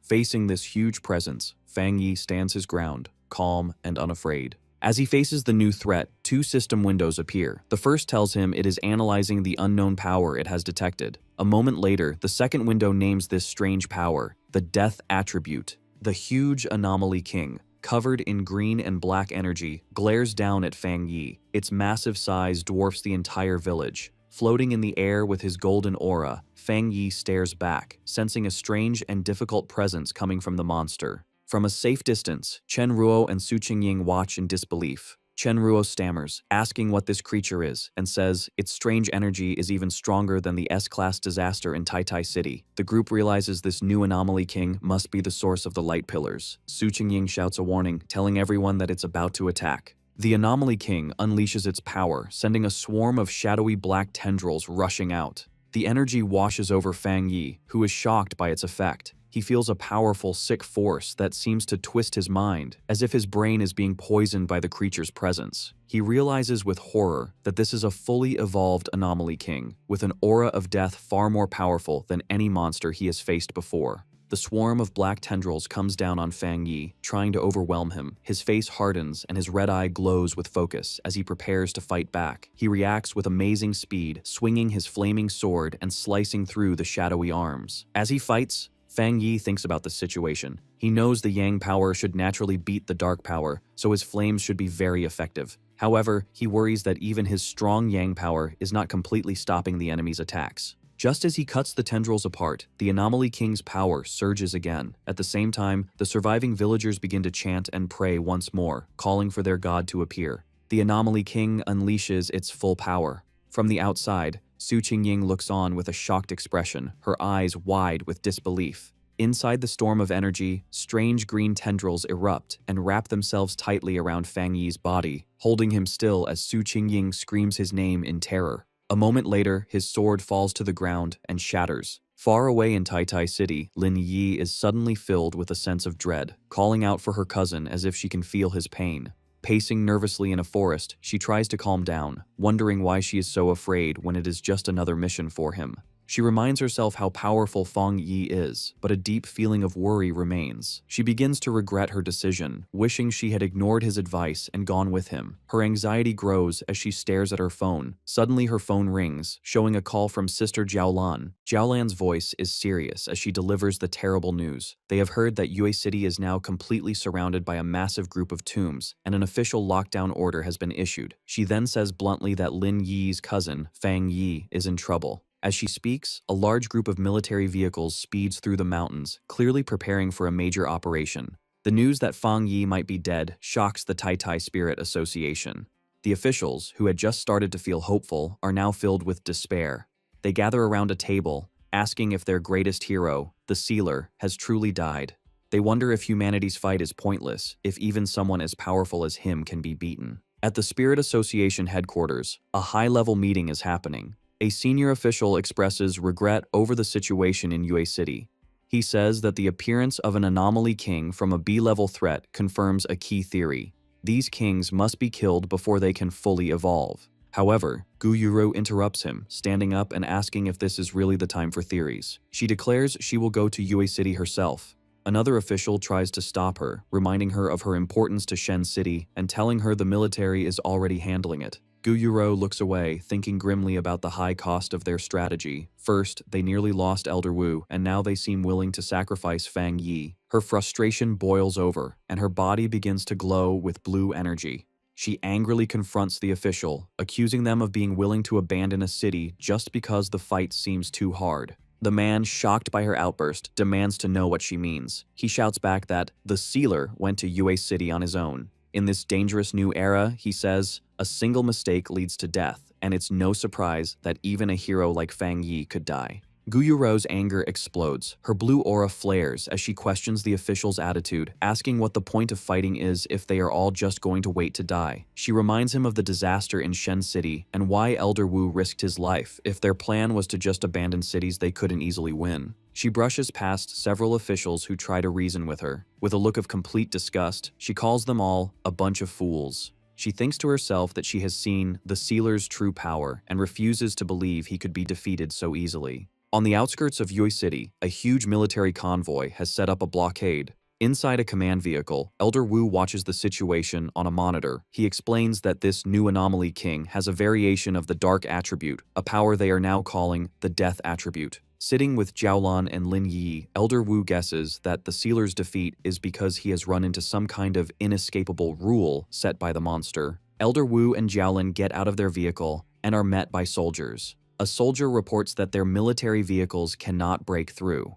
Jiaolan asks the soldier to explain. The soldier says that even with all their forces, their attempts to break through have been useless. He explains that Yue City is now covered by a huge number of tombstones. Whenever they send in soldiers, an equal number of tombstones rise up to attack them. He finishes with the grim news that all their frontline soldiers have already been dragged into the graves. The soldier adds that the Anomaly King's power is still slowly expanding out from the city. Lin Yi trembles in fear. The soldier grimly says that the chance of fixing the situation in Yue City is 0 and asks Elder Wu if they should order a retreat. He explains that the Anomaly King seems immune to all powers and has captured all the pioneers at the front, including the Sealer. Hearing this, Lin Yi screams, refusing to believe it. She turns to Elder Wu and Jiaolan, thanking them for their hard work, but declares that she will return to Yue City alone, not wanting to drag anyone else into a suicide mission. Deep inside the anomaly in Yue City, the land has changed into a terrifying, silent graveyard lit by an eerie green light. The ground moves, and massive tombstones erupt from the earth. The names carved on these new stones are Su Qingying and Chen Ruo. Above the graveyard, the Anomaly King weaves the death energy into thick threads. The energy comes together to form a stone coffin standing upright. Inside, Fang Yi is trapped, his body limp. Ghostly green centipedes crawl over him, wrapping around him to hold him forever. He appears completely lifeless, sealed in the tomb made by the monster. His eyes are hollow and dark, making it seem like the Sealer has truly died. But, in the darkness of this death, a system notification suddenly lights up. The Death Brand ability that Fang Yi had gotten before has been successfully activated. The system confirms that he has now obtained the power of infinite death. Soon the system announces that the Death Brand trial has ended. Fang Yi is exhausted, but awake. He lets out a breath, thinking that the Death Brand trial was a very intense experience. He looks up at the huge, scary green skull of the Anomaly King above him, noticing that the King of Death now looks much friendlier to him. However, as his eyes glow with power, he admits to himself that he never wants to go through that rebirth trial again. Just before being sealed in the coffin, he realized the Anomaly King had targeted him with an inevitable death ability that he couldn't dodge. Facing certain death, he took a desperate chance. He decided to manually implant the dangerous Death Brand skill, the one he got from the magma but was hesitant to learn earlier, into his own body. The system confirmed the implantation and began learning the abilities. A huge surge of red, painful energy erupted from Fang Yi's body as the skill became part of him. While the system prepared to activate it, the energy squeezed tightly. Fang Yi stood helplessly before the Anomaly King as the monster got ready to kill him. The system told Fang Yi that the king's inevitable death rule was starting. At that moment, Fang Yi truly died. His eyes rolled back and his body went limp. The system confirmed his death, saying step 1 of the ability was complete. However, because Fang Yi was killed by the monster while holding the brand, the system immediately detected the killer. It announced that the Death Brand had been driven into the body of the King of Death, completing step 2. As Fang Yi's lifeless body fell, wrapped in the monster's dark and deadly energy, the system initiated its final phase. It triggered the death trial while Fang Yi was already dead, explaining how he was able to return to life and why he appeared so exhausted. Standing in the coffin's green aura, Fang Yi has successfully gone through the process. The system explains that the death trial he just experienced was a triple trial designed to test the holder. Fang Yi had to survive 3 terrifying tests to get the Death Brand's 3 abilities. First, the fire attributes Mystery Yellow Spring, where he was constantly burned by hellish fire. Second, the poison attributes Death Collapse, where his body was cursed to break apart endlessly. And finally, the earth attributes Hell Evil Scene, where the gates of hell open to drag him into a burial of evil spirits. Fang Yi thinks to himself, remembering that the pain was so intense it was hard to tell what was real, feeling like an endless cycle of death. However, having passed this hard test with great effort, he has now mastered the skill. His eyes open, glowing with a sharp red light, as he decides that now is the time for the real battle. He looks up with a sharp expression, realizing that he is now resisting the Anomaly King's inevitable death rule. Blue electrical energy begins to surge in his hand, creating a disturbance that the Anomaly King feels. The huge skeleton looks down, confused by the sudden power rising from the coffin. Suddenly, a massive blast of blue lightning breaks through the stone prison. Fang Yi shatters the stone slab and falls free, hitting the ground hard. The monster stares down through the green mist, watching its prisoner escape. Fang Yi walks through the smoke and debris, covering his face and gasping for breath, tired from the resurrection, but alive and free. The Anomaly King is in a state of pure shock, unable to understand that the human it just killed has come back to life. As Fang Yi stands before it, the system reveals that the Death King has sensed Fang Yi's resurrection. The giant skeleton summons its power, getting ready to fight the revived threat. Not giving Fang Yi a moment to rest, the Anomaly King launches a series of massive green energy blasts from the sky. The attack hits the ground with great force, causing a huge explosion of green energy that covers the area where Fang Yi was standing. However, as the dust clears, Fang Yi is crouching on the ground, completely unharmed. A grin appears on his face as he realizes the monster's attacks no longer work on him. The system confirms that Fang Yi has successfully avoided the inevitable death rule. He stands tall before the giant skeleton, his cape flowing in the wind, while the Anomaly King looks down in confusion and fear. Fang Yi looks up with a terrifying expression. One eye glows red and blood drips from his lip, but he smiles with total confidence. The Anomaly King suddenly feels a sense of extreme danger, its empty eyes widening as it realizes the hunter has become the hunted. The scene shifts to the mountains outside the barrier in Yue City, now covered in glowing green tombstones that radiate a thick aura of death. Elder Wu, Lin Yi, and Jiaolan stand on a cliff overlooking the disaster zone. Sensing the overwhelming death energy below, Lin Yi calls out for her cousin. Jiaolan decides they can't just wait. Telling the others not to worry, she summons purple flames in her hands and gets ready to attack the tombstones to break the barrier and save Fang Yi. However, before she can attack, a massive blast of blue water cuts through the air, stopping her. A woman comes down from the sky, surrounded by swirling water energy. It is Gu Yuru who announces that she has also come to help. Jiaolan looks up in surprise, recognizing the newcomer as the Sea Mystic from headquarters. Gu Yuru shouts that she will fight with them. Combining her powers with Jiaolan, they unleash a huge dual attack of blue water and purple fire energy against the barrier of tombstones. The attack causes a chain of massive explosions that lights up the dark area. After the blast, two soldiers who had been buried in the rubble wake up, confused and weak, wondering what just happened. However, the anomaly reacts immediately. The ground shakes as massive green tombstones erupt violently from the earth, shooting up like spikes. Gu Yuru, Jiaolan, and Lin Yi find themselves standing back to back, completely surrounded by a circle of towering tombstones. Jiaolan notes with annoyance that the trap has activated again. She warns the other two to be careful, explaining that this anomaly can drag any living creature inside the tombstones. Suddenly, skeletal hands burst out from the ground and the stone surfaces. A swarm of skeletons jumps from the air, diving down to attack the three women. However, in the middle of their attack, the skeletons suddenly stop.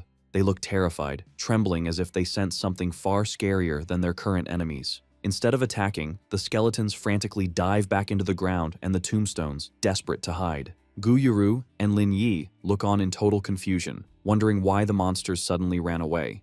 The group walks through the now empty battlefield, wondering why the Anomaly King would order a mass retreat and what it is planning. A heavy boot lands on the ground. It is Elder Wu, carrying two unconscious soldiers on his shoulders. He tells the group that this might be a good thing. He explains that the Anomaly King has pulled back its power, which means the people who were buried alive still have a chance to be revived. Elder Wu looks out over the field where many soldiers are lying unconscious, but safe. He concludes that this proves the sealer has not died. In fact, Fang Yi must be causing so much trouble inside that the Anomaly King had to pull all its power back to defend itself.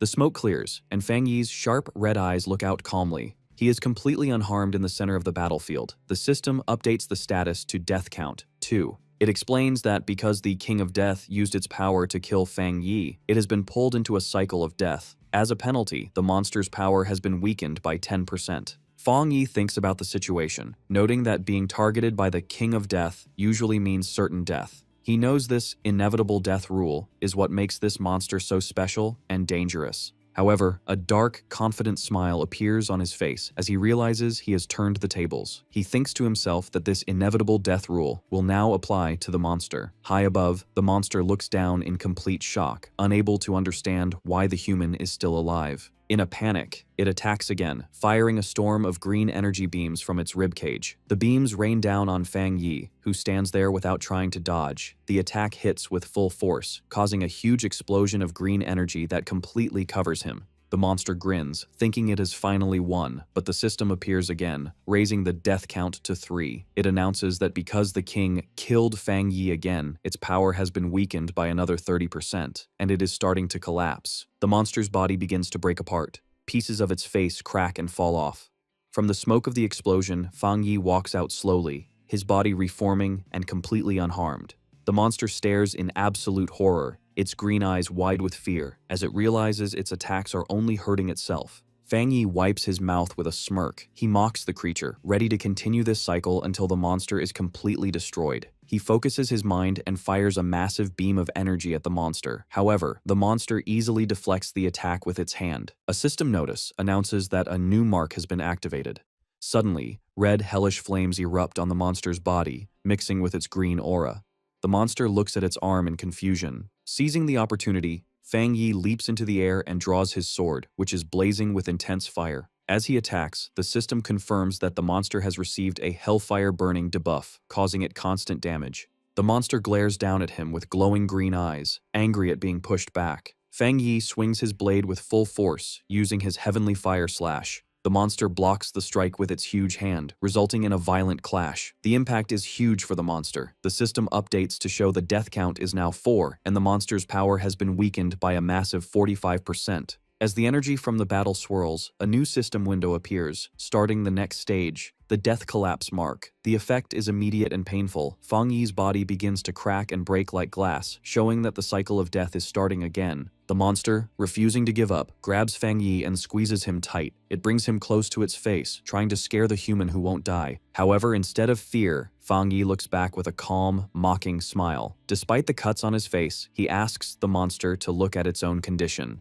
The monster pauses, confused by his confidence. Suddenly, intense flames erupt around Fang Yi, but he just smirks, unharmed. The flames spread to the monster's hand, and it watches in shock as its own bones turn to ash. The system confirms that the death count has reached 5, and the monster is now weakened by 60%. Another notice announces that the Hell Evil Scene mark has been triggered, speeding up the destruction of the monster's body. The monster roars in a furious rage, but it can't stop its body from crumbling. Outside the barrier, the massive tombstones surrounding the city begin to collapse. Zhaolan watches in disbelief, realizing the entire anomaly is breaking down. In the sky, the dark clouds disappear, letting light shine through. Lin Yi looks up with a bright smile, relieved that her cousin is alive. Elder Wu powers up his armor and orders the team to enter the city to rescue survivors and evacuate the injured. With their mission clear, Elder Wu, Zhaolan, Gu Yuro, and Lin Yi fly into the city. In the ruins of the anomaly, a hand desperately reaches out from the ground. Su Qingying pulls herself out, gasping for air, looking exhausted and terrified. Kneeling, she tries to understand what happened. She remembers her life force being drained away and feeling trapped in a green, hellish void inside the massive skeleton. However, she realizes the nightmare suddenly ended, allowing her to return. She immediately spots a tombstone nearby and realizes she must save the others. She frantically digs at the grave marked with Chen Ruo's name, shouting for her. Su Jingying uncovers the dirt to find Chen Ruo unconscious but safe. She is relieved to see that Chen Ruo is actually there, unlike Chen Ruo's sister, whose body vanished in the past. Suddenly, Su Qingying looks up, sensing a massive change in the air. She watches in awe as the swirling green vortex in the sky begins to crack. The massive skull of the monster crashes to the ground. Despite its collapsed state, the monster refuses to accept defeat. It glares up, declaring that it is the noble King of Death, and questioning what kind of being Fang Yi is to challenge it. The monster is furious that a human dares to look down on it. Suddenly, Fang Yi's undead army of red-eyed shadow spirits appears from the darkness. The monster's eyes glow with intense red light as they glare. The system announces that the Hell Evil Scene mark has now weakened the monster by 80%. The monster freezes in shock, its face cracking further as it realizes it has no power left. The destruction speeds up.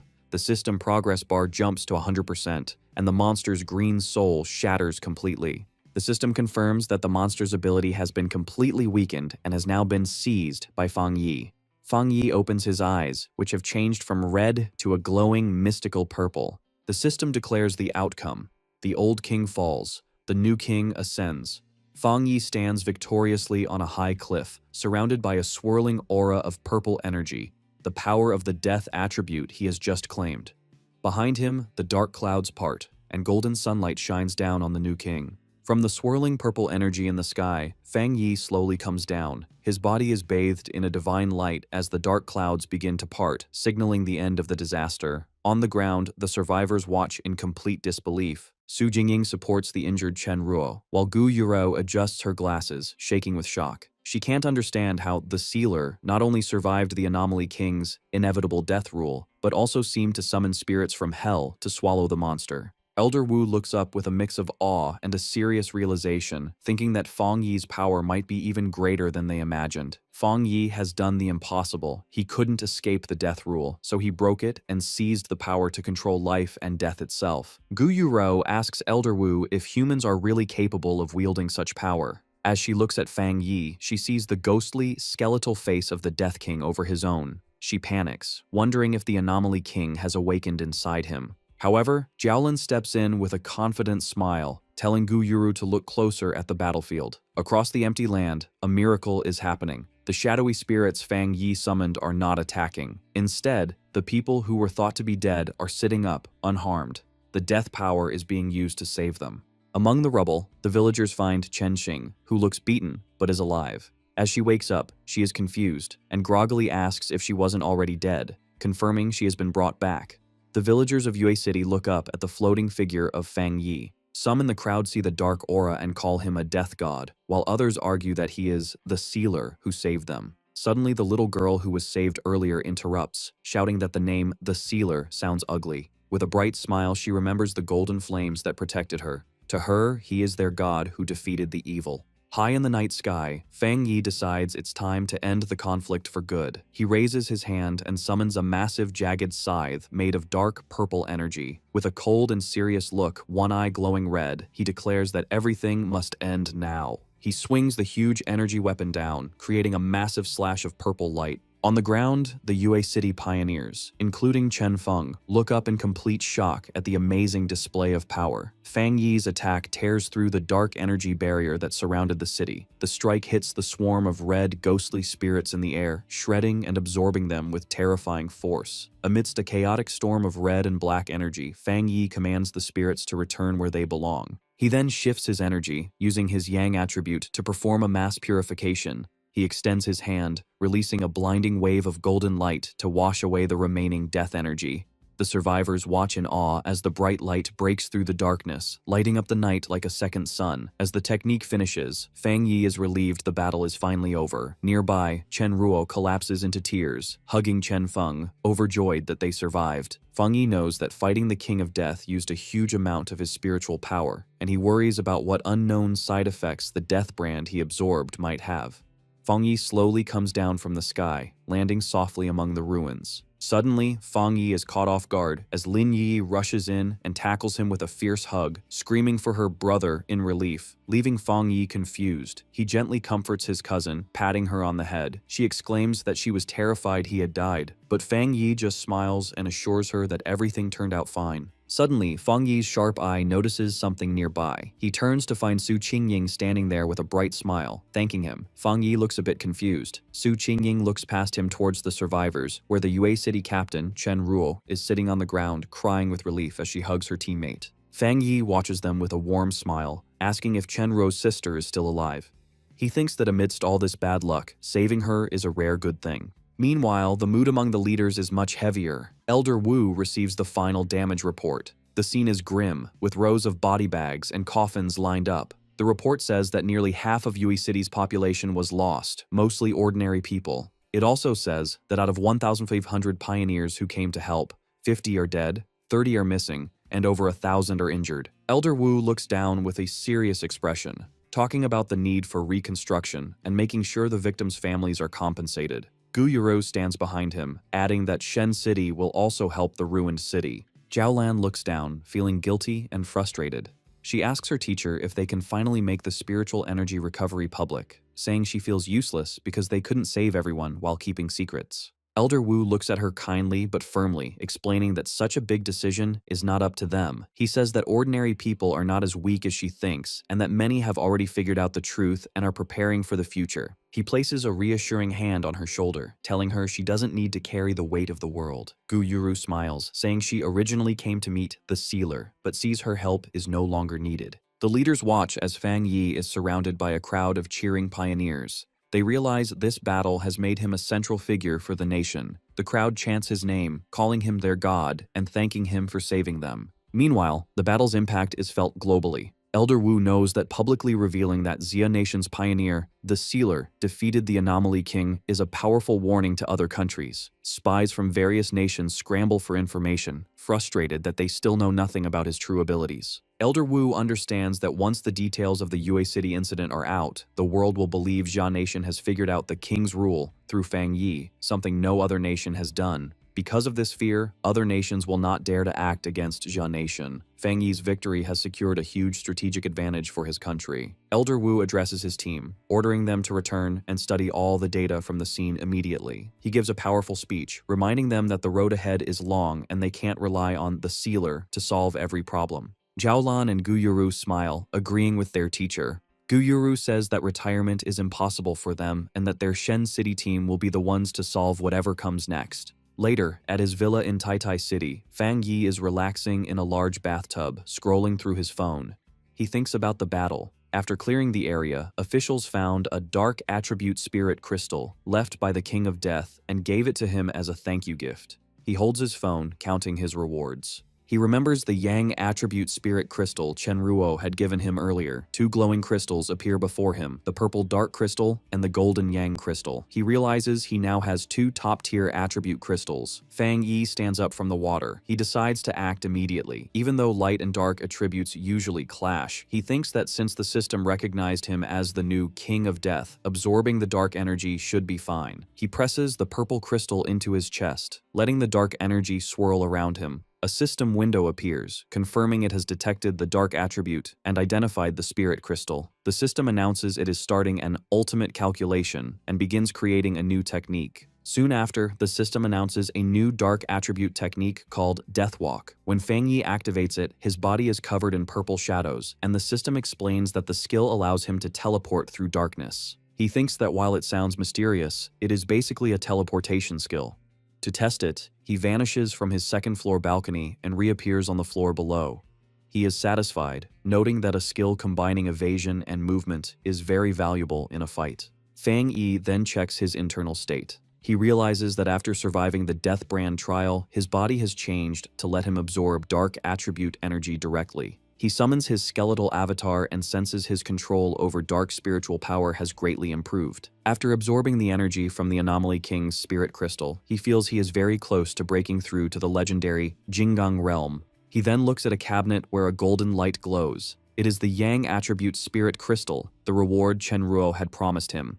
Fang Yi remembers with a bit of humor that after the battle, city officials thought it was too casual for Chen Ruo to give him such a treasure privately. So, they held a big formal ceremony to present it to him, and he even heard they built a statue in his honor. Putting aside the memory, Fang Yi picks up the golden crystal, thinking that having two top-tier crystals is a rare piece of luck. He holds it up to his eye, looking at the pure Yang energy swirling inside. As he channels his power into it, a swirl of fiery red energy erupts around him. The system activates again, detecting the strong Yang energy. Just like with the dark crystal, the system announces it is starting its ultimate calculation to create a new technique from this power source. Fang Yi focuses all his energy on processing the crystal, and the system confirms the new technique is successfully created. Suddenly, a blinding golden light bursts from Fang Yi's body, shining as bright as the sun. The system announces he has a new Yang attribute technique called the Sun God. Surrounded by intense, swirling flames, Fang Yi unleashes the full power of this new ability. The system explains that the Sun God technique lets him summon a sun avatar that can burn through anything. A glowing golden symbol appears on his forehead. High above the city, a huge golden bird made of fire appears in the sky, lighting up everything. On the streets below, a reporter broadcasts the amazing scene while online comments flood in. People joke about being blinded by the light even in faraway cities. The reporter tells the citizens not to panic, suggesting that their guardian, the Sealer, is just getting stronger. Online, people guess that the Taoist god, who had saved them before, is going through another trial. On a Pioneer forum, users confirm the event is in Taitai City and recognize the familiar Yang energy, guessing that the Sealer has a new ability. In a dense, glowing forest, a group of pioneers is taking a break, including Fang Yi's ex-girlfriend, Chu Qingli. A male pioneer in her group praises the sealer for being so impressive and for embarrassing Country B. He complains about a great prophet from Country B who had wrongly predicted that the Xia nation wouldn't survive the first year of the spiritual energy recovery. Chu Qingli looks worried and asks if the prophecy could be true. The male pioneer angrily dismisses the idea.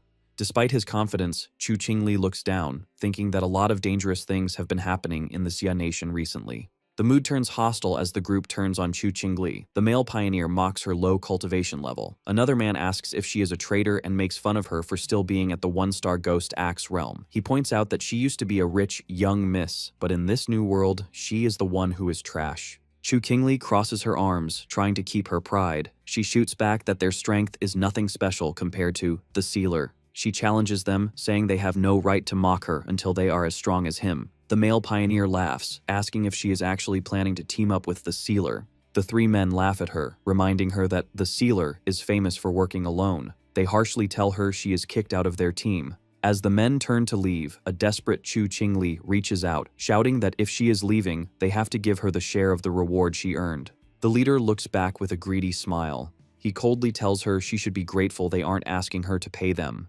He then unleashes a blast of wind energy, knocking her backward as he yells at her to get lost. Chu Qingli trembles with pain and anger, silently vowing that they will pay for this. Social media fills with panic as a great prophet from Country B predicts the Xi nation will be destroyed within a year. In the Tai Tai Spirit Association office, the association superior discusses this with Fang Yi, explaining that these rumors are affecting the local pioneers. Su Jingying explains that Country B is using psychological warfare to shake their citizens' confidence. The superior adds that news of Fang Yi's power has spread, causing Country B to act aggressively. It is even rumored they had manipulated events to cause a near disaster in another city. The superior admits the disaster was strange because all signs pointed to it happening in Country B, yet it almost destroyed their own elite forces instead. To fight the panic, the association decides Fang Yi has to make a public statement. He stands at a computer and, with a single keystroke, sends his message.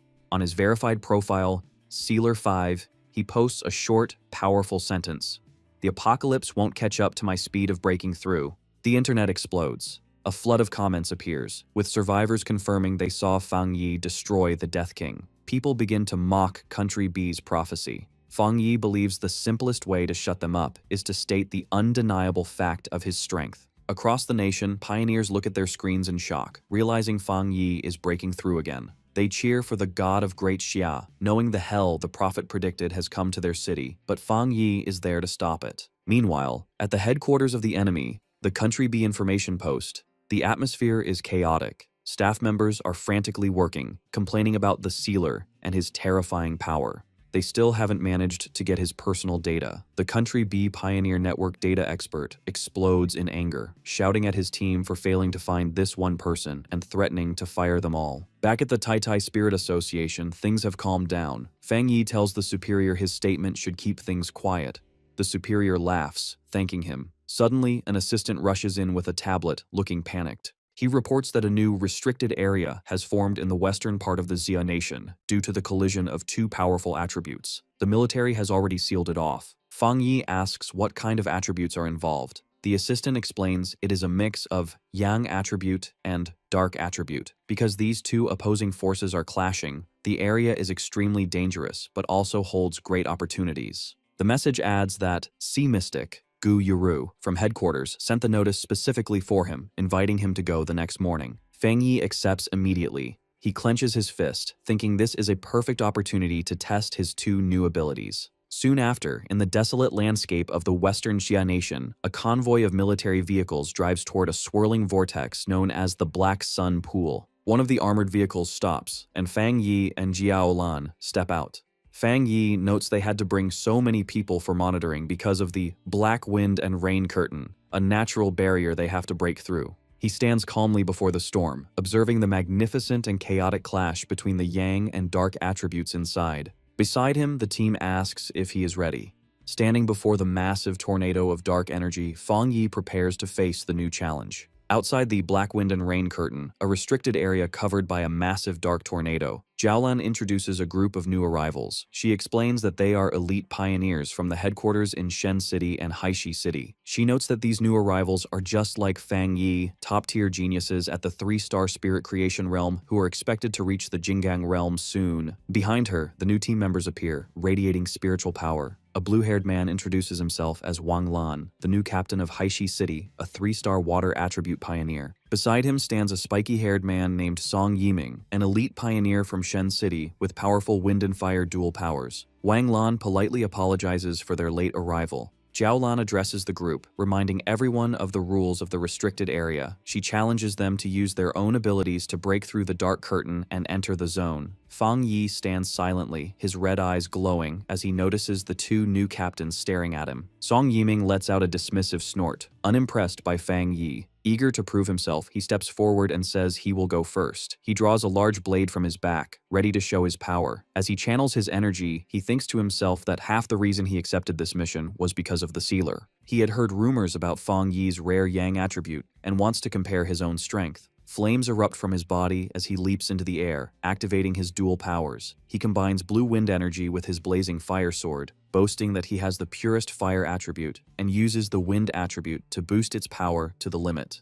With a massive swing, he unleashes a wave of fire and wind against the dark barrier. Jiaolan notes that Song Yiming is indeed a genius who has developed his two attributes to their peak. Song Yiming lands as the energy from his attack clears a path. He scoffs, saying the dark barrier is just mimicking bad weather and is easy for him to break. Wang Lan then decides it is his turn. He activates his spiritual power, summoning a sharp, blue water construct. As he charges into the dark storm, he forms a protective water umbrella around himself, using his defensive skill to push through the harsh environment. Inside the swirling darkness, the water shield glows brightly. Wang Lan feels the terrifying pressure of the dark climate, realizing that if he had come here right after reaching the 3-star spirit creation realm, he might have died. He looks up in amazement, wondering how the yang attribute and the dark attribute can truly exist together. Ahead of him, the massive vortex of conflicting energies swirls in the sky. Song Yiming holds a bit of dark energy, noting that it feels cold and repels the human body. He thinks just enduring it is impressive enough. Wang Lan is concerned, guessing that maybe Fang Yi can handle the pressure well because his fire attribute is naturally close to the yang attribute.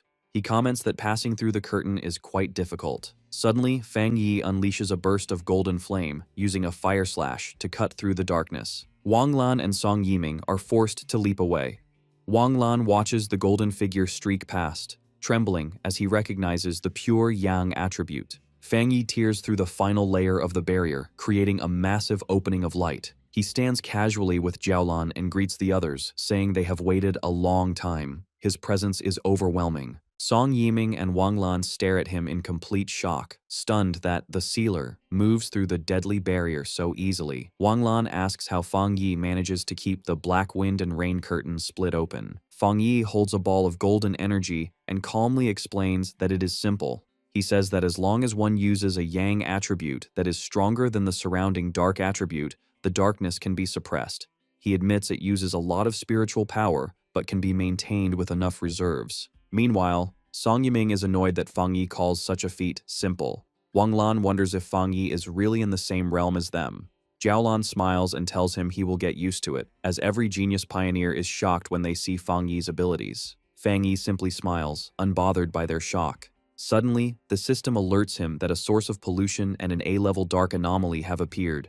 The ground begins to shake violently. Song Yiming looks eager. He says if it is just an A-level anomaly with a dark attribute, he wants to try fighting it. With Fang Yi in the lead, the group rushes toward the source of the disturbance. Ahead of them, 3 mysterious figures walk out from a cave. Fang Yi narrows his eyes and instantly recognizes that these people are from Country B. Jiaolan and Song Yiming are shocked to see others there. Jiaolan realizes these strangers have destroyed the anomaly. She shouts that there are no other authorized pioneers for today and concludes they must be stowaways. Jiaolan demands to know who they are. The 3 intruders stand boldly. A blonde man in a purple shirt, a muscular man with long black hair, and a man in a hood. The blonde man smiles arrogantly and introduces them as pioneers from Country B who have come to train. Song Yiming is furious, shouting that this is Jia Nation's territory and they have no right to be in a restricted zone without permission. Jiaolan backs him up, ordering them to leave, but the intruders stand their ground, saying that times have changed. The blonde man arrogantly states that if the Xia people won't take the resources here, his group will. He claims they are justified because they believe they are stronger than the Xia team. Hearing this, Fang Yi steps forward and calmly asks the intruders if they really believe that opportunities belong only to the strong. The blonde man smirks, thinking his country sent their elites here to start a conflict. Fang Yi looks at him with a cold, terrifying smile, his red eye glowing, and tells them that if strength is the rule, they can get lost. While Fang Yi confronts them, Jiaolan tries to report the situation to headquarters, but the enemies launch a sudden attack. The blonde man unleashes a surge of green energy, shouting that they have refused his polite offer. Song Yiming and Wang Lan are shocked, realizing the enemy has the rare and dangerous dark attribute. The blonde man laughs, declaring that this dark attribute environment is his perfect home field. Jiaolin analyzes the disgusting energy, realizing it is a nether poison attribute, mutated from decaying corpses. Panic sets in as she yells that the attack has destroyed all their communication devices, cutting them off from the outside world. Fang Yi realizes the intruders intend to kill them all. Song Yiming, refusing to wait, charges forward with his flaming sword. He shouts that if they can't absorb the dark attribute, they should just destroy it. Wang Lan tries to stop him, but he ignores the warning. Song Yiming unleashes a massive fireball at the enemy. However, the attack doesn't work as he expects. The green nether poison energy absorbs the fire, causing the fireball to explode violently and send a shockwave back towards Song Yiming. He stands his ground, shocked that his attack has failed. The explosion triggers a massive counterattack. A wave of green energy rushes toward the Xia team. Jiaolan shouts a warning as the deadly mist approaches. The green energy completely surrounds them. Wang Lan reacts just in time, creating a large blue water barrier to shield the group. Inside the barrier, while his teammates are tense, Fang Yi remains completely calm, his red eye glowing as he observes the enemy's power without any fear. The battle intensifies as the blonde man from Country B attacks Wang Lan's water barrier. A huge, shadowy claw tears through the shield, and Fang Yi steps forward, telling the group to scatter. He unleashes a powerful slash of golden energy, cutting through the dark mist and pushing the enemy back. The blonde man is caught by surprise as his attack is stopped. He quickly recovers, floating in the air, mocking Fang Yi as a fire attribute pioneer from Xia Nation. He warns that his teammates are even more useless than him. Suddenly, dark green vines shoot out from the shadows, wrapping around Jiaolan, Wang Lan, and Song Yiming, trapping them in a corrosive mist. Jiaolan shouts a warning to Fang Yi, telling him this enemy has hidden his true strength and is at least at the second level of the Jinggang realm. Seeing the Xi team trapped, the blonde man laughs maniacally. Meanwhile, outside the restricted zone, the military watches helplessly as the massive black wind and rain curtain closes again, sealing the team inside.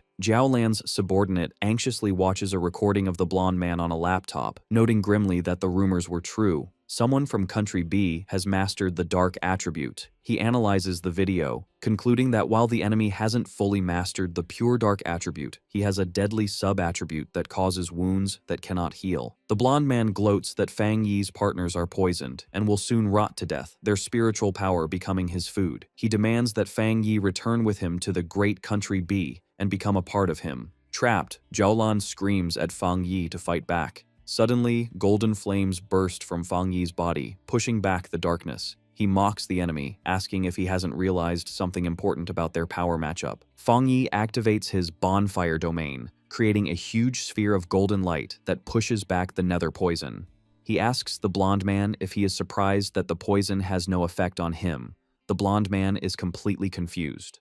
With a confident smile, Fang Yi unleashes a massive stream of fire, not at the leader, but at his two subordinates on the ground. Furious, the blonde man sees his defense broken and his men targeted. Fang Yi leaps into the air, taunting him, asking if he isn't going to save them. The blonde man calls Fang Yi arrogant and summons a large sphere of concentrated poison mist, shouting that as long as Fang Yi is human, he cannot escape its power. Ignoring the threat, Fang Yi charges straight into the attack, his flaming sword cutting through the sky. As he gets closer, the blonde man's expression changes to shock. He finally recognizes the nature of Fang Yi's power, realizing with horror that it is the Yang attribute, the one thing that can counter him.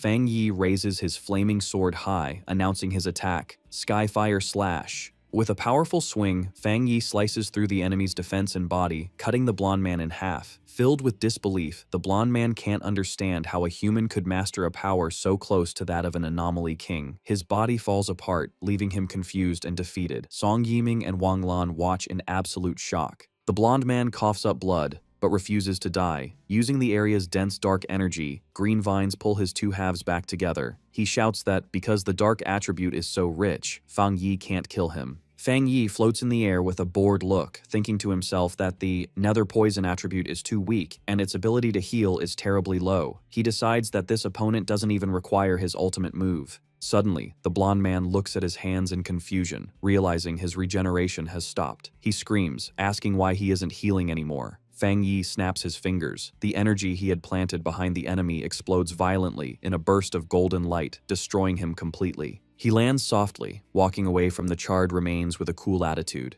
He reaches his hand out toward Wang Lan and Song Yiming, and crackling blue lightning surrounds them, targeting the green poison spots on their bodies. Fang Yi explains he is removing the dark attribute, leaving the two pioneers amazed. He then taps Jiaolan on the shoulder, purifying her as well. She expresses her shock that he killed a Jinggang realm pioneer so easily. Fang Yi analyzes the fight, thinking the blonde man did not reach the Jinggang realm through normal means because his spiritual power felt impure. He also finds it suspicious that the enemies seemed unaware of his existence. Jiaolan admits she is also confused, but recalls an internal rumor that years ago, Elder Wu blocked a strange disaster that was supposed to hit Country B with his own body. They consider the theory that the rivalry between the two nations has always been strong, and Elder Wu likely became a target because of his heroism. The mood lightens as Song Yiming bursts into excitement, declaring that from now on, he will hang a portrait of the sealer by his bed to motivate himself. Wang Lan asks his teammate with a straight face if he has been broken by the Yang attribute. Fang Yi turns away from the group, telling them that although he has removed the dark attribute, they are not in good enough condition to enter the core area of the restricted zone. He tells Jiaolan to take the others back or let them train in the outer area. As he speaks, he walks alone into the swirling wind and dust, leaving the team behind. With his eyes glowing gold, Fang Yi reveals his true intention: to see the true face of the core of this restricted area for himself. He stands alone before a massive, terrifying storm of blue lightning and dark energy. The sky cracks with power as he prepares to enter the dangerous core that no one else can reach.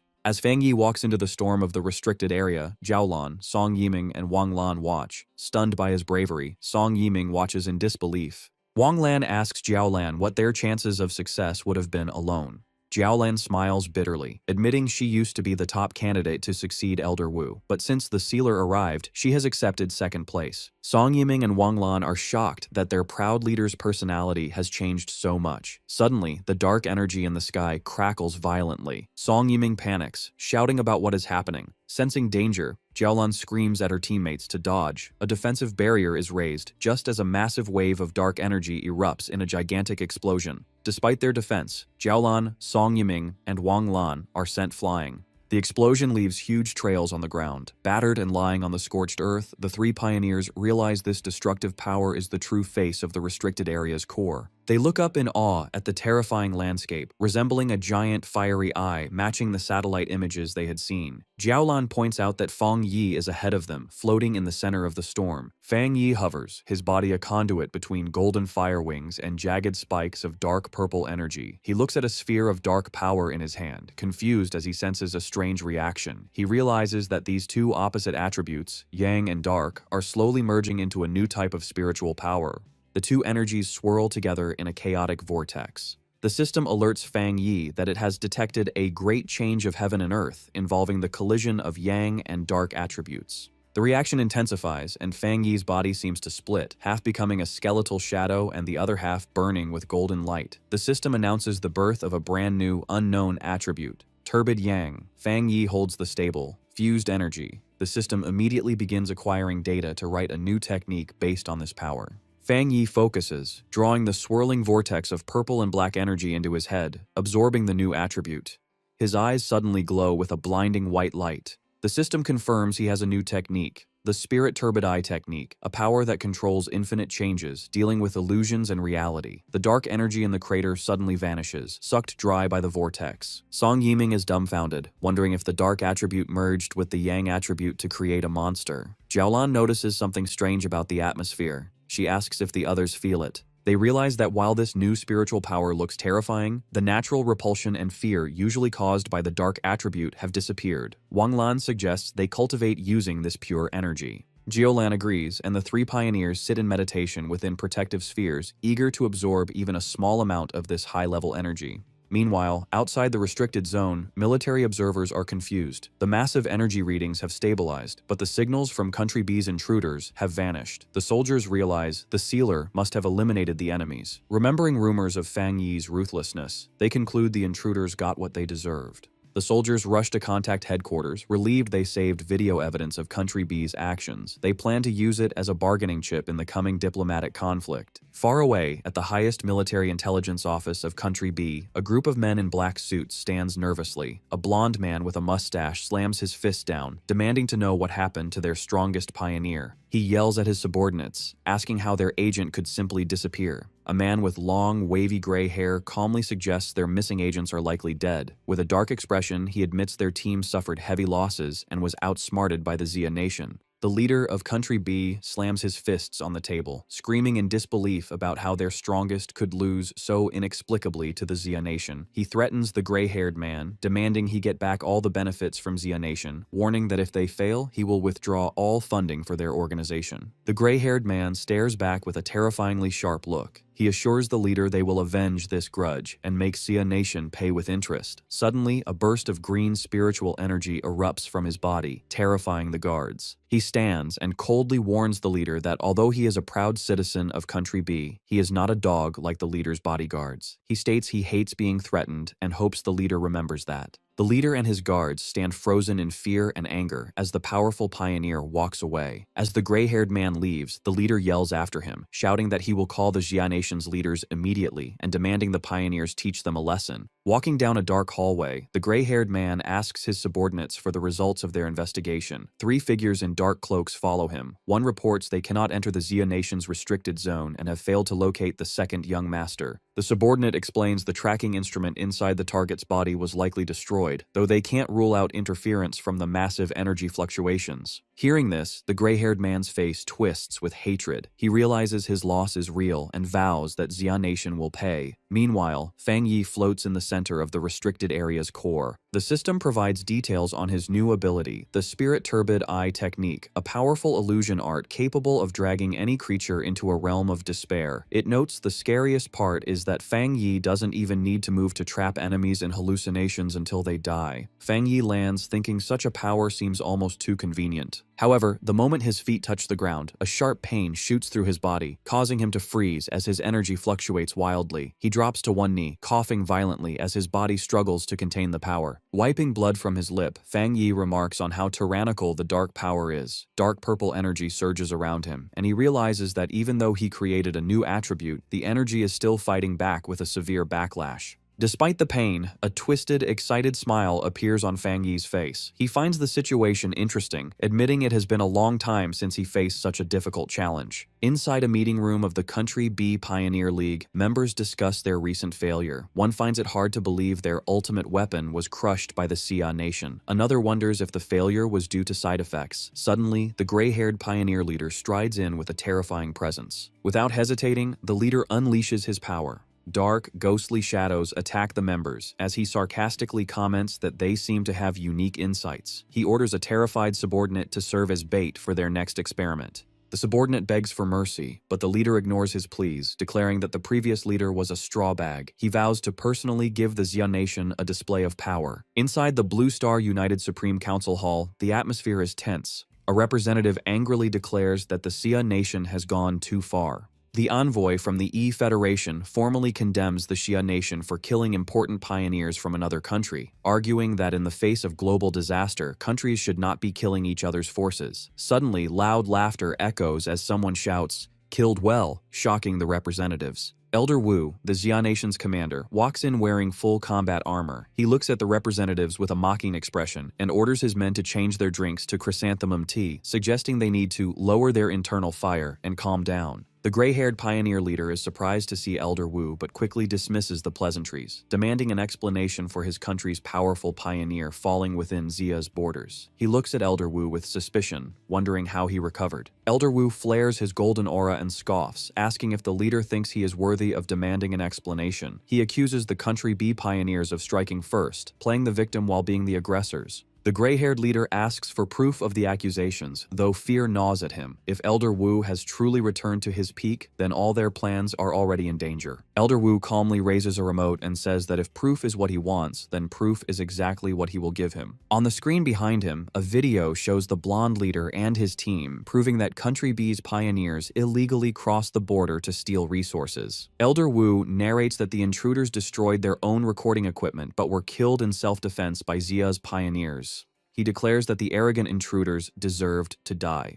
The audience is shocked by the clear evidence of Country B's treachery. Elder Wu stares down the gray-haired leader, quoting that those who commit injustice will destroy themselves. He warns that if any other nation tries to steal Xia's resources, they will face the same consequence. Enraged, the gray-haired leader secretly gathers green energy in his hand, preparing a sneak attack. He hurls 3 blades of green spiritual energy directly at Elder Wu. However, Elder Wu easily reflects the attack with a golden barrier, repelling the energy back at its source. The reflected force slams into the gray-haired leader, sending him flying backward. Elder Wu laughs heartily, mocking the attack as an insignificant trick. The gray-haired leader crashes onto the stairs, and his subordinates rush to his side in panic. Elder Wu watches with a satisfied expression, thinking about Feng Yi and how many more miracles the sealer can create for the Xia nation. Back at the restricted area, a massive vortex of dark energy swirls. Jiaolan, Wanglan, and Song Yiming stand at the edge, watching. Jiaolan looks deeply concerned, fearing that the sealer might be in trouble.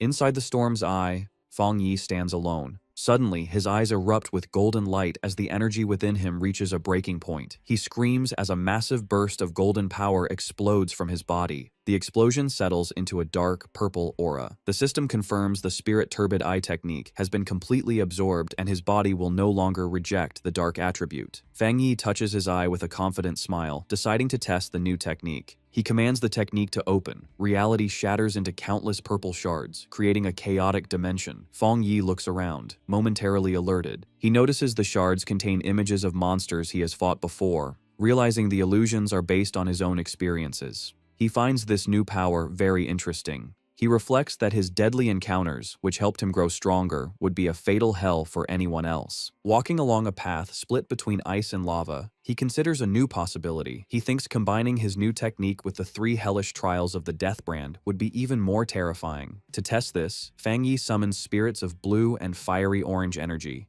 The conflicting energies swirl violently, creating a vortex. Suddenly, the system reports a massive spiritual power overflow, announcing he is about to break through to the legendary Jinggang realm. Feng Yi stomps his foot, shattering the ground. A confident smile spreads across his face as he welcomes the sudden advancement. A massive bolt of blue lightning strikes. From the blinding light, a gigantic golden armored avatar manifests. Feng Yi leaps into the air and charges straight at it. His attack collides with the avatar in a blinding explosion, shaking the entire dimension. Outside, Jiaolan and Song Yiming feel the energy fluctuation. Jiaolan's eyes widen as she exclaims that Feng Yi is about to break through to the Jinggang realm. The clash erupts in a massive explosion of golden light and blue lightning. After the blast, Feng Yi floats in the air, surrounded by crackling energy. He looks calm but slightly confused, questioning if that was all the trial had. A predatory smile spreads across his face as his red eye glows. He decides it's his turn to fight back. The golden avatar strikes down, but Feng Yi stands his ground, raising a barrier and unleashing his limitless dark world. With a determined shout, he unleashes his divine thunder tempering technique. He channels this immense power and launches a counterattack, sending a massive blast of blue lightning at the golden avatar. The lightning strikes, causing a huge explosion that rips through the dimension. The system confirms the breakthrough is in progress as Feng Yi absorbs a torrent of golden and purple lightning. He has successfully reached the first level of the Jinggang realm.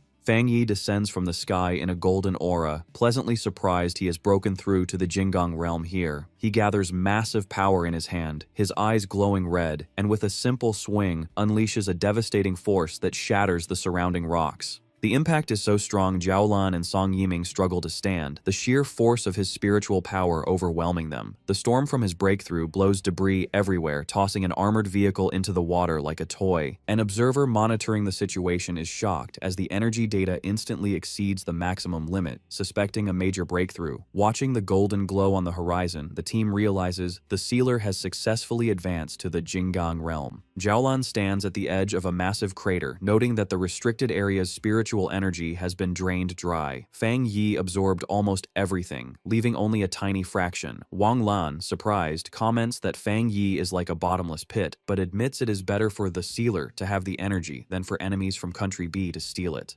The three pioneers land near the center of the phenomenon to meet him. Suddenly, Song Yiming is completely shocked by the presence he feels. From the blinding light, Fang Yi walks toward them, emitting an aura so heavy it feels like a mountain is crashing down on them.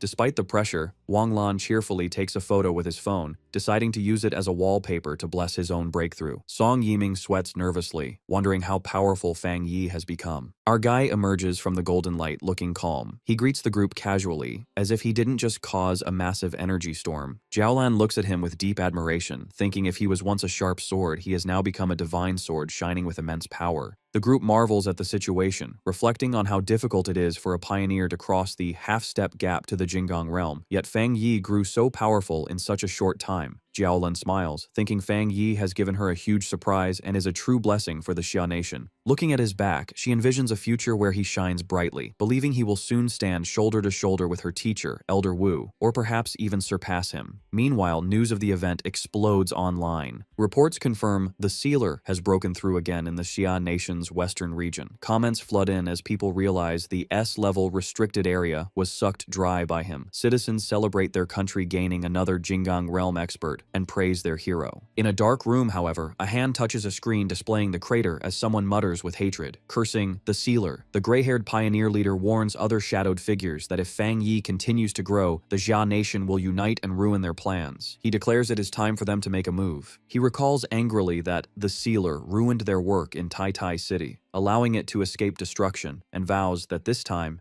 none of them will escape. A woman with long nails steps forward, revealing 2 photos of Fang Yi. She explains her followers hacked into the Pioneer mobile database and found these pictures to uncover his true identity. The gray-haired pioneer leader holds the tablet with a wicked grin, telling her he doesn't care what methods they use as long as they succeed. He expresses pleasure at their cooperation, looking forward to revealing the sealer's true face. At 3 a.m. in a city, a massive red beam of light shoots down, striking a high-rise building. On the rooftop, Jiang Lu finishes his cultivation, surrounded by a swirling red fire aura, satisfied with his hard work. He laughs triumphantly, celebrating his advancement to the 2-star spirit creation realm. Feeling confident, Jiang Lu poses for a selfie, eager to check how people online are worshipping the phenomenon he caused. However, his attention is caught by a specific notification. He reads a news report about the sealer breaking through a restricted area and the stir it caused online. Jiang Lu blushes with amazement, realizing Fang Yi has improved yet again. Inspired, he punches the air with determination, thinking that if a genius like the sealer is working so hard, he cannot be satisfied with a small breakthrough. Looking at an image of Fang Yi, he feels strong enough to follow in his footsteps. The next morning, Jiang Lu walks through the streets of Tai Tai City, shouting excitedly that he has finally returned. As he walks, he accidentally bumps into a woman in high heels. Instead of apologizing, he turns around annoyed and aggressively asks her if her mother never taught her to apologize. With deceptive calmness, the woman adjusts her sunglasses and offers a polite apology. But behind the lenses, a complex, glowing purple pattern activates in her eye. A wave of psychic energy washes over Jiang Lu, and before he can react, the hypnotize technique takes effect. His eyes glow with a dull purple light as he falls completely under her control. A sinister smile crosses her lips. She commands the dazed Jiang Lu to follow her, telling him someone is looking for him. Stripped of his will, he mindlessly asks where they are going, but follows her obediently. As she adjusts her hat, she whispers the name of her organization, the Heaven's Choice Cult. She pictures their base, a dark, ominous cathedral she reveres as a holy land. Her expression turns serious. As she leads her captive through a dark alley, cloaked figures leap across the buildings above, escorting them. She reinforces her mission, to infiltrate Tai Tai City, and not to disappoint the leader she calls Father. The woman vows to make Fang Yi's home base their new territory, declaring that the Heaven's Choice cult will soon shine over the entire nation. Jiang Lu wakes up in a dark, terrifying place identified as the Repentance Room of the Heavenly Chosen Church's headquarters in Tai Tai City. He screams in agony as he is tortured, shouting that he doesn't know the person they are asking about. He realizes he can't control his own mouth and remembers being hypnotized, understanding he has been brainwashed. These cruel people are trying to force information out of him about his future master, Fang Yi. He finds strange comfort in the fact that he genuinely knows nothing. In a grand hall, a subordinate reports to a woman dressed as a nun, asking if the prisoner has spoken. The woman prays and explains that although she forced him to speak, he seems too ignorant to be useful. The subordinate worries, questioning if Jiang Lu is even qualified to be bait. He expresses concern that the sealer might not come to save such a person. The woman declares she will increase the torture, determined to complete Father's mission. At the Tai Tai Spirit Association office, Fang Yi and Su Qingying sit across from two strangers. Su Qingying asks if they came to Tai Tai City to ask for help finding Jiang Lu. One of the men, Jiang Lu's friend, explains that Jiang Lu came to the city to find the sealer and become his apprentice, but vanished upon arrival. The red-haired man explains they received a tip that Jiang Lu was taken by a mysterious group known as the Heavenly Chosen Church. Su Qingying and Fang Yi look shocked. Su Qingying recognizes the name as an evil cult supported by pioneer forces. The red-haired man admits his group has no confidence in fighting such a powerful place, which is why they came to ask Fang Yi for help. Su Qingying explains more about the enemy. She describes them as a group that opposes the Spirit Association and specializes in mental attacks. She adds that they operate as an ordinary church to infiltrate the common population, with their main headquarters in Chuanxi City, where they have nearly 1 million believers. She explains that while the local Spirit Association has tried to strike them down, the cult is elusive. Fang Yi becomes alarmed, realizing that if the cult's headquarters is in Chuanxi City, their presence here means they have infiltrated Tai Tai City. Su Qingying urgently says she must notify the association to search the city. A sharp smile appears on Fang Yi's face as he reveals the truth. He notes that the cult sneaked in unnoticed and took the person looking for him. He concludes that the Heavenly Chosen Church is actually coming for him. Fang Yi sits in deep thought. He reasons that since this elusive organization traveled thousands of miles to target him, it would be difficult to find clues if they intentionally stayed hidden. His expression turns serious. He suspects the idea of them infiltrating Tai Tai City is misleading. Su Jingying and the red-haired man look at him in surprise. Fang Yi asks for confirmation that Chuanxi City is currently the place in the Jia Nation with the fewest spiritual anomalies. Su Qingying confirms it, explaining that it is a popular place for the elderly to retire, and many people there don't even realize the world has changed. Fang Yi analyzes the enemy's strategy, theorizing that the cult intends to create scattered weak points in Tai Tai City to slowly take over. He realizes his presence is the biggest obstacle. Suddenly, he stands up and deduces that the missing Jiang Lu has likely been moved to the cult's headquarters in Chuanxi City. Instead of waiting, he decides to take the initiative and orders Jiang Lu's friend to book the earliest tickets to Chuanxi City to confront them directly. The two men eagerly agree to follow Lord Sealer. Fang Yi then tells Su Qingying to inform her superiors and run anti-cult propaganda to keep the city safe while he is gone. She cheerfully agrees. As he prepares to leave, Fang Yi thinks that this cult must be destroyed quickly. He admits he is surprised he didn't know such a powerful group existed there, and suddenly remembers that his aunt is currently retiring in that very city. Meanwhile, at the Heavenly Chosen Church headquarters in Chuanxi City, a subordinate approaches the leader, reporting that the sealer and his companions are flying to the city. The leader, in white religious robes, smiles sinisterly.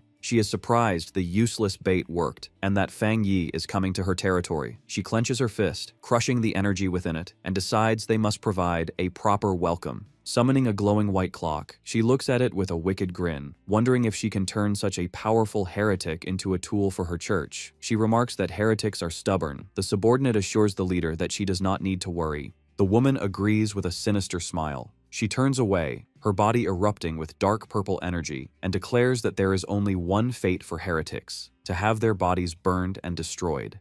At the Chuanxi airport, which looks surprisingly peaceful, Fang Yi finds it amazing that flights in the Xia Nation are still running. As they walk through the terminal, one of his companions explains that flights are becoming rare, and if the Spirit Association hadn't helped them book tickets, they likely wouldn't have made it. Later, in a quiet wooded area, Jiang Lu's friend asks Lord Sealer where they should go next. Fang Yi tells them they don't need to go anywhere, they just need to wait. The two companions look at each other, confused by this unexpected command. Fang Yi holds up a finger, signaling for silence. With a sharp look, he tells the group to listen, having detected the enemy's presence. He announces that their hosts have arrived. A group of cloaked figures emerges from the thin air surrounding them. These enemies float in the air wearing dark hoods, their faces wrapped in bandages and their eyes glowing with a hypnotic purple spiral pattern. Fang Yi immediately warns his companions to be careful. He reminds them that the heavenly chosen church specializes in mental attacks and orders them not to look directly into the enemy's eyes. The red-haired man and Zhang Lu's friend acknowledge the order and take fighting stances.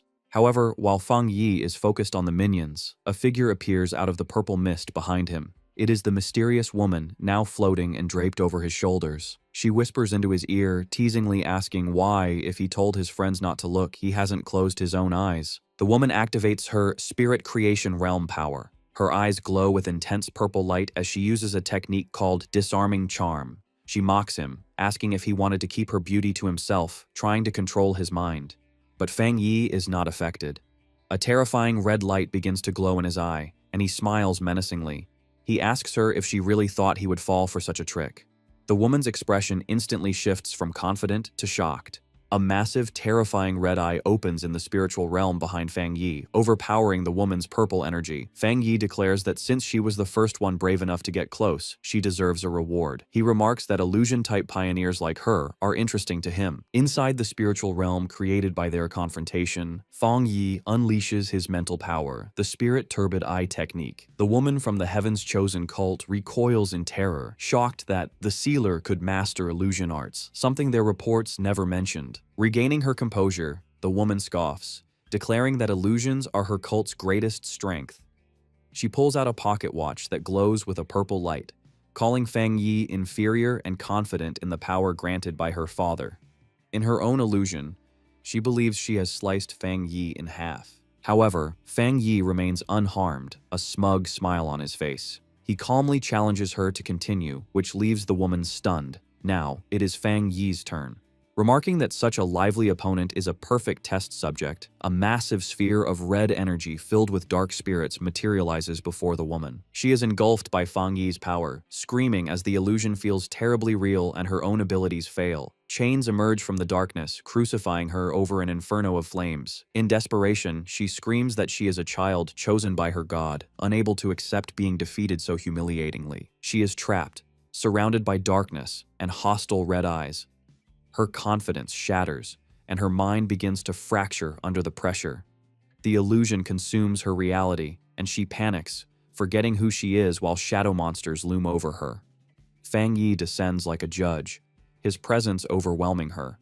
The woman realizes her skills are weak and that if she resists, she will certainly die. With his red eye glowing menacingly, he demands she tell him everything she knows about the Heaven's Chosen cult's ultimate goal. Trembling, the woman reveals the father said they must remove the sealer to complete their grand plan. Fang Yi presses her for more details about the plan and the location of the father and his friend Zhang Lu. Struggling to speak, she stutters that they are at the altar, but suddenly her expression twists in terror. A restriction placed deep within her mind is triggered. Before she can finish, a lethal force strikes her from within, silencing her instantly. Her body collapses lifelessly before Fang Yi. Back in reality, the illusion dissipates. Fang Yi looks at the corpse, realizing she triggered a forbidden restriction from the father. He deduces that followers who try to reveal sensitive information are killed. The forest returns to silence. He walks through the aftermath. His defeated allies lie on the ground. Sensing that he is being watched, Fang Yi calls out to a hidden observer, asking if they silence their own subordinate. The cult's minions leap out, purple energy swirling around clock-like objects. They angrily declare that they will capture Fang Yi to make their cult famous. They surround him, threatening to kill his companions if he does not surrender. Fang Yi scoffs and summons a blade of pure fire. As he prepares to attack, his glowing eye analyzes his opponents. He notes their high power level on paper, but sees their weak foundation means their power is hollow. Disappointed, he grips his flame sword. With a massive, heavenly fire slash, he tears through their defenses, remarking that their actual combat strength is pathetic. The cultists are blown away by the fire, screaming as they fall, completely defeated. Fang Yi stands over one of them, his terrifying glowing red eye fixed on him. The cultist trembles in fear, realizing the overwhelming power gap. A terrified subordinate approaches, holding a strange oval mirror glowing with purple energy. Fang Yi looks at it curiously, sensing a presence as a dark silhouette appears inside. The voice from the mirror addresses the sealer, claiming there has been a misunderstanding. The voice asserts the heavenly chosen cult exists to save humanity, boasting they have solved 3 spiritual anomalies in Chuanxi City. The leader declares that compared to their holy work, the Spirit Association is incompetent. Fang Yi mocks her propaganda, telling her not to believe her own lies. He calmly dismantles their argument, pointing out that Chuanxi City is a secure area with no record of beast disasters, meaning the anomalies they fixed never existed. Fang Yi exposes their scheme, deducing the cult creates fake problems to attract believers and gather wealth for their own cultivation, dismissing their methods as despicable. The woman in the mirror laughs condescendingly. She reveals her true power, transforming a simple pocket watch into a vessel of dark energy. Furious, she declares that Fang Yi misunderstands their noble cause and that pioneers like him, who risk their lives for the Spirit Association, are hopelessly brainwashed. She questions the logic of protecting weak people, calling them a burden that should be left to die so that powerful pioneers can rule. Her face contorts with fanaticism as she screams that they are on a glorious path of evolution. Unmoved, Fang Yi's flaming sword crackles with blue lightning as he rushes forward with blinding speed. The cultist holding the mirror screams in terror while the leader watches in shock. With a cold expression, Fang Yi declares that if she believes the weak deserve to die, she should be the first to go. He swings his blade, a blur of fire and lightning, at the cultist and the mirror. The leader looks on in disbelief as his attack slashes through reality itself, shattering the mirror and severing their connection. She screams, unable to comprehend how he broke their sacred object. The woman flinches as the fire slash narrowly misses her. Shocked, she realizes it was a powerful illusion, not a physical attack. She thinks that she was nearly trapped in Fang Yi's illusion and is fortunate her real body wasn't present. In her mind, the cult leader experienced being decapitated by a giant, red-eyed Fang Yi who had pulled her into his mental realm. Despite the illusion, a real wound, a purple energy crack, appeared on her forehead, a testament to Fang Yi's strange power. Back in the forest, a cultist holds a mirror showing his leader's shocked face. The woman remarks that Fang Yi's methods are interesting. Regaining her composure, she smirks and tells him that he is very strong, asking if they should talk. Fang Yi notices the wound on her forehead isn't blood but seems contaminated by a dark attribute. He concluded his illusion wasn't strong enough to trap her remotely without her physical body present. He gave her an ultimatum.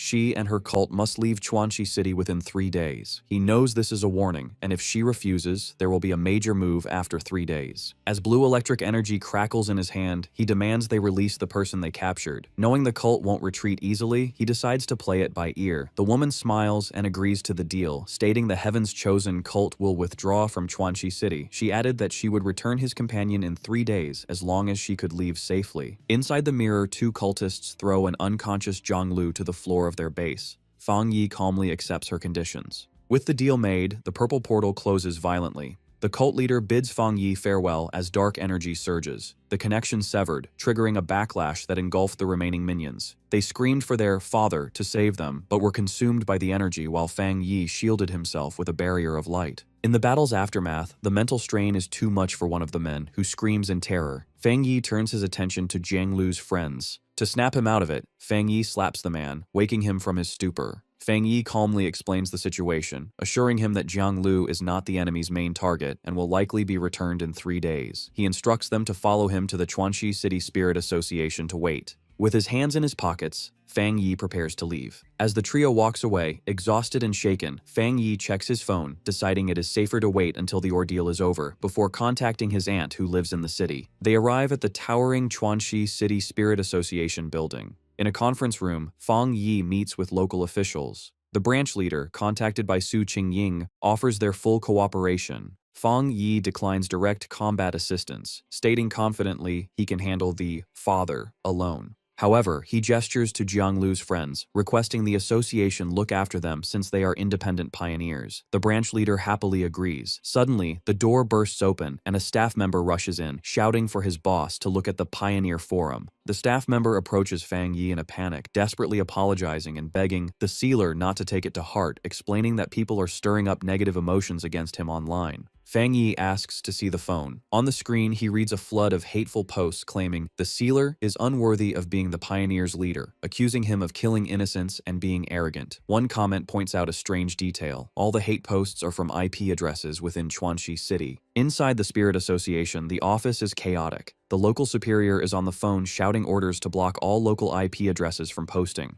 He realizes with dread that the Heaven's Chosen cult must be cleared out immediately, or they will become a massive disaster. Meanwhile, at the cult's headquarters, the cult leader preaches to her followers in a dark cathedral. She claims to have foreseen a future where the chosen ones are trapped in a cage of fire, twisting the truth by saying the lightning and fire they faced were malicious obstruction by their enemies. Floating above her followers, she paints Fang Yi as a villain, accusing the sealer of murdering their members and declaring they must remove this evil obstacle. The cult's propaganda machine goes into full effect. A giant hologram is projected onto a skyscraper, showing a manipulated video of Fang Yi attacking someone, framing him as a monster. The crowd below cheers for the cult's justice. The propaganda works. A massive protest fills the streets with citizens carrying banners proclaiming the cult as the world's savior and accusing the Spirit Association of feeding the city to demons. The angry mob gathers outside the Spirit Association building, shouting that harming the cult is the same as harming the city. High above, Fang Yi stands by a window, looking down at the brainwashed citizens with a cold expression. Inside the office, the mood is grim. The branch leader sits with his head in his hands, lamenting that the association has lost all public support. He approaches Fang Yi, explaining helplessly that as pioneers, they cannot use force against ordinary civilians. Fang Yi interrupts him, bluntly telling the official not to worry and that he never expected much from them in the first place. Fang Yi realizes the cult is using the people of Chuanxi City as weapons and hostages, but he considers these to be petty tricks.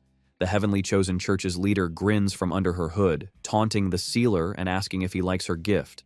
She declares that since all citizens are her puppets, he would have to destroy the city to destroy the cult. Deciding to retreat, she orders her subordinates to leave and return the trash they captured. Mockingly claiming that her cult is merciful, one of her subordinates throws a body toward the angry crowd below. As it falls, a massive explosion rocks the Spirit Association building, shattering the windows. A blinding golden light erupts, causing the mob to shield their eyes and scream. The church leader looks back in confusion, realizing something unexpected is happening. Fang Yi floats outside the skyscraper, engulfed in a terrifying aura of golden flames. He coldly reminds them that if they did not leave within 3 days, they would face the consequences. The cultists stare up in shock, wondering if he isn't afraid of causing a massacre. The cult leader has miscalculated. As powerful energy surrounds her, she screams in frustration, admitting she should have killed the hostage earlier. She then asks if he truly doesn't care about the lives surrounding them. Fang Yi mocks the cult leader, telling her there is something she doesn't know. He swings his sword down, revealing his technique is designed to counter dark attribute anomalies. The woman is shocked as the massive fire slash strikes her subordinate. Using his speed, Fang Yi vanished and reappeared behind her, catching her off guard. He brought his sword down, forcing her to summon a magical barrier to block the heavy blow. Locked in a stalemate, Fang Yi stares into her eyes with a cold, red glow. He smiles menacingly and asks a chilling question, deducing that she is not actually human. The woman's expression shifts to surprise. A crack opens on her forehead, glowing with purple light, as she admits she is impressed that he figured it out. The crack widens to reveal a large, monstrous purple eye. She stares back, admitting that nothing can escape his sharp vision, fully revealing her non-human nature. The monster admits it has been a long time since it faced a situation like this.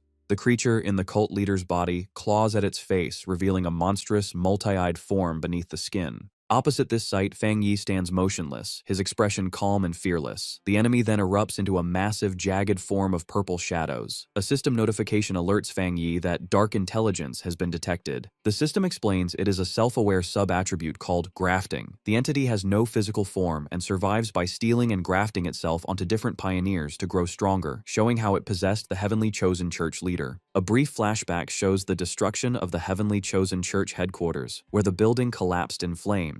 Back in the present, the giant shadow monster looms over Fang Yi. It tells him that he has a perfect body with powerful spiritual energy and demands that he hand it over. The monster then calls upon its followers, declaring it is time for them to be used. Suddenly, life force is violently ripped from the cultists, shooting from their mouths and eyes as purple beams of energy. The energy swirls toward the monster, forming a massive sphere of dark power. The monster then unleashes this power in a devastating beam at Fang Yi. Fang Yi does not retreat. He swings his sword, which is coated in fiery energy. The blade cuts cleanly through the darkness, slicing the sphere in half and chopping off the monster's massive arm. The creature stares at its severed limb in shock, remarking that the pain is intense. Fang Yi walks toward the injured monster with his flaming sword, saying the damage is not enough and he needs to clean this creature up completely. He realizes this dark intelligence has a hidden trick, disguising itself as a human to build a faction. Fang Yi raises his hand, noting that killing this thing might be harder than the previous anomaly king. Suddenly, a massive claw of blue electrical energy descends from the sky. Watching from a nearby building, the branch leader and another pioneer are terrified, realizing the dark attribute has gained true intelligence and can graft onto pioneers. They decide they must warn headquarters. The giant lightning hand slams down and firmly grabs the shadow monster.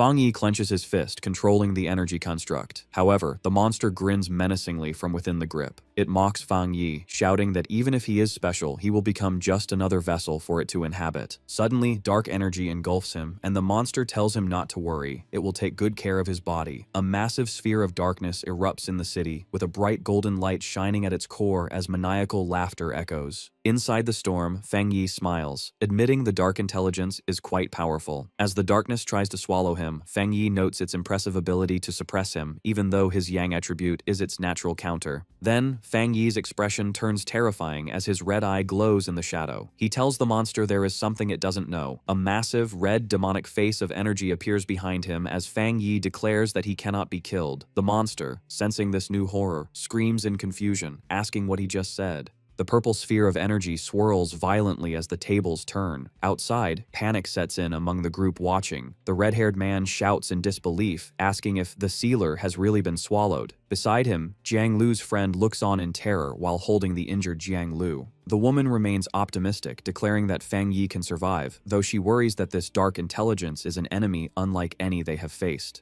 The branch leader silences the panic, shouting that they have to believe in him. Amidst the chaos, Jiang Lu wakes up groggily, asking what is happening. His first thought is a terrified question of whether his master has lost. However, inside the chaotic purple dimension, Fang Yi is alive and well, walking calmly through the storm. He looks around, realizing he is inside the dark intelligence's body. A system window appears, confirming his plan worked. The death count increases to 1, activating his death brand.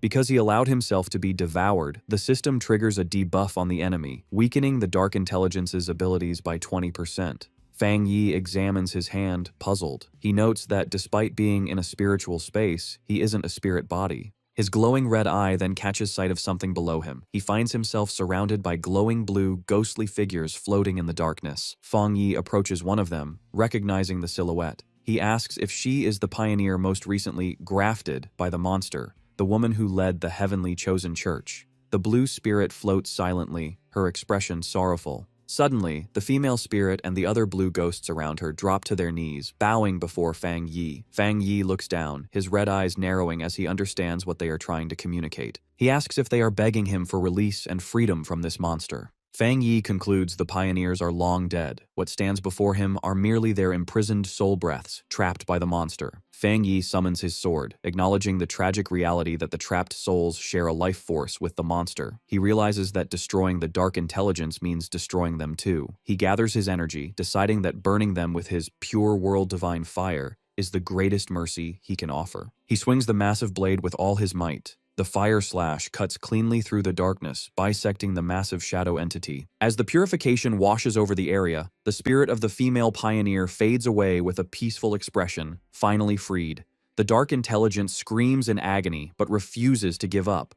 It morphs into a spiked shadow, yelling that Fang Yi's resistance is useless and threatening to chop off his limbs. However, a system window confirms that contact with such a massive dark attribute has triggered the Hell Evil Scene mark. The system announces the monster's power is being rapidly drained, first weakening by 50%, then quickly jumping to an 80% reduction as the Hell Evil Scene swarms the enemy. The monster is reduced to a chaotic sphere of red eyes, unable to maintain its form. The system announces the weakening has reached a critical 99%, leaving the entity virtually powerless before Fang Yi's glowing gaze. Fang Yi reaches out, coldly commanding the monster to hand over its power. The dark intelligence looks on in pure shock and fear, realizing it is completely defeated. With a final command to break, a massive explosion of light tears through the darkness, shattering the dimension as the monster screams in despair. The dark dimension shatters, causing a massive, fiery explosion over the city. On the ground, the branch leader and Jiang Lu brace against the shockwave, wondering if Fang Yi destroyed the dark intelligence. Jiang Lu stares at the sky, shocked and amazed at the limit of human power Fang Yi is displaying. High above, Fang Yi summons a radiant sun that illuminates the sky, burning away the dark energy.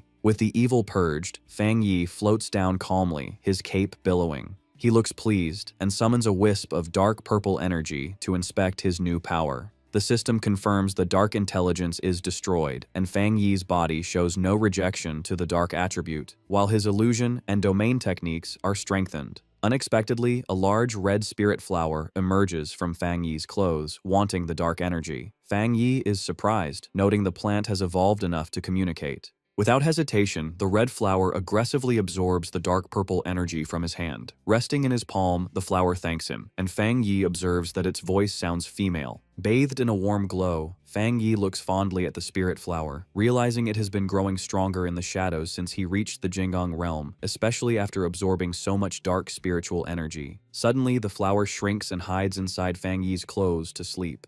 Fang Yi smirks, noting it seems much sleepier, and decides to study it later. The city is now bathed in the bright light of a clear morning.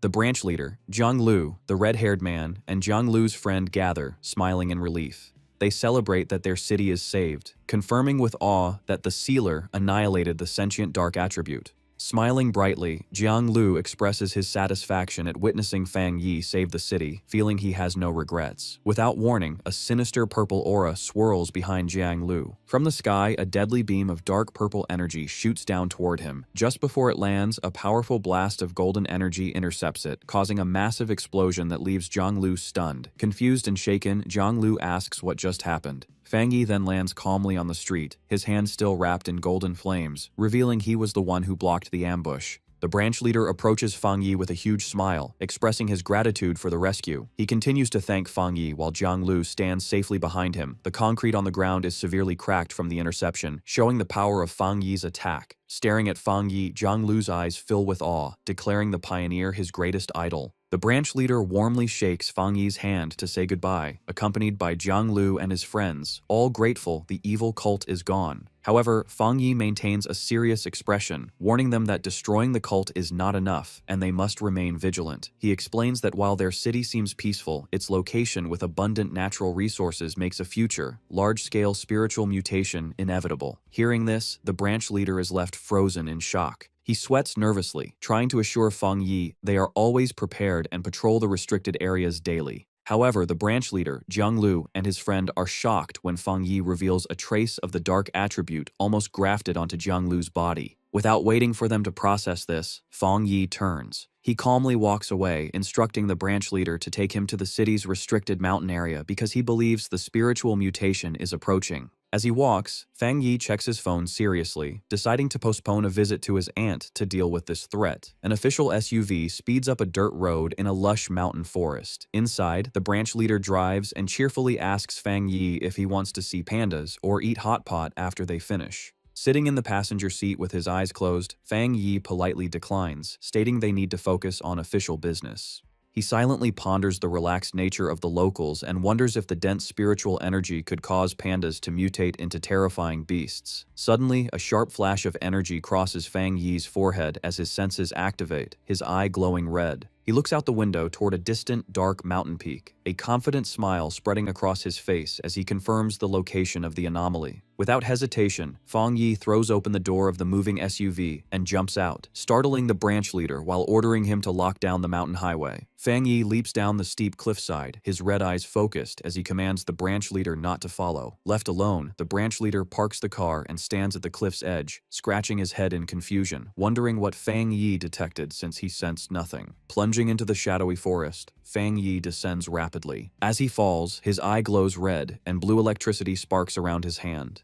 He senses immense power nearby, noting the resonance of the lightning aura grows stronger as he nears the peak. With practiced agility, he lands gracefully on a massive tree branch. As he stands, intense blue lightning surges up his arm and wraps around his body. The raw energy crackles loudly down the enormous tree trunk, casting a blue glow throughout the woods. Fang Yi looks up at a terrifying, massive vortex of swirling purple and pink lightning. The system confirms the detection of a massive thunder attribute boundary. Narrowing his eyes, he reaches his glowing hand toward the turbulent sky. Unleashing his divine thunder tempering technique, Fang Yi fires a colossal blast of blue lightning upward. His blue energy violently clashes with the descending purple storm clouds, creating a spectacular explosion. Suddenly, his expression sharpens as he notices a dangerous shift in the atmosphere. The purple storm clouds swirl together intensely. The system issues a critical warning as a gigantic, spear-like bolt of purple energy drops from the sky, identifying it as the legendary Divine Punishment Thunder, an unstoppable force of destruction. Reacting instantly, Fang Yi slams his hand on the tree branch, channeling his blue lightning into the wood to ground himself. Crouching with fierce determination, he shouts a command to draw the devastating heavenly thunder into his own body. The apocalyptic purple lightning strikes down, colliding violently with the massive eruption of blue lightning surging up from the forest where Fang Yi stands to face the impact. The clash between Fang Yi's blue energy and the purple thunder creates a massive, blinding flash of power. The energy erupts into a tall pillar of light, with Fang Yi standing firm against the strong force. Inside the chaotic energy, Fang Yi's system detects a huge amount of thunder power and quickly starts processing it.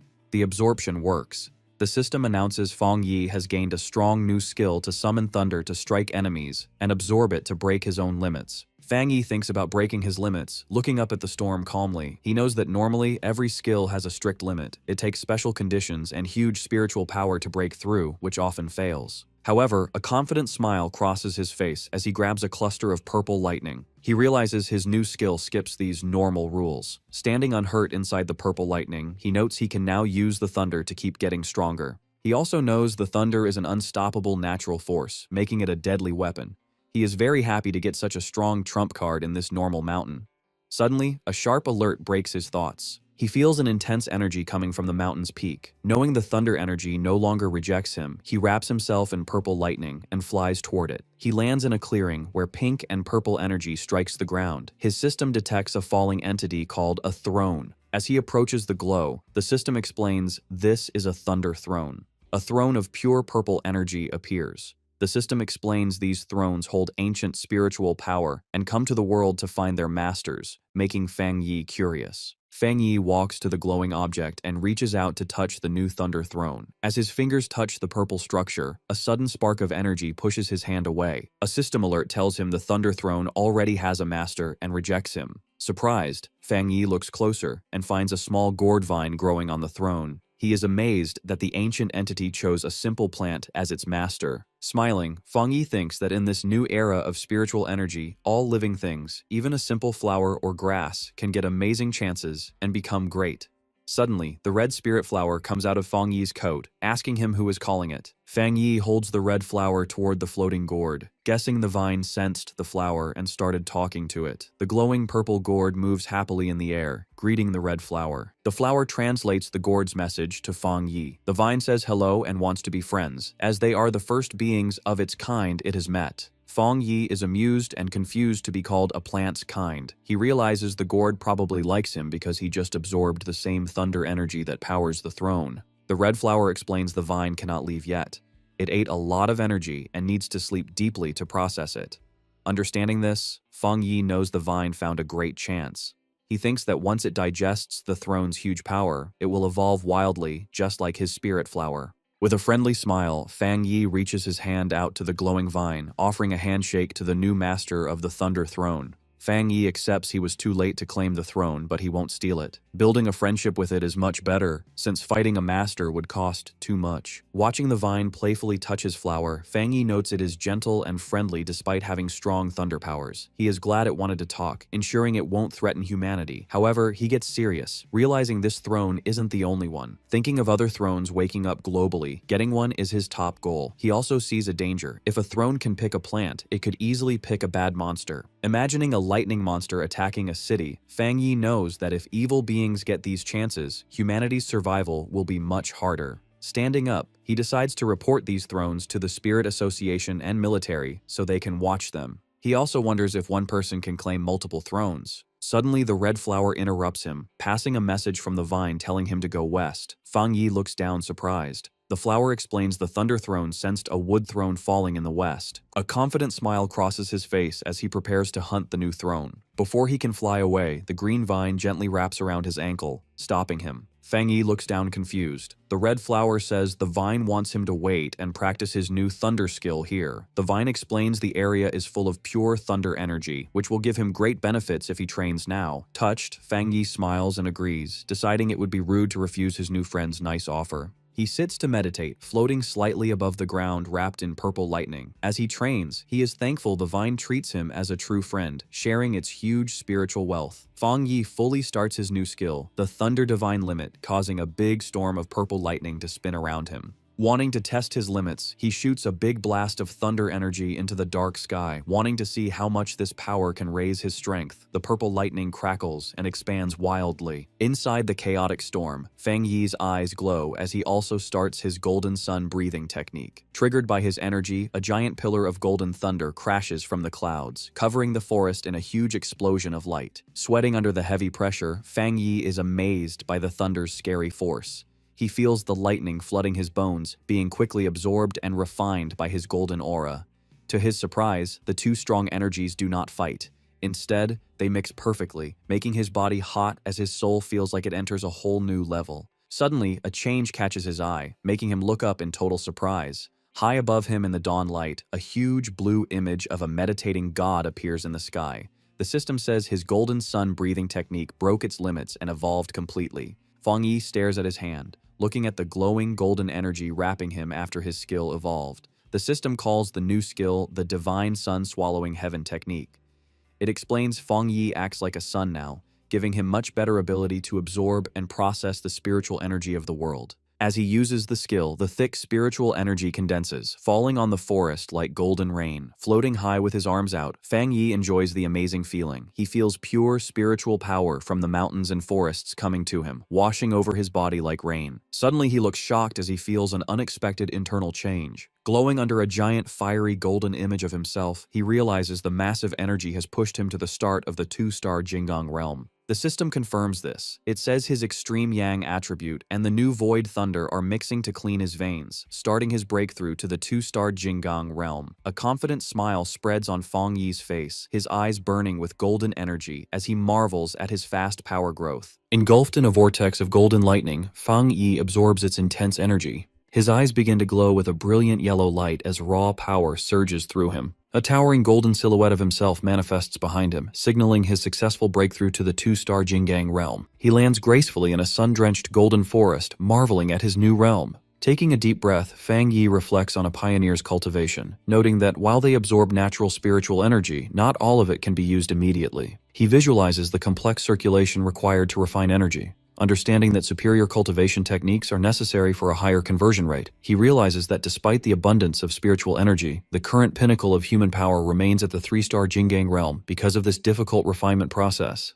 He considers it remarkable that he broke through to the 2-star realm so quickly, his thoughts then shifting to the imposing dark throne he discovered. With a serious gaze, he concludes the era of accelerated spiritual recovery has arrived much earlier than humanity anticipated. His contemplation is interrupted when he looks down, noticing his sentient red spirit flower trying to get his attention. The flower translates a message from the sentient gourd vine, conveying its congratulations. The vine explains that the throne also needs to begin its own cultivation due to his breakthrough and suggests he leave soon because it is afraid of other humans. Fang Yi agrees, acknowledging his breakthrough caused a significant disturbance. He knows he must report the throne to the Spirit Association and the military, but worries the harmless gourd vine might become a target for greedy individuals. He understands that a throne's immense power will inevitably spark fierce conflicts and competition among pioneers. However, his expression hardens as he questions the arrogant assumption that such powerful entities must belong to mankind. Looking back at the glowing vine and his spirit flower, Fang Yi reassures his new friend he won't allow humans to plunder its throne.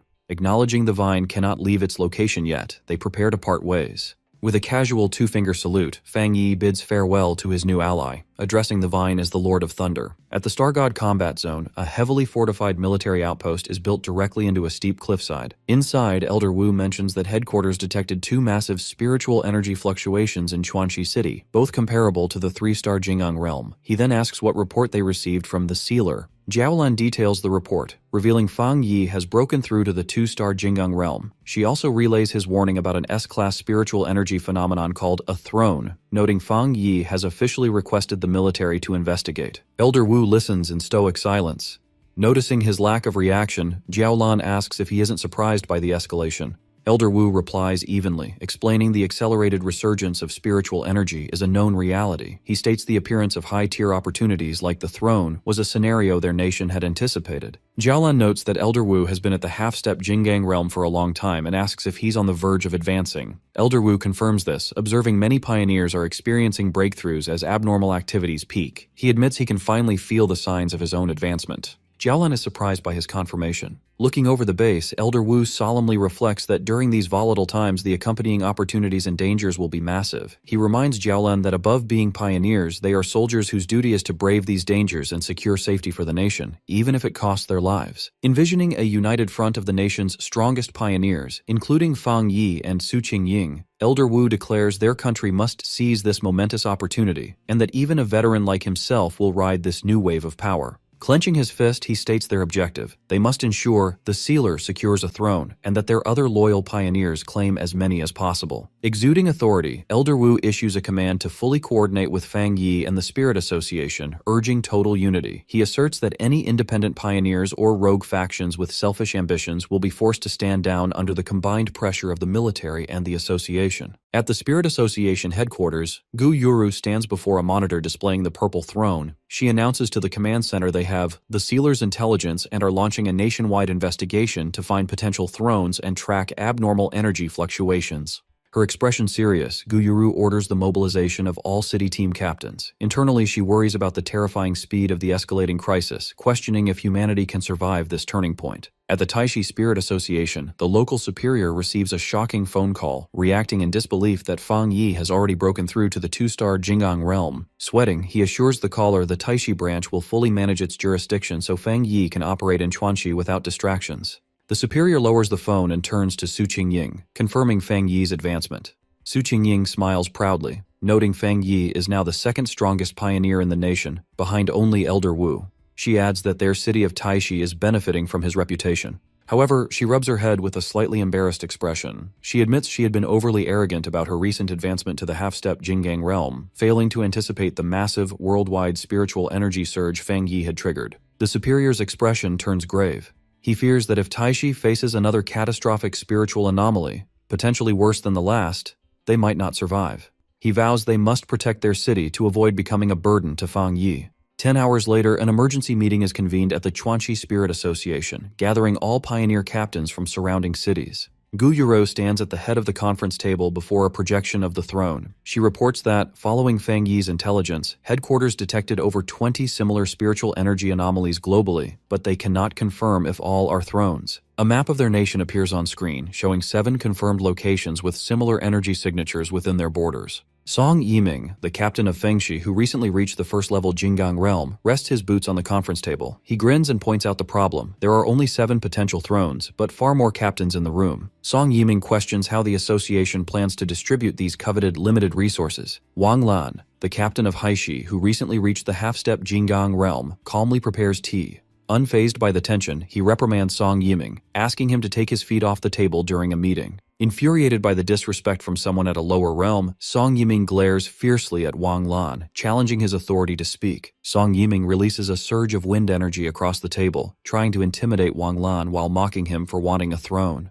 Wang Lan doesn't flinch. He channels a spark of lightning energy to stabilize his teacup against the gale. He calmly retorts that every person in the room desires a throne, making Song Yiming's intimidation pointless. The other captains watch the confrontation silently. As tension escalates, Chen Ruo, the captain of Yueshi, sits in silence, coldly observing the conflict. Song Yiming leans in with a malicious grin, continuing to provoke Wang Lan. He mocks the Haishi captain, questioning how someone with his attributes could hope to claim a throne, and insults his city for appointing him as leader. Having lost his patience with the disrespect, Wang Lan manifests a vortex of water and spiritual energy in his hand, preparing to retaliate. Before violence can erupt, Gu Yuro slams her hands on the table, furiously ordering both captains to sit down and forbidding any fighting during the conference. Suddenly, an overwhelming aura crashes down on the room. Gu Yuru, Wang Lan, and Song Yiming instantly freeze, their faces showing shock at the sudden, oppressive pressure. Song Yiming is violently slammed into his chair, pinned down by heavy, phantom-like hands of dark purple energy. He is left terrified and gasping at the sheer, intimidating force of the attacker. Sweating profusely, Song Yiming frantically wonders if Elder Wu from the Star God Combat Zone has arrived to intervene. Fang Yi, crackling with golden energy, steps through the doorway. Sensing the terrifying scale of power, the captains realize it feels akin to the peak of the 3-star Jinggang realm. Song Yiming trembles, confused as he realizes this suffocating presence does not belong to the Elder. Fang Yi steps into the room with a polite smile, greeting the gathered captains.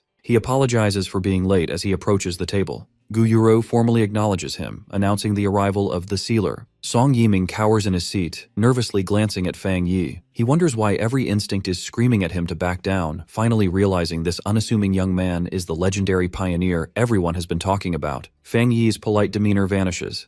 He glares at Song Yiming and demands to know what was happening right before he walked in. Terrified by Fang Yi's presence, Song Yiming nervously stammers that nothing is wrong and they were just having a discussion. Fang Yi silently stares him down with piercing red eyes. Pinned by the purple energy claw, Song Yiming is in disbelief, unable to comprehend how his first-level Jinggang realm power is paralyzed. Easing the pressure, Fang Yi sits at the conference table. He greets Wang Lan and Chen Ruo, noting it's been a long time. Wang Lan respectfully welcomes Lord Sealer, explaining they were just discussing the new throne. Leaning back, Fang Yi states he came to share his intelligence. As a Spirit Association member, he confirms the Chuanxi Mountain Anomaly is a Thunder Attribute throne with world-altering power. He reveals a crucial detail. The Thunder Throne's master is a sentient gourd vine. This sparks outrage among the pioneer captains, who argue that leaving such divine power to a plant is a waste and a capable human should take it. Song Yiming eagerly agrees, slamming his hands on the table. He insists they must forcibly take the throne, arguing their nation would be a laughingstock if a plant controlled it. Fang Yi's expression hardens as he coldly declares he won't allow it. Fang Yi addresses the room, explaining he came to make his stance perfectly clear. He warns that if anyone tries to snatch the Thunder Throne, he, the Sealer, will personally take it back. The serious threat leaves everyone in the room frozen in a stunned, sweating silence. A bandaged arm shoots into the air. Chenro breaks the tension, raising her hand to agree with Fang Yi's decision. Gu Yuru agrees, warning the captains not to underestimate plants favored by spiritual energy. She reveals that before the meeting, the throne's mountain territory had already become a deadly purgatory of raging lightning. Wang Lan also raises his hand in agreement with Fang Yi. Conceding defeat, a disgruntled Song Yiming suggests they find new, unclaimed thrones instead. Gu Yuru sighs in relief, acknowledging how helpful Fang Yi's intimidating presence is for keeping order. She reflects on how difficult it has become for the Spirit Association to manage these powerful, top-tier pioneers. Gu Yuru turns to a map to distribute search zones, assigning captains to 4 regions based on energy fluctuations. She clarifies the association won't interfere in competition, but hiding discovered thrones is forbidden. A panicked staff member bursts in, interrupting to report that the Lord of Thunder has already evolved. The frantic staffer explains their drones can't get near the mountain, and the entity's power readings are climbing beyond expectations. He announces the plant's power equals the 3-star Jinggang realm. This news terrifies the captains, who realize the entity could dominate the nation. Unlike the panicked room, Fang Yi is calm.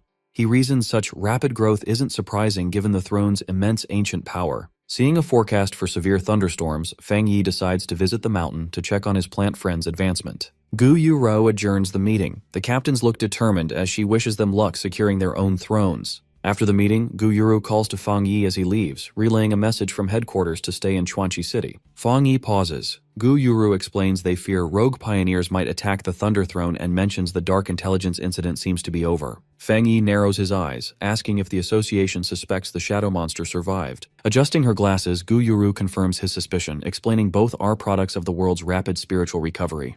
While they can monitor the throne's ancient power, they fear remnants of dark intelligence are hiding. Since Fang Yi weakened and trapped it in Chuanxi, it could still be a catastrophic threat. Glancing at his phone, Fang Yi swipes past his aunt's contact, deciding to postpone his family visit. He agrees with Gu Yuro's caution, acknowledging it's best to be prepared. He confirms he had the same thought and won't leave the city yet. Later, Fang Yi returns to the restricted mountain zone, walking calmly into the territory, unfazed by the violent purple lightning crashing around him. Feeling the intense power, he smiles, taking the storm as a welcome.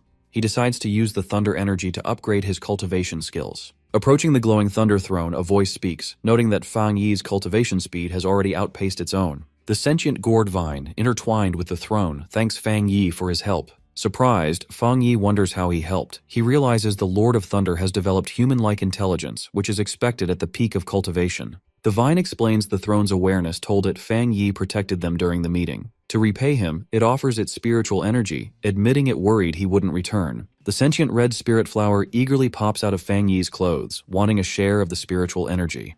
Golden fire in hand, Fang Yi smiles, admitting he intended to include the spirit plant in their training. Accepting the offer, Fang Yi sits cross-legged to meditate, letting the red spirit flower rest beside him to bathe in the aura. The gourd vine channels its power, sending currents of purple lightning and spiritual energy surging toward them. In the energy vortex, the red spirit flower happily swirls, absorbing the intense power to fuel its growth. Engulfed in lightning and golden aura, Fang Yi focuses, using the environmental pressure to push his red fire blade technique to the next level. With power surging through his glowing eyes, he commands his fiery golden blade to manifest above him. The massive sword descends, radiating blinding heat as it clashes with the storm. A system notification reports a massive influx of thunder power has been detected. As the blade absorbs the violent lightning, the system confirms the red fire blade technique can now break through. Concentrating, Fang Yi refines the chaotic power as the system announces his blade technique is evolving. He meditates, letting pillars of golden fire and blue lightning envelop him as the skill charges to its limit. His eyes snap open, blazing with red light as the system confirms the red fire blade technique has successfully evolved. Gripping his upgraded sword, Fang Yi swings with devastating force. The technique now fuses his fire with the thunder attribute. The swing erupts into a blast of lightning and fire, tearing through and obliterating the ground in a terrifying display of his new strength. Fang Yi's system notifies him that the heavenly thunder has tempered his blade technique, successfully breaking its limits and evolving it into a fused thunder fire attribute. Raising his weapon, the system confirms that the blade's enhancement is finally complete.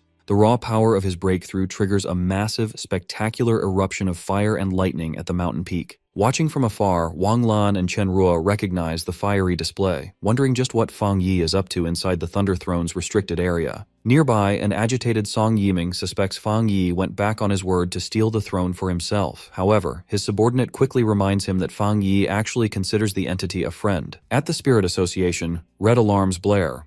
Staff members report that the energy concentration in the restricted zone has exceeded observable limits, forcing them to retreat their surveillance drones. The branch leader watches the distant glow with heavy concern, fearing Fang Yi might be locked in a brutal battle with the throne. Back on the mountain, Fang Yi tightly grips his newly evolved, intensely glowing sword. His eyes glowing red, he smiles, extremely satisfied. The physical blade feels as though it has been masterfully reforged by the sheer intensity of the power. The dense ambient energy also causes his sentient red spirit flower to evolve, increasing its intelligence and enhancing its unique attributes. Reveling in the surge of energy, the massive flower playfully intertwines with the glowing structure of the throne amidst the flames. The flower communicates its delight to Fang Yi, who decides it's time for them to hurry and locate the next throne. Suddenly, the sentient gourd vine hovers above him, catching his attention. The vine speaks to Fang Yi, warmly congratulating its friend on achieving such a powerful breakthrough. It then shares a premonition received during its cultivation. A new throne will descend very soon, and its aura shares a deep, opposing yet complementary connection with his spirit flower. Hearing this unique opposition and complement, Fang Yi deduces that the incoming entity must be a wood attribute throne. The glowing gourd vine confirms that the new throne is already descending in the distance. Sending a wave of green spiritual energy toward Fang Yi, the vine offers to share the general location it sensed through their psychic connection. Fang Yi closes his eyes, focusing his mind to silently accept the vine's sensory transmission. A confident smirk appears on his face as he opens his eyes, confirming he has successfully perceived the exact coordinates.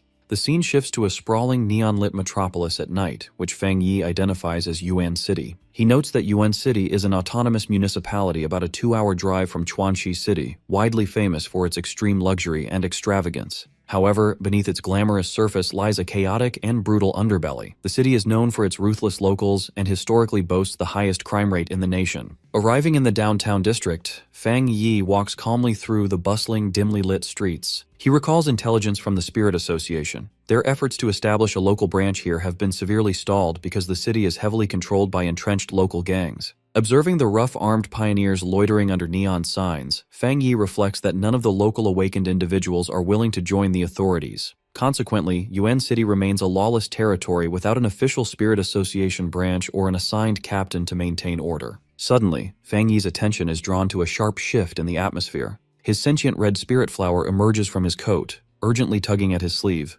Fang Yi validates its reaction, noting that they can both sense the new energy emerging from the west. To the west, at the foot of a dark, looming mountain, sits a massive, extravagantly lit private mansion. Inside the estate walls, a lavish nighttime pool party is underway, hosted by the local elite. A sunglasses-clad bodyguard approaches the host, quietly reporting some news. The host raises an eyebrow, intrigued to hear that other pioneers have appeared nearby. The host is Jiang Gensheng, the notorious local kingpin of Yuan City. He laughs arrogantly, throwing his jacket open as he boasts that no one can make waves in his territory. His arrogant laughter is immediately cut short when a blinding eruption of green light flashes from the mountain directly behind his estate. A colossal sphere of pure green energy, the descending wood throne, crashes into the mountain peak, unleashing a devastating shockwave across the area. The sheer force of the impact reaches the mansion, shattering glass and sending debris flying. Jiang Gensheng is left visibly shocked as his guests scream in terror. Recovering from the shock, a furious Jiang Gensheng marches toward the mountain with his bodyguard, aggressively vowing to see who has the guts to run wild on his property. 2 minutes later, Jiang Gensheng and his bodyguard trek up the forested mountain, which is now swirling with dense, residual green spiritual energy. They are intercepted by Fang Yi, who stands calmly in the eerie light, noting that the source of the disturbance lies just ahead. Enraged by the intrusion, the bodyguard violently lunges through the air at Fang Yi, demanding to know who dares trespass on young Master Jiang's private property. As a heavy punch speeds toward his face, Fang Yi scoffs dismissively at the arrogant claim of private territory.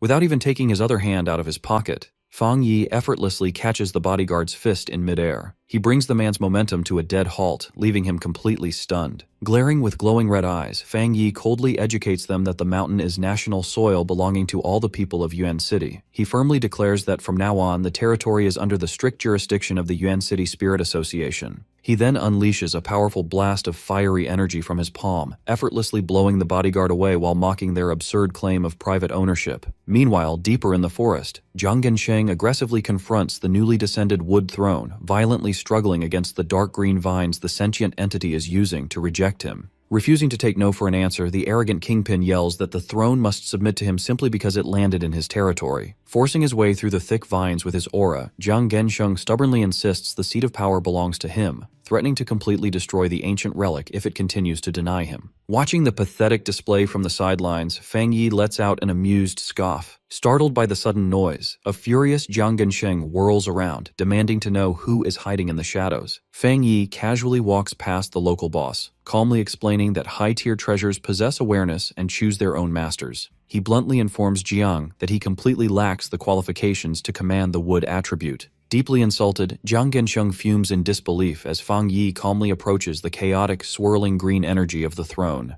Unable to contain his wounded pride, Jiang Gensheng violently lunges toward Fang Yi's exposed back, screaming a death threat. Suddenly, the kingpin stops dead in his tracks, his eyes widening in absolute terror. Without even needing to look back, Fang Yi summons his massive sentient red spirit flower to silently block the attacker. Trembling before the giant imposing spirit plant, Jiang is completely paralyzed with fear.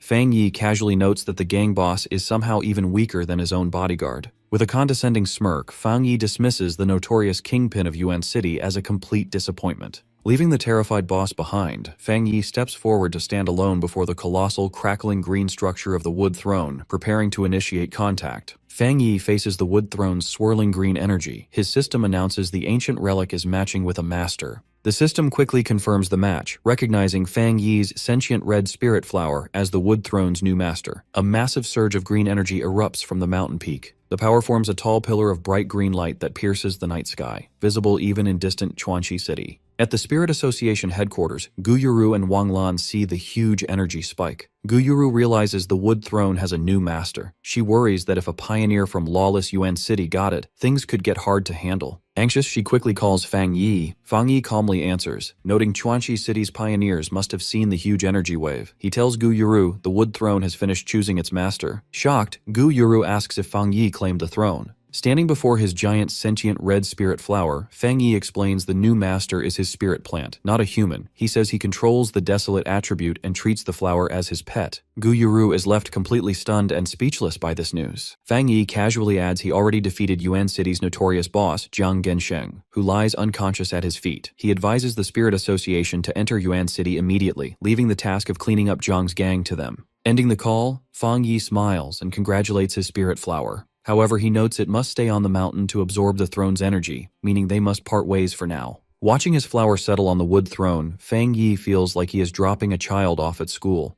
The sentient flower asks when it can return to him. Fang Yi smiles and tells it to train hard and enjoy the power. He estimates they will reunite when the flower reaches the Jing'ang realm. The next day, Fang Yi's cousin, Lin Yi, arrives in Chuanxi City after a transfer by the Taishi Spirit Association. Walking the neon-lit streets, she reflects on how news of her cousin's spirit flower claiming the wood throne has spread through the pioneer community. She is also amazed Fang Yi casually revealed his rare desolate attribute to the public. She recalls a recent meeting where the Spirit Association asked her to become Yuan City's new captain. Although officials promised full support, the sudden promotion leaves her hesitant. Letting out a heavy sigh, she tries to clear her mind. Rubbing her temples, she decides to observe the situation first to see if she is ready for the responsibility. Putting work aside, she decides to visit her mother, assuming she enjoys a peaceful life in Chuanxi City. Suddenly, a violent tremor shakes the streets, startling Lin Yi and sending pedestrians into a panic. Chaos erupts as people scream about an earthquake and rush to safe zones. However, sensing a wild surge of spiritual energy, Lin Yiji realizes this is a dangerous spiritual anomaly, not a natural disaster.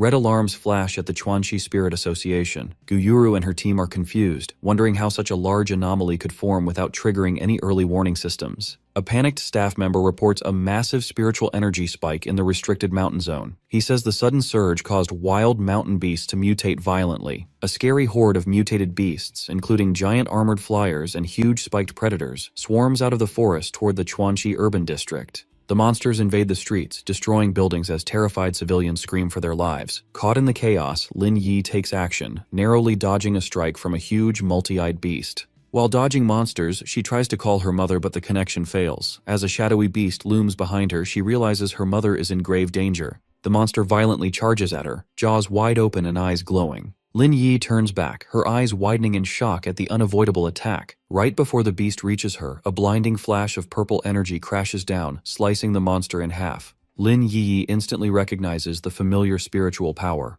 Fang Yi steps from the dust, calmly noting Chuanxi City has suffered a mutation outbreak. Relieved but frantic, Lin Yi runs to him, begging him to help find her mother since phone lines are down. In the ruined Chuanxi urban district, inside a broken supermarket, a trembling voice calls for a father. Nearby, a man lies motionless under a collapsed shelf as the small voice cries for a mother. A terrified young boy stands alone among the scattered groceries and flickering lights, wondering where his parents went. Overwhelmed by fear, the boy trembles as tears stream down his face. Unable to hold back his terror, he drops to his knees and cries loudly into the empty store. Suddenly, a woman rushes over and covers his mouth. It is Fang Yi's aunt, Lin Yi's mother. She holds him close, whispering that loud crying will attract the roaming beasts. The boy looks at her with large, tearful eyes, trembling and missing his parents. Trying to calm the child, Fang Yi's aunt smiles warmly and pulls out a bright yellow package of a popular snack. The boy's eyes light up. Kneeling beside him, she promises that if he stays quiet and waits for rescuers, he can have the snack as a reward for being brave. The boy smiles and reaches for the treat, distracted from the horror. However, a scary shadow wolf with glowing red eyes silently enters the aisle right behind the ant. The wolf growls, showing its sharp teeth as its red eyes lock onto its prey. As the beast charges, Fang Yi's aunt senses danger. She scoops the boy into her arms and sprints down the aisle to escape. In her frantic sprint, her foot catches on a discarded bottle in the debris. She crashes heavily to the floor, curling her body around the little boy to protect him. The wolf beast lunges, extending its sharp claws for the kill. Bracing for the worst, she closes her eyes and prepares to sacrifice herself. Right before the claws reach her, a blinding streak of golden energy slices through the dark, cutting the beast in two. Fang Yi arrives just in time, standing protectively in front of his aunt with his flaming sword. Glancing back, Fang Yi calmly asks if they are unharmed. Suddenly, he looks surprised as he notices something familiar. He looks down and sees the terrified boy safe in his aunt's arms, holding the yellow snack packet. The sight of that treat triggers deep nostalgia. He remembers a sad moment from his childhood, crying before a gravestone while his aunt stood by his side. He recalls how she gently stroked his head and offered him that exact snack to soothe his grief. Back in the present, his aunt looks up in disbelief, her eyes widening in relief as she recognizes her nephew. Fang Yi softens and asks his aunt about the child she just risked her life to protect. Smiling despite her near-death experience, she explains the boy was separated from his parents in the supermarket chaos and she couldn't leave him to the monsters. The touching moment is interrupted when a familiar voice calls for her mother.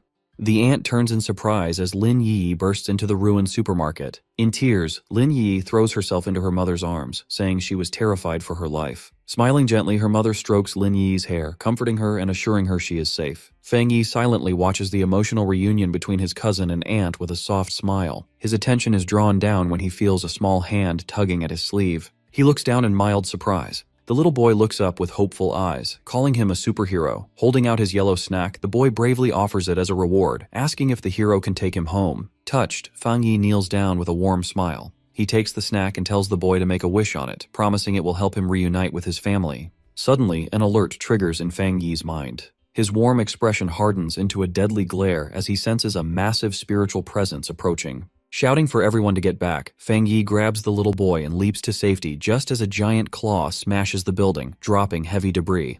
The ceiling caves in, exposing the ruined store to the night air. Glaring up into the dust with glowing red eyes, Fang Yi senses the overwhelming aura of the new enemy. As the smoke clears, a towering, muscled monster with a wild mane, glowing red eyes, and giant prayer beads looms over them. Fang Yi grimly notes this isn't a normal monster. It is the Beast King leading the mutated horde. Fang Yi unleashes a massive surge of golden energy, creating a barrier to protect his aunt, cousin, and the little boy from the danger. Since he has the highest spiritual energy, he knows he is the anomaly's primary target. This buys the others time and reduces their danger. He tells Lin Yi to take the other two and flee, as he can't fight at full potential while protecting them.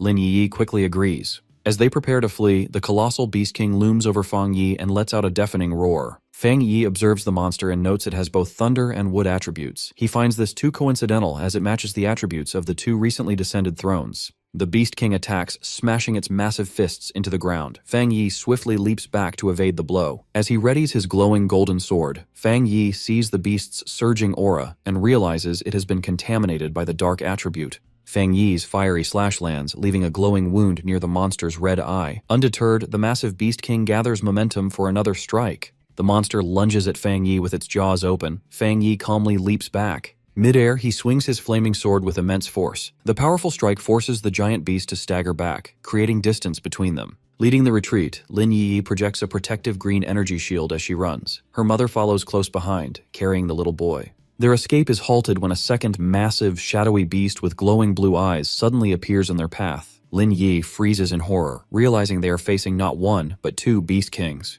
The second Beast King, radiating a terrifying aura with glowing blue eyes, towers over them. Lin Yi holds up her green energy shield to protect her mother and the terrified boy. Knowing she must act, Lin Yi reassures her mother as she channels her power. To protect her family, Lin Yi leaps away from the civilians toward the towering monster, drawing its deadly focus away from them. In response, the Beast King opens its massive jaws, charging a dense, swirling sphere of green wood attribute energy. The monster unleashes a devastating energy beam. Lin Yi meets it head-on, her green aura clashing against the beast's overwhelming breath attack. Pushed to her limits, Lin Yi struggles against the beam's crushing force. Terrified and strained, she refuses to yield as her mother and the boy cower behind her. She quickly assesses the situation, realizing that since both she and the monster use wood attribute energy, she has no elemental advantage. She knows if her shield shatters, her mother and the child will instantly perish. Making a desperate choice, Lin Yi decides to sacrifice herself. She offers her spiritually rich body to the beast, reasoning it would gain no power from ordinary humans, hoping to trade her life for theirs. Inside the chaotic Chuanxi City Spirit Association control room, staff monitor the escalating situation on holographic tables. They are horrified to confirm that an S-class disaster has been born. The tactical map shows two massive Anomaly King signals inside the city. The monitors show hostile energy spiking rapidly as local pioneers risk their lives to cover the civilian evacuation. In the burning city streets, cloaked pioneers fight the invasion from the air. A frantic field pioneer reports that endless hordes of mutated beasts are pouring from the restricted mountain zone, threatening to annihilate Chuanxi City. Desperate, the pioneer begs headquarters for immediate reinforcements and a disaster-level upgrade. Amidst the panic, he remembers a warning from the Sealer. He looks toward the distant mountains, where a colossal pillar of purple lightning pierces the storm clouds. He realizes the massive energy surge is from the exact territory where the Thunder Throne descended. Elsewhere, Fang Yi easily overpowers another beast, pinning it by its massive snout. He interrogates the creature, asking if it fled from the restricted mountain, and recognizes the sentient gourd vine. Before he gets an answer, a vortex of crackling purple lightning swirls in the sky. Fang Yi looks up, suspecting his plant friend, the new master of the Thunder Throne, accidentally triggered the beast stampede. He reflects on the situation, realizing if claiming a throne causes such devastation, other pioneers face extreme danger. This contradicts his system's information that classified thrones as beneficial, making him wonder what the hidden problem is. The second Beast King raises its massive claw, preparing a lethal strike against Lin Yi. Lin Yi fiercely reinforces her green energy barrier, blocking the crushing blow. She refuses to let the monster consume her without a fight. She glances back, relieved to see her mother shielding the boy against the rocky debris behind her protective barrier. As the frustrated monster roars, Lin Yi stands her ground, her green aura flaring to match the beast's intensity. Channeling all her remaining power, her eyes glowing brightly, she declares the beast will have to get through her dead body to reach her family, committing to a fight to the death. Suddenly, a surge of purple lightning shatters the dark sky, interrupting the desperate battle. A colossal pillar of thunder crashes down from the heavens. Descending slowly from the blinding light is the glowing form of the sentient gourd vine. Nearby, two members of the Spirit Association look up in absolute shock. They recognize the overwhelming energy and realize the Lord of the Thunder Throne has arrived at the battlefield. They stare in awe as the massive, radiant purple vine manifests above the city, dwarfing the area with its majestic power. Fang Yi stares at the sky in silence. Instead of attacking, the ferocious Beast Kings halt. They begin to whimper and shrink back, utterly intimidated by the overwhelming presence. Watching the Beast King tremble before the giant vine, Fang Yi realizes the truth. The beasts were not acting on the throne's orders. They had only absorbed residual energy from it to mutate and are now paralyzed by its true master. Fang Yi concludes that neither the throne nor the sentient gourd vine intentionally caused the beast's stampede. Giant, glowing purple gourds hang from the ancient vine's branches, pulsing with immense spiritual power. Suddenly, a gourd opens and unleashes a swirling stream of green energy. The energy whips through the air and wraps around the aggressive Beast Kings. The mystical energy purifies the corrupted monsters, transforming the terrifying Beast Kings into harmless, fluffy creatures. A glowing gourd lowers to Fang Yi. Through their psychic link, the sentient gourd vine apologizes for causing the disaster, explaining it had just completed its breakthrough and wanted to leave the mountain. Dangling the newly transformed, helpless animals in front of Fang Yi, the vine gently asks if it can spare them and take them back to the mountain as pets instead of killing them. Inside the Spirit Association control room, the staff watch the satellite feed in disbelief. They are shocked to see the Lord of Thunder apologizing to the sealer, proving the disaster was accidental. The monitor staff guy sweats, marveling at the throne's power, which let a plant effortlessly purify S-class anomalies. A younger staff member behind him enviously wishes he could also be chosen by a throne. The officials come to a staggering realization. Seeing an entity as powerful as the Lord of Thunder act subserviently to Fang Yi, they conclude the Spirit Association must drastically reevaluate the sealer's true power.